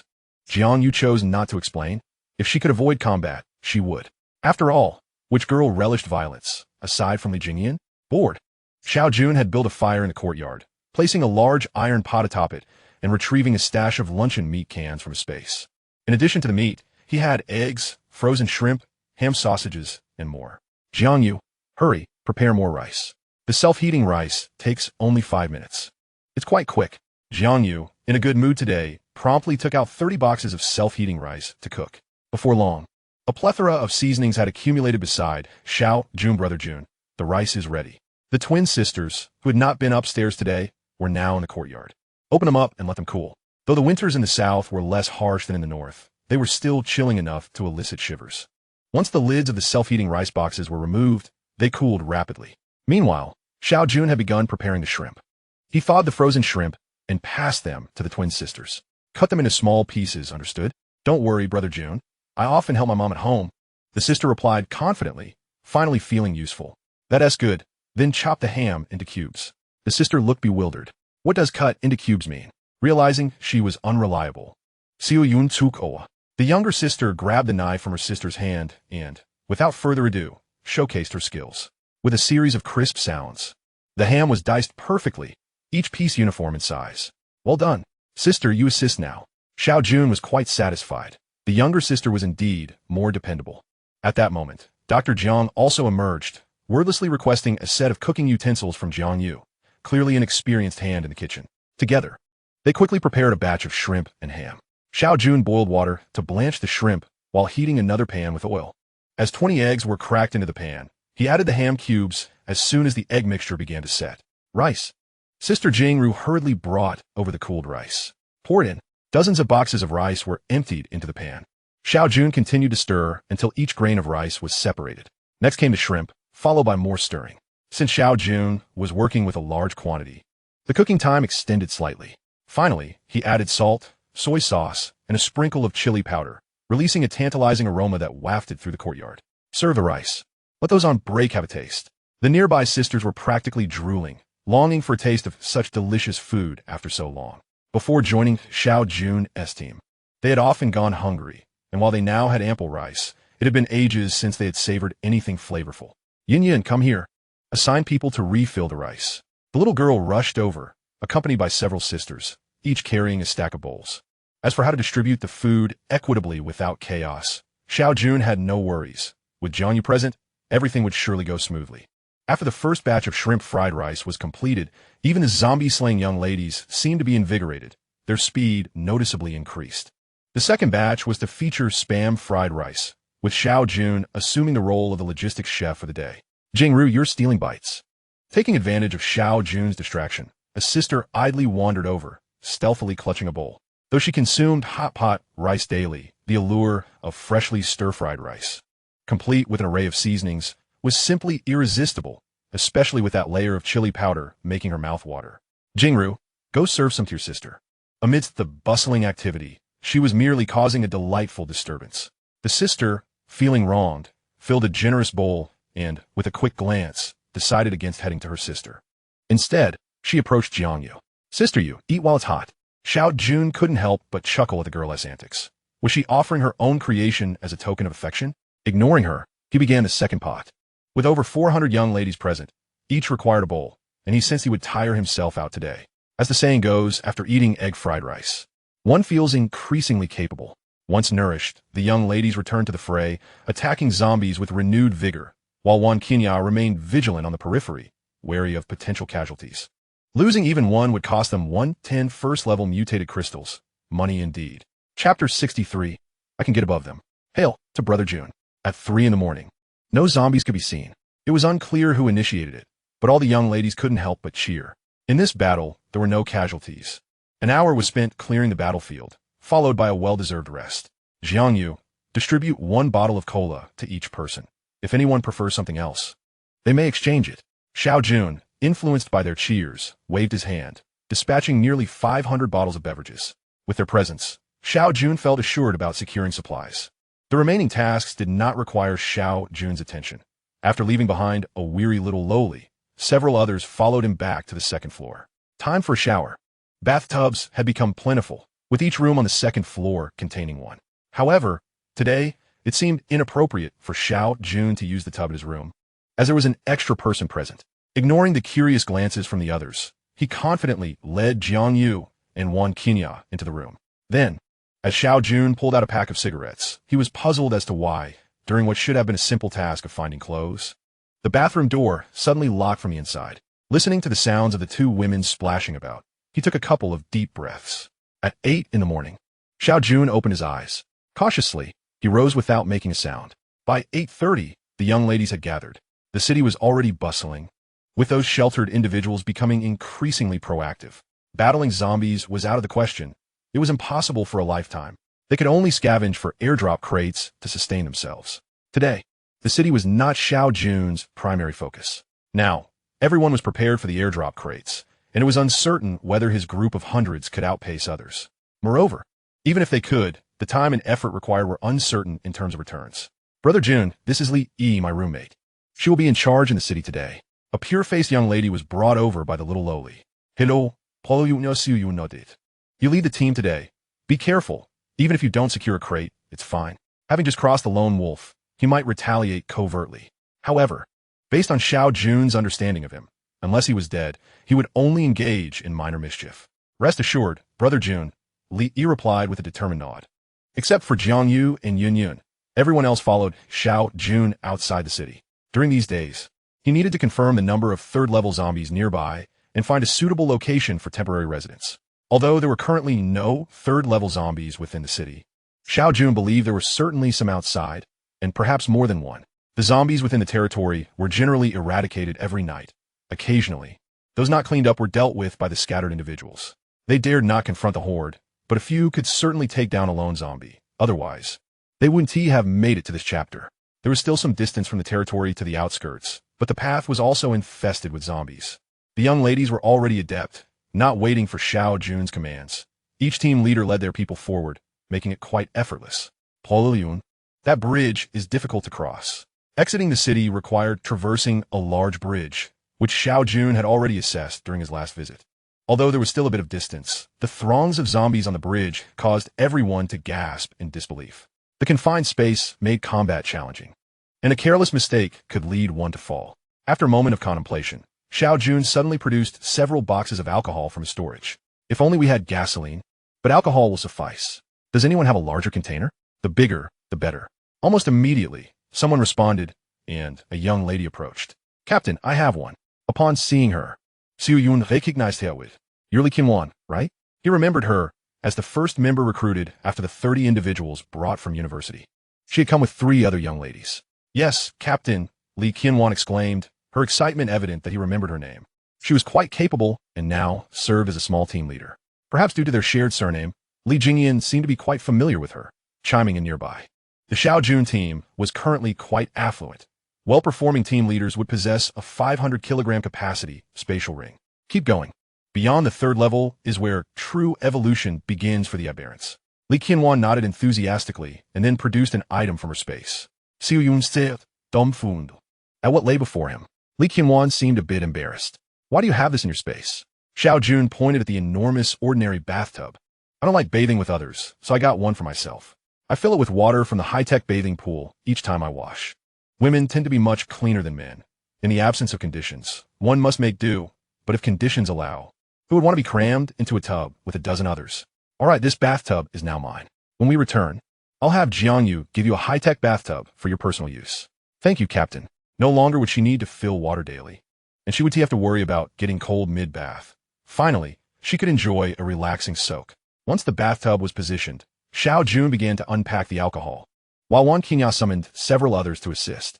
Brother Jun, are we going to set it on fire? Wan Qingya inquired. Yes, attacking head-on is a bit risky. However, we can't simply pour the alcohol across. This question was on everyone's mind. To eliminate all the zombies on the bridge, they first needed to douse them in alcohol.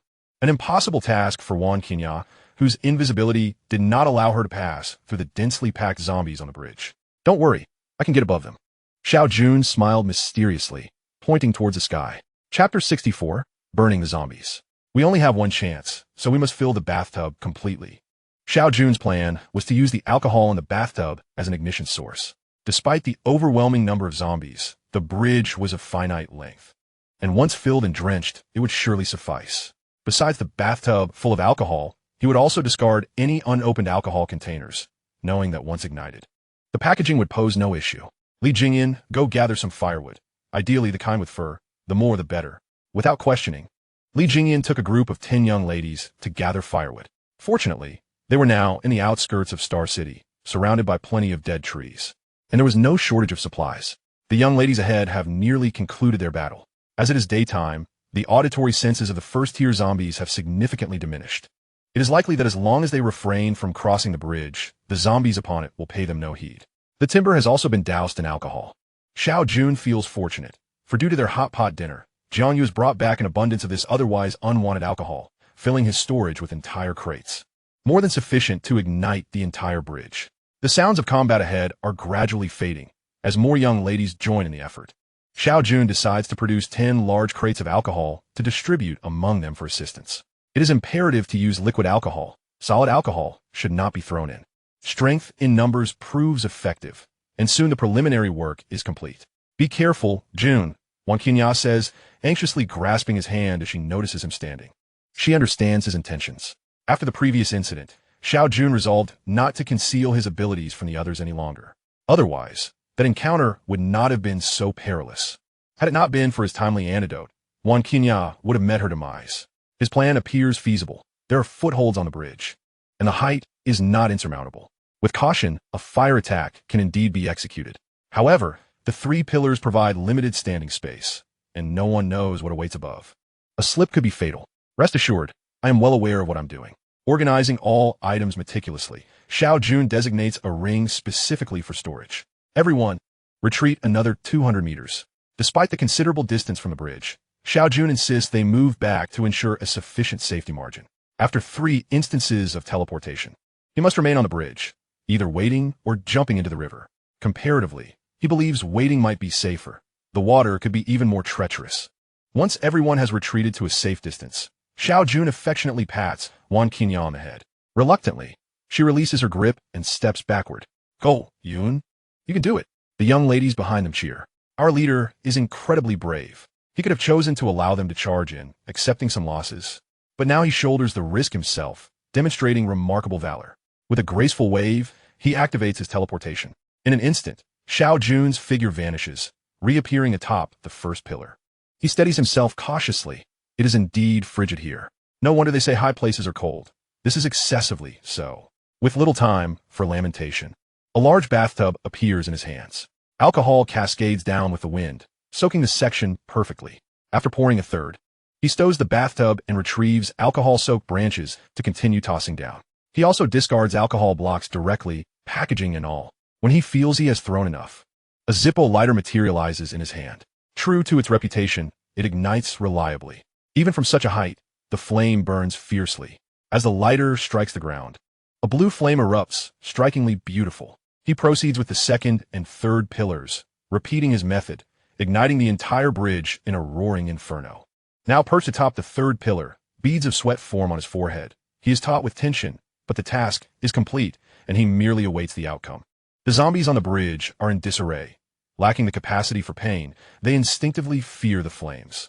Yet with fire at both ends, their limited intellect leaves them clueless as to where to flee. Particularly those trapped in the middle, with no escape, can only await their grim fate. A few zombies manage to scramble off the bridge in the chaos, but Xiao Jun pays them no mind. Wang Qinya and the others are waiting, and none will escape.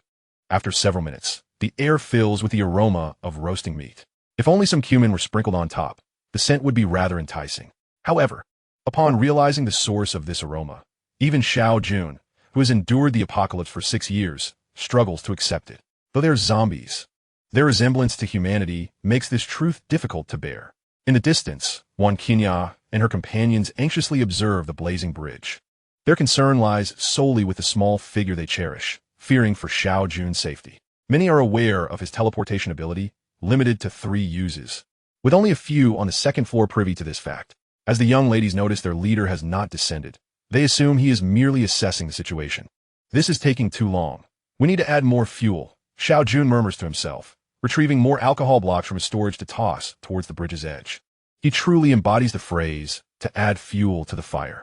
At last, the chill dissipates. Surrounded by flames, the cold is banished. The inferno rages for nearly an hour. The bridge's surface is charred black, yet amid this darkness, some transparent crystals remain luminous. It is a mystery how the mutated crystals are formed. They seem unbreakable, melting upon contact with the mouth.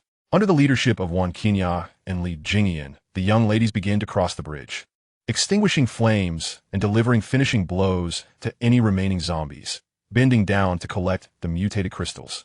By the time they traverse the entire bridge, Xiao Jun awaits them. relaxed and unharmed. Jun, this method cannot be employed frequently, lest the bridge be destroyed, Wan Qinya remarks, gazing at the scorched surface. Xiao Jun acknowledges. While the bridge is sturdy, it cannot withstand repeated burns. With 5 days of zombie rain ahead, igniting it daily is not feasible. Let us leave it at this for today. We will save some alcohol blocks on the bridge for our return in 5 days to ignite it again. Xiao Jun's plans have been disrupted. He must ascertain the external circumstances today. He certainly does not wish to witness a zombie horde assaulting the city before his departure. Chapter 65. The God of War, Li Jingyan. This side of the bridge had been routinely cleared by Xiao Jun's team, having created a significant open area, only to be reclaimed by zombies once more. Well, it seems we must come again. Qinya, Jingyan, be cautious. Keep a close watch for third-tier zombies. Only the 3 of them possess the capability to confront third-tier zombies. Anyone else, even in a group, would likely suffer casualties, a scenario Xiao Jun wishes to avoid. As the battle commences, they descend the bridge, needing to establish a secure foothold, or they will be overwhelmed by zombies from all directions. Li Jingyan activates her extraordinary ability and leads the charge. When her power is unleashed, even third-tier zombies cannot breach her defenses. She remains utterly unafraid. Just a bit longer, and we can advance to third tier collectively. Only upon reaching third tier can one truly comprehend their limits. It would be ideal to have more individuals like Li Jingyan as shields. Thanks to Li Jingyan's formidable defense, they successfully carve out a safe zone within 10 minutes. Establishing a stronghold, several squad leaders emerge, each equipped with spatial rings. One by one, they produce spiked wooden stakes from their storage, and a dozen young ladies swiftly take them to begin positioning them. Not bad at all. Xiao Jun, having not visited the outskirts for quite some time, is pleasantly surprised by their ingenuity. What you Jed advised, we merely follow. Jiang Yu truly is reliable, he muses, appreciating her not just in bed, but also in practical matters. The stakes may not entirely prevent a zombie assault, but they significantly alleviate pressure on the surrounding ladies, allowing for a reduction in defensive personnel. This is how the rotation and combat can be accomplished. Brother Jun, there are numerous second-tier zombies. Ben Qinya stood beside Xiao Jun. As an assassin, she was not like Li Jingyan, a mindless warrior, and would certainly not charge to the front lines. It was acceptable as long as there weren't too many third-tier zombies. This wave of zombie rain was initially intended for the second-tier zombies. Without her presence, how could one level up? Yet, what was meant to come still arrived. A single zombie, lurking among the horde, its claws revealing its extraordinary nature. Yet the fleeting clarity in its eyes went unnoticed. In the blink of an eye, it resumed its vacuous demeanor, joining the throng of zombies in a mindless charge. Sister Jingyan, there's another second-tier zombie. Someone pointed it out, providing a warning. I'll handle it. Li Jingyan responded without hesitation. The other ladies nearby beamed with admiration. This sister was reliable and truly stepped up when needed. With a swift motion, she dispatched 2 first-tier zombies and stood face-to-face with a second-tier one, remaining utterly composed. She had slain countless second-tier zombies. This was merely a minor inconvenience. With both hands raised high, her steel blade descended with tremendous force. But something was amiss. A hint of mockery flickered in the zombie's eyes. Sister Jingyan, it's a third-tier zombie. It can see. One of the sisters, observing closely, quickly alerted her. However, Li Jingyan could no longer alter her attack. The third-tier zombie executed an extreme dodge, its claws lunging toward Li Jingyan's chest. Her garment tore, yet no blood was shed. In this perilous moment, Li Jingyan activated her resilience, successfully blocking the fatal strike. Seeking death, she declared, extending her left hand to firmly grasp the zombie's claw, immobilizing it. With a furious slash of her right-hand blade, she severed its head. Not good. There's a third-tier zombie here as well. Voices echoed simultaneously. Xiao Jun and Wan Qinya had already taken action. Without the ability to teleport, Xiao Jun had to passively await the approaching zombies. Jingyan, support. In such a situation, Li Jingyan, equipped with her skills, was indeed more suited to eliminate third-tier zombies. She wasted no time, seizing the opportunity of her 10-minute skill duration to charge into the horde. Jingyan, 2 meters to your left. One is approaching you.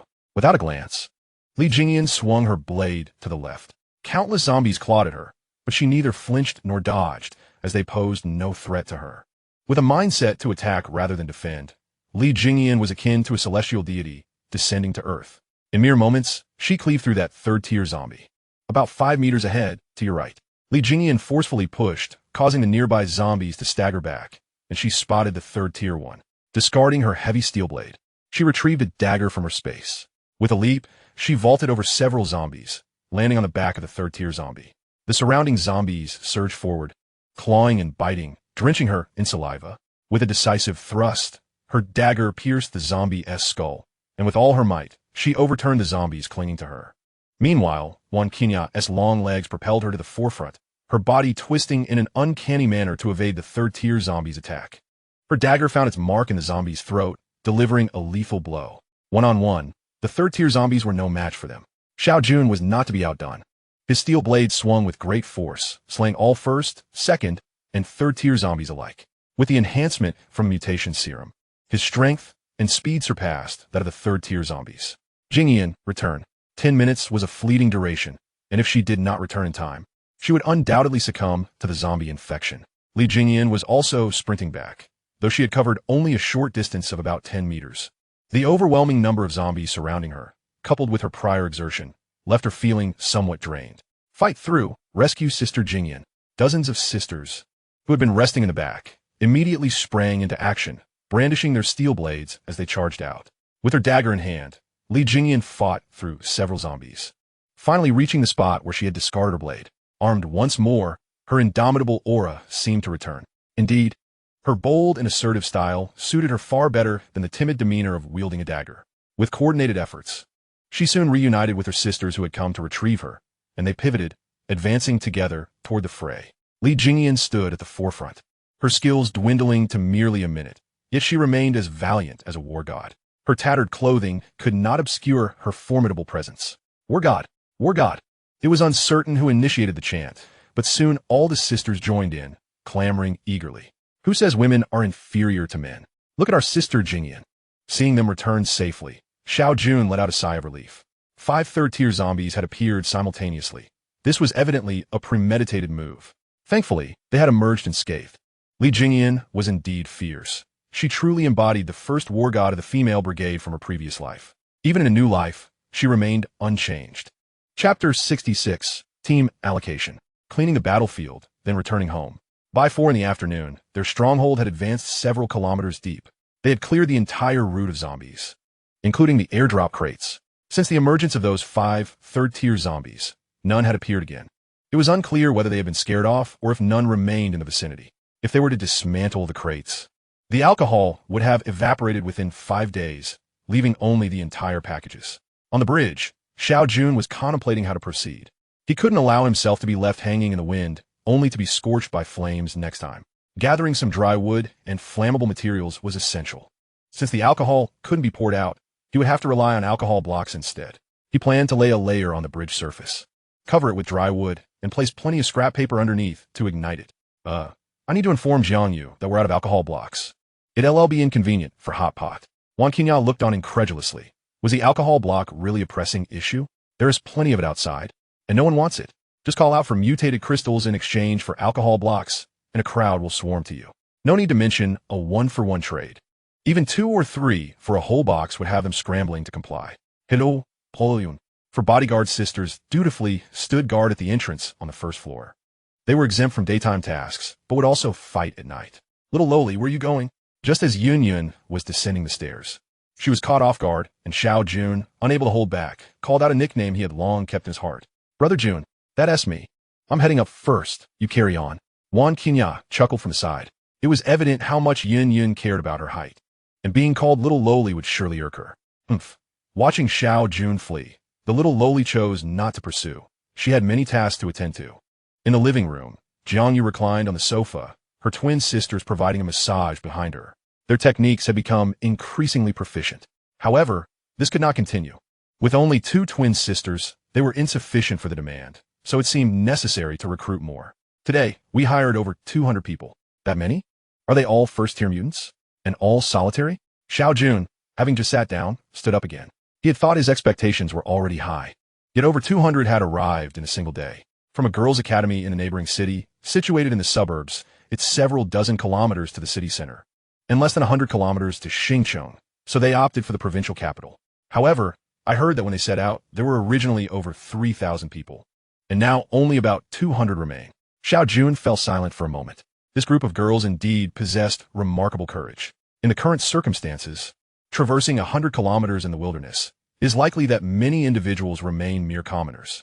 Had it not been for the latest onslaught of the zombie rain, they might have survived in greater numbers. Wan Qinyao lamented, acknowledging that compared to them, her fortunate encounter with Xiao Jun was a stroke of luck. However, all of these more than 100 individuals were second-tier mutated beings. Jiang Yu then unveiled a piece of news, prompting the attention of everyone present. It was only logical. Without being second-tier mutated beings, they would find it exceedingly difficult to survive the new wave of zombie rain, which was rife with numerous second-tier zombies, and even some third-tier ones. Their survival was undoubtedly a matter of fortunate circumstance. I've already mixed them all up, distributing them among various teams. Xiao Jun remarked with a nod. This measure was indeed necessary, with his group consisting of no more than 500 members. The sudden influx of a 200-strong team could pose challenges if ulterior motives were at play. By the way, you know Li Qianwan, right? Remember to provide her with a high-tech bathtub, Xiao Jun casually mentioned, recalling his promise to Li Qianwan earlier that day. Jiang Yu glanced over, and the twin sisters turned their attention as well. Even Dr. Jiang, who had been engrossed in a comic, looked up. You still have so many upstairs, and yet you go outside to eat? They exclaimed indignantly. It's a waste. We work so hard to give him massages and even scrub his back. Is he really thinking about women outside? Are we not enticing enough? Now that we're already ranked third, along with the outsiders, are we going to end up as little 6 and 7? Pervert. Dr. Jiang was as direct as ever. Qinya, why don't you take the floor? Facing the scrutiny of several women, Xiao Jun pushed Wan Qinya forward, knowing they would hardly believe him. Once Wan Qinya recounted the events of the day, the twin sisters gazed at Li Jingyan with admiration, while Jiang Yu grasped the essence of the matter with precision. So, does this mean we cannot venture outside the city starting tomorrow? Xiao Jun nodded in affirmation. In truth, the area beyond the city was their primary source of airdrop crates, and he believed other factions were undoubtedly attempting the same. However, for the next few days, their focus would remain within the city. Starting tomorrow, they would exert all efforts to seize the airdrop crates within the city. If they could not contend within this district, they would venture out into the future city. This was merely one district. There were many others. Star City was not limited to a single future city. Outside, countless fresh airdrop crates awaited. As they spoke, the diminutive girl returned, her cheeks puffed in indignation as she glared at Xiao Jun. How delightful it is to be a little girl. Haven't you heard? Girls have 3 virtues: delicate, gentle, and easily toppled. They are quite appealing to men, especially when one is as adorable as a panda girl. However, Xiao Jun refrained from voicing this thought, as these women were not to be trifled with. Oh, so you like them too? Xiao Jun immediately regretted pushing Jiang Yu aside, realizing he had only complicated his situation. Let us eat. We're all starving. He clumsily attempted to divert the conversation, and fortunately, the women tacitly chose not to pursue the matter further. By the way, I just tallied our second-tier mutated crystals. We have reached 127, finally surpassing the 1,000 mark. This meant that Xiao Jun's team could finally produce a 4th-tier mutated being.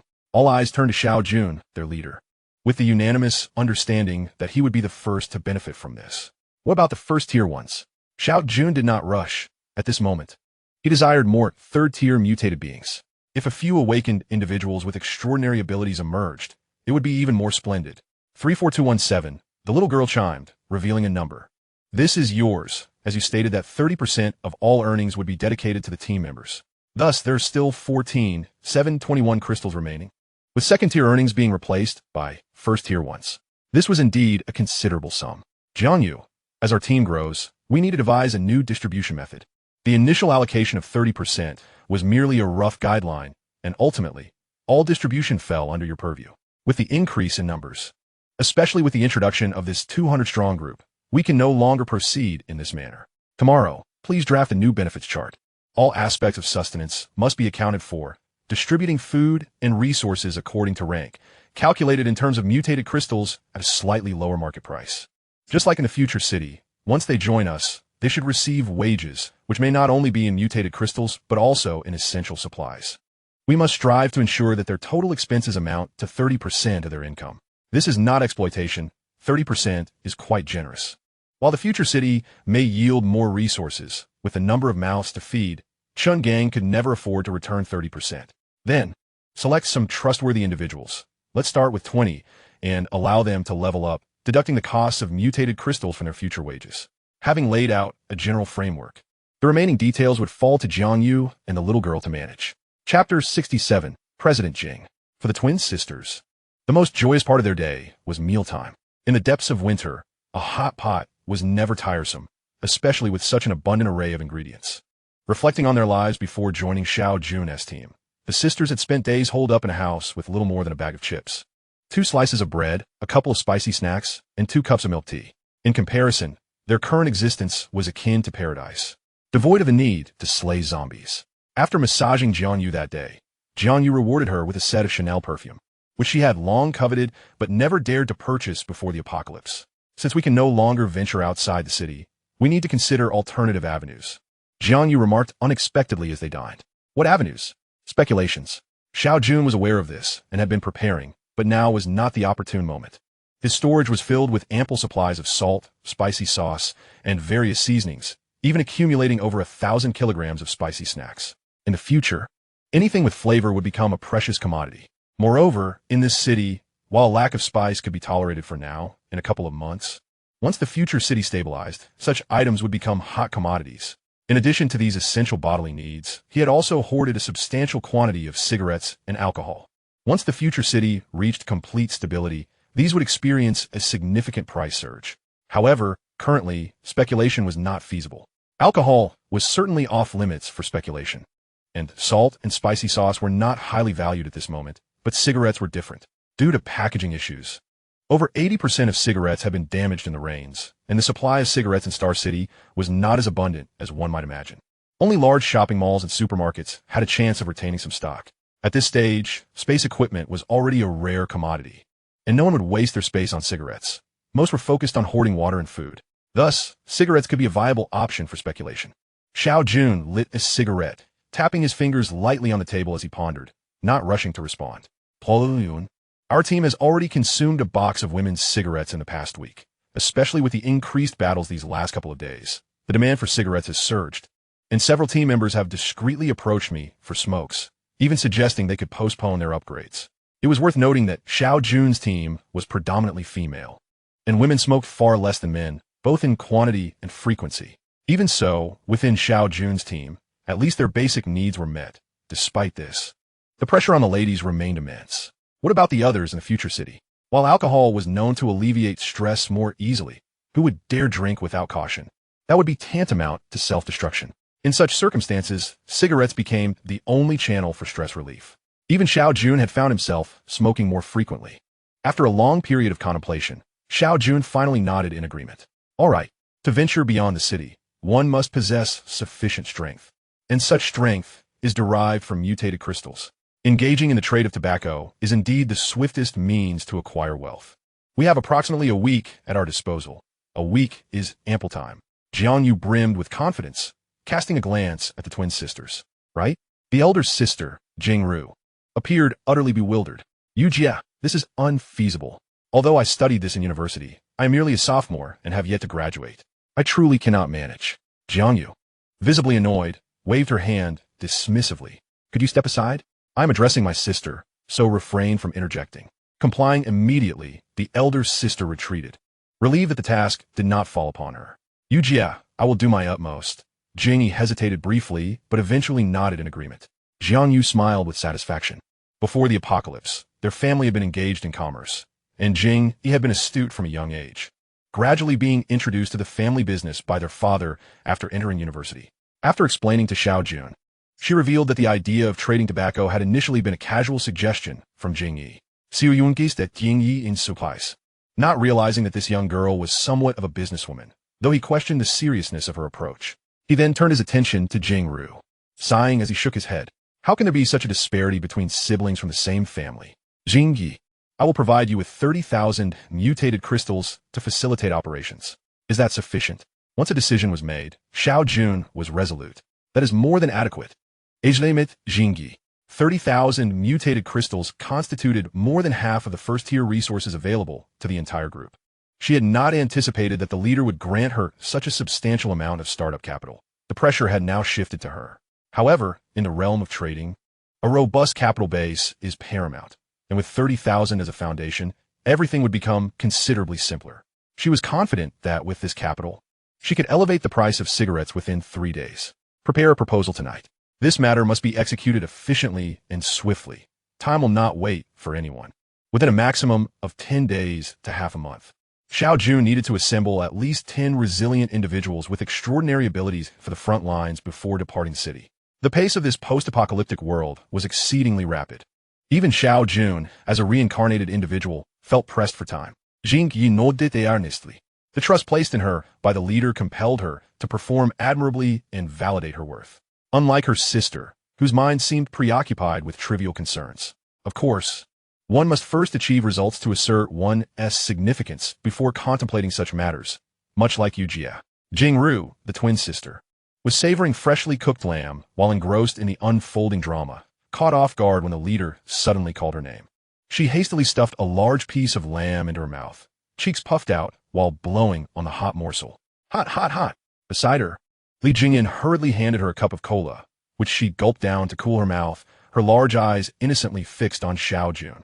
He looked at her helplessly, waiting for her to finish chewing before saying, "You and your sister shall go together," adhering strictly to her directives without causing any disruptions. Additionally, arrange for a few newly recruited young women to protect you both. They should be unfamiliar faces to ensure no one suspects us of trading tobacco. Among Xiao Jun's team, these two sisters were the least visible. Thus, their involvement in this endeavor would likely raise no suspicions in the short term. Once they began to earn profits, it would matter little whether others were aware of their actions. Alright, Yungi, hast du Schuld. I will take good care of my sister and ensure she completes the task promptly. The entire table regarded her with a mix of exasperation and amusement, given her demeanor. How she managed to be the elder sister was a mystery. However, they refrained from dampening her enthusiasm, as it was essential for her to have something to occupy her time. If Jing Yi could not even manage her sister, they might as well resign themselves to being mere decorative figures. Come, let's toast to Manager Jing's grand success. As the group concluded their discussions, Li Jingyan raised her drink. To Manager Jing's grand success. Chapter 68, 4th Tier. At 7:30, in a room, Xiao Jun sat cross-legged at the head of the bed. 1,000 second-tier mutated crystals surrounded him, casting a faint green hue throughout the room. What a peculiar phenomenon. Could they not have chosen a different color? Seeing his entire figure bathed in green light, Xiao Jun could not help but scoff. Ascending from a 3rd to the 4th tier was a first for him in both lives, necessitating utmost caution. Those on the 2nd floor were acutely aware of the gravity of the situation, each seated in the living room, more anxious than they had been for their own upgrades. Taking a deep breath, Xiao Jun began to consume the mutated crystals. With each crystal ingested, a gentle warmth coursed through his body. This was a testament to his enhanced physique. 2nd-tier mutated crystals no longer held significant potency for him. Yet, as the saying goes, many drops make a river, and he relied on quantity to compensate for quality. In the blink of an eye, 500 2nd-tier mutated crystals had vanished. Xiao Jun felt the warmth within him intensifying, yet it remained insufficient. Continue. 700 crystals. A slight itch coursed through his body, reminiscent of the sensations experienced during previous upgrades. 800 crystals. A new sensation emerged. A mild ache enveloped his head, something he had never encountered during prior upgrades. 900 crystals. The headache intensified, accompanied by some bodily discomfort, but paled in comparison to the throbbing in his head. Suddenly, a revelation struck him. This sensation was akin to that experienced when his extraordinary abilities first manifested. 1,000 crystals. Xiao Jun could not suppress a roar of frustration. Having learned from past experiences, he managed to remain conscious this time, albeit with great difficulty. Damn it! Is this the side effect of not being a naturally gifted individual? He recalled how Wan Qinya and her companions awakened their extraordinary abilities as if playing a game, merely glowing above their heads. And here he was, enduring this torment. Is Jungu all right? Jing Yi inquired with concern. In the living room, everyone heard Xiao Jun's anguished voice. He will be fine, Jiangyu replied, merely lifting her head to glance before returning her focus to the high-tech comic in front of her. These comics were captivating, each one containing thousands of chapters. The perfect way to pass the time. However, what did the uppers signify? Did it mean she needed to find a lower volume to continue? She dreaded the possibility of there being a middle volume as well. That would be utterly perplexing. Jiang Yu felt a pang of anxiety. If she couldn't find the continuation, would it be possible to exchange with someone else? In the room, Xiao Jun approached the final stage. 1,000 2nd-tier mutated crystals. It felt as if some shackles within him had been released, and he was filled with vigor. His mind was exceptionally clear, and the pain gradually subsided. Sitting on the bed, he gestured reveling in his newly acquired strength. At this moment, one punch from him could likely fell 3 of his former selves. If he were to encounter a third-tier zombie again, it wouldn't even qualify to follow behind him. He settled his mind to explore his extraordinary abilities when suddenly, a phrase surfaced in his consciousness. Extraordinary ability upgrade successful. Instantaneous movement, centered on oneself, can reach within a 100-meter radius instantaneously, disregarding obstacles, and can carry one person. Usable 3 times daily. Xiao Jun fit immense satisfaction. This ability description was finally somewhat reliable. Unlike the previous tier's description, which was vague enough to make him think he could soar to the heavens, it was clear that the one who wrote it was merely a child. This description was far better. At least it seemed to have been penned by someone who completed their compulsory education. This skill had indeed become more practical post-upgrade. The ability to disregard obstacles implied that he could teleport directly into a room from outside, an exceptional skill for peeping, or rather, for rescuing people. The capacity to carry one person seemed tailor-made for the previous characteristic. Upon instantaneously teleporting indoors, I beheld a stunning beauty bathing, and with a mere flicker, I whisked her away, achieving a flawless execution of my ability. Alas, the limitation of only 3 uses of this skill per day feels rather inadequate. In the living room, Jiang Yu was still engrossed in her comic book. Her casual page-turning exuded an air of intellect and grace.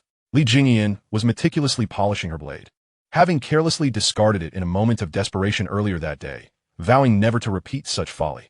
After all, she could simply store it away. Wang Qingyao was brewing coffee, preparing for a night of intense combat, seeking something to invigorate her spirits.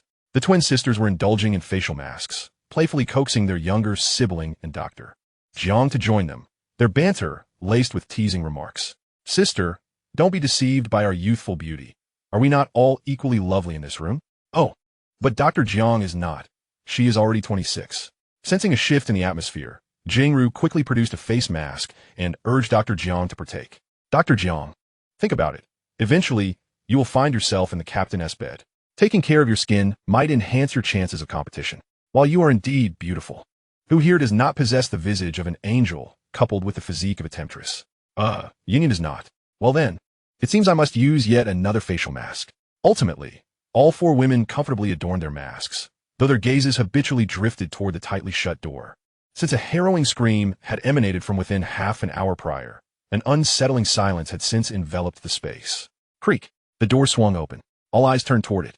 Xiao Jun emerged, towel in hand, drying his hair. Following his upgrade, he had broken into a sweat, feeling sticky and uncomfortable. Thus, he had taken a shower. It's such a hassle without a hairdryer, he grumbled as he continued to towel off. Bang! A Dyson hairdryer was tossed in front of him.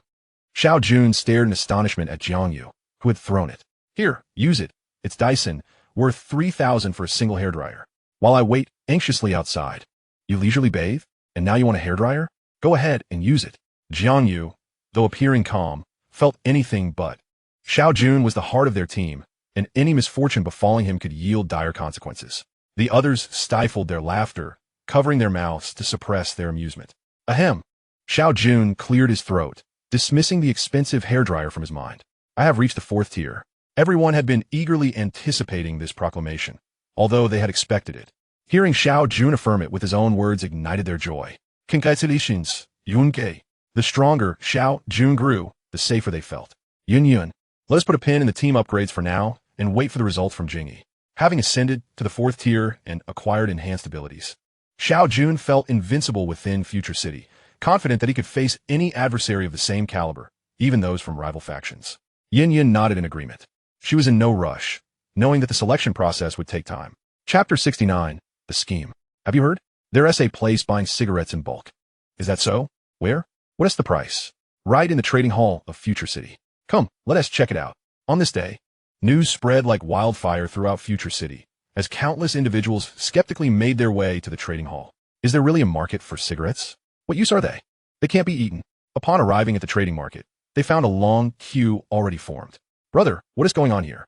Cigarettes can be exchanged for mutated crystals. Don't cut in line, go to the back. These days you can find people buying weapons, food, and even housing. But a first-time buyer of cigarettes in such large quantities? I know, right? At that shop last time, there were so many cigarettes I couldn't take them all. I only grabbed a few packs for myself. Had I known, I could have struck it rich. As they waited in line, many struck up conversations to pass the time.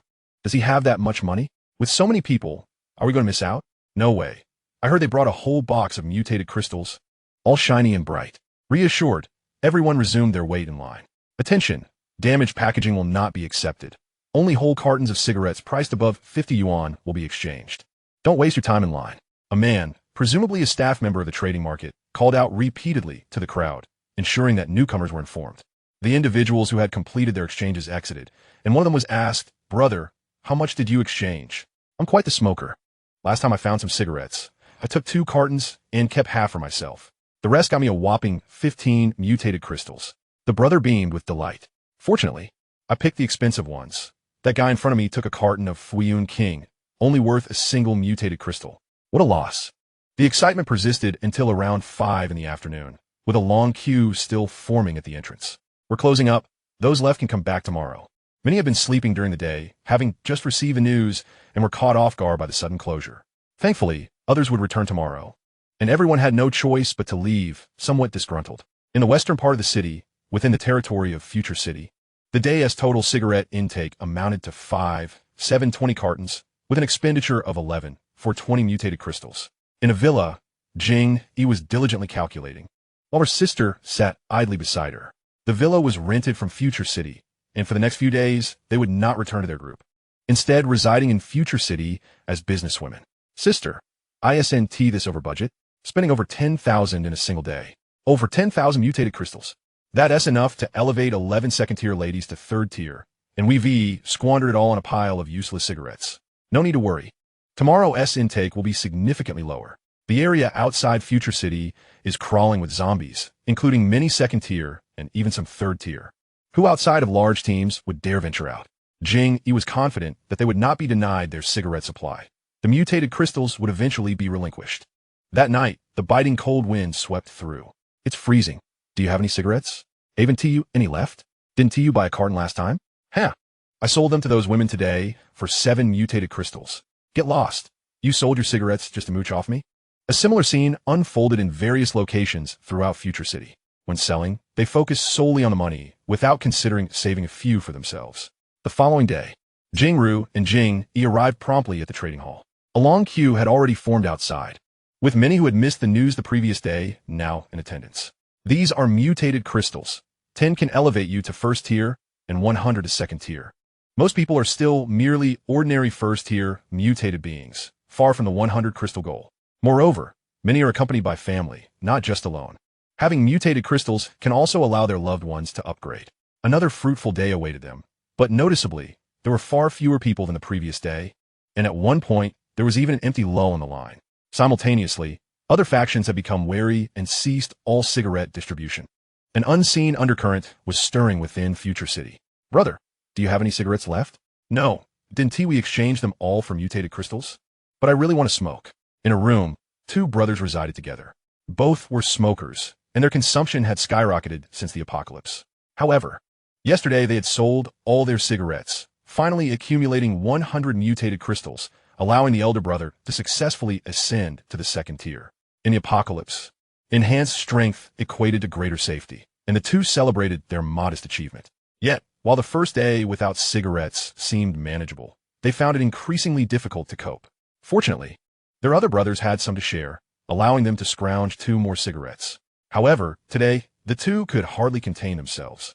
The brothers exchanged helpless glances, and soon their eyes were drawn to the ashtray on the table, still filled with remnants of previously smoked cigarettes.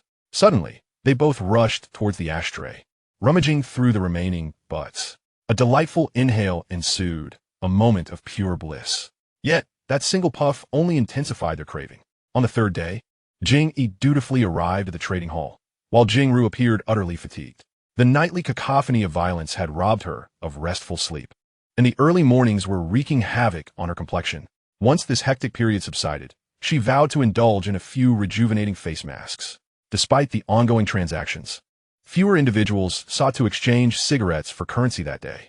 By midday, Jing Yi had collected a mere 11 cigarettes, and the afternoon proved even bleaker with only 6. She pondered thoughtfully, nodding in acknowledgement of the dwindling supply. As the clock struck 5 in the evening, the sisters were preparing to close shop when a throng of over a dozen individuals burst in. "I don't want mutated crystals anymore. Give me back my cigarettes." One shouted, "Yes, yes. I want my cigarettes back too." The patrolling guards quickly rushed over, forming a protective barrier around the sisters. "What are you doing? Are you attempting to provoke Future City?" The guards had been benefiting handsomely from Jing Yi's dealings over the past 3 days. They had received dozens of cigarettes, a considerable bounty, even if not of the highest quality. Moreover, the sisters were strikingly beautiful, a rare pair of twin beauties. With such attributes combined, the guards were determined to safeguard them fiercely. After all, they represented Future City, and there was little to fear. The intruding individuals, mere lone wolves without a team, dared not offend Future City. Their earlier desperation for cigarettes had driven them to act impulsively, but now, faced with the guards, their clarity returned, and they could only watch helplessly as the two beauties departed. As Jing Ru and Jing Yi left, the sisters' protectors, who had feigned customerhood, discreetly slipped away. Chapter 70. Framing. "Sister, someone is following us." The twins had just exited the trading hall when the observant younger sister noticed they were being tailed. "What should we do? Should we turn around and eliminate them?" she asked. "But I've never killed anyone, only zombies," she added. Before joining Xiao Jun's team, the sisters had lived in dire straits, with Jing Ru having fought off zombies in her quest for food, while Jing Yi had been well protected by her sister. Since joining Xiao Jun's team, they had not engaged in combat, only scavenged the occasional airdrop. Nevertheless, Xiao Jun had elevated both sisters to the second tier using mutated crystals. In a real fight, the pursuers would find it difficult to contend with the duo. "No need. Let them follow. It's even better this way," Jing Ru said. It seemed that the pressures of this post-apocalyptic world were greater than they had anticipated. It was only the 3rd day, and already they were being followed. Tomorrow, perhaps robbery would ensue, and the day after, outright assault. As the sisters turned a corner, a woman approached from the opposite direction. Step 2. As they brushed past one another, Jing Yi softly uttered 3 words. "Yanggu, could these 2 women truly be from Future City? They might be troublesome. What do you know? Would Future City dare to do this?" Yanggu replied. In the first 3 days, everyone was still disoriented. By the 4th and 5th, they'd surely understand the evils of capitalism. Future City's ambitions are vast. They aim to build a city. Even if they sought profit, they wouldn't act so brazenly. Yanggu appeared to be knowledgeable, possibly sharpened by his desperation for cigarettes. "Should we take action? What nonsense! Do you think we're the only ones watching them? Believe me, they will sneak out at midnight, and that will be our opportunity." They watched as the twin sisters entered Future City's residential area, and at that moment, no one dared to act. At 9:30 in the evening, Yanggu rubbed his hands together in the cold. Cautiously glancing around, he retrieved a crumpled pack of white sand cigarettes from his coat. Upon opening the pack, he found 2 wrinkled cigarettes within. He was grateful that the 2 women hadn't taken this low-grade tobacco. Otherwise, there wouldn't have been any left. Shielding himself from the biting wind with his coat, the crisp sound of a lighter igniting echoed loudly in the stillness of the night. His cohorts looked on with envious expressions. Yanggu took a couple of shivering puffs. Feeling considerably better, after a hearty drag, he passed the cigarette to one of his underlings. 1 puff each, no more. The young man eagerly nodded. He and T smoked all day. He inhaled deeply, and the others watched with sympathetic eyes. However, when their turn came, they mimicked him, each taking a hearty drag. By the time it got back to Yanggu, the flame nearly scorched the butt, yet he showed no sign of disdain, determined to smoke it to the very end. "Yanggu, Yanggu." In the distance, a man dashed towards him. "The villa indeed has a back door. I saw those 2 women sneaking out." "Did you smoke? Were you secretly smoking behind my back?" Yanggu snapped, slapping him on the head. "Lead the way. We can't let those women escape. What cigarette haven tea we smoked." "Exactly. And those twins, what figures, what beauty." He. A group of 7 or 8 men followed the guide, hastily making their way toward the small path behind the villa. They were not alone. Several other groups emerged from various corners, drawn by the allure of wealth and the catalyst of cigarette cravings. "Yanggu, over there." After running for about 10 minutes, they finally spotted the 2 women. Perhaps aware they were being pursued, the sisters ran exceptionally fast. Damn it. Those women must be mutated beings, probably even at the 2nd tier. Look how quickly they're running. Yet, despite their realization, the pursuers pressed on relentlessly. "Sister, where do we run? I'm so tired." "Stay close. I told you, apart from eating and sleeping, you've gotten even heavier since the apocalypse began." "Nonsense. I'm not heavier. I'm just lazy, not incapable of running." It seemed her sister had hit a sore spot. Jing Ru suddenly accelerated, leaving her sister several meters behind. "Hurry up. Is it because you're heavier that you can't keep up?" "Sis, you've gone the wrong way. It's to the left." The younger sister exclaimed, exasperated. Jing Ru had mistakenly surged ahead, almost expressing her frustrations through a classic outburst. Sister, hurry. If they catch up, it will be the end for you. And I want to help. Keep running. I refuse to believe two women can run for long. Only one path lay ahead, and the pursuing crowd had gathered, numbering 50 or 60 strong, an imposing force. However, at this hour, most were resting, preparing for a fierce battle at midnight. Their direction had also strayed far from Future City's guard points, so they felt little fear of encountering others. The chase and flight continued for half an hour. Although the sisters were second-tier mutated beings, they had not trained extensively, and half an hour was their limit. Sister, I'll concede I'm heavier. But can you tell me how much longer we have to run? I truly can't keep going. Up ahead, make a left. Upon hearing her sister's direction, Jingru quickly followed. After making 2 more turns, a guard post appeared before them. Before Jingru could ascertain its identity, a figure suddenly emerged from the right, wrapping her in an embrace. Just as she was about to resist, a familiar voice whispered in her ear, "Do not resist." In the blink of an eye, both Jingru and the man vanished without a trace. Yet Jing-ai seemed to have anticipated this, displaying no signs of panic.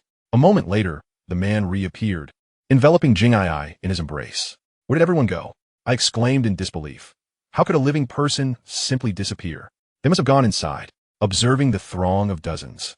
The crowd's courage began to swell, and they clamored, preparing to rush in. What are you doing? Causing a ruckus in my lone wolf clan? A thunderous voice called out, as a contingent of men brandishing steel blades emerged to block their path. We're searching for people, the 2 women. Yes, we seek them. The scene had devolved into chaos. Searching for people? It appears you are courting death. The leader dismissed their words without hesitation, signaling his men to prepare for violence. Confrontation was futile. Regardless of levels, they were outnumbered by dozens of blades. The crowd, not foolish, quickly scattered as it became evident that their assailants were ready to strike. The Lone Wolf clan, is it? Tomorrow, we shall spread the word. Those 2 women must surely belong to them. Though separated by numerous buildings, they were merely 100 meters away. 3 individuals cautiously navigated the area. Brother Jun, your skills are truly remarkable. You covered such distance in an instant. Silence. Do not draw attention. Let us return to our territory swiftly. Chapter 71, Fermentation. Another fierce battle had concluded, with some celebrating while others mourned. Why the long faces? We've lived to see another day. 2 men sat casually on the ground, their backs resting against the corpse of their companion, bitten by zombies, slain by their hands. Such occurrences had become routine. They had transitioned from initial fear, even experiencing nightmares at night, to a state of numbness. Having been bitten by a zombie, they could only regard it as a form of exorcism. Do you have a cigarette? Only 2 left. Each lit a cigarette, inhaling deeply, the smoke momentarily lifting their spirits. Nearby, dozens of eyes glowed with envy, fixated on the cigarettes in their hands. Some even synchronized their breathing with the rhythm of their smoking. We're out of cigarettes. How will we sleep tonight? The following morning, the entrance to the trading market was thronged with people. The boss collecting cigarettes hasn't shown up today. Disperse, will you? Where have you been for the past few days? Staff members began to manage the crowd. I'm not here to sell cigarettes. I want to buy mine back. Yes. Me too. I want to buy back my cigarettes. Do you know when the LL arrive? They currently hold the most cigarettes in the entire Future City. The staff member looked at them in disbelief. What is wrong with you people? Just a few days ago, you were eager to sell cigarettes, worried that others wouldn't have enough money. Now you come by? What is so special about these cigarettes? Step aside. Don't cause trouble. Do you think we're not worth your attention in Future City? The captain of the guard emerged, a cigarette dangling from his lips. His mood was foul. Not only could he no longer enjoy the company of the lovely sisters, but now these people had come to bicker. Did they really think they could take on Future City? The flickering light from his cigarette only deepened their unease, unable to fight back or dare to rob. Especially with the main figures absent, what was the use of causing a commotion? The crowd reluctantly dispersed, though some still lingered, waiting to see when the 2 sisters would emerge. At 10 in the morning, a rumor spread swiftly throughout Future City. Did you know? Last night, those 2 women ran away, supposedly heading towards the Lone Wolf clan. Really? Weren't they said to be from Future City? The gossip rapidly proliferated. According to accurate information, a brother of mine, the cousin of my second uncle, intercepted those 2 women last night and witnessed them enter the Lone Wolf clan's territory. Your information is incomplete. My elder cousin's son also participated in that ambush and later clashed with the Lone Wolf clan members. Those 2 women walked right in front of them. The storm intensified. With nothing to do during the day, and unable to compete with the larger factions for airdrop boxes, they dared not leave Future City. At 3 in the afternoon, at the entrance to the Lone Wolf clan's territory, hundreds stood in a standoff, with more arriving by the minute. Lower it a bit, move to the left, right there. Perfect.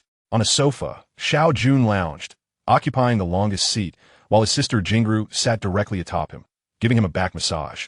His younger sister squatted beside them. Knitting Xiao Jun.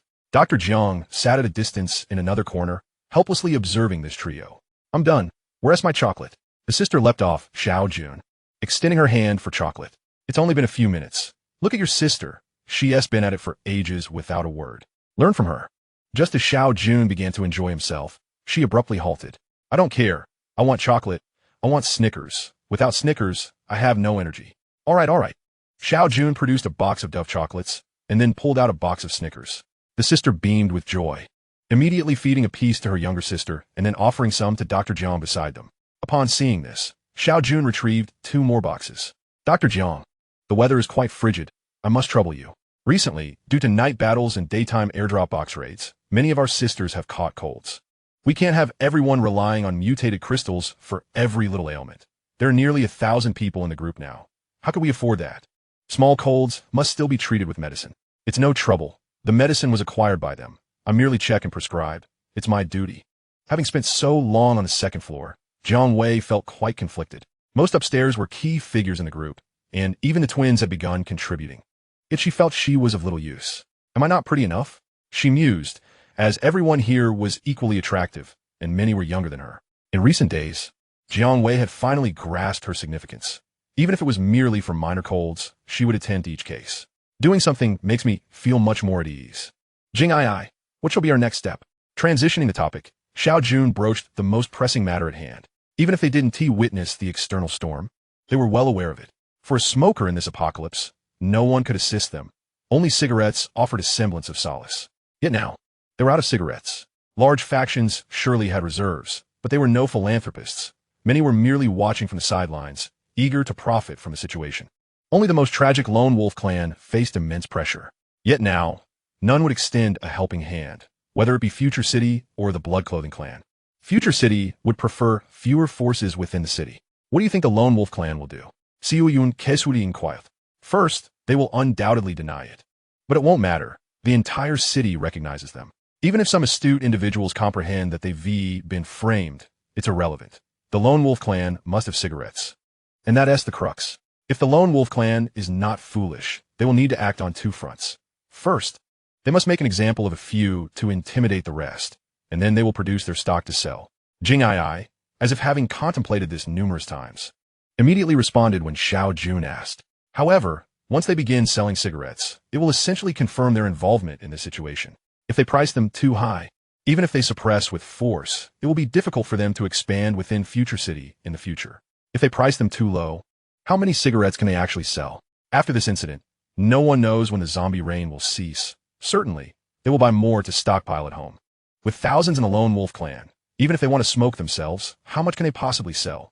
Moreover, it is certain that others will seize this opportunity to profit from it. Regardless, the situation with the lone wolf faction is already settled. Xiao Jun Xiaokut. Jing indeed did not disappoint him. She exceeded his expectations. He was well aware of the lone wolf's temperament, an indecisive person who would undoubtedly suffer a significant loss in this affair. As for himself, he merely needed to await the harvest. Chapter 72. Unease. On the 6th day of the second round of the zombie rain, it was also the 4th day of a smoke-free Future City. The lone wolf is truly despicable. They sell us 2 mutated crystals for a single cigarette that should only require 1. Indeed, they claim that there are no lower-grade cigarettes left, and that high-grade ones are limited each day. With so many of us, that meager supply is simply insufficient. It is plainly a scheme to deceive us. Let's not dwell on it too much. What can we do? We can only hope that the zombies settle down soon. Once the zombie rain ceases, we can venture out to seek supplies from the pre-apocalypse, which naturally includes cigarettes. I refuse to believe that the lone wolf faction is the sole provider of cigarettes in Future City. Surely, other factions must possess them as well. Someone exclaimed in indignation. Future City has begun selling cigarettes. Someone shouted, and suddenly a throng of people who had failed to purchase cigarettes erupted in discontent. The Bloodclothes faction is also selling cigarettes. The 2 major factions simultaneously seized this opportunity, revealing their stockpiles, while only the Back Palace faction in the northern city remained silent. However, everyone understood that a group of ladies would likely have little stock, even if they did have cigarettes. Let us go. we won't buy from the Lone Wolf faction anymore. They are deliberately depleting our supply of cigarettes only to sell them back to us at exorbitant prices. How despicable. Yes, let us buy from the other two factions instead. A group of individuals departed from the Lone Wolf territory, dispersing towards the other two directions.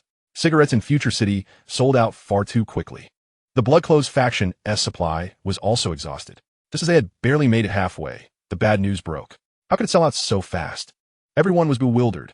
How long had it been? Both sides had people buying in large quantities. Soon the answer emerged.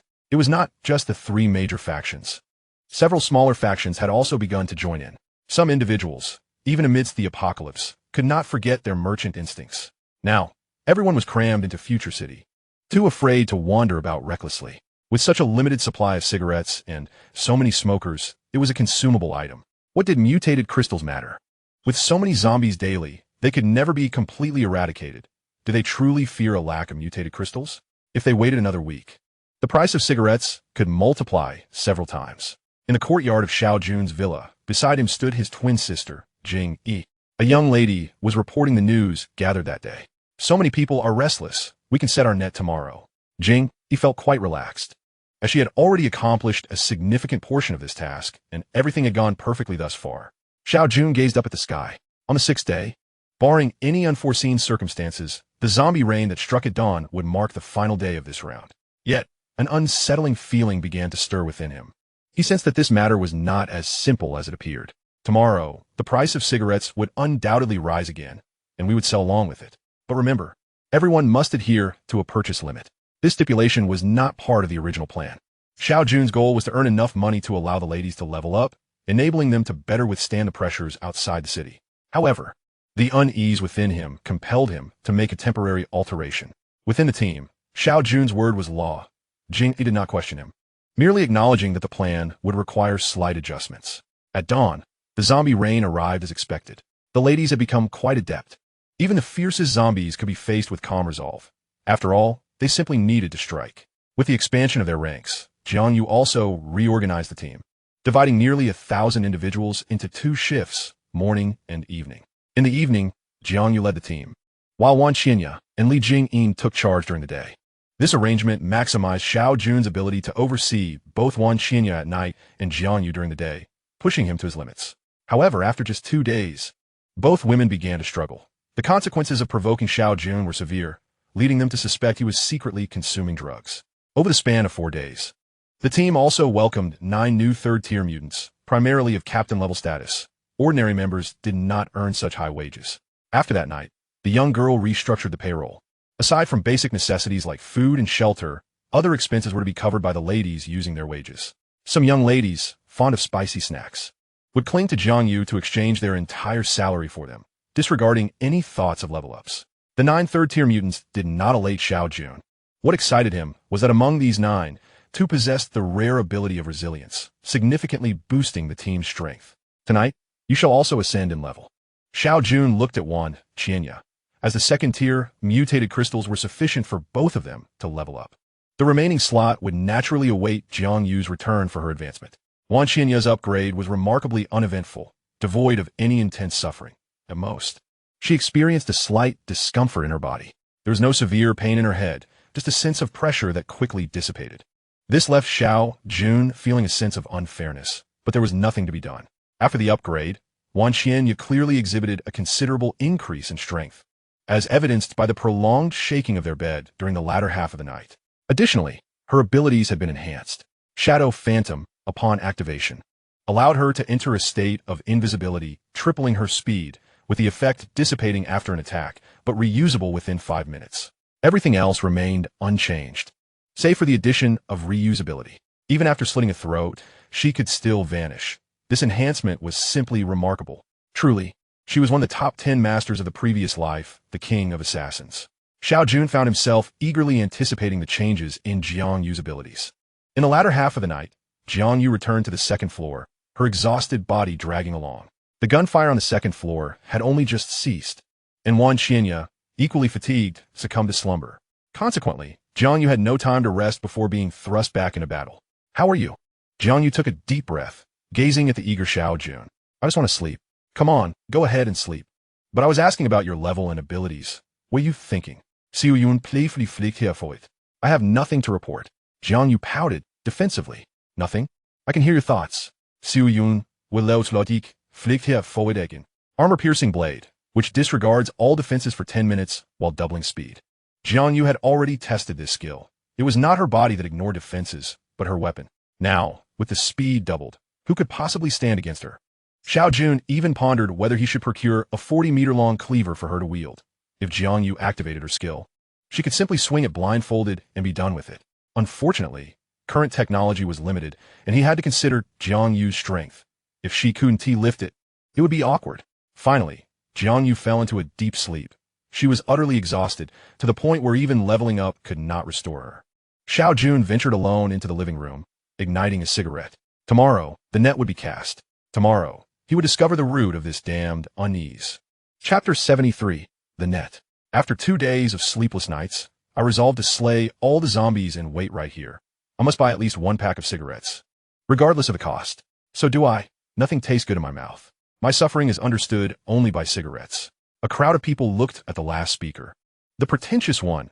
Had they not been so exhausted from killing zombies, they would have long gone to thrash him. The first rays of morning sunlight broke through the clouds, illuminating the ravaged city. The 3 cigarette vending points in Future City were packed with people.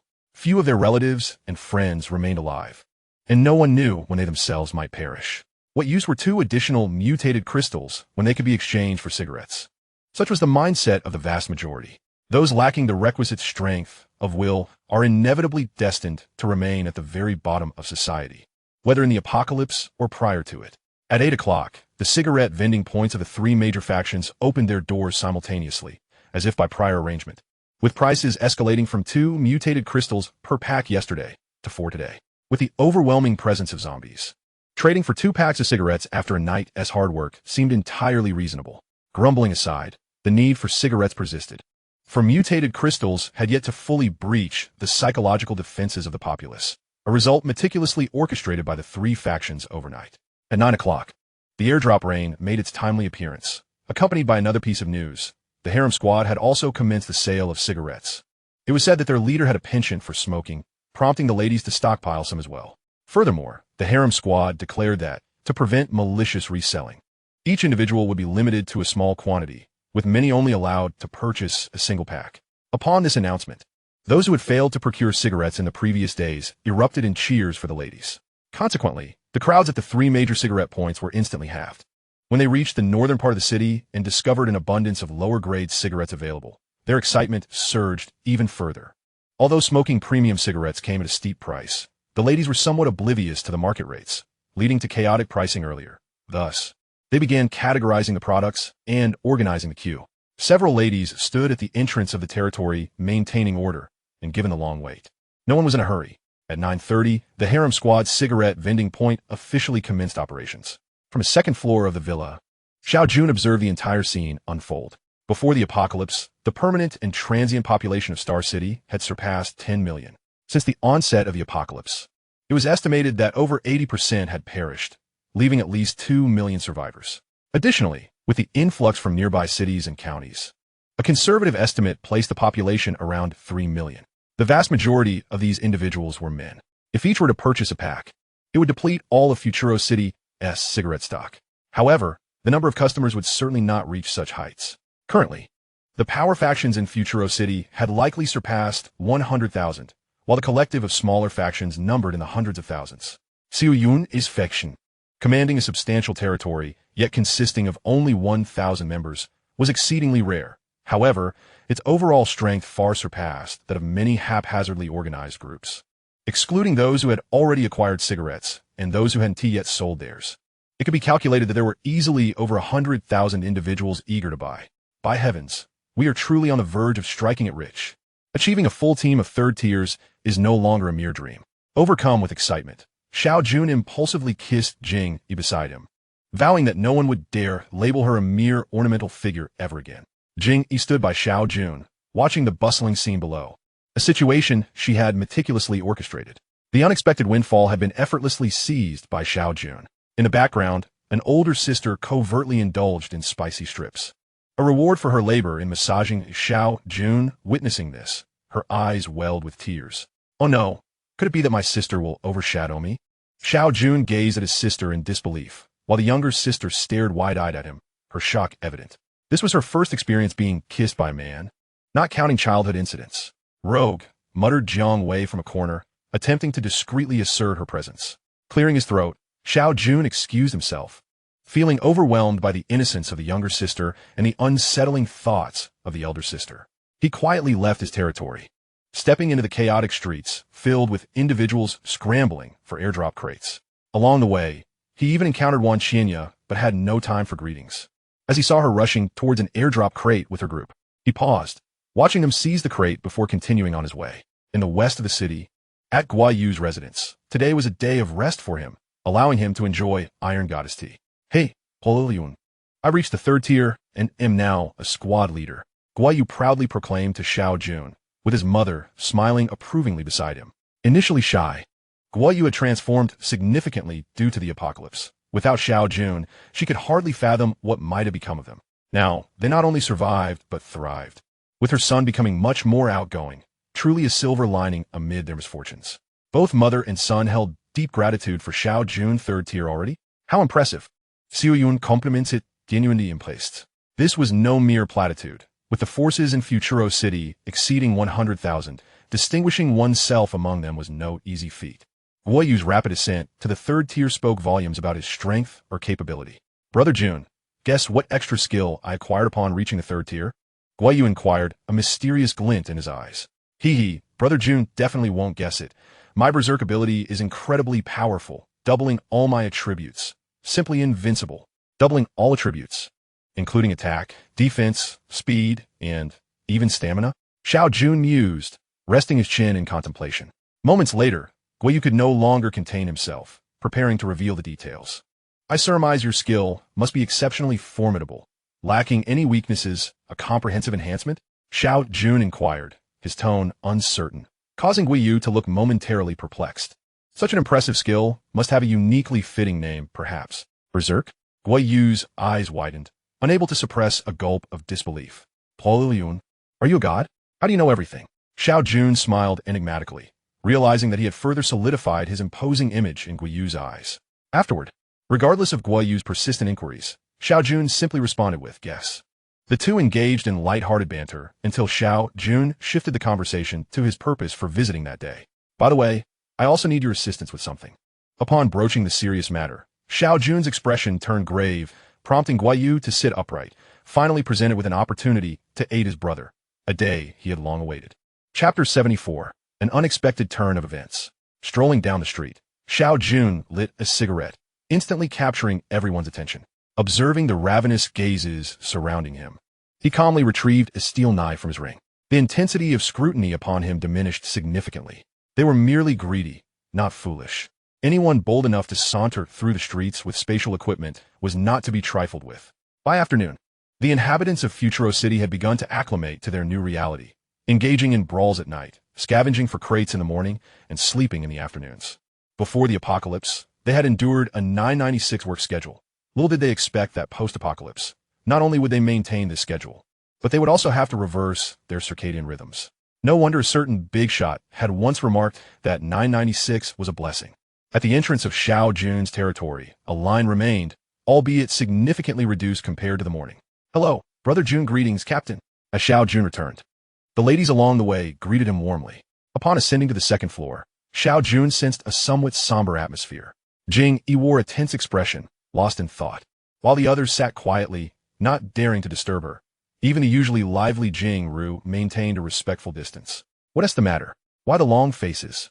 Xiao Jun inquired as he plopped down beside Jing Yi, taking a sip from her cup of hot tea. Brother Jun, she called out, her voice tinged with a hint of grievance. What's wrong? Xiao Jun listened carefully, but heard nothing, concluding that it likely pertained to the cigarette sales.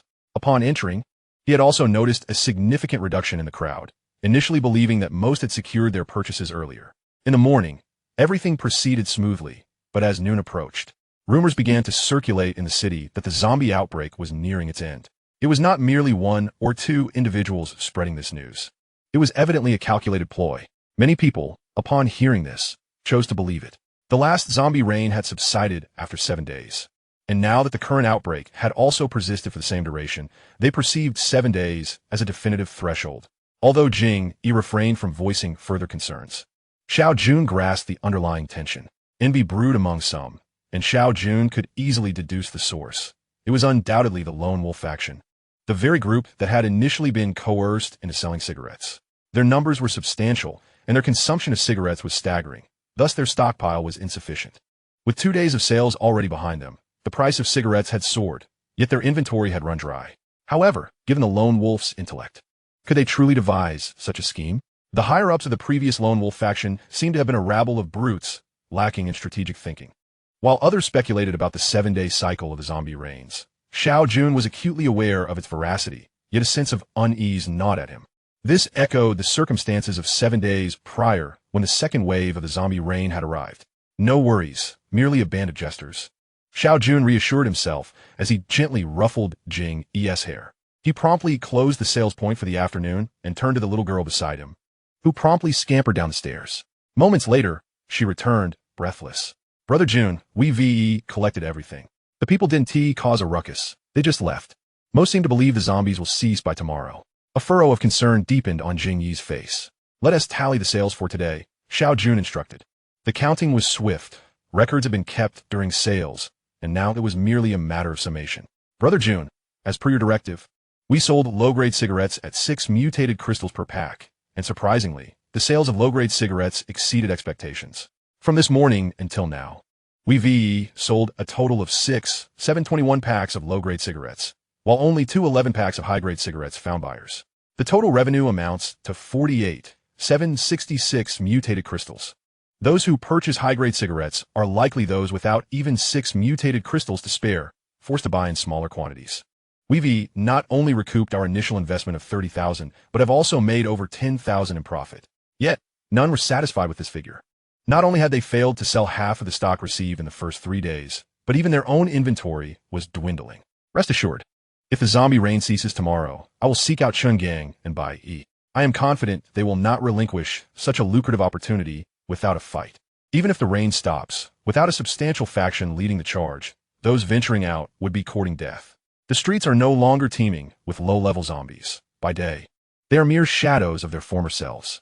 Now, second-tier zombies have become the norm, and third-tier zombies are not uncommon. Relying on these rogue individuals will be tantamount to offering oneself as prey. As long as the 3 factions remain inactive, there is still business to be had in the cigarette trade. By the way, let us use these mutated crystals to upgrade them, ensuring each team possesses at least 1 third-tier aberrant. At 11 o'clock that night, Xiao Jun took command once more, even relocating the battlefield back to the villa. The unease within him had begun to manifest as tension. It shouldn't be this way. Even if the zombie reign were to prolong, his own strength should not cause him distress. What was he failing to comprehend? As midnight approached, his agitation intensified. Brother Jun, we have completed the tally. Among the 40 newly upgraded young ladies, 3 possess resilience abilities and 2 wield fire abilities. The little girl's words brought Xiao Jun a measure of comfort. While fire abilities may not shine in one-on-one encounters, they are undeniably formidable in group battles, especially against the cognitively impaired zombies. At precisely midnight, based on the experiences of his past life, he anticipated no further zombie reign would emerge tonight. Concurrently, in various parts of Future City, everyone was gazing expectantly at the heavens. In the east of the city, Chun Kingly pondered if there's a zombie reign tonight. Wouldn't our efforts throughout the day be in vain? Lone Wolf gazed skyward, accompanied by another individual.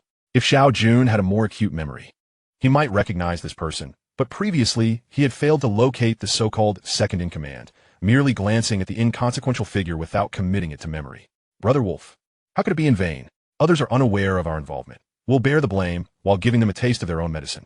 Furthermore, if it truly ceases, other factions will undoubtedly suffer considerable repercussions. In the south of the city, But stood alone on a rooftop, lost in thought, while below, members of the blood clothing faction gathered. In the west of the city, Chun Gang sat indoors, engaged in a game of chess with a middle-aged man across from him. Have you heard? The zombie reign is set to dissipate, Chun Gang inquired. Little Wolf is actually utilizing his brain. That is quite rare, the man replied. However, regardless of its authenticity, strength remains the decisive factor. As long as we don't exit the city, who can obtain the cigarettes? Moreover, it's midnight. The man gestured towards the window, prompting Chun Gang to look. A familiar fissura reappeareth. Chapter 75. The Source of Unease. There are numerous second-tier zombies, and even some third-tier ones. Quickly, summon all those on break. Hurry! Xiao Jun rose, his gaze fixed intently on the sky. This was no mere extension of the zombie reign. It was evidently the third wave of the outbreak, following closely on the heels of the second. Quickly, remain calm. Prepare for battle. Xiao Jun took charge, directing the young ladies with precision. The first zombie finally descended, followed by a relentless cascade of them. Xiao Jun and Wan Qinya took the initiative, prioritizing the elimination of the third-tier zombies that had landed in the courtyard. The young ladies, who should have been resting, were swiftly summoned. The moment Xiao Jun decided to relocate the battlefield back to the villa, an unsettling feeling swept through the group, leaving no one to sleep. They remained on standby in their tents. With any sudden change, they could immediately spring into combat mode. Jiang Yu, you're in command. Transferring authority to Jiang Yu. Xiao Jun brandished his weapon and plunged into the fray. Li Jingyan, take 2 resilient young ladies to hold the front line. Li Jingyan had been eagerly awaiting this command and promptly moved to the forefront. Li Yi, you and another resilient young lady are to secure the flanks. Li Qianwan, you two should hold back for now. Wait for my signal. Li Qianwan was one of the 2 wielding fire abilities. Their capacity to withstand the onslaught tonight was crucial. They must not scatter. Understood? Li Qianwan nodded resolutely, standing steadfastly beside Jiang Yu. Stay composed. Each team leader is responsible for fending off the third-tier zombies. The horde of zombies had launched their assault. After a week of combat, the young ladies had become exceedingly adept, displaying no signs of panic as they executed Jiang Yu's commands flawlessly. Attack! Li Jingyan had already engaged with the zombies, with her prowess. Second-tier zombies were no match for her. Her valor inspired those around her, lifting the morale of her fellow fighters. To the left, third tier, Jiang Yu commanded coolly. Immediately, 2 young ladies stepped forward to confront the third-tier zombie. To the right, ahead, 2 third-tier zombies. 4 more young ladies emerged, all of whom had already upgraded to the third tier. Wan Qinya had joined the battle. Even the third-tier zombies could not evade her lethal strikes, significantly alleviating the pressure on the other young ladies. Meanwhile, Xiao Jun, having cleared the zombies in the courtyard, made his way to the rooftop, his gaze sweeping the surroundings. Third-tier zombies posed a challenge, but it was the fourth-tier zombies that would be truly lethal. Until now, the unease within Xiao Jun had not entirely dissipated. As if a pair of eyes in the darkness were fixated upon him, he knew it was undoubtedly that fourth-tier zombie. If the third-tier zombies possessed a level of intelligence akin to animal instincts, the fourth-tier zombies represented the most cunning creatures of the animal kingdom. They were not only more vigilant, but also exhibited greater patience. Without a substantial assurance of success, they would not emerge to confront humans recklessly. Like a venomous serpent lurking in the shadows, one could never predict when it might strike. The battle for Future City had escalated into a fevered intensity. Xiao Jun's team had already suffered casualties despite their formidable capabilities, while other factions fared even worse. The Lone Wolf Brigade had incurred over 1,000 losses, and the sea of zombies remained unrelenting. Although the Blood Garment Brigade was fewer in number than the Lone Wolf Brigade, their prowess was significantly superior. Yet they too had lost over 100 members in the fray. Future City, with the largest population and the most extensive defenses, had already left behind thousands of corpses, and the front lines were being forced to contract. Lacking skilled fighters to hold the line, the numerous lesser beings could only attempt to overwhelm the zombies by sheer numbers. As for the opportunistic loners, their deaths had become impossible to tally. Team 2, close the gaps without hesitation. If you do not slay her, she shall slay you. Jiang Yu's voice was hoarse. 11 of her fellow sisters had already perished. Among them, 8 had fallen due to one sister's momentary hesitation. She could not bring herself to strike down a companion bitten by a zombie, resulting in her demise alongside 6 others. Had it not been for Xiao Jun's timely intervention, the consequences would have been catastrophic. The bloody lesson lay bare before them. Henceforth, no one dared to show mercy. The instant they witnessed a comrade being scratched by a zombie, they would strike immediately. Should such an occurrence repeat, regardless of whether they transformed into zombies, the entire team would be expelled. Xiao Jun's gaze was icy as he regarded the sisters before him, his inner turmoil refusing to abate. And he was appalled that they could commit such a fundamental error at this juncture. In his fury, he returned to the rooftop, casting a pointed glare at Jiang Yu. Was this the team she had assembled? It was merely a minor incident, and he soon cast it aside. The foremost priority was to ascertain the whereabouts of that fourth-tier zombie. Yet it proved too patient, remaining elusive and preventing him from determining its location. As half an hour passed, Xiao Jun's nerves remained taut. He could no longer endure the strain. Abandoning his vigil, he seated himself cross-legged on the rooftop. If he continued to watch, he would succumb to mental collapse within 2 hours, even without the fourth-tier zombie making its move. Just as he settled, a dozen swift figures emerged from the surrounding darkness, all third-tier zombies. Li Qianwan. Jiang Yu screamed, startled Li Qianwan, who nearly jumped. I'm right here. Both of you. Flank left and rear blocked the path ahead.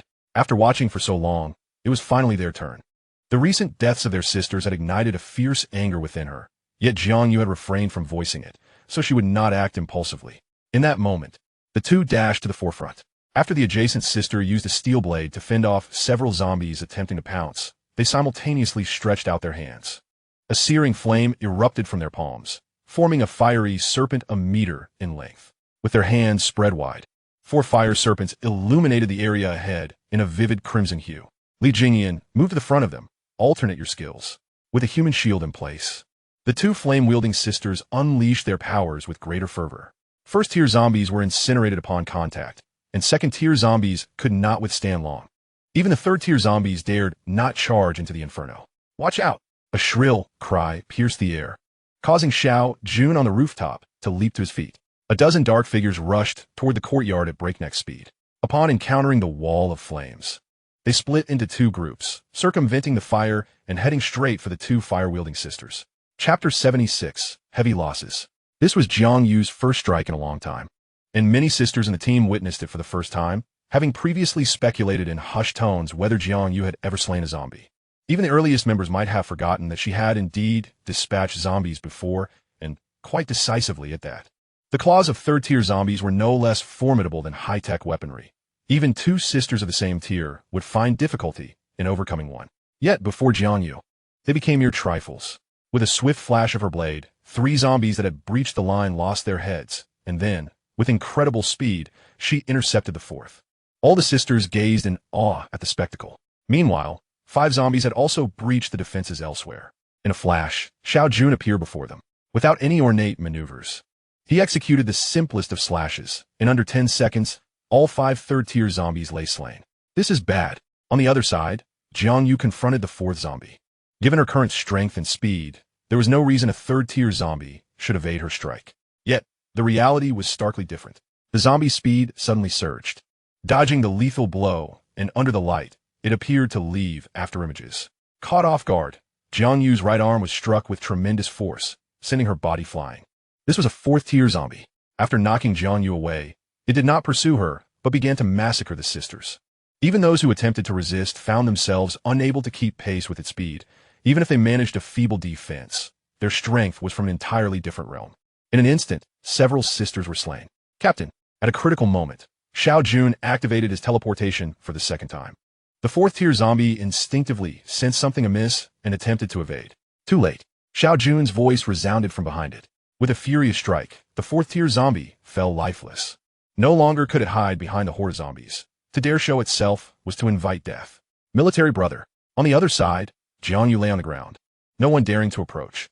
Logically, when one was attacked by a zombie, they should be slain immediately to prevent further threats. Yet, this was Jiang Yu, who would have the audacity to act. Fortunately, they did not act rashly. Jiang Yu was clad in high-tech combat gear, and the zombie's attacks upon her arms left no wounds. With the death of the 4th-tier zombie, Xiao Jun's anxiety evaporated, and he exhaled deeply as he approached Jiang Yu. She had already lost consciousness. He knelt and lifted her, glancing at the battle outside before heading directly to the 2nd floor. Jiang Wei awaited at the door. It's not serious, just a fractured arm and a heavy impact that caused her to faint, Jiang Wei concluded after a brief examination. I will stabilize her arm first. Upon learning that Jiang Yu was relatively unharmed, Xiao Jun also felt a weight lift from his shoulders. Downstairs, the onslaught of zombies had reached its conclusion.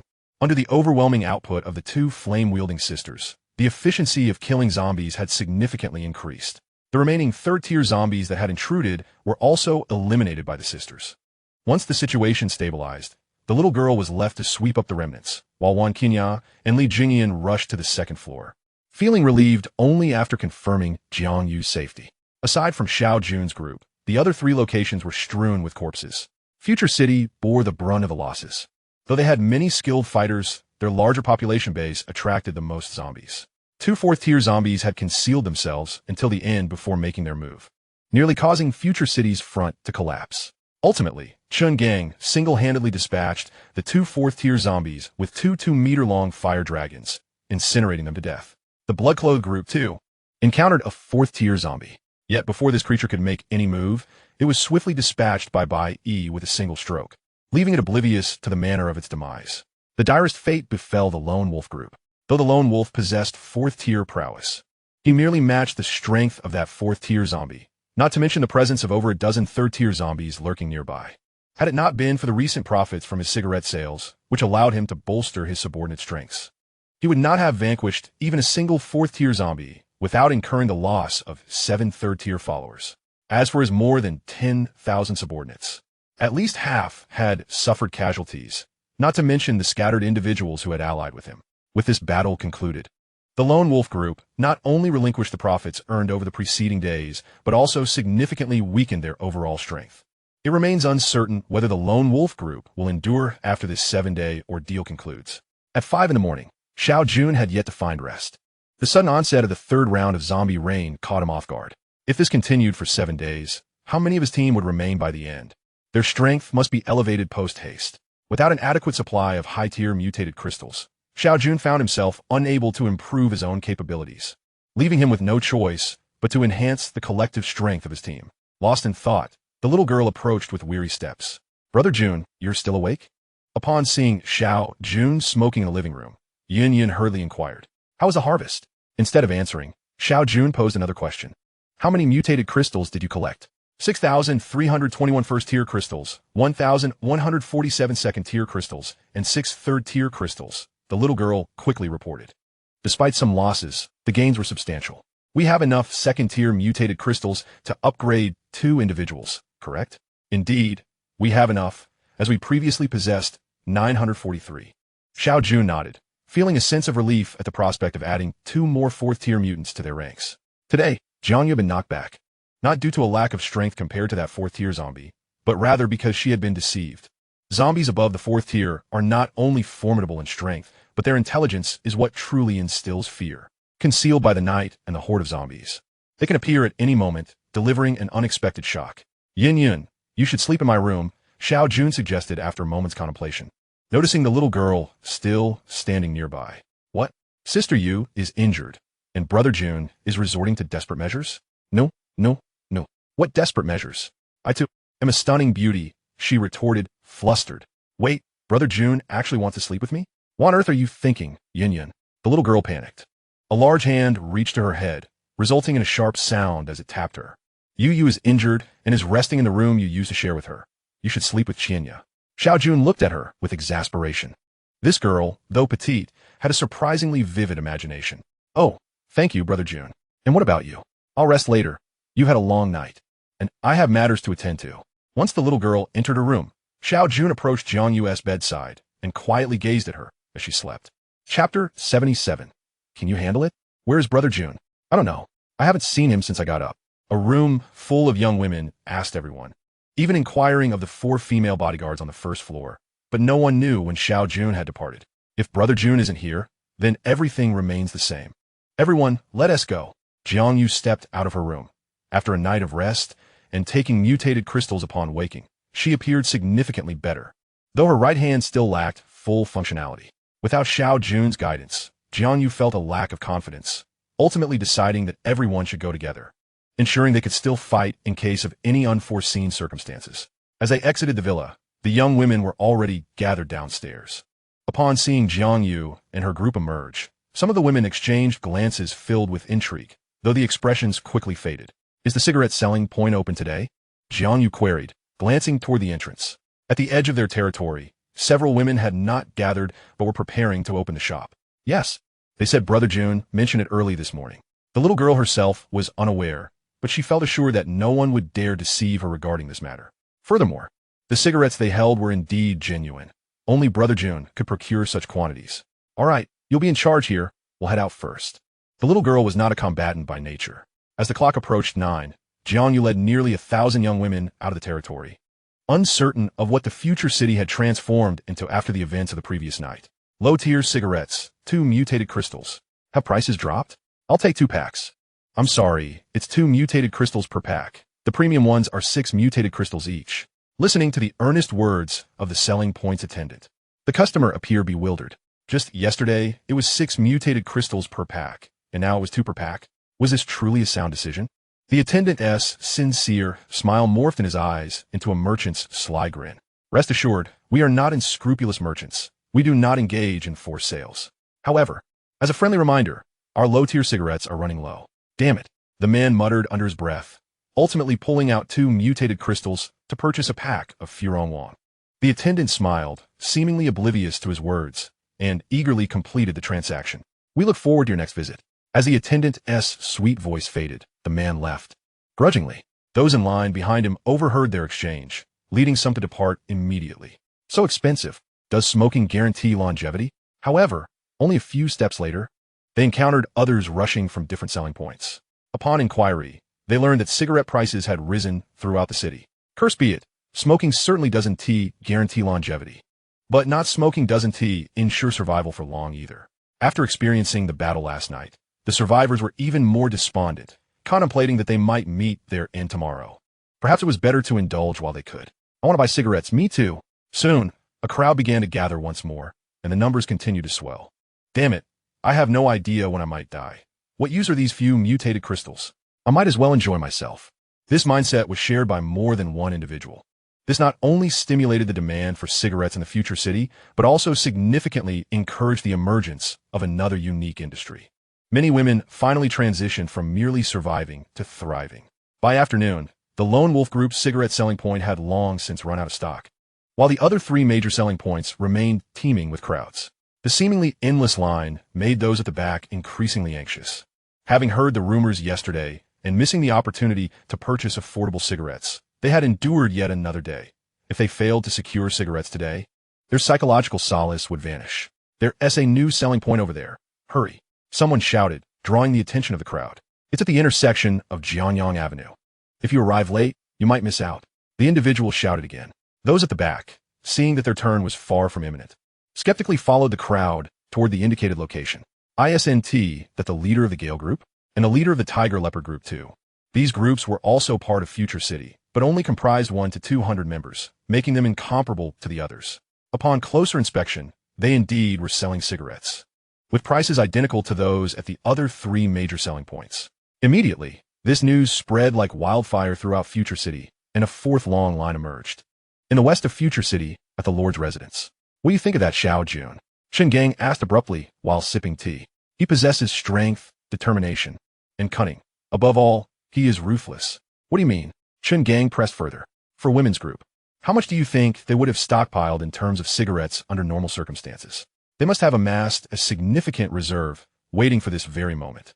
I heard that the sisters who aggressively acquired cigarettes a few days ago were also his people. A single mutated crystal could be exchanged for 20 cigarettes.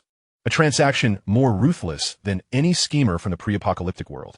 The most significant aspect, however, is his audacity to gamble. Had the zombies not appeared today, or if they had not evolved, the frenzy for cigarettes would not have been so intense. Thus, his substantial investment ultimately benefits the other 3 major factions. To dare to wager and emerge victorious, Chen Gang nodded thoughtfully. Yet, this individual seems to lack grand ambitions, such as forming a female faction. Perhaps he harbors even greater aspirations. At that moment, Xiao Jun reclined in a high-tech bathtub, with twin sisters diligently scrubbing his back. The act of scrubbing had become familiar with repetition. Even the usually shy younger sister had grown accustomed to it. Put some effort into it. After all those snacks you've eaten, you should be working harder.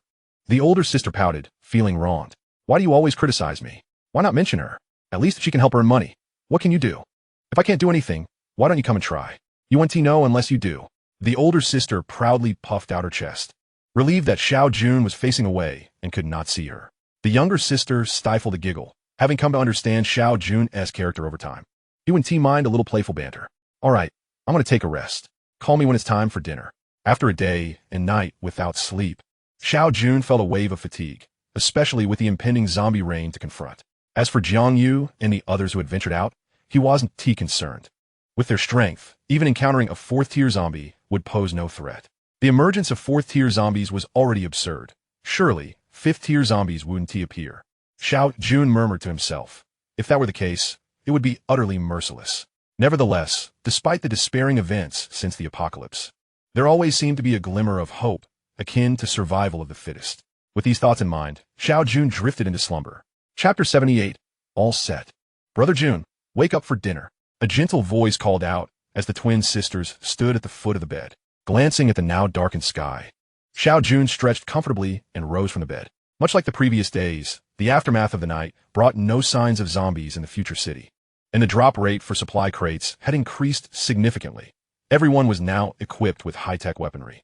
At the dining table, Jiang Yu was briefing Xiao Jun on today's developments. Xiao nodded.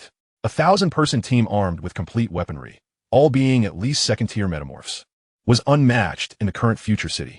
Yin, how were today's cigarette sales? After savoring a piece of tofu and swallowing a mouthful of rice, he relished the moment. Brother Jun, we sold a total of 3 for 41 low-tier cigarettes and 14 high-tier ones today, but our stock of low-tier cigarettes is running low. In truth, she felt the figures should have been higher. She distinctly recalled there being over 6,000 yesterday. How had today's numbers been halved?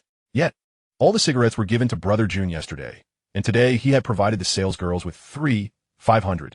Was he reserving the remainder for himself? Starting tomorrow, we'll cease selling low-tier cigarettes and only offer high-tier ones. Buy them if you wish. Each pack of low-tier cigarettes, priced at 2 mutated crystals, had generated nearly 70,000 mutated crystals in a single day. 1,000 mutated crystals could elevate a girl from second tier to third tier, which meant 70 third-tier metamorphs. Truly staggering. Jiang Yu proceeded to select 100 girls for upgrades. Xiao Jun, in turn, retrieved 30,000 mutated crystals from space and handed them to the little girl. Is this enough? Yes. I still have over 10,000 here. The little girl quickly stowed them away, puzzled at how Brother Jun possessed so many mutated crystals. As for her own supply, the 10,000 crystals were deducted from the daily income from zombies, used to pay the girls. Remember, anyone who uses them must sign an IOU, and it will be deducted from their subsequent wages. The little girl nodded.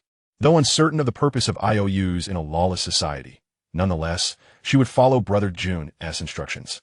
By the way, when you head down, bring Li Qianwan up. For Xiao Jun, second-tier mutated crystals were no longer of use. Ascending from 4th tier to 5th tier required 3rd-tier mutated crystals. Yet, the quantity of 3rd-tier zombies remained quite scarce, making upgrades a challenge. Starting tomorrow, we will activate our trading market. In addition to selling cigarettes, we will also sell surplus weapons and exchange low-tier, mutated crystals for high-tier ones. I'll inform you of the pricing shortly. Xiao Jun's absence during the day was not solely for cigarettes. No matter how many were sold, they were merely first-tier, mutated crystals, insignificant for Xiao Jun and the other 2 major factions. Future City fared better. With a large number of first-tier metamorphs, a vast quantity of mutated crystals was essential. But Xiao Jun's team consisted of fewer than 1,000 individuals. And first-tier mutated crystals risked being outdated, relegated to currency and medical supplies. With arrangements nearly complete, the atmosphere lightened considerably. The twin sisters eagerly reached for their chopsticks. Having endured the heavy mood for too long, it had been difficult to eat amid such tension. The younger sister, Jing Yi, shot an exasperated glance at her sister. Feeling embarrassed, dinner was consumed swiftly. The looming threat of a new wave of zombies weighed heavily on everyone, urging them to enhance their strength. Every little bit could increase their chances of survival.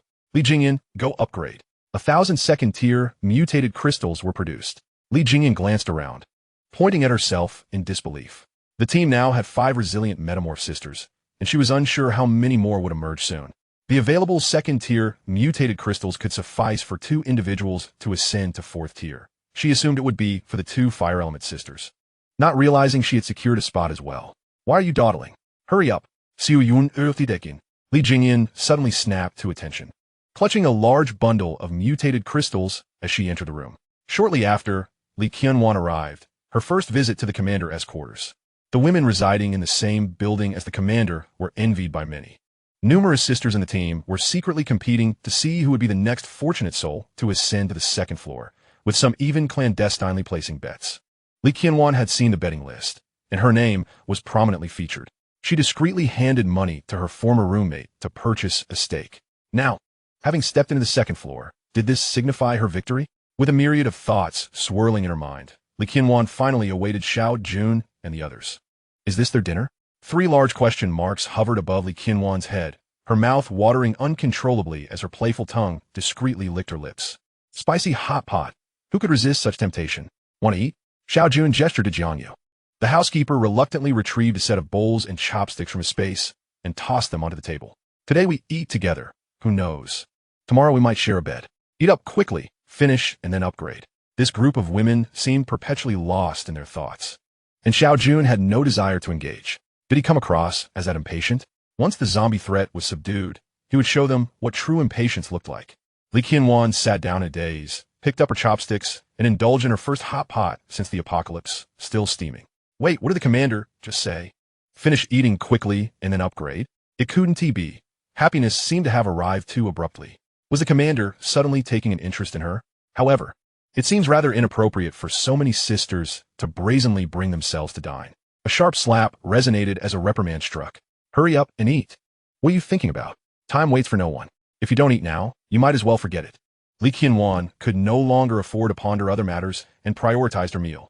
After clearing every last morsel left by Xiao Jun and his companions, she found herself still yearning for more. Had there not been others nearby, she might have even licked the pot clean. Proceed to this room. It contains 12 first-tier mutated crystals. Be swift. Li Qianwan was thus ushered into the chamber, where a bed lay piled high with verdant mutated crystals. The door was shut behind her, suggesting a resolute intent that she would not be permitted to exit until she had leveled up. With no options left, she resigned herself to comply with the arrangement. Everything unfolded according to Xiao Jun's meticulously crafted plan, and she could only hope for a more relaxed evening. Chapter 79. The cunning 4th-tier zombie at midnight. The majority of the surviving men in Future City had emerged from their homes, dispersed around the vicinity of various groups, bracing themselves to counter the impending zombie onslaught. This was a consensus reached among the major factions earlier that day. They either sent out personnel or doubled the protection fees charged by the day. If they could not even safeguard themselves, how could they protect others? No one would escape unscathed. For those who opted to send personnel, each faction had delineated territories for them. Zombies slain within their domain would be deemed their spoils, and not only would they not compete for them, but they would also ensure the protection of their rights. A blend of incentive and intimidation was all it took to coax this fearful lot out of their homes. Xiao Jun's territory was no exception. The sisters' battleground returned to Xiao Jun's villa courtyard, while the remaining thousands were crammed into the area where the sisters had previously fought. The chaos was beyond Xiao Jun's control.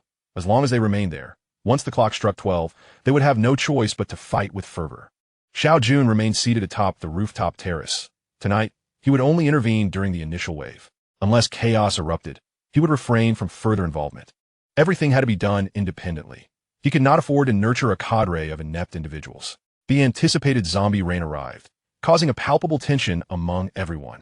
To your left, to your right. With a powerful leap, Xiao Jun descended from the rooftop, landing firmly in the courtyard, 2 steel blades already in hand.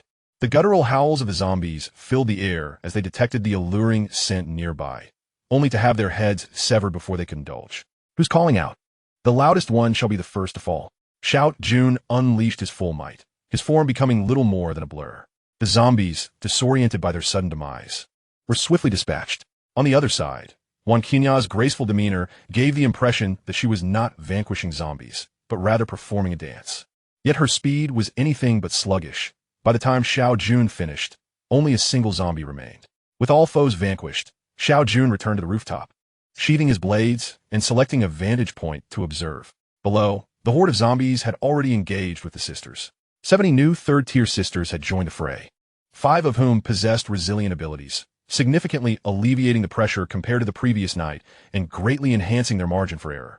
Gazing farther afield, the battlefield of other survivors was a pitiful sight. Lacking unified command or coordination, they suffered a catastrophic blow from the outset, nearly causing their defenses to collapse entirely. Fortunately, the subsequent arrivals bore the pressure and began to familiarize themselves with combat tactics, gradually stabilizing the situation. Among them were not just novices, some were 2nd-tier survivors. And as long as they did not encounter multiple 3rd-tier zombies, they should be able to hold their ground, not bothering with the other side. Xiao Jun felt no pangs of sorrow, even if they were all to perish. The death of a comrade would not affect him. Today, Li Jingyan had not charged to the front lines, but instead stood centrally in the courtyard, side by side with Jiangyu. Jiang Yu's hand was still somewhat impaired, rendering her vulnerable should a high-tier zombie breach their defenses. Li Jingyan, a fourth-tier herself, was eager to test her mettle against a fourth-tier zombie. To ascertain who was the stronger, that opportunity arrived swiftly. Perhaps due to the sisters' steadier performance today, the fourth-tier zombie grew anxious, preparing to incite chaos personally. From the distant darkness, nearly 20 zombies stealthily infiltrated the ranks, advancing instinctively as if they were merely ordinary zombies.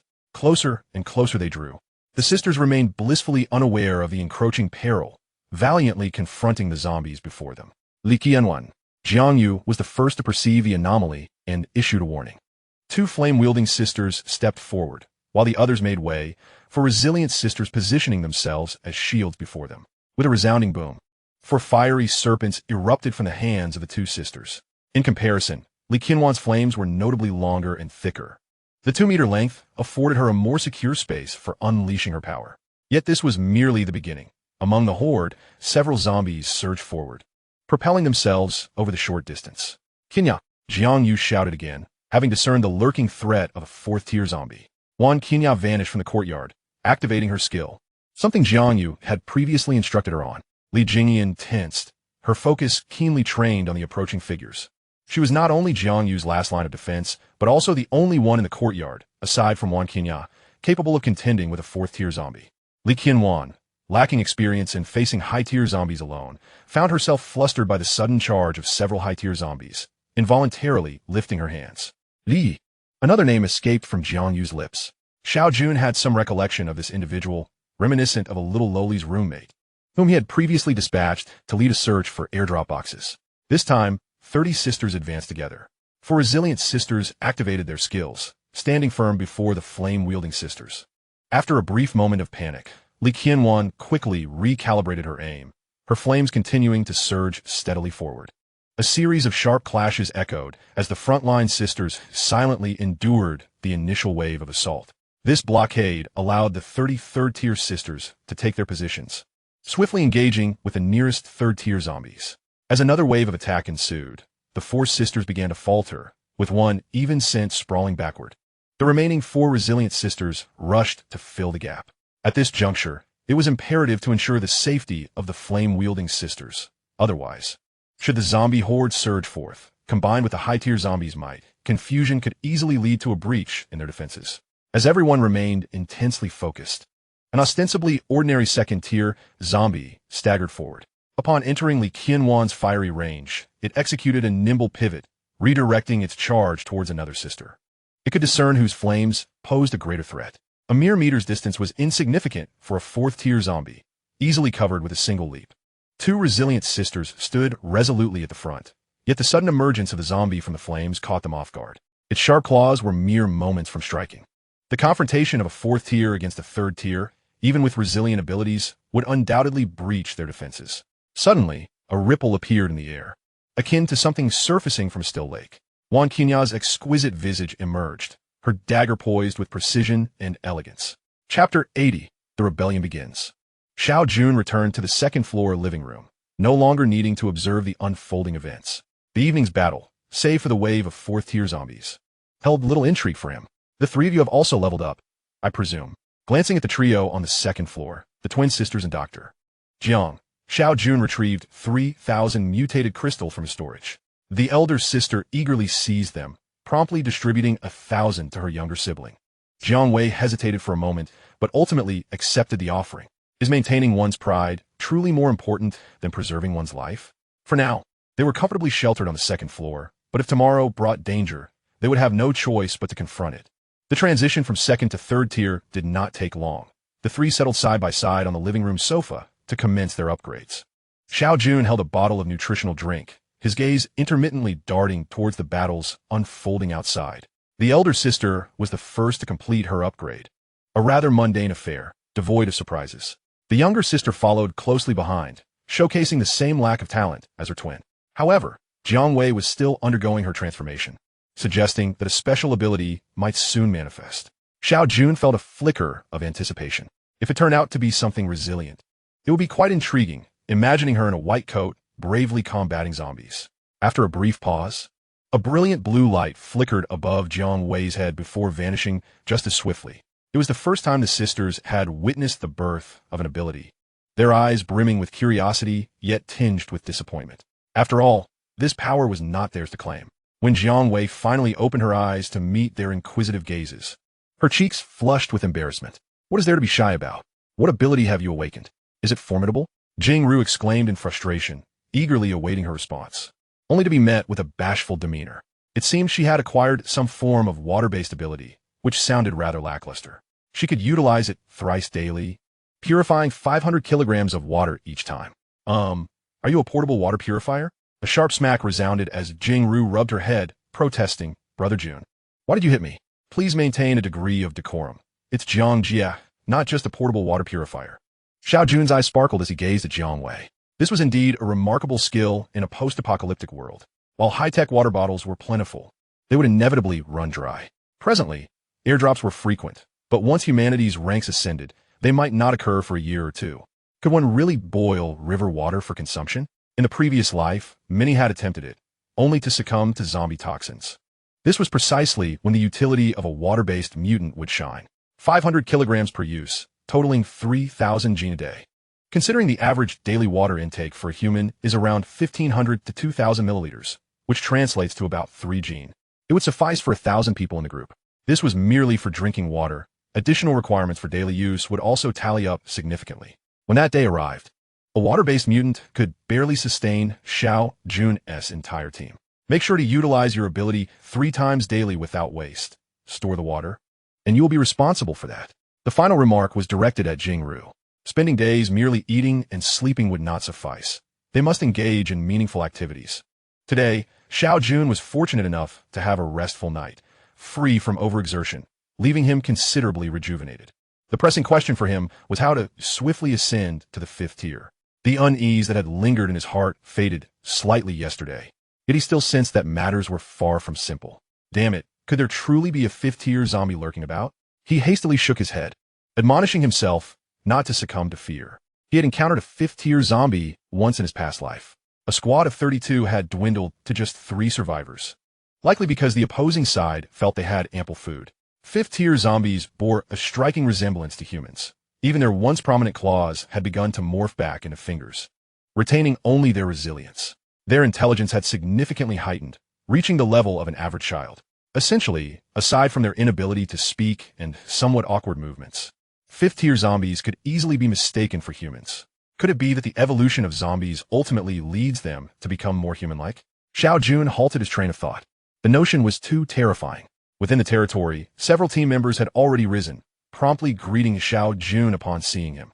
He reciprocated their salutations, but was soon drawn to 2 suspicious figures in a corner. One of them was among the original 30 recruits, now considered a minor leader within the group. Curiosity piqued, Xiao Jun altered his course towards them. Sister Yu is so formidable. She should be the one in charge. Their voices were barely above a whisper, fragmented and hesitant. Before he could approach, the 2 young women recognized his presence. Brother Jun, the captain is here. They both startled, hastily greeting him. Xiao Jun neither nodded nor spoke. He simply observed them with a calm demeanor. 10 seconds passed, then 20. As Xiao Jun remained silent, they dare not leave. The unfamiliar girl fidgeted, her fingers entwined tightly, betraying her anxiety. What is wrong with the captain? Did he overhear what I just said? That is unlikely. If he did, he wouldn't be acting like this. But what I said wasn't wrong. Sister Yu is strong and leads us daily. She should be the captain. While what does Xiao Jun do every day? How amusing. Xiao Jun chuckled inwardly. When did you join the team? His sudden inquiry startled the girl, and it took her a moment to comprehend. I joined after the establishment of Future City. Unsure of Xiao Jun's intent, she replied obediently. Nodding, he did not pursue further questions and departed, leaving the 2 young women perplexed. Xiao Jun had grasped the situation's essence. The night before, Jiang Yu's display of strength had revealed another side of her to the sisters, who had previously perceived her merely as the team's caretaker. She was a capable leader, both scholarly and martial. As a result, some of the team began to harbor ulterior motives. They had once relied on their own strength, but now they believed they could depend on Jiang Yu and Wan Qinya, perhaps even adding Li Jingyi into the mix. Having already located one of the original 30, it wouldn't be long before they saw Jiang Yu, or perhaps their actions would soon unfold. Xiao Jun was curious to see who these individuals were. If Jiang Yu remained oblivious to their intentions, that would be one matter. Otherwise, a glint of coldness flickered in Xiao Jun's eyes. If they wished to act like ungrateful wretches, they would need to prove their worth first. Chapter 81. Time is of the essence. Sister Yu, someone is looking for you. A female bodyguard ascended to the second floor. Jiang Yu, savoring her breakfast bread, glanced at the clock. It was only 7:30, far too early to feel rushed. Slowly swallowing her last bite, she gracefully opened a bottle of milk. Upon reaching the first floor, she found a familiar face waiting for her. It was her high school classmate, her closest friend before the world fell into chaos. When the apocalypse struck, she and Li Jingyan had sought refuge in her dormitory after a torrential downpour. What is the matter, Li Jia? Team gatherings typically commenced at 8:30. What prompted her friend to seek her out so early? I have something to discuss with you. Shall we take a walk? After a moment's hesitation, Jiang Yu acquiesced, considering the bond they once shared. Brother Jun, they have been waiting for you since early morning.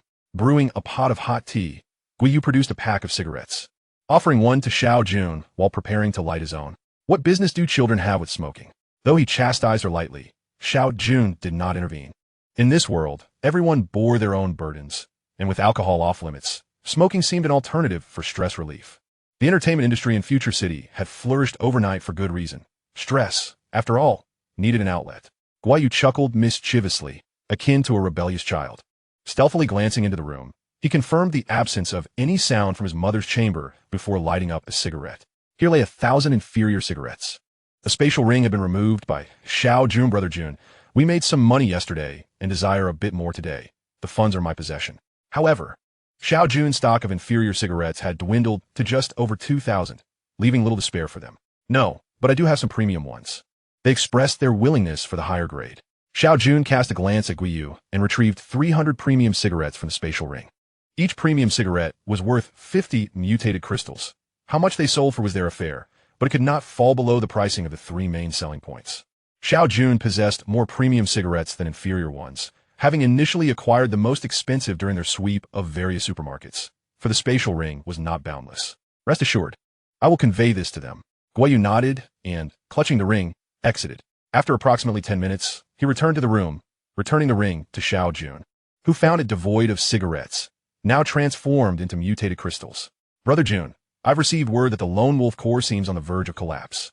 Ever since Guiyu learned of Xiao Jun's past grievances with the Lone Wolf Corps, he had been closely monitoring their situation.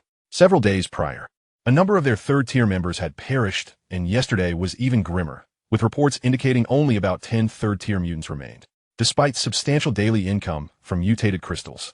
Second-tier crystals were essential for cultivating fourth-tier mutants, while first-tier crystals yielded losses exceeding any gains. It was unexpected that one of the four major forces of the former flourishing city, the Lone Wolf Corps, could only endure for a mere month. This was indeed favorable news for Xiao Jun. After a brief respite, Guiyu prepared to convene, prompting Xiao Jun to rise and depart. The streets buzzed once more with activity as preparations for the airdrop boxes commenced. It had been a while since he had participated in such affairs.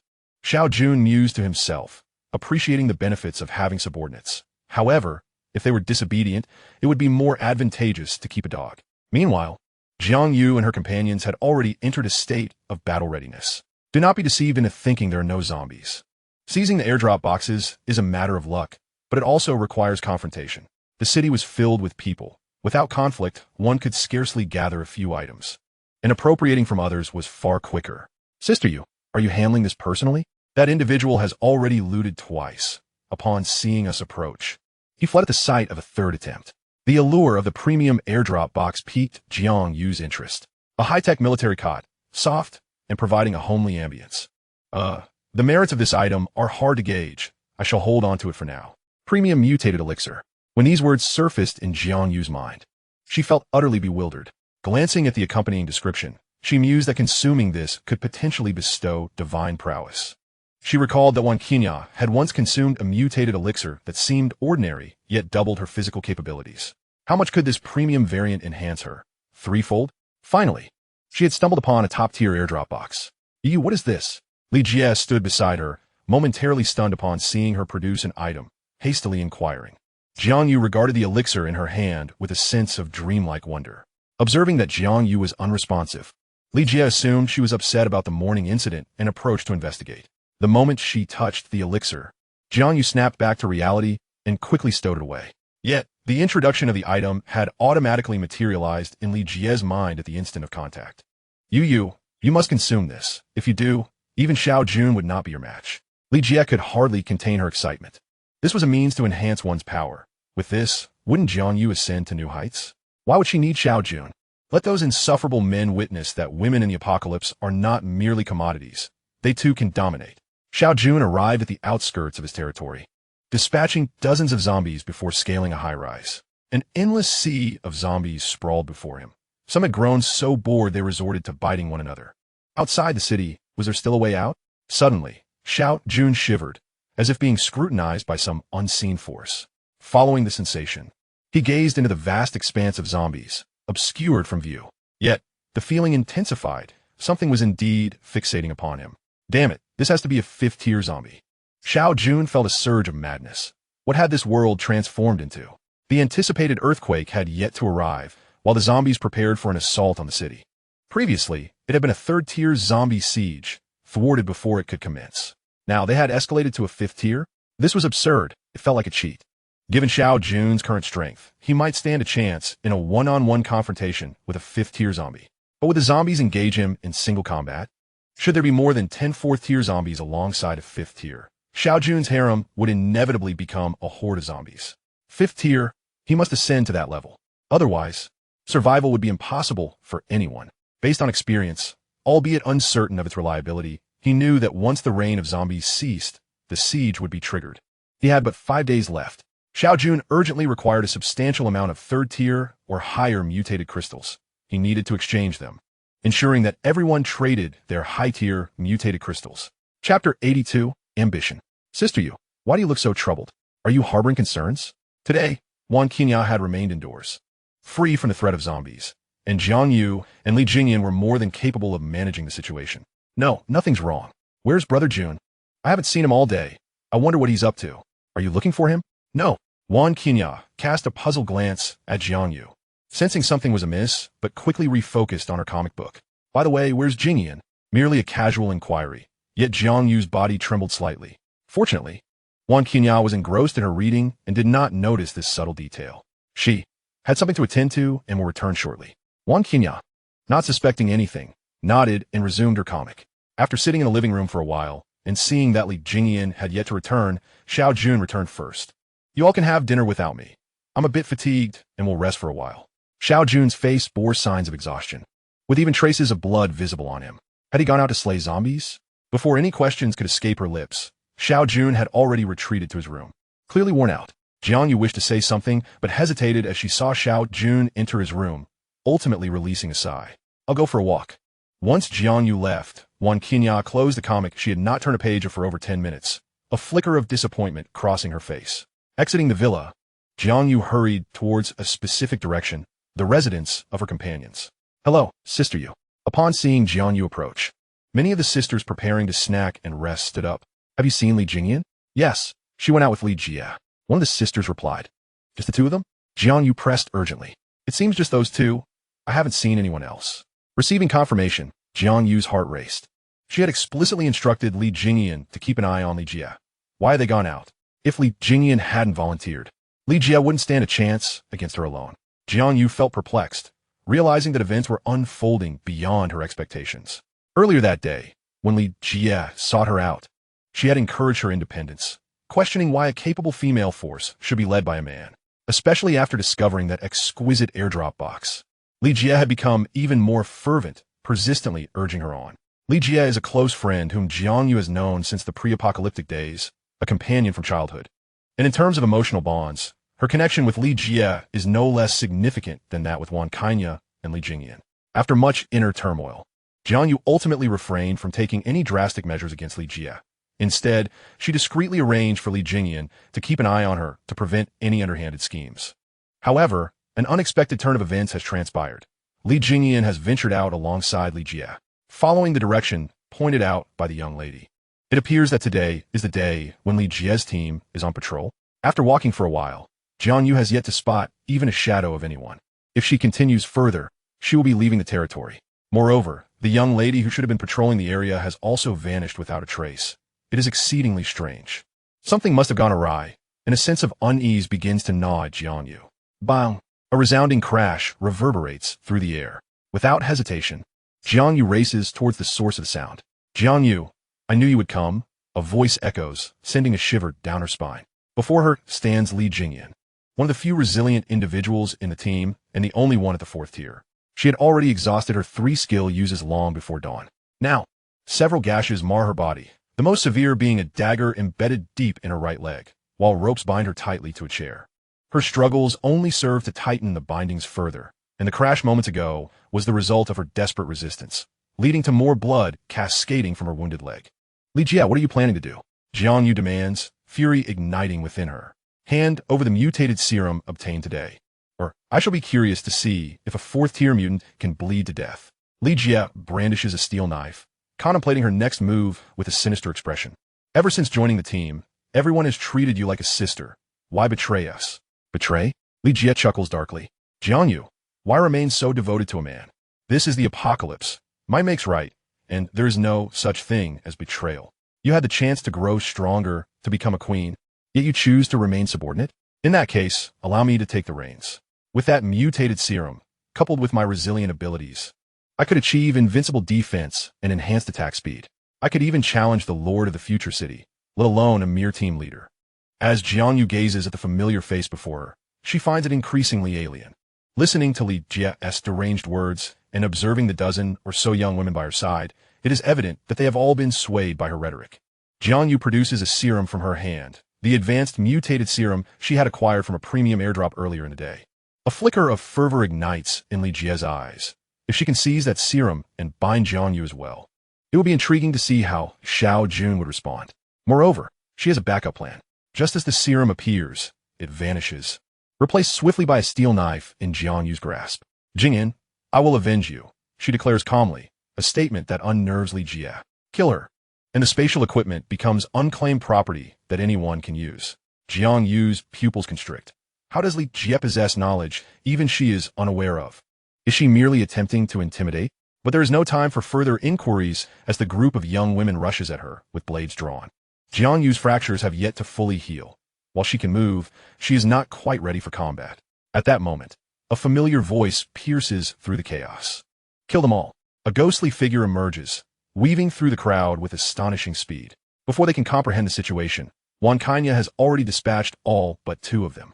A fierce glint flashes in Li Jia's eyes as she swings her steel knife towards the defenseless Li Jingyan. Even if she were to perish, she intends to ensure that this woman suffers as well. If only she had heeded her counsel, this catastrophe would not have unfolded. Yet, as she raises her arm, she discovers her hand lying on the ground. Why is her hand severed? The next moment, a delayed wave of pain engulfs her entire being. Xiao Jun, calm and collected, uses a dagger to sever the ropes binding Li Jingyan, hastily feeding her a 2nd-tier mutated crystal. Wan Kanya approaches after having eliminated the last 2 assailants. You could have died too, for I already know who is behind this. The nonchalant statement silences Li Jia, who had been howling in agony for a brief moment. If I'm not mistaken, it must be the Lone Wolf team. The severe pain cannot overshadow her astonishment. How could he possibly know this? Take Li Jingyan back for treatment. With a swift motion, he eliminates the source of the commotion, his gaze shifting toward the direction of the Lone Wolf team. It is time to settle the score. Chapter 83, Extortion. Throughout the ordeal, Xiao Jun does not spare Jiangyu even a glance. Had it not been for her lack of involvement in this incident and her failure to surrender the mutated serum, she would have already met her demise. Paulo Yun, I will accompany you. Wan Kanya steps forward to stand beside Xiao Jun. He nods in agreement. The 2 make their way toward the eastern part of the city. Bring out the Lone Wolf. The Lone Wolf team, once numbering in the thousands, has seen its ranks decimated to a mere 600 or 700, many of whom have only recently joined. The elite fighters are even scarcer. Who are you? Tell our leader to come out, or do you wish to die? As soon as the words escape his lips, Wan Kanya springs into action, seemingly vanishing into thin air. The one who dared to speak is rendered unable to utter another word. Bring out the Lone Wolf, or we will storm in. As casualties mount, more members of the Lone Wolf team gather, but Xiao Jun remains unfazed. If he were surrounded by zombies, he might think twice, but against this ragtag group, a mere couple of kills would send him scattering. Indeed, as Xiao Jun anticipated, hundreds surround him, yet none dare to strike. Someone has gone to inform the Lone Wolf.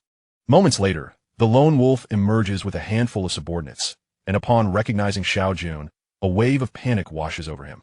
Every encounter with this young man has ended poorly. Captain Xiao, we have been minding our own business lately.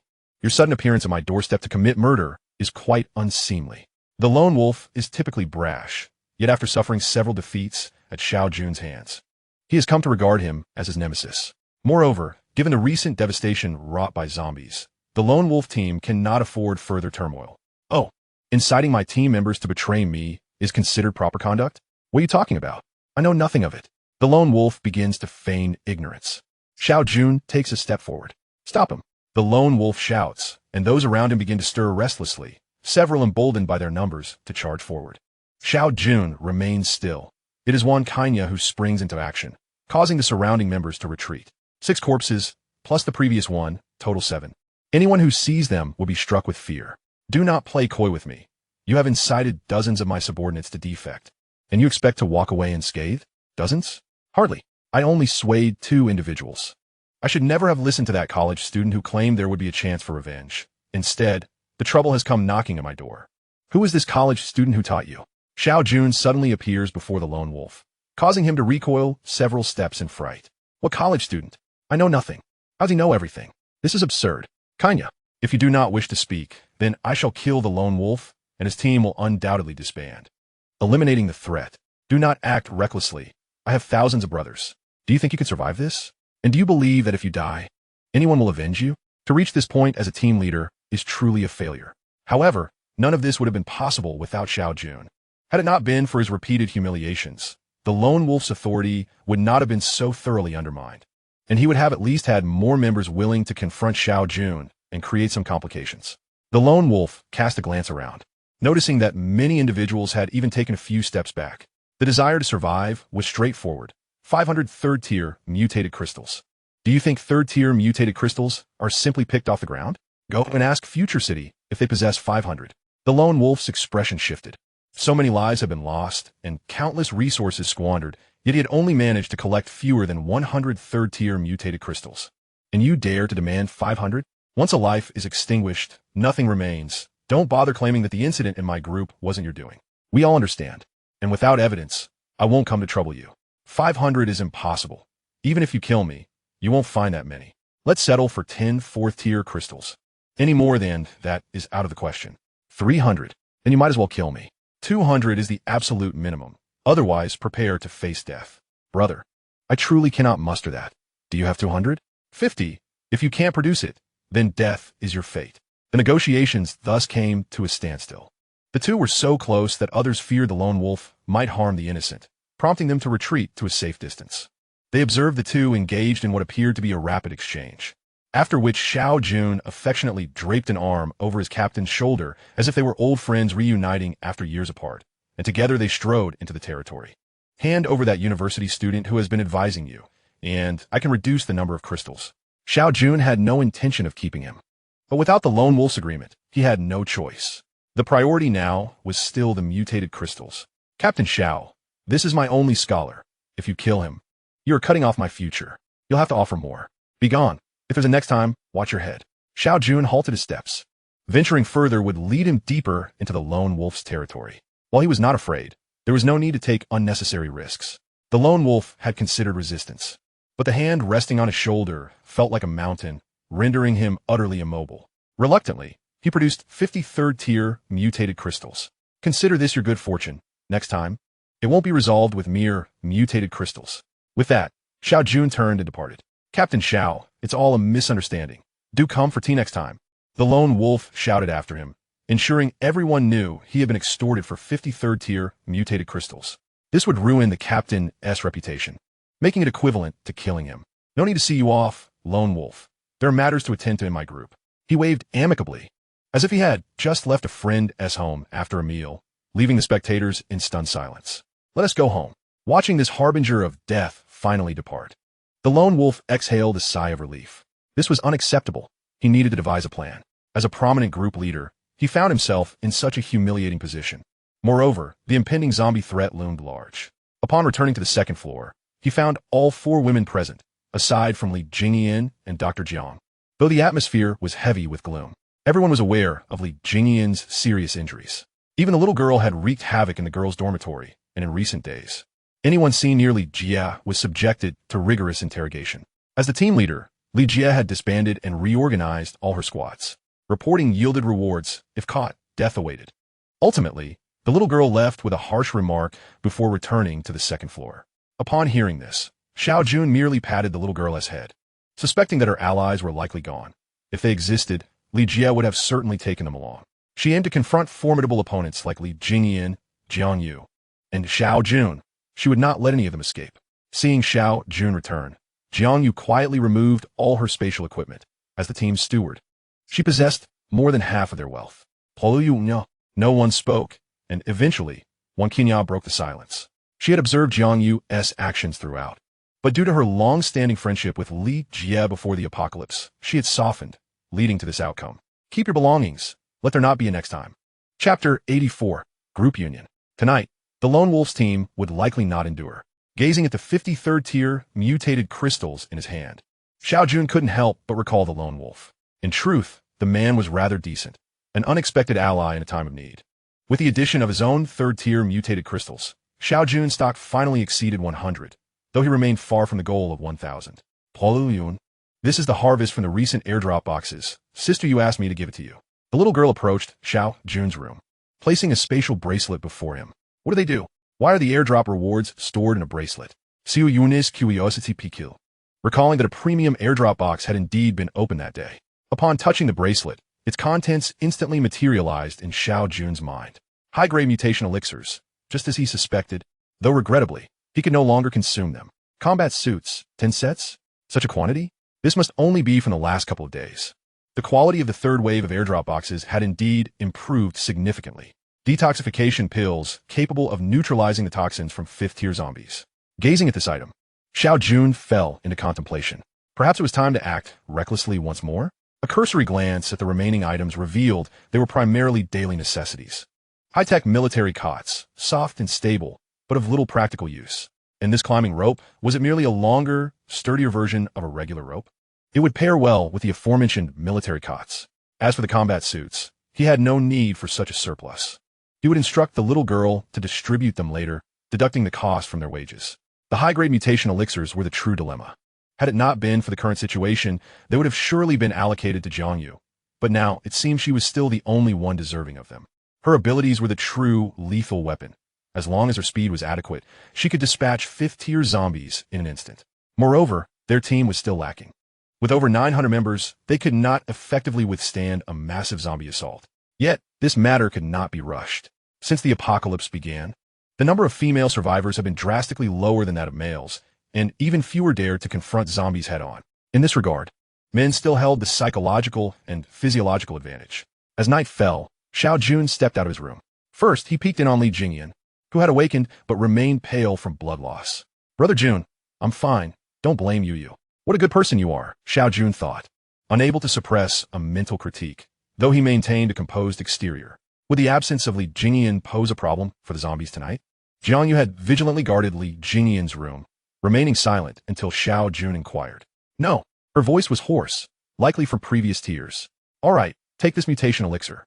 Without waiting for her reaction, Xiao Jun exited the room. At midnight, Future City experienced a repetition of the events from the previous 2 days. The female combatants, fueled by a simmering anger, fought fiercely, perhaps spurred on by the little girl's admonishments or the unsettling notion of betrayal. Perhaps the rapid pace of exterminating zombies had frightened the hidden 4th-tier zombie. It barely had time to strategize its attack before Wang Qinya swiftly uncovered it. Goodbye.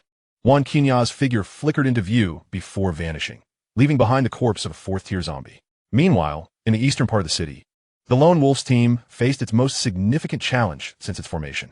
Burning with pent-up rage, the Lone Wolf channeled his fury into the 4th-tier zombie before him, and with a series of furious roars, he managed to single-handedly take it down. This act rekindled a modicum of respect among his team members. Significant news has emerged. The Lone Wolf Brigade has undergone a transformation rather than simply ceasing to exist. Guayu seems to possess an uncanny ability to gather information, sharing gossip with Xiao Jun daily. To clarify, this morning, the Lone Wolf Brigade merged with 4 other smaller factions. The leader of the Lone Wolf Brigade remains the same, but 4 vice leaders have been appointed. A merger, you say? Isn't that tantamount to absorbing others? Xiao Jun was perplexed. How could the current strength of the Lone Wolf Brigade allow it to consume others, let alone 4 at once? After enduring several arduous battles, the smaller factions have also been striving to expand towards a 1,000-member scale, and these 4 factions are likely not inferior in numbers to the Lone Wolf Brigade. Although the Lone Wolf still holds the title of leader, it is largely nominal. All decisions now require a voting process, with the Lone Wolf merely holding a larger stake, 2 votes to be precise. Xiao Jun pondered this revelation. Brother Jun, the other 2 brigades have their own ambitions. The Storm Brigade and the Tiger Leopard Brigade, having collaborated with Xiao Jun for a while, have also profited significantly. Their teams, in terms of both numbers and strength, are quite commendable. If they wish to merge, they can station themselves in my territory, paying a certain fee while assisting with night operations.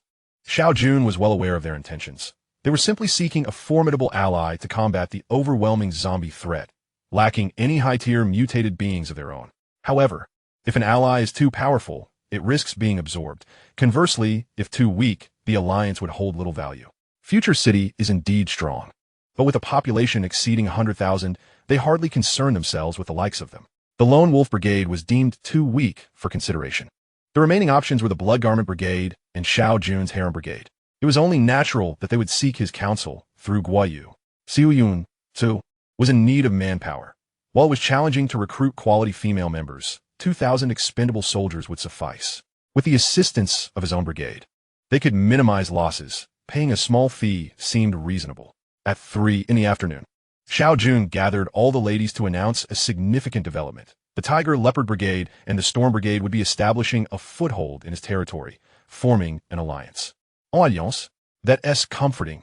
For a moment, I thought our leader had taken a different path, and the Harem Brigade was preparing to expand its roster of male companions.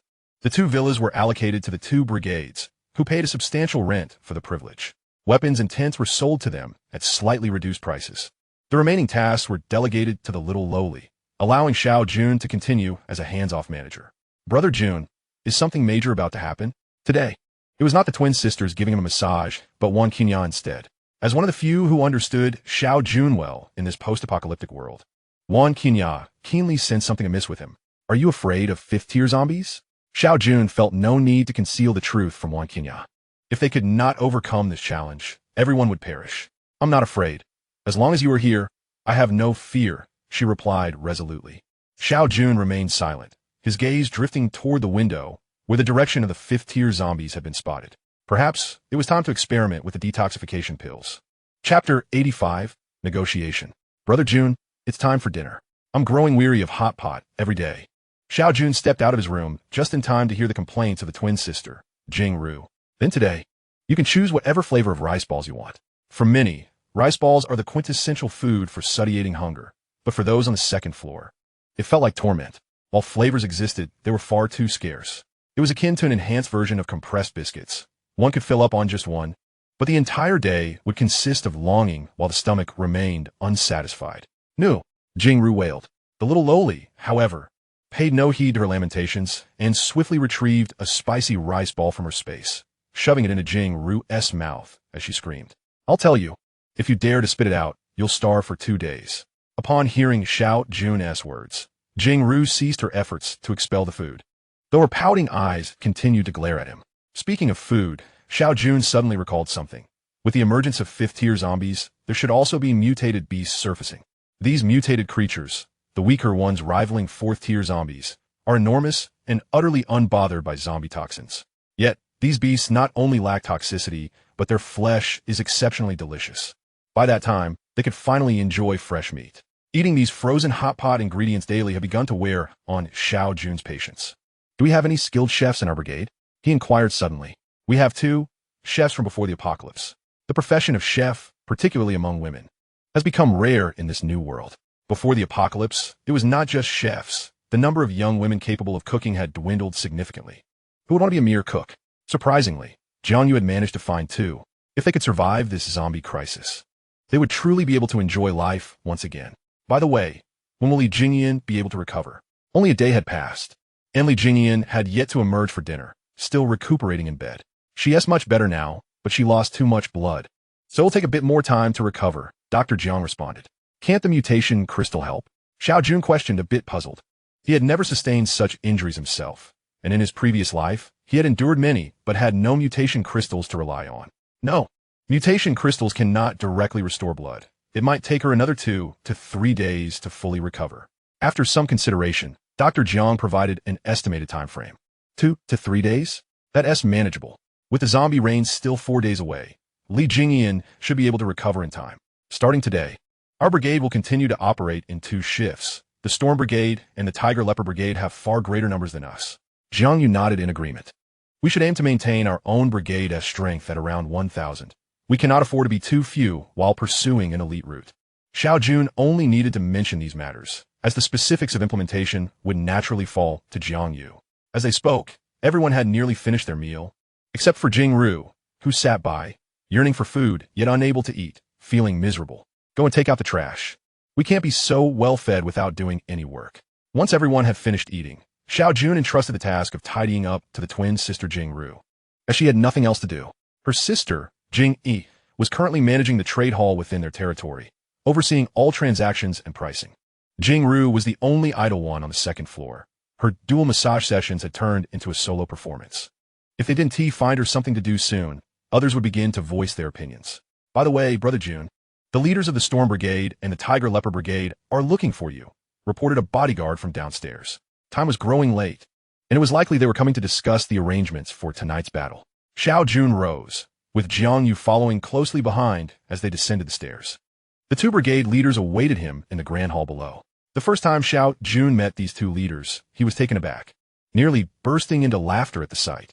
One was stout, the other slender, one tall, the other short, a perfect juxtaposition.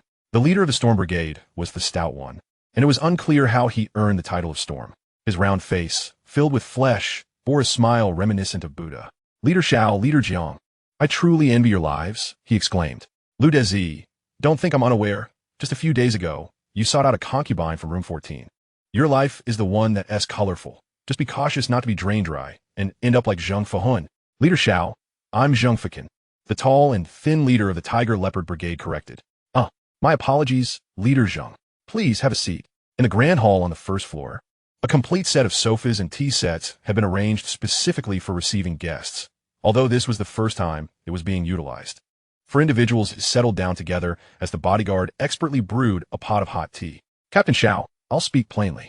Captain Xiao gestured for him to continue and lifted his teacup. Brewing a pot of tea is no simple task.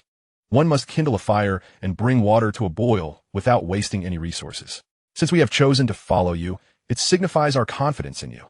However, we must communicate our roles for the evening to the brothers beforehand. Otherwise, it leaves them feeling uncertain. Captain Xiao remained silent, casting a glance at Jiang Yu beside him. The 2 captains' gazes followed Captain Xiao's to Jiang Yu. Tonight, we intend to utilize the battlefield we previously employed. A few days ago, we retracted to Captain Xiao's courtyard due to the overwhelming strength of the zombies and our insufficient manpower. Now, with the addition of both captains, we can reactivate it, significantly enhancing our operational efficiency and mutual support. Moreover, the previous combat point is strategically positioned against a wall, allowing each team to cover a specific area. Should 4th-tier zombies emerge, our forces will handle the cleanup, so the 2 captains need not worry. As the overall commander for nightly battles, Jiang Yu had already contemplated these issues thoroughly. Now, she was merely articulating them. As for the spoils, each team will manage their own zombies, with the final wave of 3rd and 4th-tier zombies belonging to us. Captain Xiao's tone brooked no argument.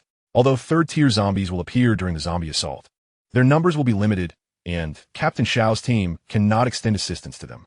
However, the wave of 4th-tier zombies will typically be accompanied by around 23rd-tier zombies, which represents the real challenge. Lu Dezi and Zheng Feku exchanged glances and nodded in unison. They had anticipated that Captain Xiao's team would assert some dominance. Now, they were content to accept responsibility for merely the last wave of 3rd-tier zombies. Their collaboration promised to take them further into this post-apocalyptic world. Chapter 86. Captain Xiao's Preparations. On the first day of their collaboration, Captain Xiao personally attended the battlefield. The 2 teams, invigorated as if by a stimulant, exhibited exaggerated performances. If one were to overlook the casualty numbers and focus solely on appearances, Captain Xiao might have assumed that those 2 teams had an average of 3rd-tier fighters. In truth, Many among them were still first-tier mutants. Perhaps this is the power of hormones. Though only half of Captain Xiao's female team participated that night, the presence of the two large groups drew the ire of the zombies, thereby relieving pressure on them. As for the ambush by the fourth-tier zombies, with the captain seated there, it was unlikely that a fourth-tier zombie could overpower them. Speaking of which, the captain's fried rice was indeed delectable. There's an old saying that goes, once you eat fried rice, you become increasingly capable. My millennial father was right. That evening, the ladies fought ferociously against the zombies, all for the chance to savor the captain's fried rice. Perhaps having learned from the lesson of the previous night's fourth-tier zombie, tonight's creature was much wiser. Not waiting until the end, but launching an assault within the first hour. This was the first time the Swift Wind and Tiger Leopard teams had witnessed such a spectacular scene, especially as it was directed towards them. Many, momentarily dazed by hormones, quickly regained their senses and retreated. In the forefront, Captain Xiao's harem team sprung into action, with 20 ladies adeptly confronting the third-tier zombies one after another. The fourth-tier zombie met its demise the quickest. Before it could comprehend the situation, Captain Xiao had appeared beside it and severed its head. Witnessing Captain Xiao's extraordinary prowess, the other two teams felt a surge of confidence, with the plump and lean captains vocally rallying their members. Both captains, despite their unremarkable appearances, were indeed the leaders of sizable teams and genuine third-tier mutants, fully equipped with steel blades and combat attire. With the fourth-tier zombies already vanquished by Captain Xiao, there were no other zombies capable of harming them. The captain's personal involvement significantly boosted morale. Compared to the previous nights of merely surviving, this evening had improved immensely. After 10 minutes of a zombie downpour and 3 hours of combat, each lady from Captain Xiao's team received a can of 8 treasures porridge, a customary reward. This routine had persisted for over a week, except for that one evening with Chef Xiao. The ladies were accustomed to this and did not see it as anything extraordinary. However, the two neighboring teams found it intolerable. They were all comrades in the same trench, who wasn't he exhausted after a battle. Why did they get a midnight snack to replenish their energy? That late-night treat was something they could only dream of. The joy of a significant victory seemed less pronounced. The plump and lean captains approached with furrowed brows. Captain Xiao, this is unacceptable. If you were to distribute rewards, it should be done discreetly after returning. What are we supposed to do now? The two captains grew increasingly agitated, tears of frustration welling in their eyes. Thank you for your hard work tonight, Captain Xiao remarked, swiftly retrieving 2 bottles of 8 treasures porridge from his spatial storage, along with 2 bottles of yogurt. A bit of yogurt at night aids sleep. I must take my leave, but I shall ensure they are more considerate next time. Captain Xiao made his exit. The plump and lean captains hurriedly gathered the 8 treasures porridge and yogurt. What are you staring at? Hurry up and clear the battlefield. It's time to return home and rest. My newly acquired 14th wife is waiting for me, and I can give her this yogurt to cheer her up. Who knows? I might unlock several new skills tonight. In the living room on the 2nd floor, the family sat together in an orderly manner. Li Jingyan had also emerged from her room, accompanied by Li Qinwan. There is something important I need to share with everyone. All activities ceased as everyone focused on her. The twin sisters pausing their sunflower seeds, mindful of the presence of outsiders. The impending threat of 5th-tier zombies and a potential siege rendered concealment futile. It was better to disclose the information early and prepare adequately. After briefly outlining the situation, a heavy silence fell over the room. Although Captain Xiao's words were succinct, their impact was profoundly unsettling and necessitated careful contemplation. Brother Jun, are you implying that in a few days, a 5th-tier zombie will lead hundreds of thousands of zombies to invade? Captain Xiao nodded. Hundreds of thousands is merely an estimate. It could be even more. None can ascertain the exact number of zombies outside. Based on experiences from the past, each siege has involved over 300,000 zombies. Despite the future city housing at least 2 million people, the vast majority are first-tier mutants, and second-tier mutants will not exceed 30%. Third-tier mutants constitute the core of the major teams or the strength of small teams. Fourth-tier mutants are even rarer, with no more than 50 in the entire future city. Captain Xiao's team currently boasted 5 fourth-tier mutants, and by the end of this zombie reign, the number would likely rise to around 8. Yet, in the face of hundreds of thousands of zombies, such strength was negligible, particularly with an unknown number of 4th-tier zombies and an unstoppable 5th-tier zombie among them. As everyone processed Captain Xiao's words, despair washed over their faces. Is this what the apocalypse entails? No matter how fiercely one struggles, fate's wheel ultimately crushes all, leaving nothing behind. Cheer up. A 5th-tier zombie is not invincible. With millions in a future city, those hundreds of thousands of zombies are not insurmountable foes. However, in your current state, you are indeed in dire straits. If survival is possible, who would willingly choose death? All eyes turn to Captain Xiao, glimmers of hope flickering in their expressions. Brother Jun, what should we do now? As the chief steward, Jiang Yu was the first to react. Do you recall our last expedition outside the city? We left numerous blocks of alcohol on the bridge. This was common knowledge, as it was Li Jingyan who had led the team to procure them from the woodshop.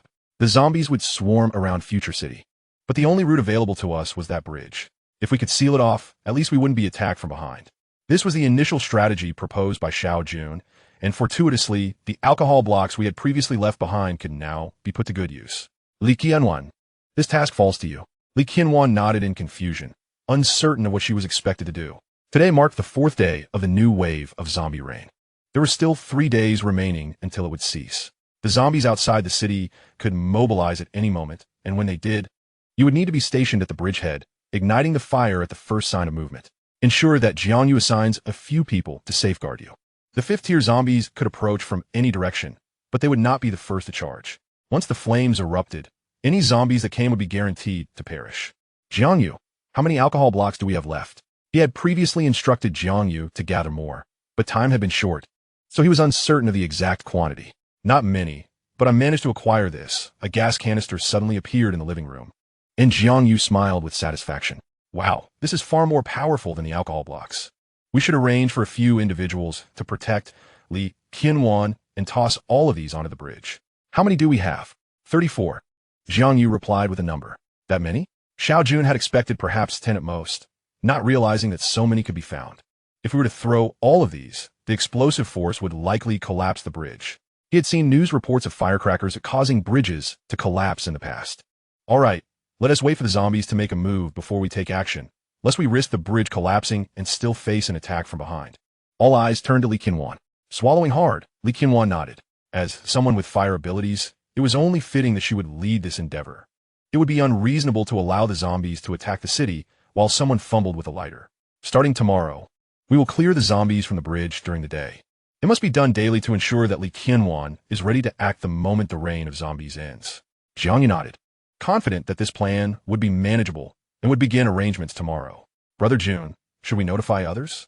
The zombie assault on the city would affect all survivors, not just their team. Disseminating the information would allow others to prepare. I will inform Qinggang, but let us keep it from the others for now to avoid chaos. If everyone realizes they have less than a week to live, Future City will descend into utter turmoil, and they might not even need to wait for the zombies to attack. Tomorrow's rain could wipe out a significant portion of Future City. Understood. The group nodded in agreement. Jing Yi, how many 3rd-tier mutated crystals have you managed to procure? The trading hall had always been under Jing Yi's management, and she handled the exchange of mutated crystals single-handedly. The 3rd-tier mutated crystals are exceedingly scarce. Despite our favorable exchange rate, we have only managed to obtain 7. It seemed impossible to elevate to 5th tier before the zombie assault. However, we have acquired a considerable number of 2nd-tier crystals. Given another couple of days, we could elevate someone to 4th tier. The responsibility for upgrading 2nd tier to 3rd-tier crystals now lay with Jiang Yu and the little girl. While 1st-tier mutated crystals were primarily kept with Jing Yi for exchange, the rest could be upgraded to yield several 3rd-tier crystals daily. The sale of cigarettes continued to dominate the mutated crystal market. Let us reserve the 4th-tier crystals for now and focus on producing more 3rd-tier ones to see if any other abilities emerge. The 3rd-tier mark is pivotal. The presence of abilities will dictate future limits. When resources are scarce, priority must be given to upgrading those with abilities. Stronger abilities are preferable. To this day, no one could ascertain just how many abilities humanity could awaken. In a previous life, it took 6 years of the apocalypse to gain a clearer understanding. Many individuals who awakened special abilities chose to keep them secret, just like Wan Qinya and Jiang Yu. Apart from Xiao Jun and a few familiar faces, no one else was privy to the specifics of their powers. Only the more conspicuous abilities, such as fire and resilience, were readily apparent upon use, and these constituted a significant portion of awakened abilities. Having delegated most matters, the dawn was approaching. With such weighty news at hand, everyone found themselves unable to sleep. Moreover, Xiao Jun had merely outlined a broad strategy. The finer details would require Jiang Yu and her team to execute. What shall we have for breakfast? Xiao Jun suddenly inquired. Let us have noodles. I'll get them started right away. The first floor was home to 4 female bodyguards and 2 chefs who had settled in. The boiler had long been set up, but they lacked the materials to fully showcase their skills. Nonetheless, breakfast could still be prepared. Noodles, rice noodles, and even dumplings could be made, as they were well stocked with ingredients. Reflecting on it now, Xiao Jun's preparations before the apocalypse were all aimed at sustaining the first batch of 31 women. Having personnel would allow for the acquisition of greater resources. Unlike many current teams, which only banded together after establishing Future City, during the onset of the apocalypse, he could barely sustain himself, let alone a large group. Furthermore, the advent of airdrop crates had lulled many into a false sense of security, leading them to mistakenly believe that pre-apocalyptic supplies were not as critical. This had inadvertently allowed Xiao Jun to gather resources freely for an entire week, culminating in his current comfortable existence.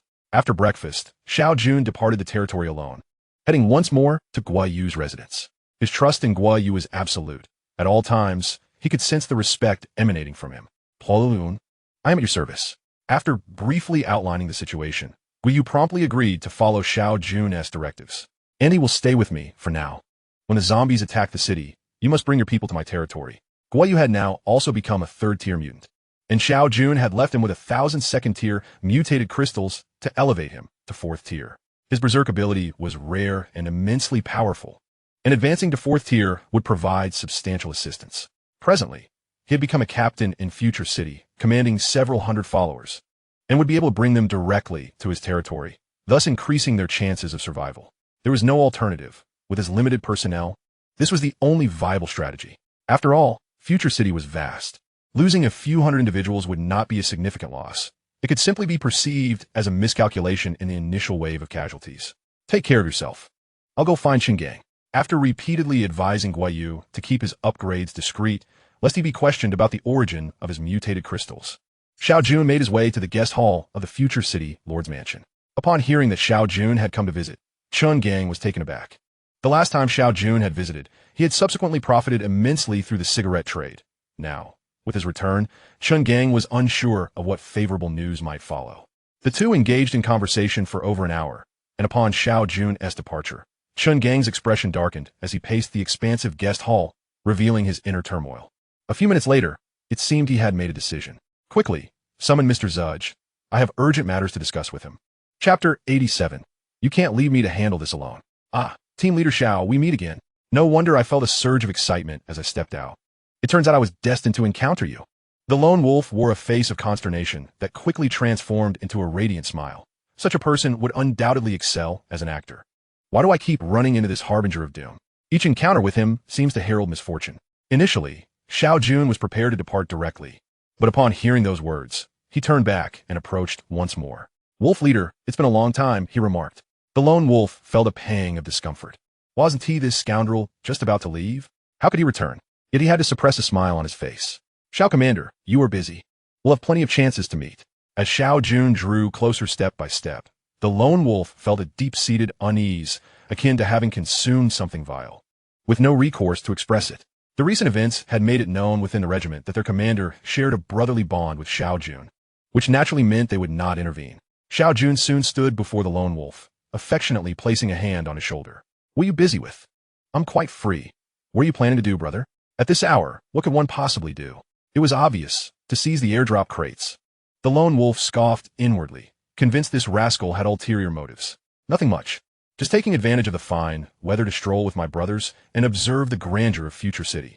Xiao Jun nearly burst out laughing. This lad truly had a knack for spinning tales. I hear the lone wolf regiment has grown significantly, nearly rivaling Future City itself. Perhaps in the future, I might seek your assistance.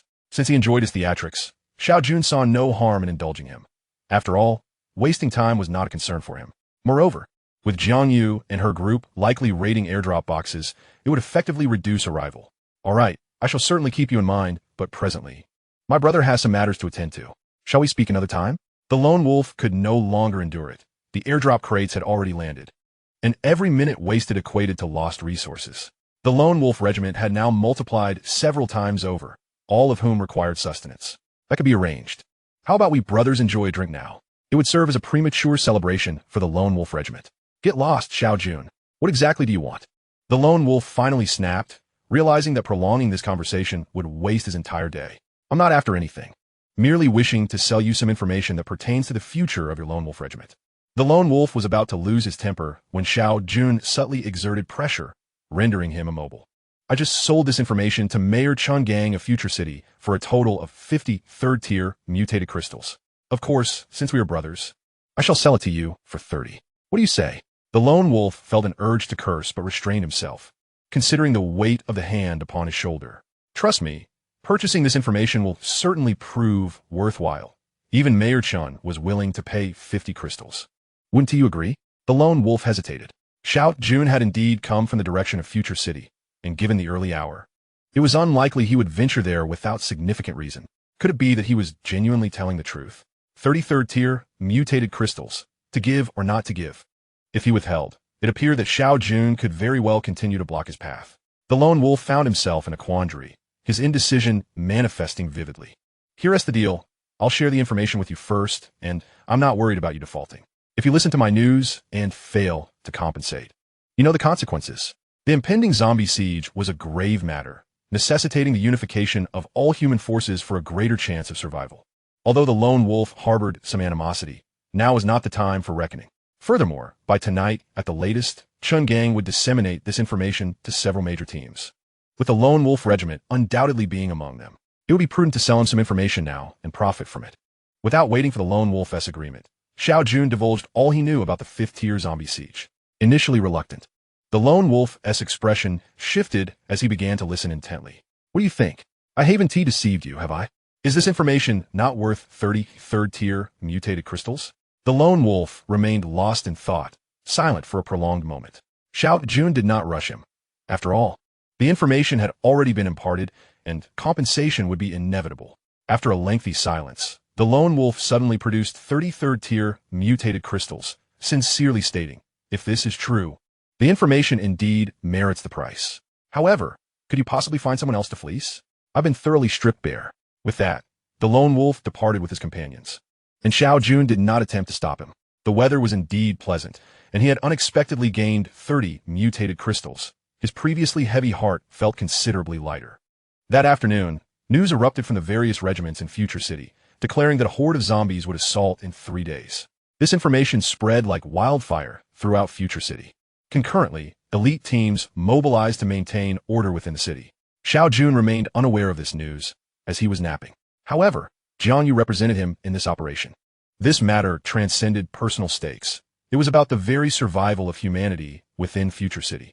Only through the unification of all available forces could they endure this crisis. Is everything all right in the regiment? On the second floor, Jiang Yu faced a petite girl. Sister Yu, don't worry. Since the 5th-tier zombies haven't been announced, everyone is actually quite optimistic. This sentiment was not confined to Xiao Jun's regiment. The prevailing mood throughout Future City was similar. Far from chaos, many even looked forward to the impending siege. A zombie siege? Just more zombies? There are plenty falling from the sky every day, likely numbering in the hundreds of thousands. Everyone has grown accustomed to it. Indeed, many were eagerly anticipating the event, knowing that upgrading necessitated a significant quantity of mutated crystals. And if the attacking zombies were fewer, there might not be enough to go around. This was one of Xiao Jun's misconceptions. In the previous era, zombie sieges began with at least 300,000, but at that time, Future City's population was only a few hundred thousand. In this era, due to various circumstances, not only had the pace of upgrades accelerated, but the number of survivors had also increased. Thus, this zombie siege would likely far exceed Xiao Jun's expectations, potentially reaching a staggering million. Chapter 88, The Allure of Cooking. At 7 o'clock in the evening, Jiang Yu was busy tallying the day's harvest with the petite girl. While Jing Yi meticulously calculated the recent market transactions, Dr. Jiang was examining Li Jingyan to assess her recovery status. Jing Ru, engrossed in a comic book, was thoroughly absorbed. I'm so hungry. The commander said he wanted to test the practicality of that military cot and see if it lived up to its claims. How long will it take? I'm about to starve. Jing Ru closed her comic. While it was entertaining, it did not sate her hunger. Having caught nothing yesterday and being forced to consume a rice ball, she had spent the entire day with an unsatisfying taste in her mouth. With Jing Ru's exclamation, the others began to feel hunger pangs as well. They were not like others. Most people started their day with just a rice ball and seldom felt hunger throughout the day. However, they had meals at regular intervals, not unlike before the apocalypse. albeit with considerably larger portions. Yet, Qianya was indeed impressive. She had been testing the cot with the commander for so long, and it seemed that the military cot was indeed effective. Everyone's gaze immediately turned toward her, prompting Jingru to quickly close her mouth. Women's jealousy can be fierce, and if she irritated Jiangyu, they might find themselves subsisting on a single rice ball again. Finally, the door swung open, and Xiao Jun emerged, looking refreshed, followed by the somewhat unsteady Qianya. Dinner is served. At this command, Jingru eagerly began setting the table, even thoughtfully arranging a cushion for Qianya. Sister Yu, dinner's ready. Once everything was prepared, Jingru gazed at Jiangyu with sparkling eyes, while they had to wait for Xiao Jun. The decision of what to eat tonight rested with the chief manager, Jiangyu. Today brings delightful surprises, so please be patient. Jiangyu smiled enigmatically and retrieved several jars of beverages from her storage, distributing them among the group. Before long, an enticing aroma of cooked dishes wafted up from downstairs, stirring the appetites of those who had long been deprived of stir-fried delicacies. Even Xiao Jun found himself curious. How could they manage to procure edible dishes at this hour? After a brief interval, two young ladies ascended, carrying bowls filled with food. All eyes were drawn to the delectable offerings in their hands: spicy and sour shredded potatoes, scrambled eggs with tomatoes, fish-fragrant eggplant, and water spinach. Though these were merely commonplace home-cooked dishes, they held great significance in this post-apocalyptic world. While eggs were somewhat available, thanks to Xiao Jun's stockpile, the other ingredients were virtually impossible to find. Where had these come from? Before anyone else could voice their thoughts, Xiao Jun inquired directly. These were specially delivered from Future City today as a token of gratitude for your message. They are fresh produce harvested recently. Jiangyu, having been asleep during the afternoon when the delivery arrived, found herself surprised by this unexpected bounty. Harvested? Xiao Jun mused.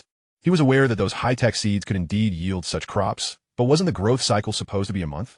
He possessed similar seeds and intended to cultivate them once the earthquake was over. It seemed unusual for Future City to have begun planting so early, especially given the brief time that had elapsed since the earthquake. There is an individual in Future City who has awakened a unique planting ability, which accelerates plant growth and shortens maturation periods. They only just harvested these vegetables and promptly sent some over for us to sample, Jiangyu explained. She appeared puzzled at first, yet the representatives from Future City had openly shared this information. Could they be toxic, using us as experimental subjects before consuming them themselves? Jingru, ever the astute survivor in this bleak reality, voiced her concerns. Then you should refrain from eating today. Continue with your rice balls instead. Jiangyu chided her with a glare, lamenting the beauty of the girl who had a penchant for speaking out of turn. Please, Sister Yu, I apologize. Jingru, ever quick to adapt, skillfully embraced Jiangyu, nuzzling against her as if a daughter seeking comfort from her mother. Then you shall be the first to taste it. If you survive, we shall partake as well. Jingru's expression shifted through various emotions before she seemed to resolve herself. Very well. With that, Jingru gingerly picked up a pair of chopsticks and reached for the spicy and sour shredded potatoes. This flavor is delightful. Indeed, it is the work of a professional chef, far superior to the fare from that little eatery by the school gate. Just one more bite. In the blink of an eye, Jingru had forgotten her initial trepidation, eagerly sampling from each dish multiple times. All right, let us all eat. The others could no longer contain their hunger. The steaming stir-fry and fresh vegetables were an irresistible temptation. Brother Jun, once the zombie siege is over, will we be able to cultivate our own food? The group looked at Xiao Jun with eager anticipation. The prospect of a daily feast of 4 dishes and a soup filled them with hope. Xiao Jun hesitated, but eventually nodded. After the siege, he would take them out, and once the earthquake had passed, they could indeed begin their own cultivation. Yay! Brother Jun, you're the best. An ecstatic Jingru, disregarding the gazes of her companions, threw her arms around Xiao Jun's neck and planted a firm kiss on his cheek. The others were unfazed. They had long anticipated such a day and were indifferent to the display. By the way, how is the cleanup of zombies near the bridge progressing? With the conversation shifting to serious matters, the clatter of chopsticks quieted considerably. Although several zombies had accumulated over the past few days, we managed to clear them near the bridge today. Moving forward, we can allocate some time each day for further cleanups, Xiao Jun affirmed, understanding the gravity of the situation. Securing this route was paramount to minimizing losses for his team. By the way, both the stout and slender leaders sought you out today. They likely wish to discuss the zombie siege. Jiangyu remarked, her memory jogged. Just ensure they remain within the territory and adhere to our directives, Xiao Jun replied.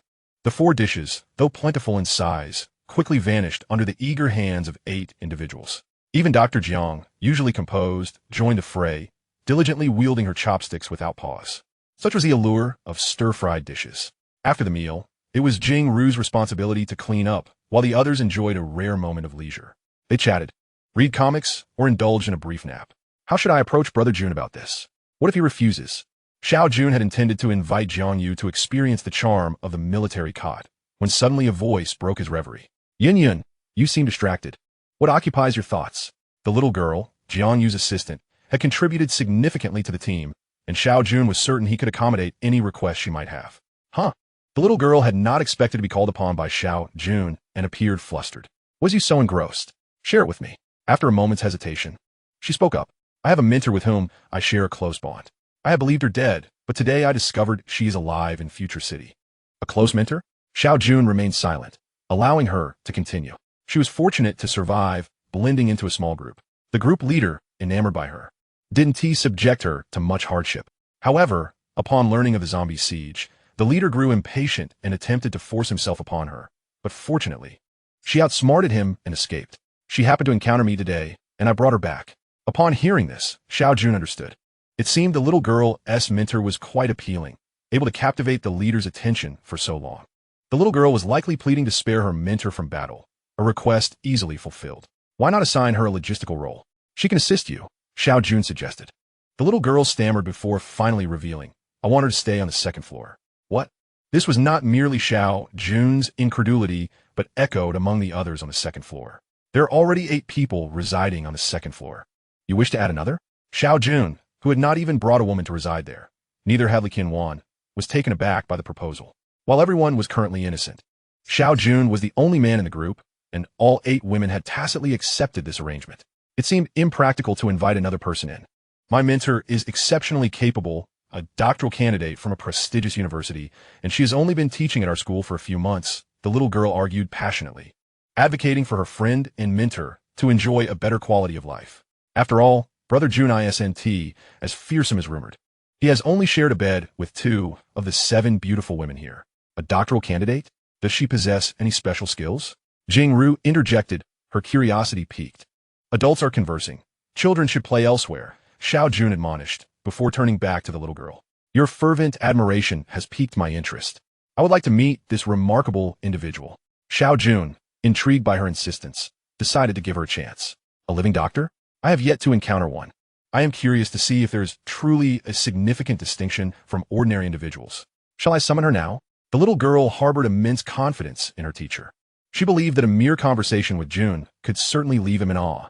Jun nodded in acknowledgement. The little girl swiftly scampered down with her petite legs, while the other girls set aside their tasks. Even Jiang Yu took the opportunity to retrieve a branded makeup kit from her space, applying a light touch of cosmetics, illustrating the fierce competitive spirit among women. Before long, the little girl returned, accompanied by another woman. All eyes swiftly shifted past the little girl to this unfamiliar woman, who appeared to be in her mid-20s, quite appealing. Standing over 165 centimeters tall, her figure was impeccable. Despite the evident fatigue etched upon her face and the absence of any makeup, her beauty remained undeniable. Jun nodded in approval. Her physique was indeed commendable. At this moment, Jun felt a newfound respect for the little group leader. In a post-apocalyptic world, how could such a woman endure? She must be a Virgo, striving for perfection. Jun? This is my teacher and King Yu. A splendid name that added to her allure. Jun covertly glanced at Jiang Yu beside him. Greetings, everyone. I am in King Yu. She spoke with crisp clarity. Despite her currently disheveled appearance, her innate pride was hard to conceal. Yin Yin wishes for you to reside on the second floor, but it is not a place just anyone can access. What skills do you possess that might compel me to make an exception? Jun was direct. Only those with merit would be considered. If it were merely appearance, there was already a twin sister present who, while striking, lacked substance. And King Yu blinked her bright eyes, but remained silent. Let us discuss the impending zombie siege, shall we? You are a doctoral candidate, so I invite you to share your insights. Ah, this leader is no different from other men. He has so many women upstairs. The moment I entered, he scrutinized me from head to toe. Surely not a good man. Testing me? If I were frightened by a simple zombie siege, do you think I would speak? In truth, it is quite simple. Given advanced knowledge of the siege, one could blanket the perimeter of Future City with flammable materials, sacrificing the buildings for the moment. When they arrive, we could incinerate them. Additionally, sharp objects could be arranged behind and traps could be set. After all, zombies lack intelligence. With adequate preparation time, handling them becomes quite manageable. Moreover, we could stockpile heavy objects. Those lower-tier mutants, and even ordinary humans could simply drop them from high buildings when the zombies approach. Zombies possess no intellect. Those hiding in high places would face no danger as long as victory is achieved. If such simple strategies elude you, I shudder to think how this leader maintains authority. Jun's gaze towards Yu brightened. This doctoral student exhibited considerable capability. Perhaps he had been too immersed in focusing on fifth-tier zombies to consider such straightforward tactics. If, and I emphasize if, among this horde of zombies exists a particularly formidable one, perhaps even a fifth-tier zombie, how do you propose we respond? Jun inquired, disregarding the stares of others. I don't know. And King Yu's response was succinct yet potent. You. The twin sister Jing Ru stepped forward but was immediately halted by Jun. And King Yu remained silent. Her indifferent gaze meeting Jing Ru's. Advanced zombies? In such a large-scale battle, what difference can one or two advanced ones make? They may merely hide among the horde and strike. Following the strategies mentioned earlier, we can first eliminate numerous low-tier zombies, thereby reducing their numbers and stripping the advanced zombies of their natural shields. As long as we can pinpoint their location, we should disregard any notions of chivalry and unleash a barrage of flame attacks to obliterate them. Even if they manage to escape, the surrounding zombies would have been largely incinerated, at which point we can deploy a human wave strategy. Complemented by a few leaders for ambushes, this should be a walk in the park. One must wonder how these individuals manage to lead. They appear terrified of a mindless species attacking, as if it were the apocalypse. Jun was somewhat speechless. If she was correct, did that mean the zombie siege was merely a means to deliver mutated crystals? However, we cannot afford to underestimate the situation. Faced with such unforeseen circumstances, panic will surely ensue, and if humanity cannot unite, we may very well face annihilation at the hands of these low-intelligence creatures. The notion of an unexpected crisis was indeed crucial. In the previous life, the greatest casualties during the zombie siege occurred within the initial hours. As humanity banded together to counterattack, they managed to survive that crisis. Yet now, with preparation at hand, there was no reason to be as fearful as before. Yun nodded remorsefully. The little girl's complexion turned pale. Why was her teacher being so obstinate? She had spoken extensively on this matter during their journey. Yet now she chose silence. Just when the little girl thought Jun might be angered, he instead broke into a smile. You shall remain on the second floor. Sharing a room with Yun, Jiangyu had already moved into Jun's quarters. And Yun had been sleeping alone. This was one of the reasons she wanted King Yu to move in. Another lecherous leader. Jun clenched his fists, deciding to let it slide. Chapter 90, each with their own agenda. The familiar meeting room hosted 5 individuals, including Chun Gang and Mr. Zudge, alongside Jun. By E from the Blood Garment Corps and Lone Wolf. Today, the invitation extended to the 3 leaders was primarily to discuss a significant matter. This is Mr. Zudge. He proposed a fire-based defense strategy against the zombie onslaught. Chun Gang elaborated on the detailed plan, which mirrored in King Yu's earlier thoughts. It seemed Future City housed formidable individuals. No wonder it could thrive, as mere strength alone would not suffice. However, this would likely necessitate relinquishing some of their territories. The territories were initially purchased from Future City, and each team had invested considerable sums. Naturally, this investment, while substantial at the time, seemed less significant now. Within their territories, they had each established numerous facilities. Requesting them to forfeit these would undoubtedly cause discontent. Rest assured, all fees paid for territory and team establishment will be fully refunded by Future City. Furthermore, following the zombie siege, you may select a preferred territory once more. Future City's prosperity relies on collective effort to forge a brighter future for humanity. Jun remained non-committal, sipping his tea, Tai Guanyin, a delightful indulgence.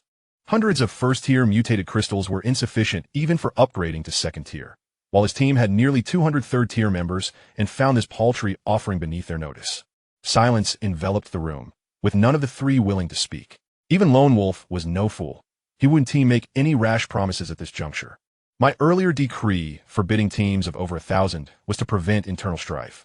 However, as the population of Future City has grown, including many survivors from surrounding cities, a 1,000-member team seems incompatible with your esteemed statuses. Now we find ourselves at a crucial juncture in the siege of the undead. Rather than allowing each individual to fight in isolation, it would be far more prudent for us to recruit collectively and merge smaller factions, thereby facilitating better management. However, this statement is, in essence, a mere platitude. The Lone Wolf faction has already exceeded 10,000 members, but following the second wave of the zombie onslaught, their numbers dwindled to around 5,000. Yet, by the following day, they had absorbed 4 smaller factions, resulting in a membership now exceeding 20 to 30,000. The Blood Garment faction is also performing admirably, boasting at least over 1,000 members. Nonetheless, after the second wave of zombies, they too initiated a significant recruitment drive.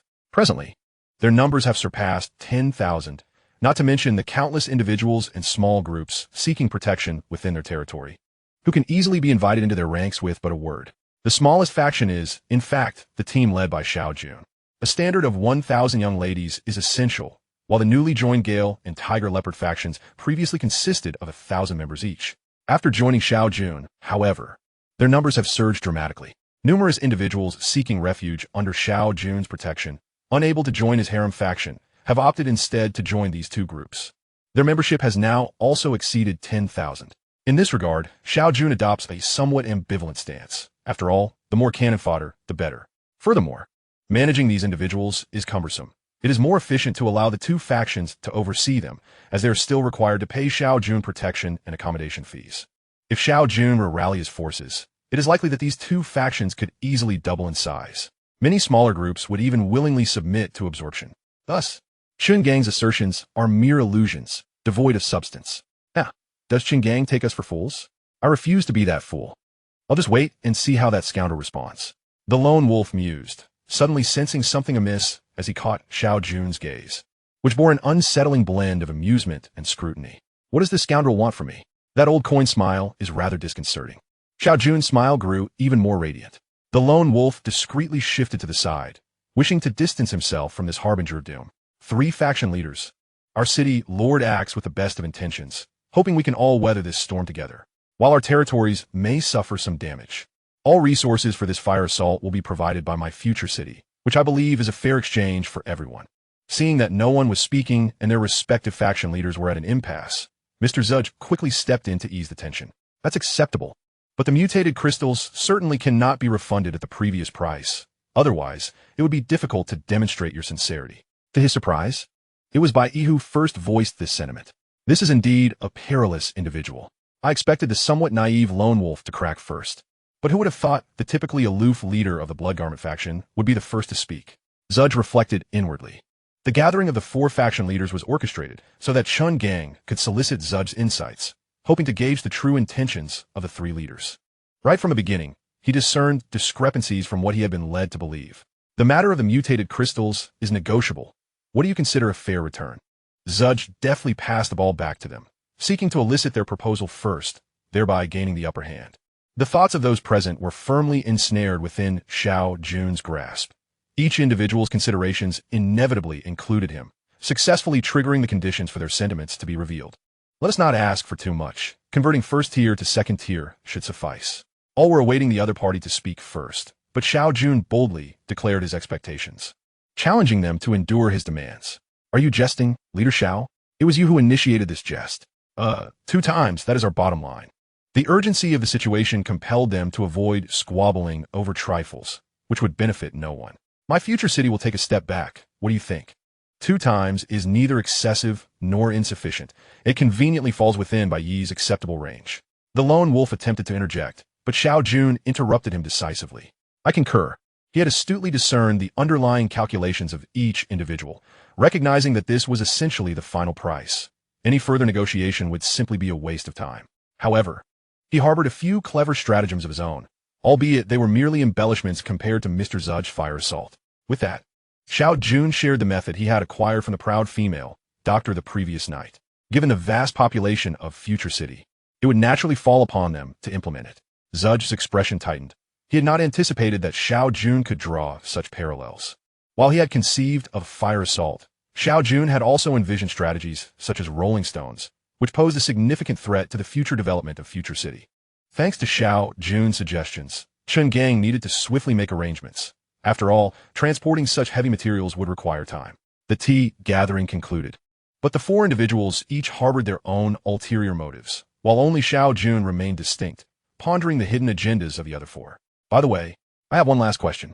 Before departing, Xiao Jun suddenly spoke up, causing Bai Yi and the lone wolf, who were walking ahead, to halt and listen. What is Mr. Zud's full name? Zudge. Chapter 91, A Gentle Prodding. Remarkably, Xiao Jun did not hold a grudge over the events of the previous night. Instead, he allowed King Yu to stay, which astonished everyone. The most unsettled among them was the little lowly. Thus, upon Xiao Jun's return today, she eagerly approached him to massage his shoulders, pushing her twin sister aside. Let us not. It's unnecessary. Let Jingru handle it. Xiao Jun's attempts at persuasion were in vain. Of course, I can massage you. I assure you my skills are not inferior to hers. The little lowly remained obstinate. Visity knitting Xiao Jun his shoulders. It wasn't that she doubted his technique. She simply feared he would tire himself out by tiptoeing to reach her shoulders. The little lowly nearly stormed off, feeling exasperated. It is said that one should not bring up past grievances, yet Xiao Jun had a knack for provoking her irritation. Brother Jun, I spoke with teacher last night.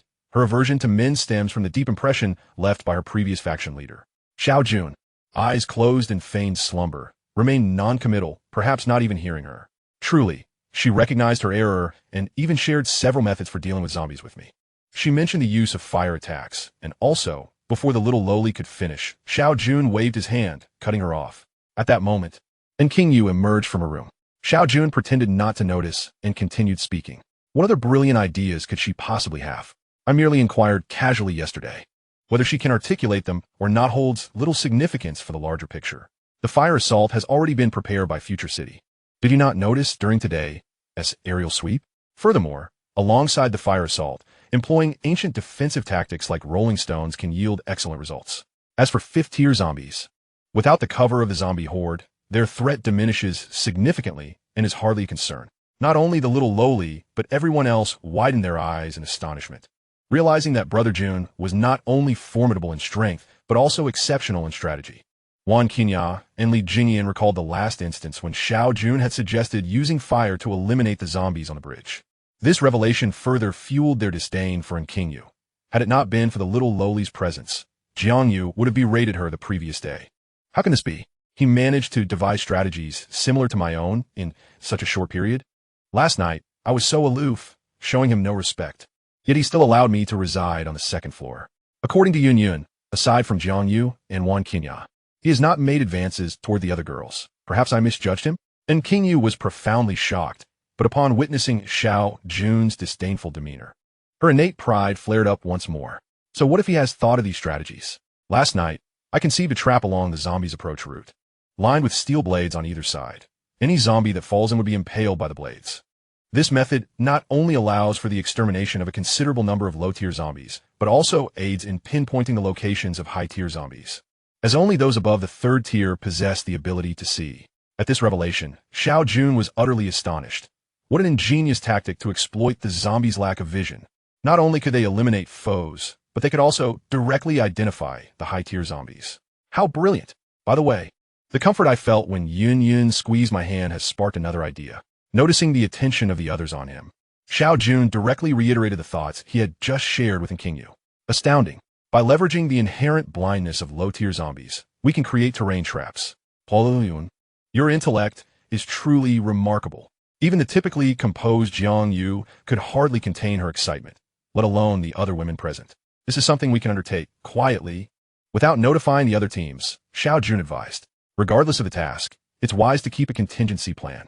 Rest assured, I shall soon seek out the leader of the Swift Wind team and arrange for some reliable individuals to handle this matter.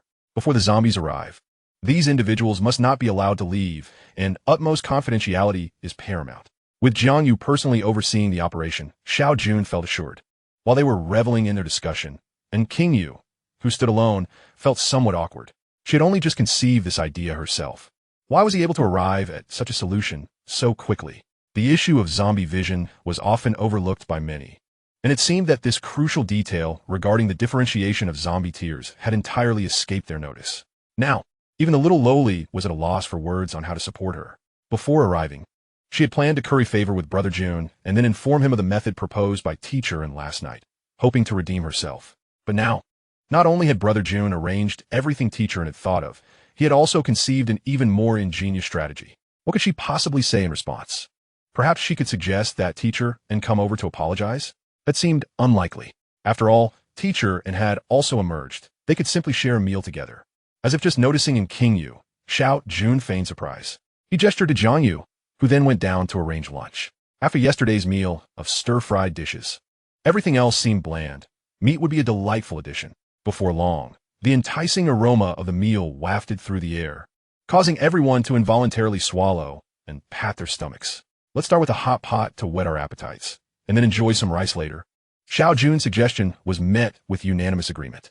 Jingru swiftly took out the bowls and chopsticks, as she managed the dining utensils and other supplies like brooms and mops stored her care. In any case, she was responsible for maintaining cleanliness on the second floor. As everyone settled down to eat, the hot pot on the alcohol stove emitted a tantalizing fragrance. Only one person remained awkwardly standing aside, unsure whether to sit or leave. Teacher and please come and join us. The little lowly was the only one still considerate of her feelings, having brought her along before the apocalypse. She had been both a teacher and a friend. Come sit with us. Don't worry, even if you're as ornamental as Jingru. I can afford to support a few more mouths. She jested, implying that even if she were a simpleton, Xiao Jun wouldn't mind the extra company, as it wouldn't amount to much. The hot pot was already exuding a rich aroma, and the others could no longer contain their eagerness to eat, leaving Xiao Jun unconcerned about the situation at hand. When dining with this pack of she-wolves, if one didn't hurry, only the broth would be left. In the frenzy of grabbing food, no one was mindful of Xiao Jun's status as the leader. Chapter 92. The Eve of Battle in Recent Days.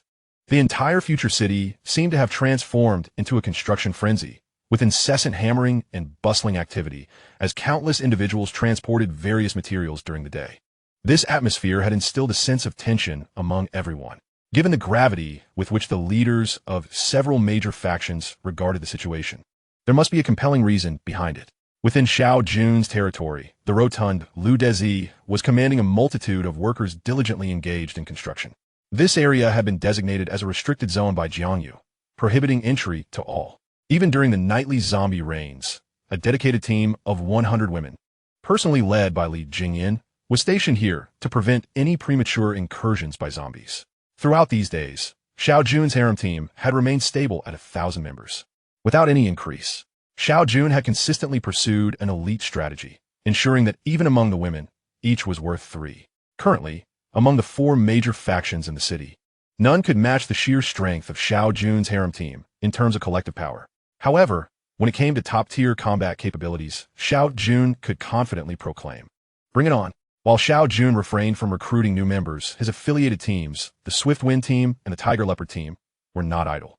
Under the banner of Xiao Jun, they aggressively sought new recruits, regardless of their strength, even accepting individuals of the lowest tier. And they were on the verge of enrolling the elderly and children, as cannon fodder was indeed necessary. Presently, both teams had surpassed a population of 20,000, aiming for the 30,000 mark.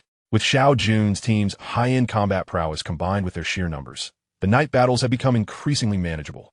As the strength of the teams continued to expand, the two leaders harbored no unusual ambitions toward Xiao Jun. Although they were required to pay a substantial amount of mutated crystals daily, this was trivial compared to their previous earnings, which had multiplied several times. All thanks to Xiao Jun's leadership. Moreover, Xiao Jun did not interfere with their internal affairs, allowing them to develop independently. The 3 factions maintained a cooperative facade, ensuring they retained their dignity. Where else could they find such a formidable ally? The leaders of the plump and lean factions were far from foolish. Lu Dezi was already preparing to marry his 15th wife. As their power grew, it was only fitting to take more wives to match his elevated status. Meanwhile, Future City was astonishing, with a frenzied recruitment drive over several days leading to a battalion of over 300,000 combatants. A development conveyed to Xiao Jun by Guoyu. The Lone Wolf team was not to be outdone, having merged with 4 smaller factions. It was now brazenly assimilating other small teams, rapidly approaching a membership of 100,000. Once this campaign concluded, it was likely that all the minor factions in Future City would vanish, reverting to a scenario reminiscent of the previous era, albeit with Jiang Yu's female warriors now under Xiao Jun's command. The Bloodclothes team was more conventional, neither as indiscriminate in recruitment as the Lone Wolf team, nor as quiet as Xiao Jun's harem. The main faction of the Bloodclothes team had surpassed 10,000 members, predominantly composed of second-tier mutants, boasting overall strength significantly above that of the Lone Wolf team. The affiliated teams numbered nearly 50,000, though their combat prowess left much to be desired. With unified command now in place, the nighttime zombie raids resembled mere child's play. Each session was resolved within an hour. Today marked the 7th day of the second round of zombie raids, indicating that the time for the zombie siege was drawing near. The traps within Xiao Jun's territory were nearing completion, expected to be finalized within half a day's time. During the day, Xiao Jun made another trip to the perimeter of his territory. The presence of 5th-tier zombies was still palpable, yet he remained unconcerned. After all, when the zombies attacked, he could simply demolish the bridge, forcing them to enter the city through other means. Zombie sieges typically occurred within 1 to 3 days following the conclusion of the zombie raids, with the timing invariably set for nighttime. Engaging in battle at night posed a certain disadvantage to humans, while significantly enhancing the capabilities of first-tier zombies. Thus, at the very least, tomorrow will provide a full day for preparation. The zombie raid on the 7th day bears no distinction from the previous days. In the eyes of the various factions within Future City, such occurrences of zombie raid have become trivial concerns. Were it not for the impending zombie siege, they would be preparing to launch counterattacks and expand their territories. On the final day of the zombie raid, shortly after dawn, Xiao Jun once again departed from his domain. At Guayu's residence, the two sat facing each other, indulging in clouds of smoke that enveloped the room in a thick haze. Guayu's mother had long been relocated to Xiao Jun's territory, settled in a residential area behind the traps. When the zombies besieged the city, that location would serve as the last line of defense for Xiao Jun's team. Brother Jun, I now command 5,000 men, Guayu declared. As the population of Future City swelled, Guayu's forces had also expanded, now reaching a total of 5,000. 5,000 is sufficient. Once the zombie siege commences, disregard everything else and simply bring your men over. Guayu nodded in agreement. After all, his mother was there, and he had to ensure her safety. After exchanging a few more words, Xiao Jun departed from Guayu's home. As he strolled along the streets of Future City, the final contest for the last batch of airdrop supplies was ongoing. The streetlights lining the roads had all been replaced with high-tech fixtures, which automatically adjusted their brightness according to the ambient light, proving exceptionally practical. Even during the night, Future City remained brilliantly illuminated. The trading market of Future City had been entirely vacated, including the permit office, leaving it desolate. Once the zombie siege concluded and the tremor subsided, Future City could truly be established as a city governed by order. Of course, such regulations would only apply to ordinary citizens. Xiao Jun maliciously pondered the scene where Chun Gang's son, Jiao Yang, would face a reckoning, paying for his arrogance with his life. Upon returning to his residence, Jiang Yu had already arrived. The zombies along the route to the bridge had been completely cleared, and Li Qianwan was also in position. Moreover, our team has sufficient second-tier mutation crystals to upgrade 3 individuals, Xiao Jun remarked, lighting a cigarette. The 3 4th-tier slots would undoubtedly be utilized judiciously. Are there any mutated individuals with special abilities? None, Jiang Yu replied, shaking her head, a tinge of regret evident. Let us allocate all 3 for fire abilities. The destructive power of fire-type abilities is unparalleled in large-scale combat. Even someone as formidable as Xiao Jun can only strike with a single blade. A 4th-tier fire-type mutant could annihilate thousands of zombies within the half-hour of skill usage each day. In densely packed hordes, it would even be feasible to slay tens of thousands. With all preparations complete, the only course now was to wait. Chapter 93, They have arrived. Li Qianwan, do not sleep tonight, keep a vigilant watch. The moment the zombies launched their attack, detonate the bridge. Merely 100 meters from the bridge stood a quaint villa, which served as Li Qianwan's temporary abode. As night fell, Xiao Jun felt compelled to personally deliver this admonition. But it's late. No boots. You will either be devoured by zombies or keep your eyes wide open. If you dare to run, your fate is sealed, Xiao Jun replied fiercely. After all, with so few people, mere meters away lay an endless tide of zombies, and the siege could commence at any moment. To claim he felt no fear would be a lie. Xiao Jun employed this stern approach merely to alleviate her anxiety. Captain, if I survive this time, will there be any reward? Li Qianwan asked, her face alight with anticipation. Any reward will suffice. As long as you survive, you can stay on the 2nd floor. Could it be that the captain has taken a liking to me, testing me under the guise of a reward? Smack! A sharp tap on Li Qianwan's forehead interrupted her thoughts. I'm leaving. Stay alert. The probability of an attack tonight is high. Exercise utmost caution. Li Qianwan nudda vigorously. After Xiao Jun departed, she joined 4 other ladies on the rooftop terrace. The villa stood 3 stories tall, and from the terrace, their sight was unobstructed, allowing them to quickly react to any movements from the zombies across the way. Moreover, the 3-story height posed little risk, given their current physical prowess. Even a direct leap would not jeopardize their subsequent actions. Upon returning to the territory, all the ladies were fully prepared for their shifts throughout the night. However, no one was permitted to part with their weapons. Even those who were resting had to clutch their blades as they slept, provided they were not afraid of inadvertently harming themselves. In addition to the ladies, both the Swift Wind team and the Tiger Leopard team had been fully mobilized. All members would receive an additional rice ball and a small bottle of water, with strict orders to maintain their posts throughout the night. At 7 p.m., darkness enveloped the city, and a tense atmosphere blanketed Future City. New accommodations have been arranged. You must all move in. The villa where Xiao Jun had resided was now unsuitable for use, being centrally located within the territory and detrimental to defense. It had to be abandoned. I wish we could move this villa as well, Jiang Yu murmured quietly before they departed, and the other ladies nodded in agreement. Having lived there for nearly a month, they had developed a fondness for it. Who knew what the situation would be once the zombie siege ended?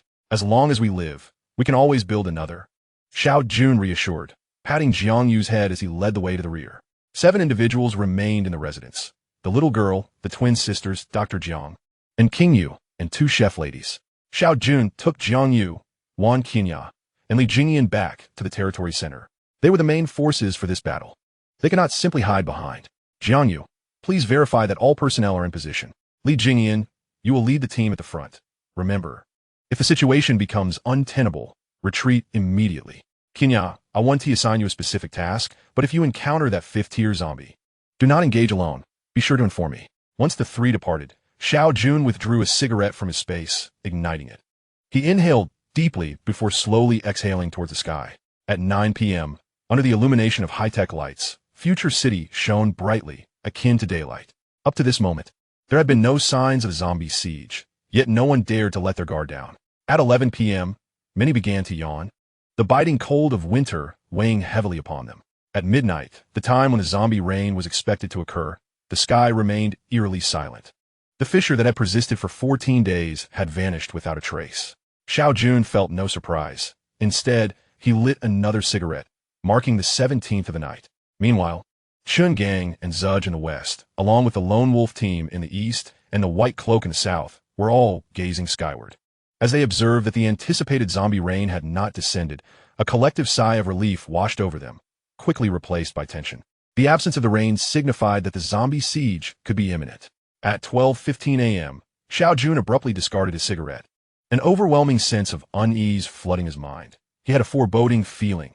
Something was approaching. Go and alert everyone to heighten their vigilance. After exchanging a brief word with the lady beside her, she swiftly dashed ahead, notifying everyone in rapid succession. Before long, Jiang Yu and Wan Qinya appeared simultaneously behind Xiao Jun. The clock struck precisely 12:30. The initial blaze erupted from the rear of Xiao Jun's territory. Due to the abundance of flammable materials, the flames rapidly engulfed the area. Behind Li Qianwan stood a neatly arranged row of 34 gas canisters. Each of the 2 ladies had already lifted one, exerting all their strength to hurl it towards the center of the bridge. Meanwhile, 2 other ladies armed with steel blades stood protectively in front of Li Qianwan, ready to strike at any zombies that breached their line of defense. Ensuring Li Qianwan remained unharmed. You 2 must aim with precision. Throw them to a single point. After the 2 ladies had thrown 3 or 4 canisters each, Li Qianwan began to direct the operation. If we fail to sever the bridge, it could lead to complications. Aim carefully. Throw them to the same spot. The 2 ladies quickly grasped the directive, taking turns to aim and throw, showing marked improvement despite some minor discrepancies. Keep going faster, just like that.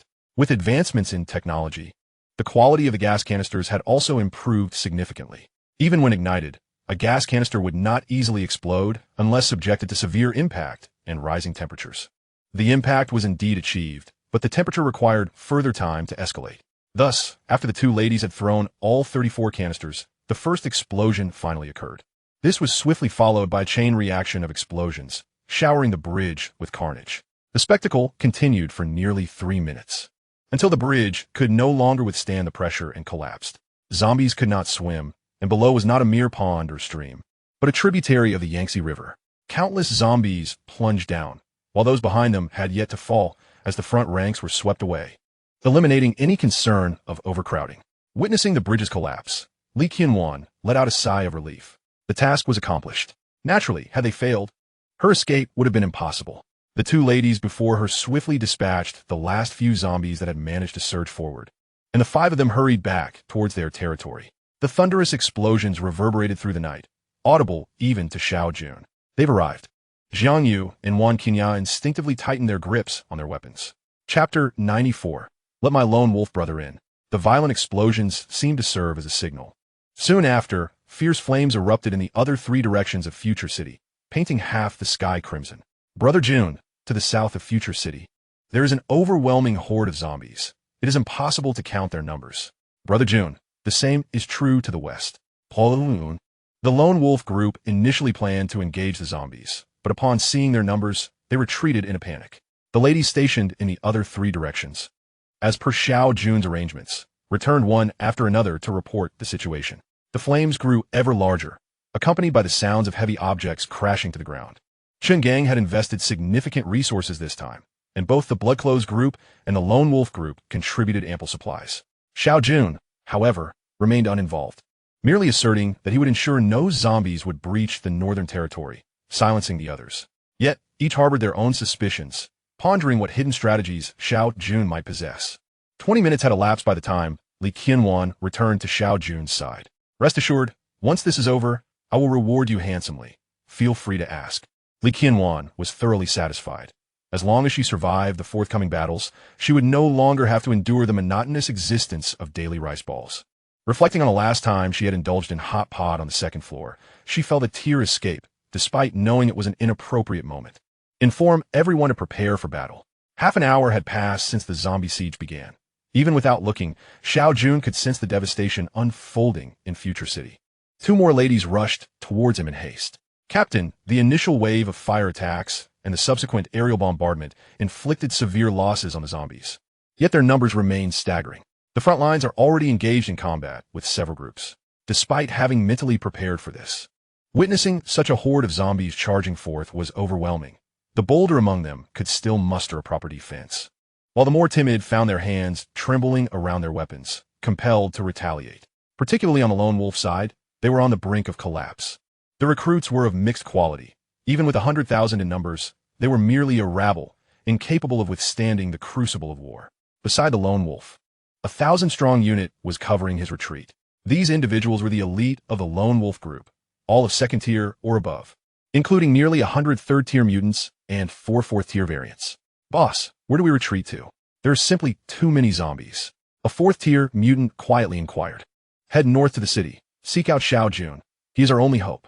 In this critical moment, the lone wolf unhesitatingly placed his faith in Xiao Jun, a trust he had never given to the vast forces of Future City. Yes, let us find Captain Xiao. ISNT he brothers with the boss? We can't go wrong there. The fourth-tier mutant quickly caught on, realizing that the reason for the previous conflict, where Captain Xiao had eliminated several of their comrades, had been resolved in pursuit of a greater purpose. Now, Captain Xiao commanded a fighting force of several tens of thousands, and it was rumored that his harem comprised hundreds of third-tier mutants. Of course, this was merely hearsay. In truth, all 1,000 ladies in Xiao Jun's harem had achieved third-tier status by today. Following the announcement of the zombie siege, cigarette sales had surged to a new peak, resulting in the depletion of Xiao Jun's lower-tier cigarettes and even more than 3,000 boxes of premium ones. The first to arrive at Xiao Jun's territory was not the lone wolf, but Guiyu. Shortly after the war commenced, Guiyu hastily brought his people towards Xiao Jun. The chaos within the city had delayed them slightly, but it was not too late. Brother Jun, what should I do? Guiyu eagerly volunteered for battle upon arrival, displaying none of the hesitance typical of Future City inhabitants, but rather the demeanor of Xiao Jun's subordinate. As for his 5,000 followers, who would not be eager to retreat to safety, even if Chen Gang inquired later, they would simply claim they were following Guiyu, oblivious to the circumstances. Go ahead and block the way. Do not allow anyone to enter indiscriminately. Anyone who dares to force their way in shall be executed. Before the zombies arrived, all forces must unite. Once the zombies appeared, any disturbance to Xiao Jun's strategy would be met with lethal consequences. There would be no consideration for kinship. In this dire hour, the motto was clear: better the death of a friend than the survival of an enemy. If they are from Future City, rest assured, Jiang Yu will accompany you to make the decisions. If she cannot resolve it, she will inform me. Guo Yu led his team to guard the front, the only designated passageway for allowing other humans to enter. However, not everyone would be granted passage. Otherwise, letting in those who could not assist and would only cause chaos would be troublesome. The second wave to arrive was indeed the lone wolf. With 100,000 members left behind, he had already made arrangements for the battle ahead, requiring no further guidance from himself. His own survival took precedence. Halt! What is the meaning of this? Spotting a team of nearly 1,000 approaching, Guo Yu stepped forward. I am the lone wolf, here to find my brother, Captain Xiao. The lone wolf, unperturbed, boldly proclaimed his intentions. Guo Yu was acutely aware of the history between the lone wolf and Xiao Jun. When had they become brothers? This was news to him. Due to the fact that the lone wolf is a significant figure in Future City, Guo Yu hesitated. Jiang Yu also stepped forward, concerned that Guo Yu might suffer a loss, especially given that the opposing team of 1,000 appeared quite formidable. She had already dispatched someone to inform Xiao Jun, and they just needed to delay for a moment. The captain of the lone wolf should wait for a while. Brother Jun will be here shortly. Upon seeing Jiang Yu, the lone wolf quieted down. For who in Future City did not know that the chief steward of the harem team was Jiang Yu? She meticulously managed all matters, big and small, within the team, while Xiao Jun, though nominally the captain, was more of a figurehead. Before long, Xiao Jun approached. Captain Xiao, look. The moment he laid eyes on Xiao Jun, the lone wolf immediately beamed and approached with a brotherly demeanor. Is this 1,000 people? Indeed. They are all elites from your team? Captain Xiao, your keen insight is admirable. One person, one third-tier mutated crystal. The conversation could not progress further. Although he was aware that Xiao Jun would undoubtedly seize the opportunity to take advantage of him, this was excessively exploitative. Moreover, he had yet to settle the previous matter of having been cheated out of 30 mutated crystals, and now another 1,000 were being demanded. Captain Xiao, if I had 1,000, I would already be at the 5th tier. Do you think that is feasible? We are not new to this business. With zombies lurking behind us, time waits for no one. How about you provide a straightforward figure? Xiao Jun glanced behind him at the distant zombies. Let me offer a fair price, 100 crystals, but your people must remain on the front lines and heed my commands. How about 80? Get lost. Without further ado, the lone wolf reached into his space and produced 100 third-tier mutated crystals, handing them over to Xiao Jun. Xiao Jun looked at him in surprise. This fellow was quite impressive. No wonder this timid persona could become the leader of a significant force. His methods of acquiring wealth were remarkably adept. It had not been long, yet he readily provided 100 third-tier mutated crystals on demand. Guo Yu, step aside quickly. Let my brother Lone Wolf's people come in.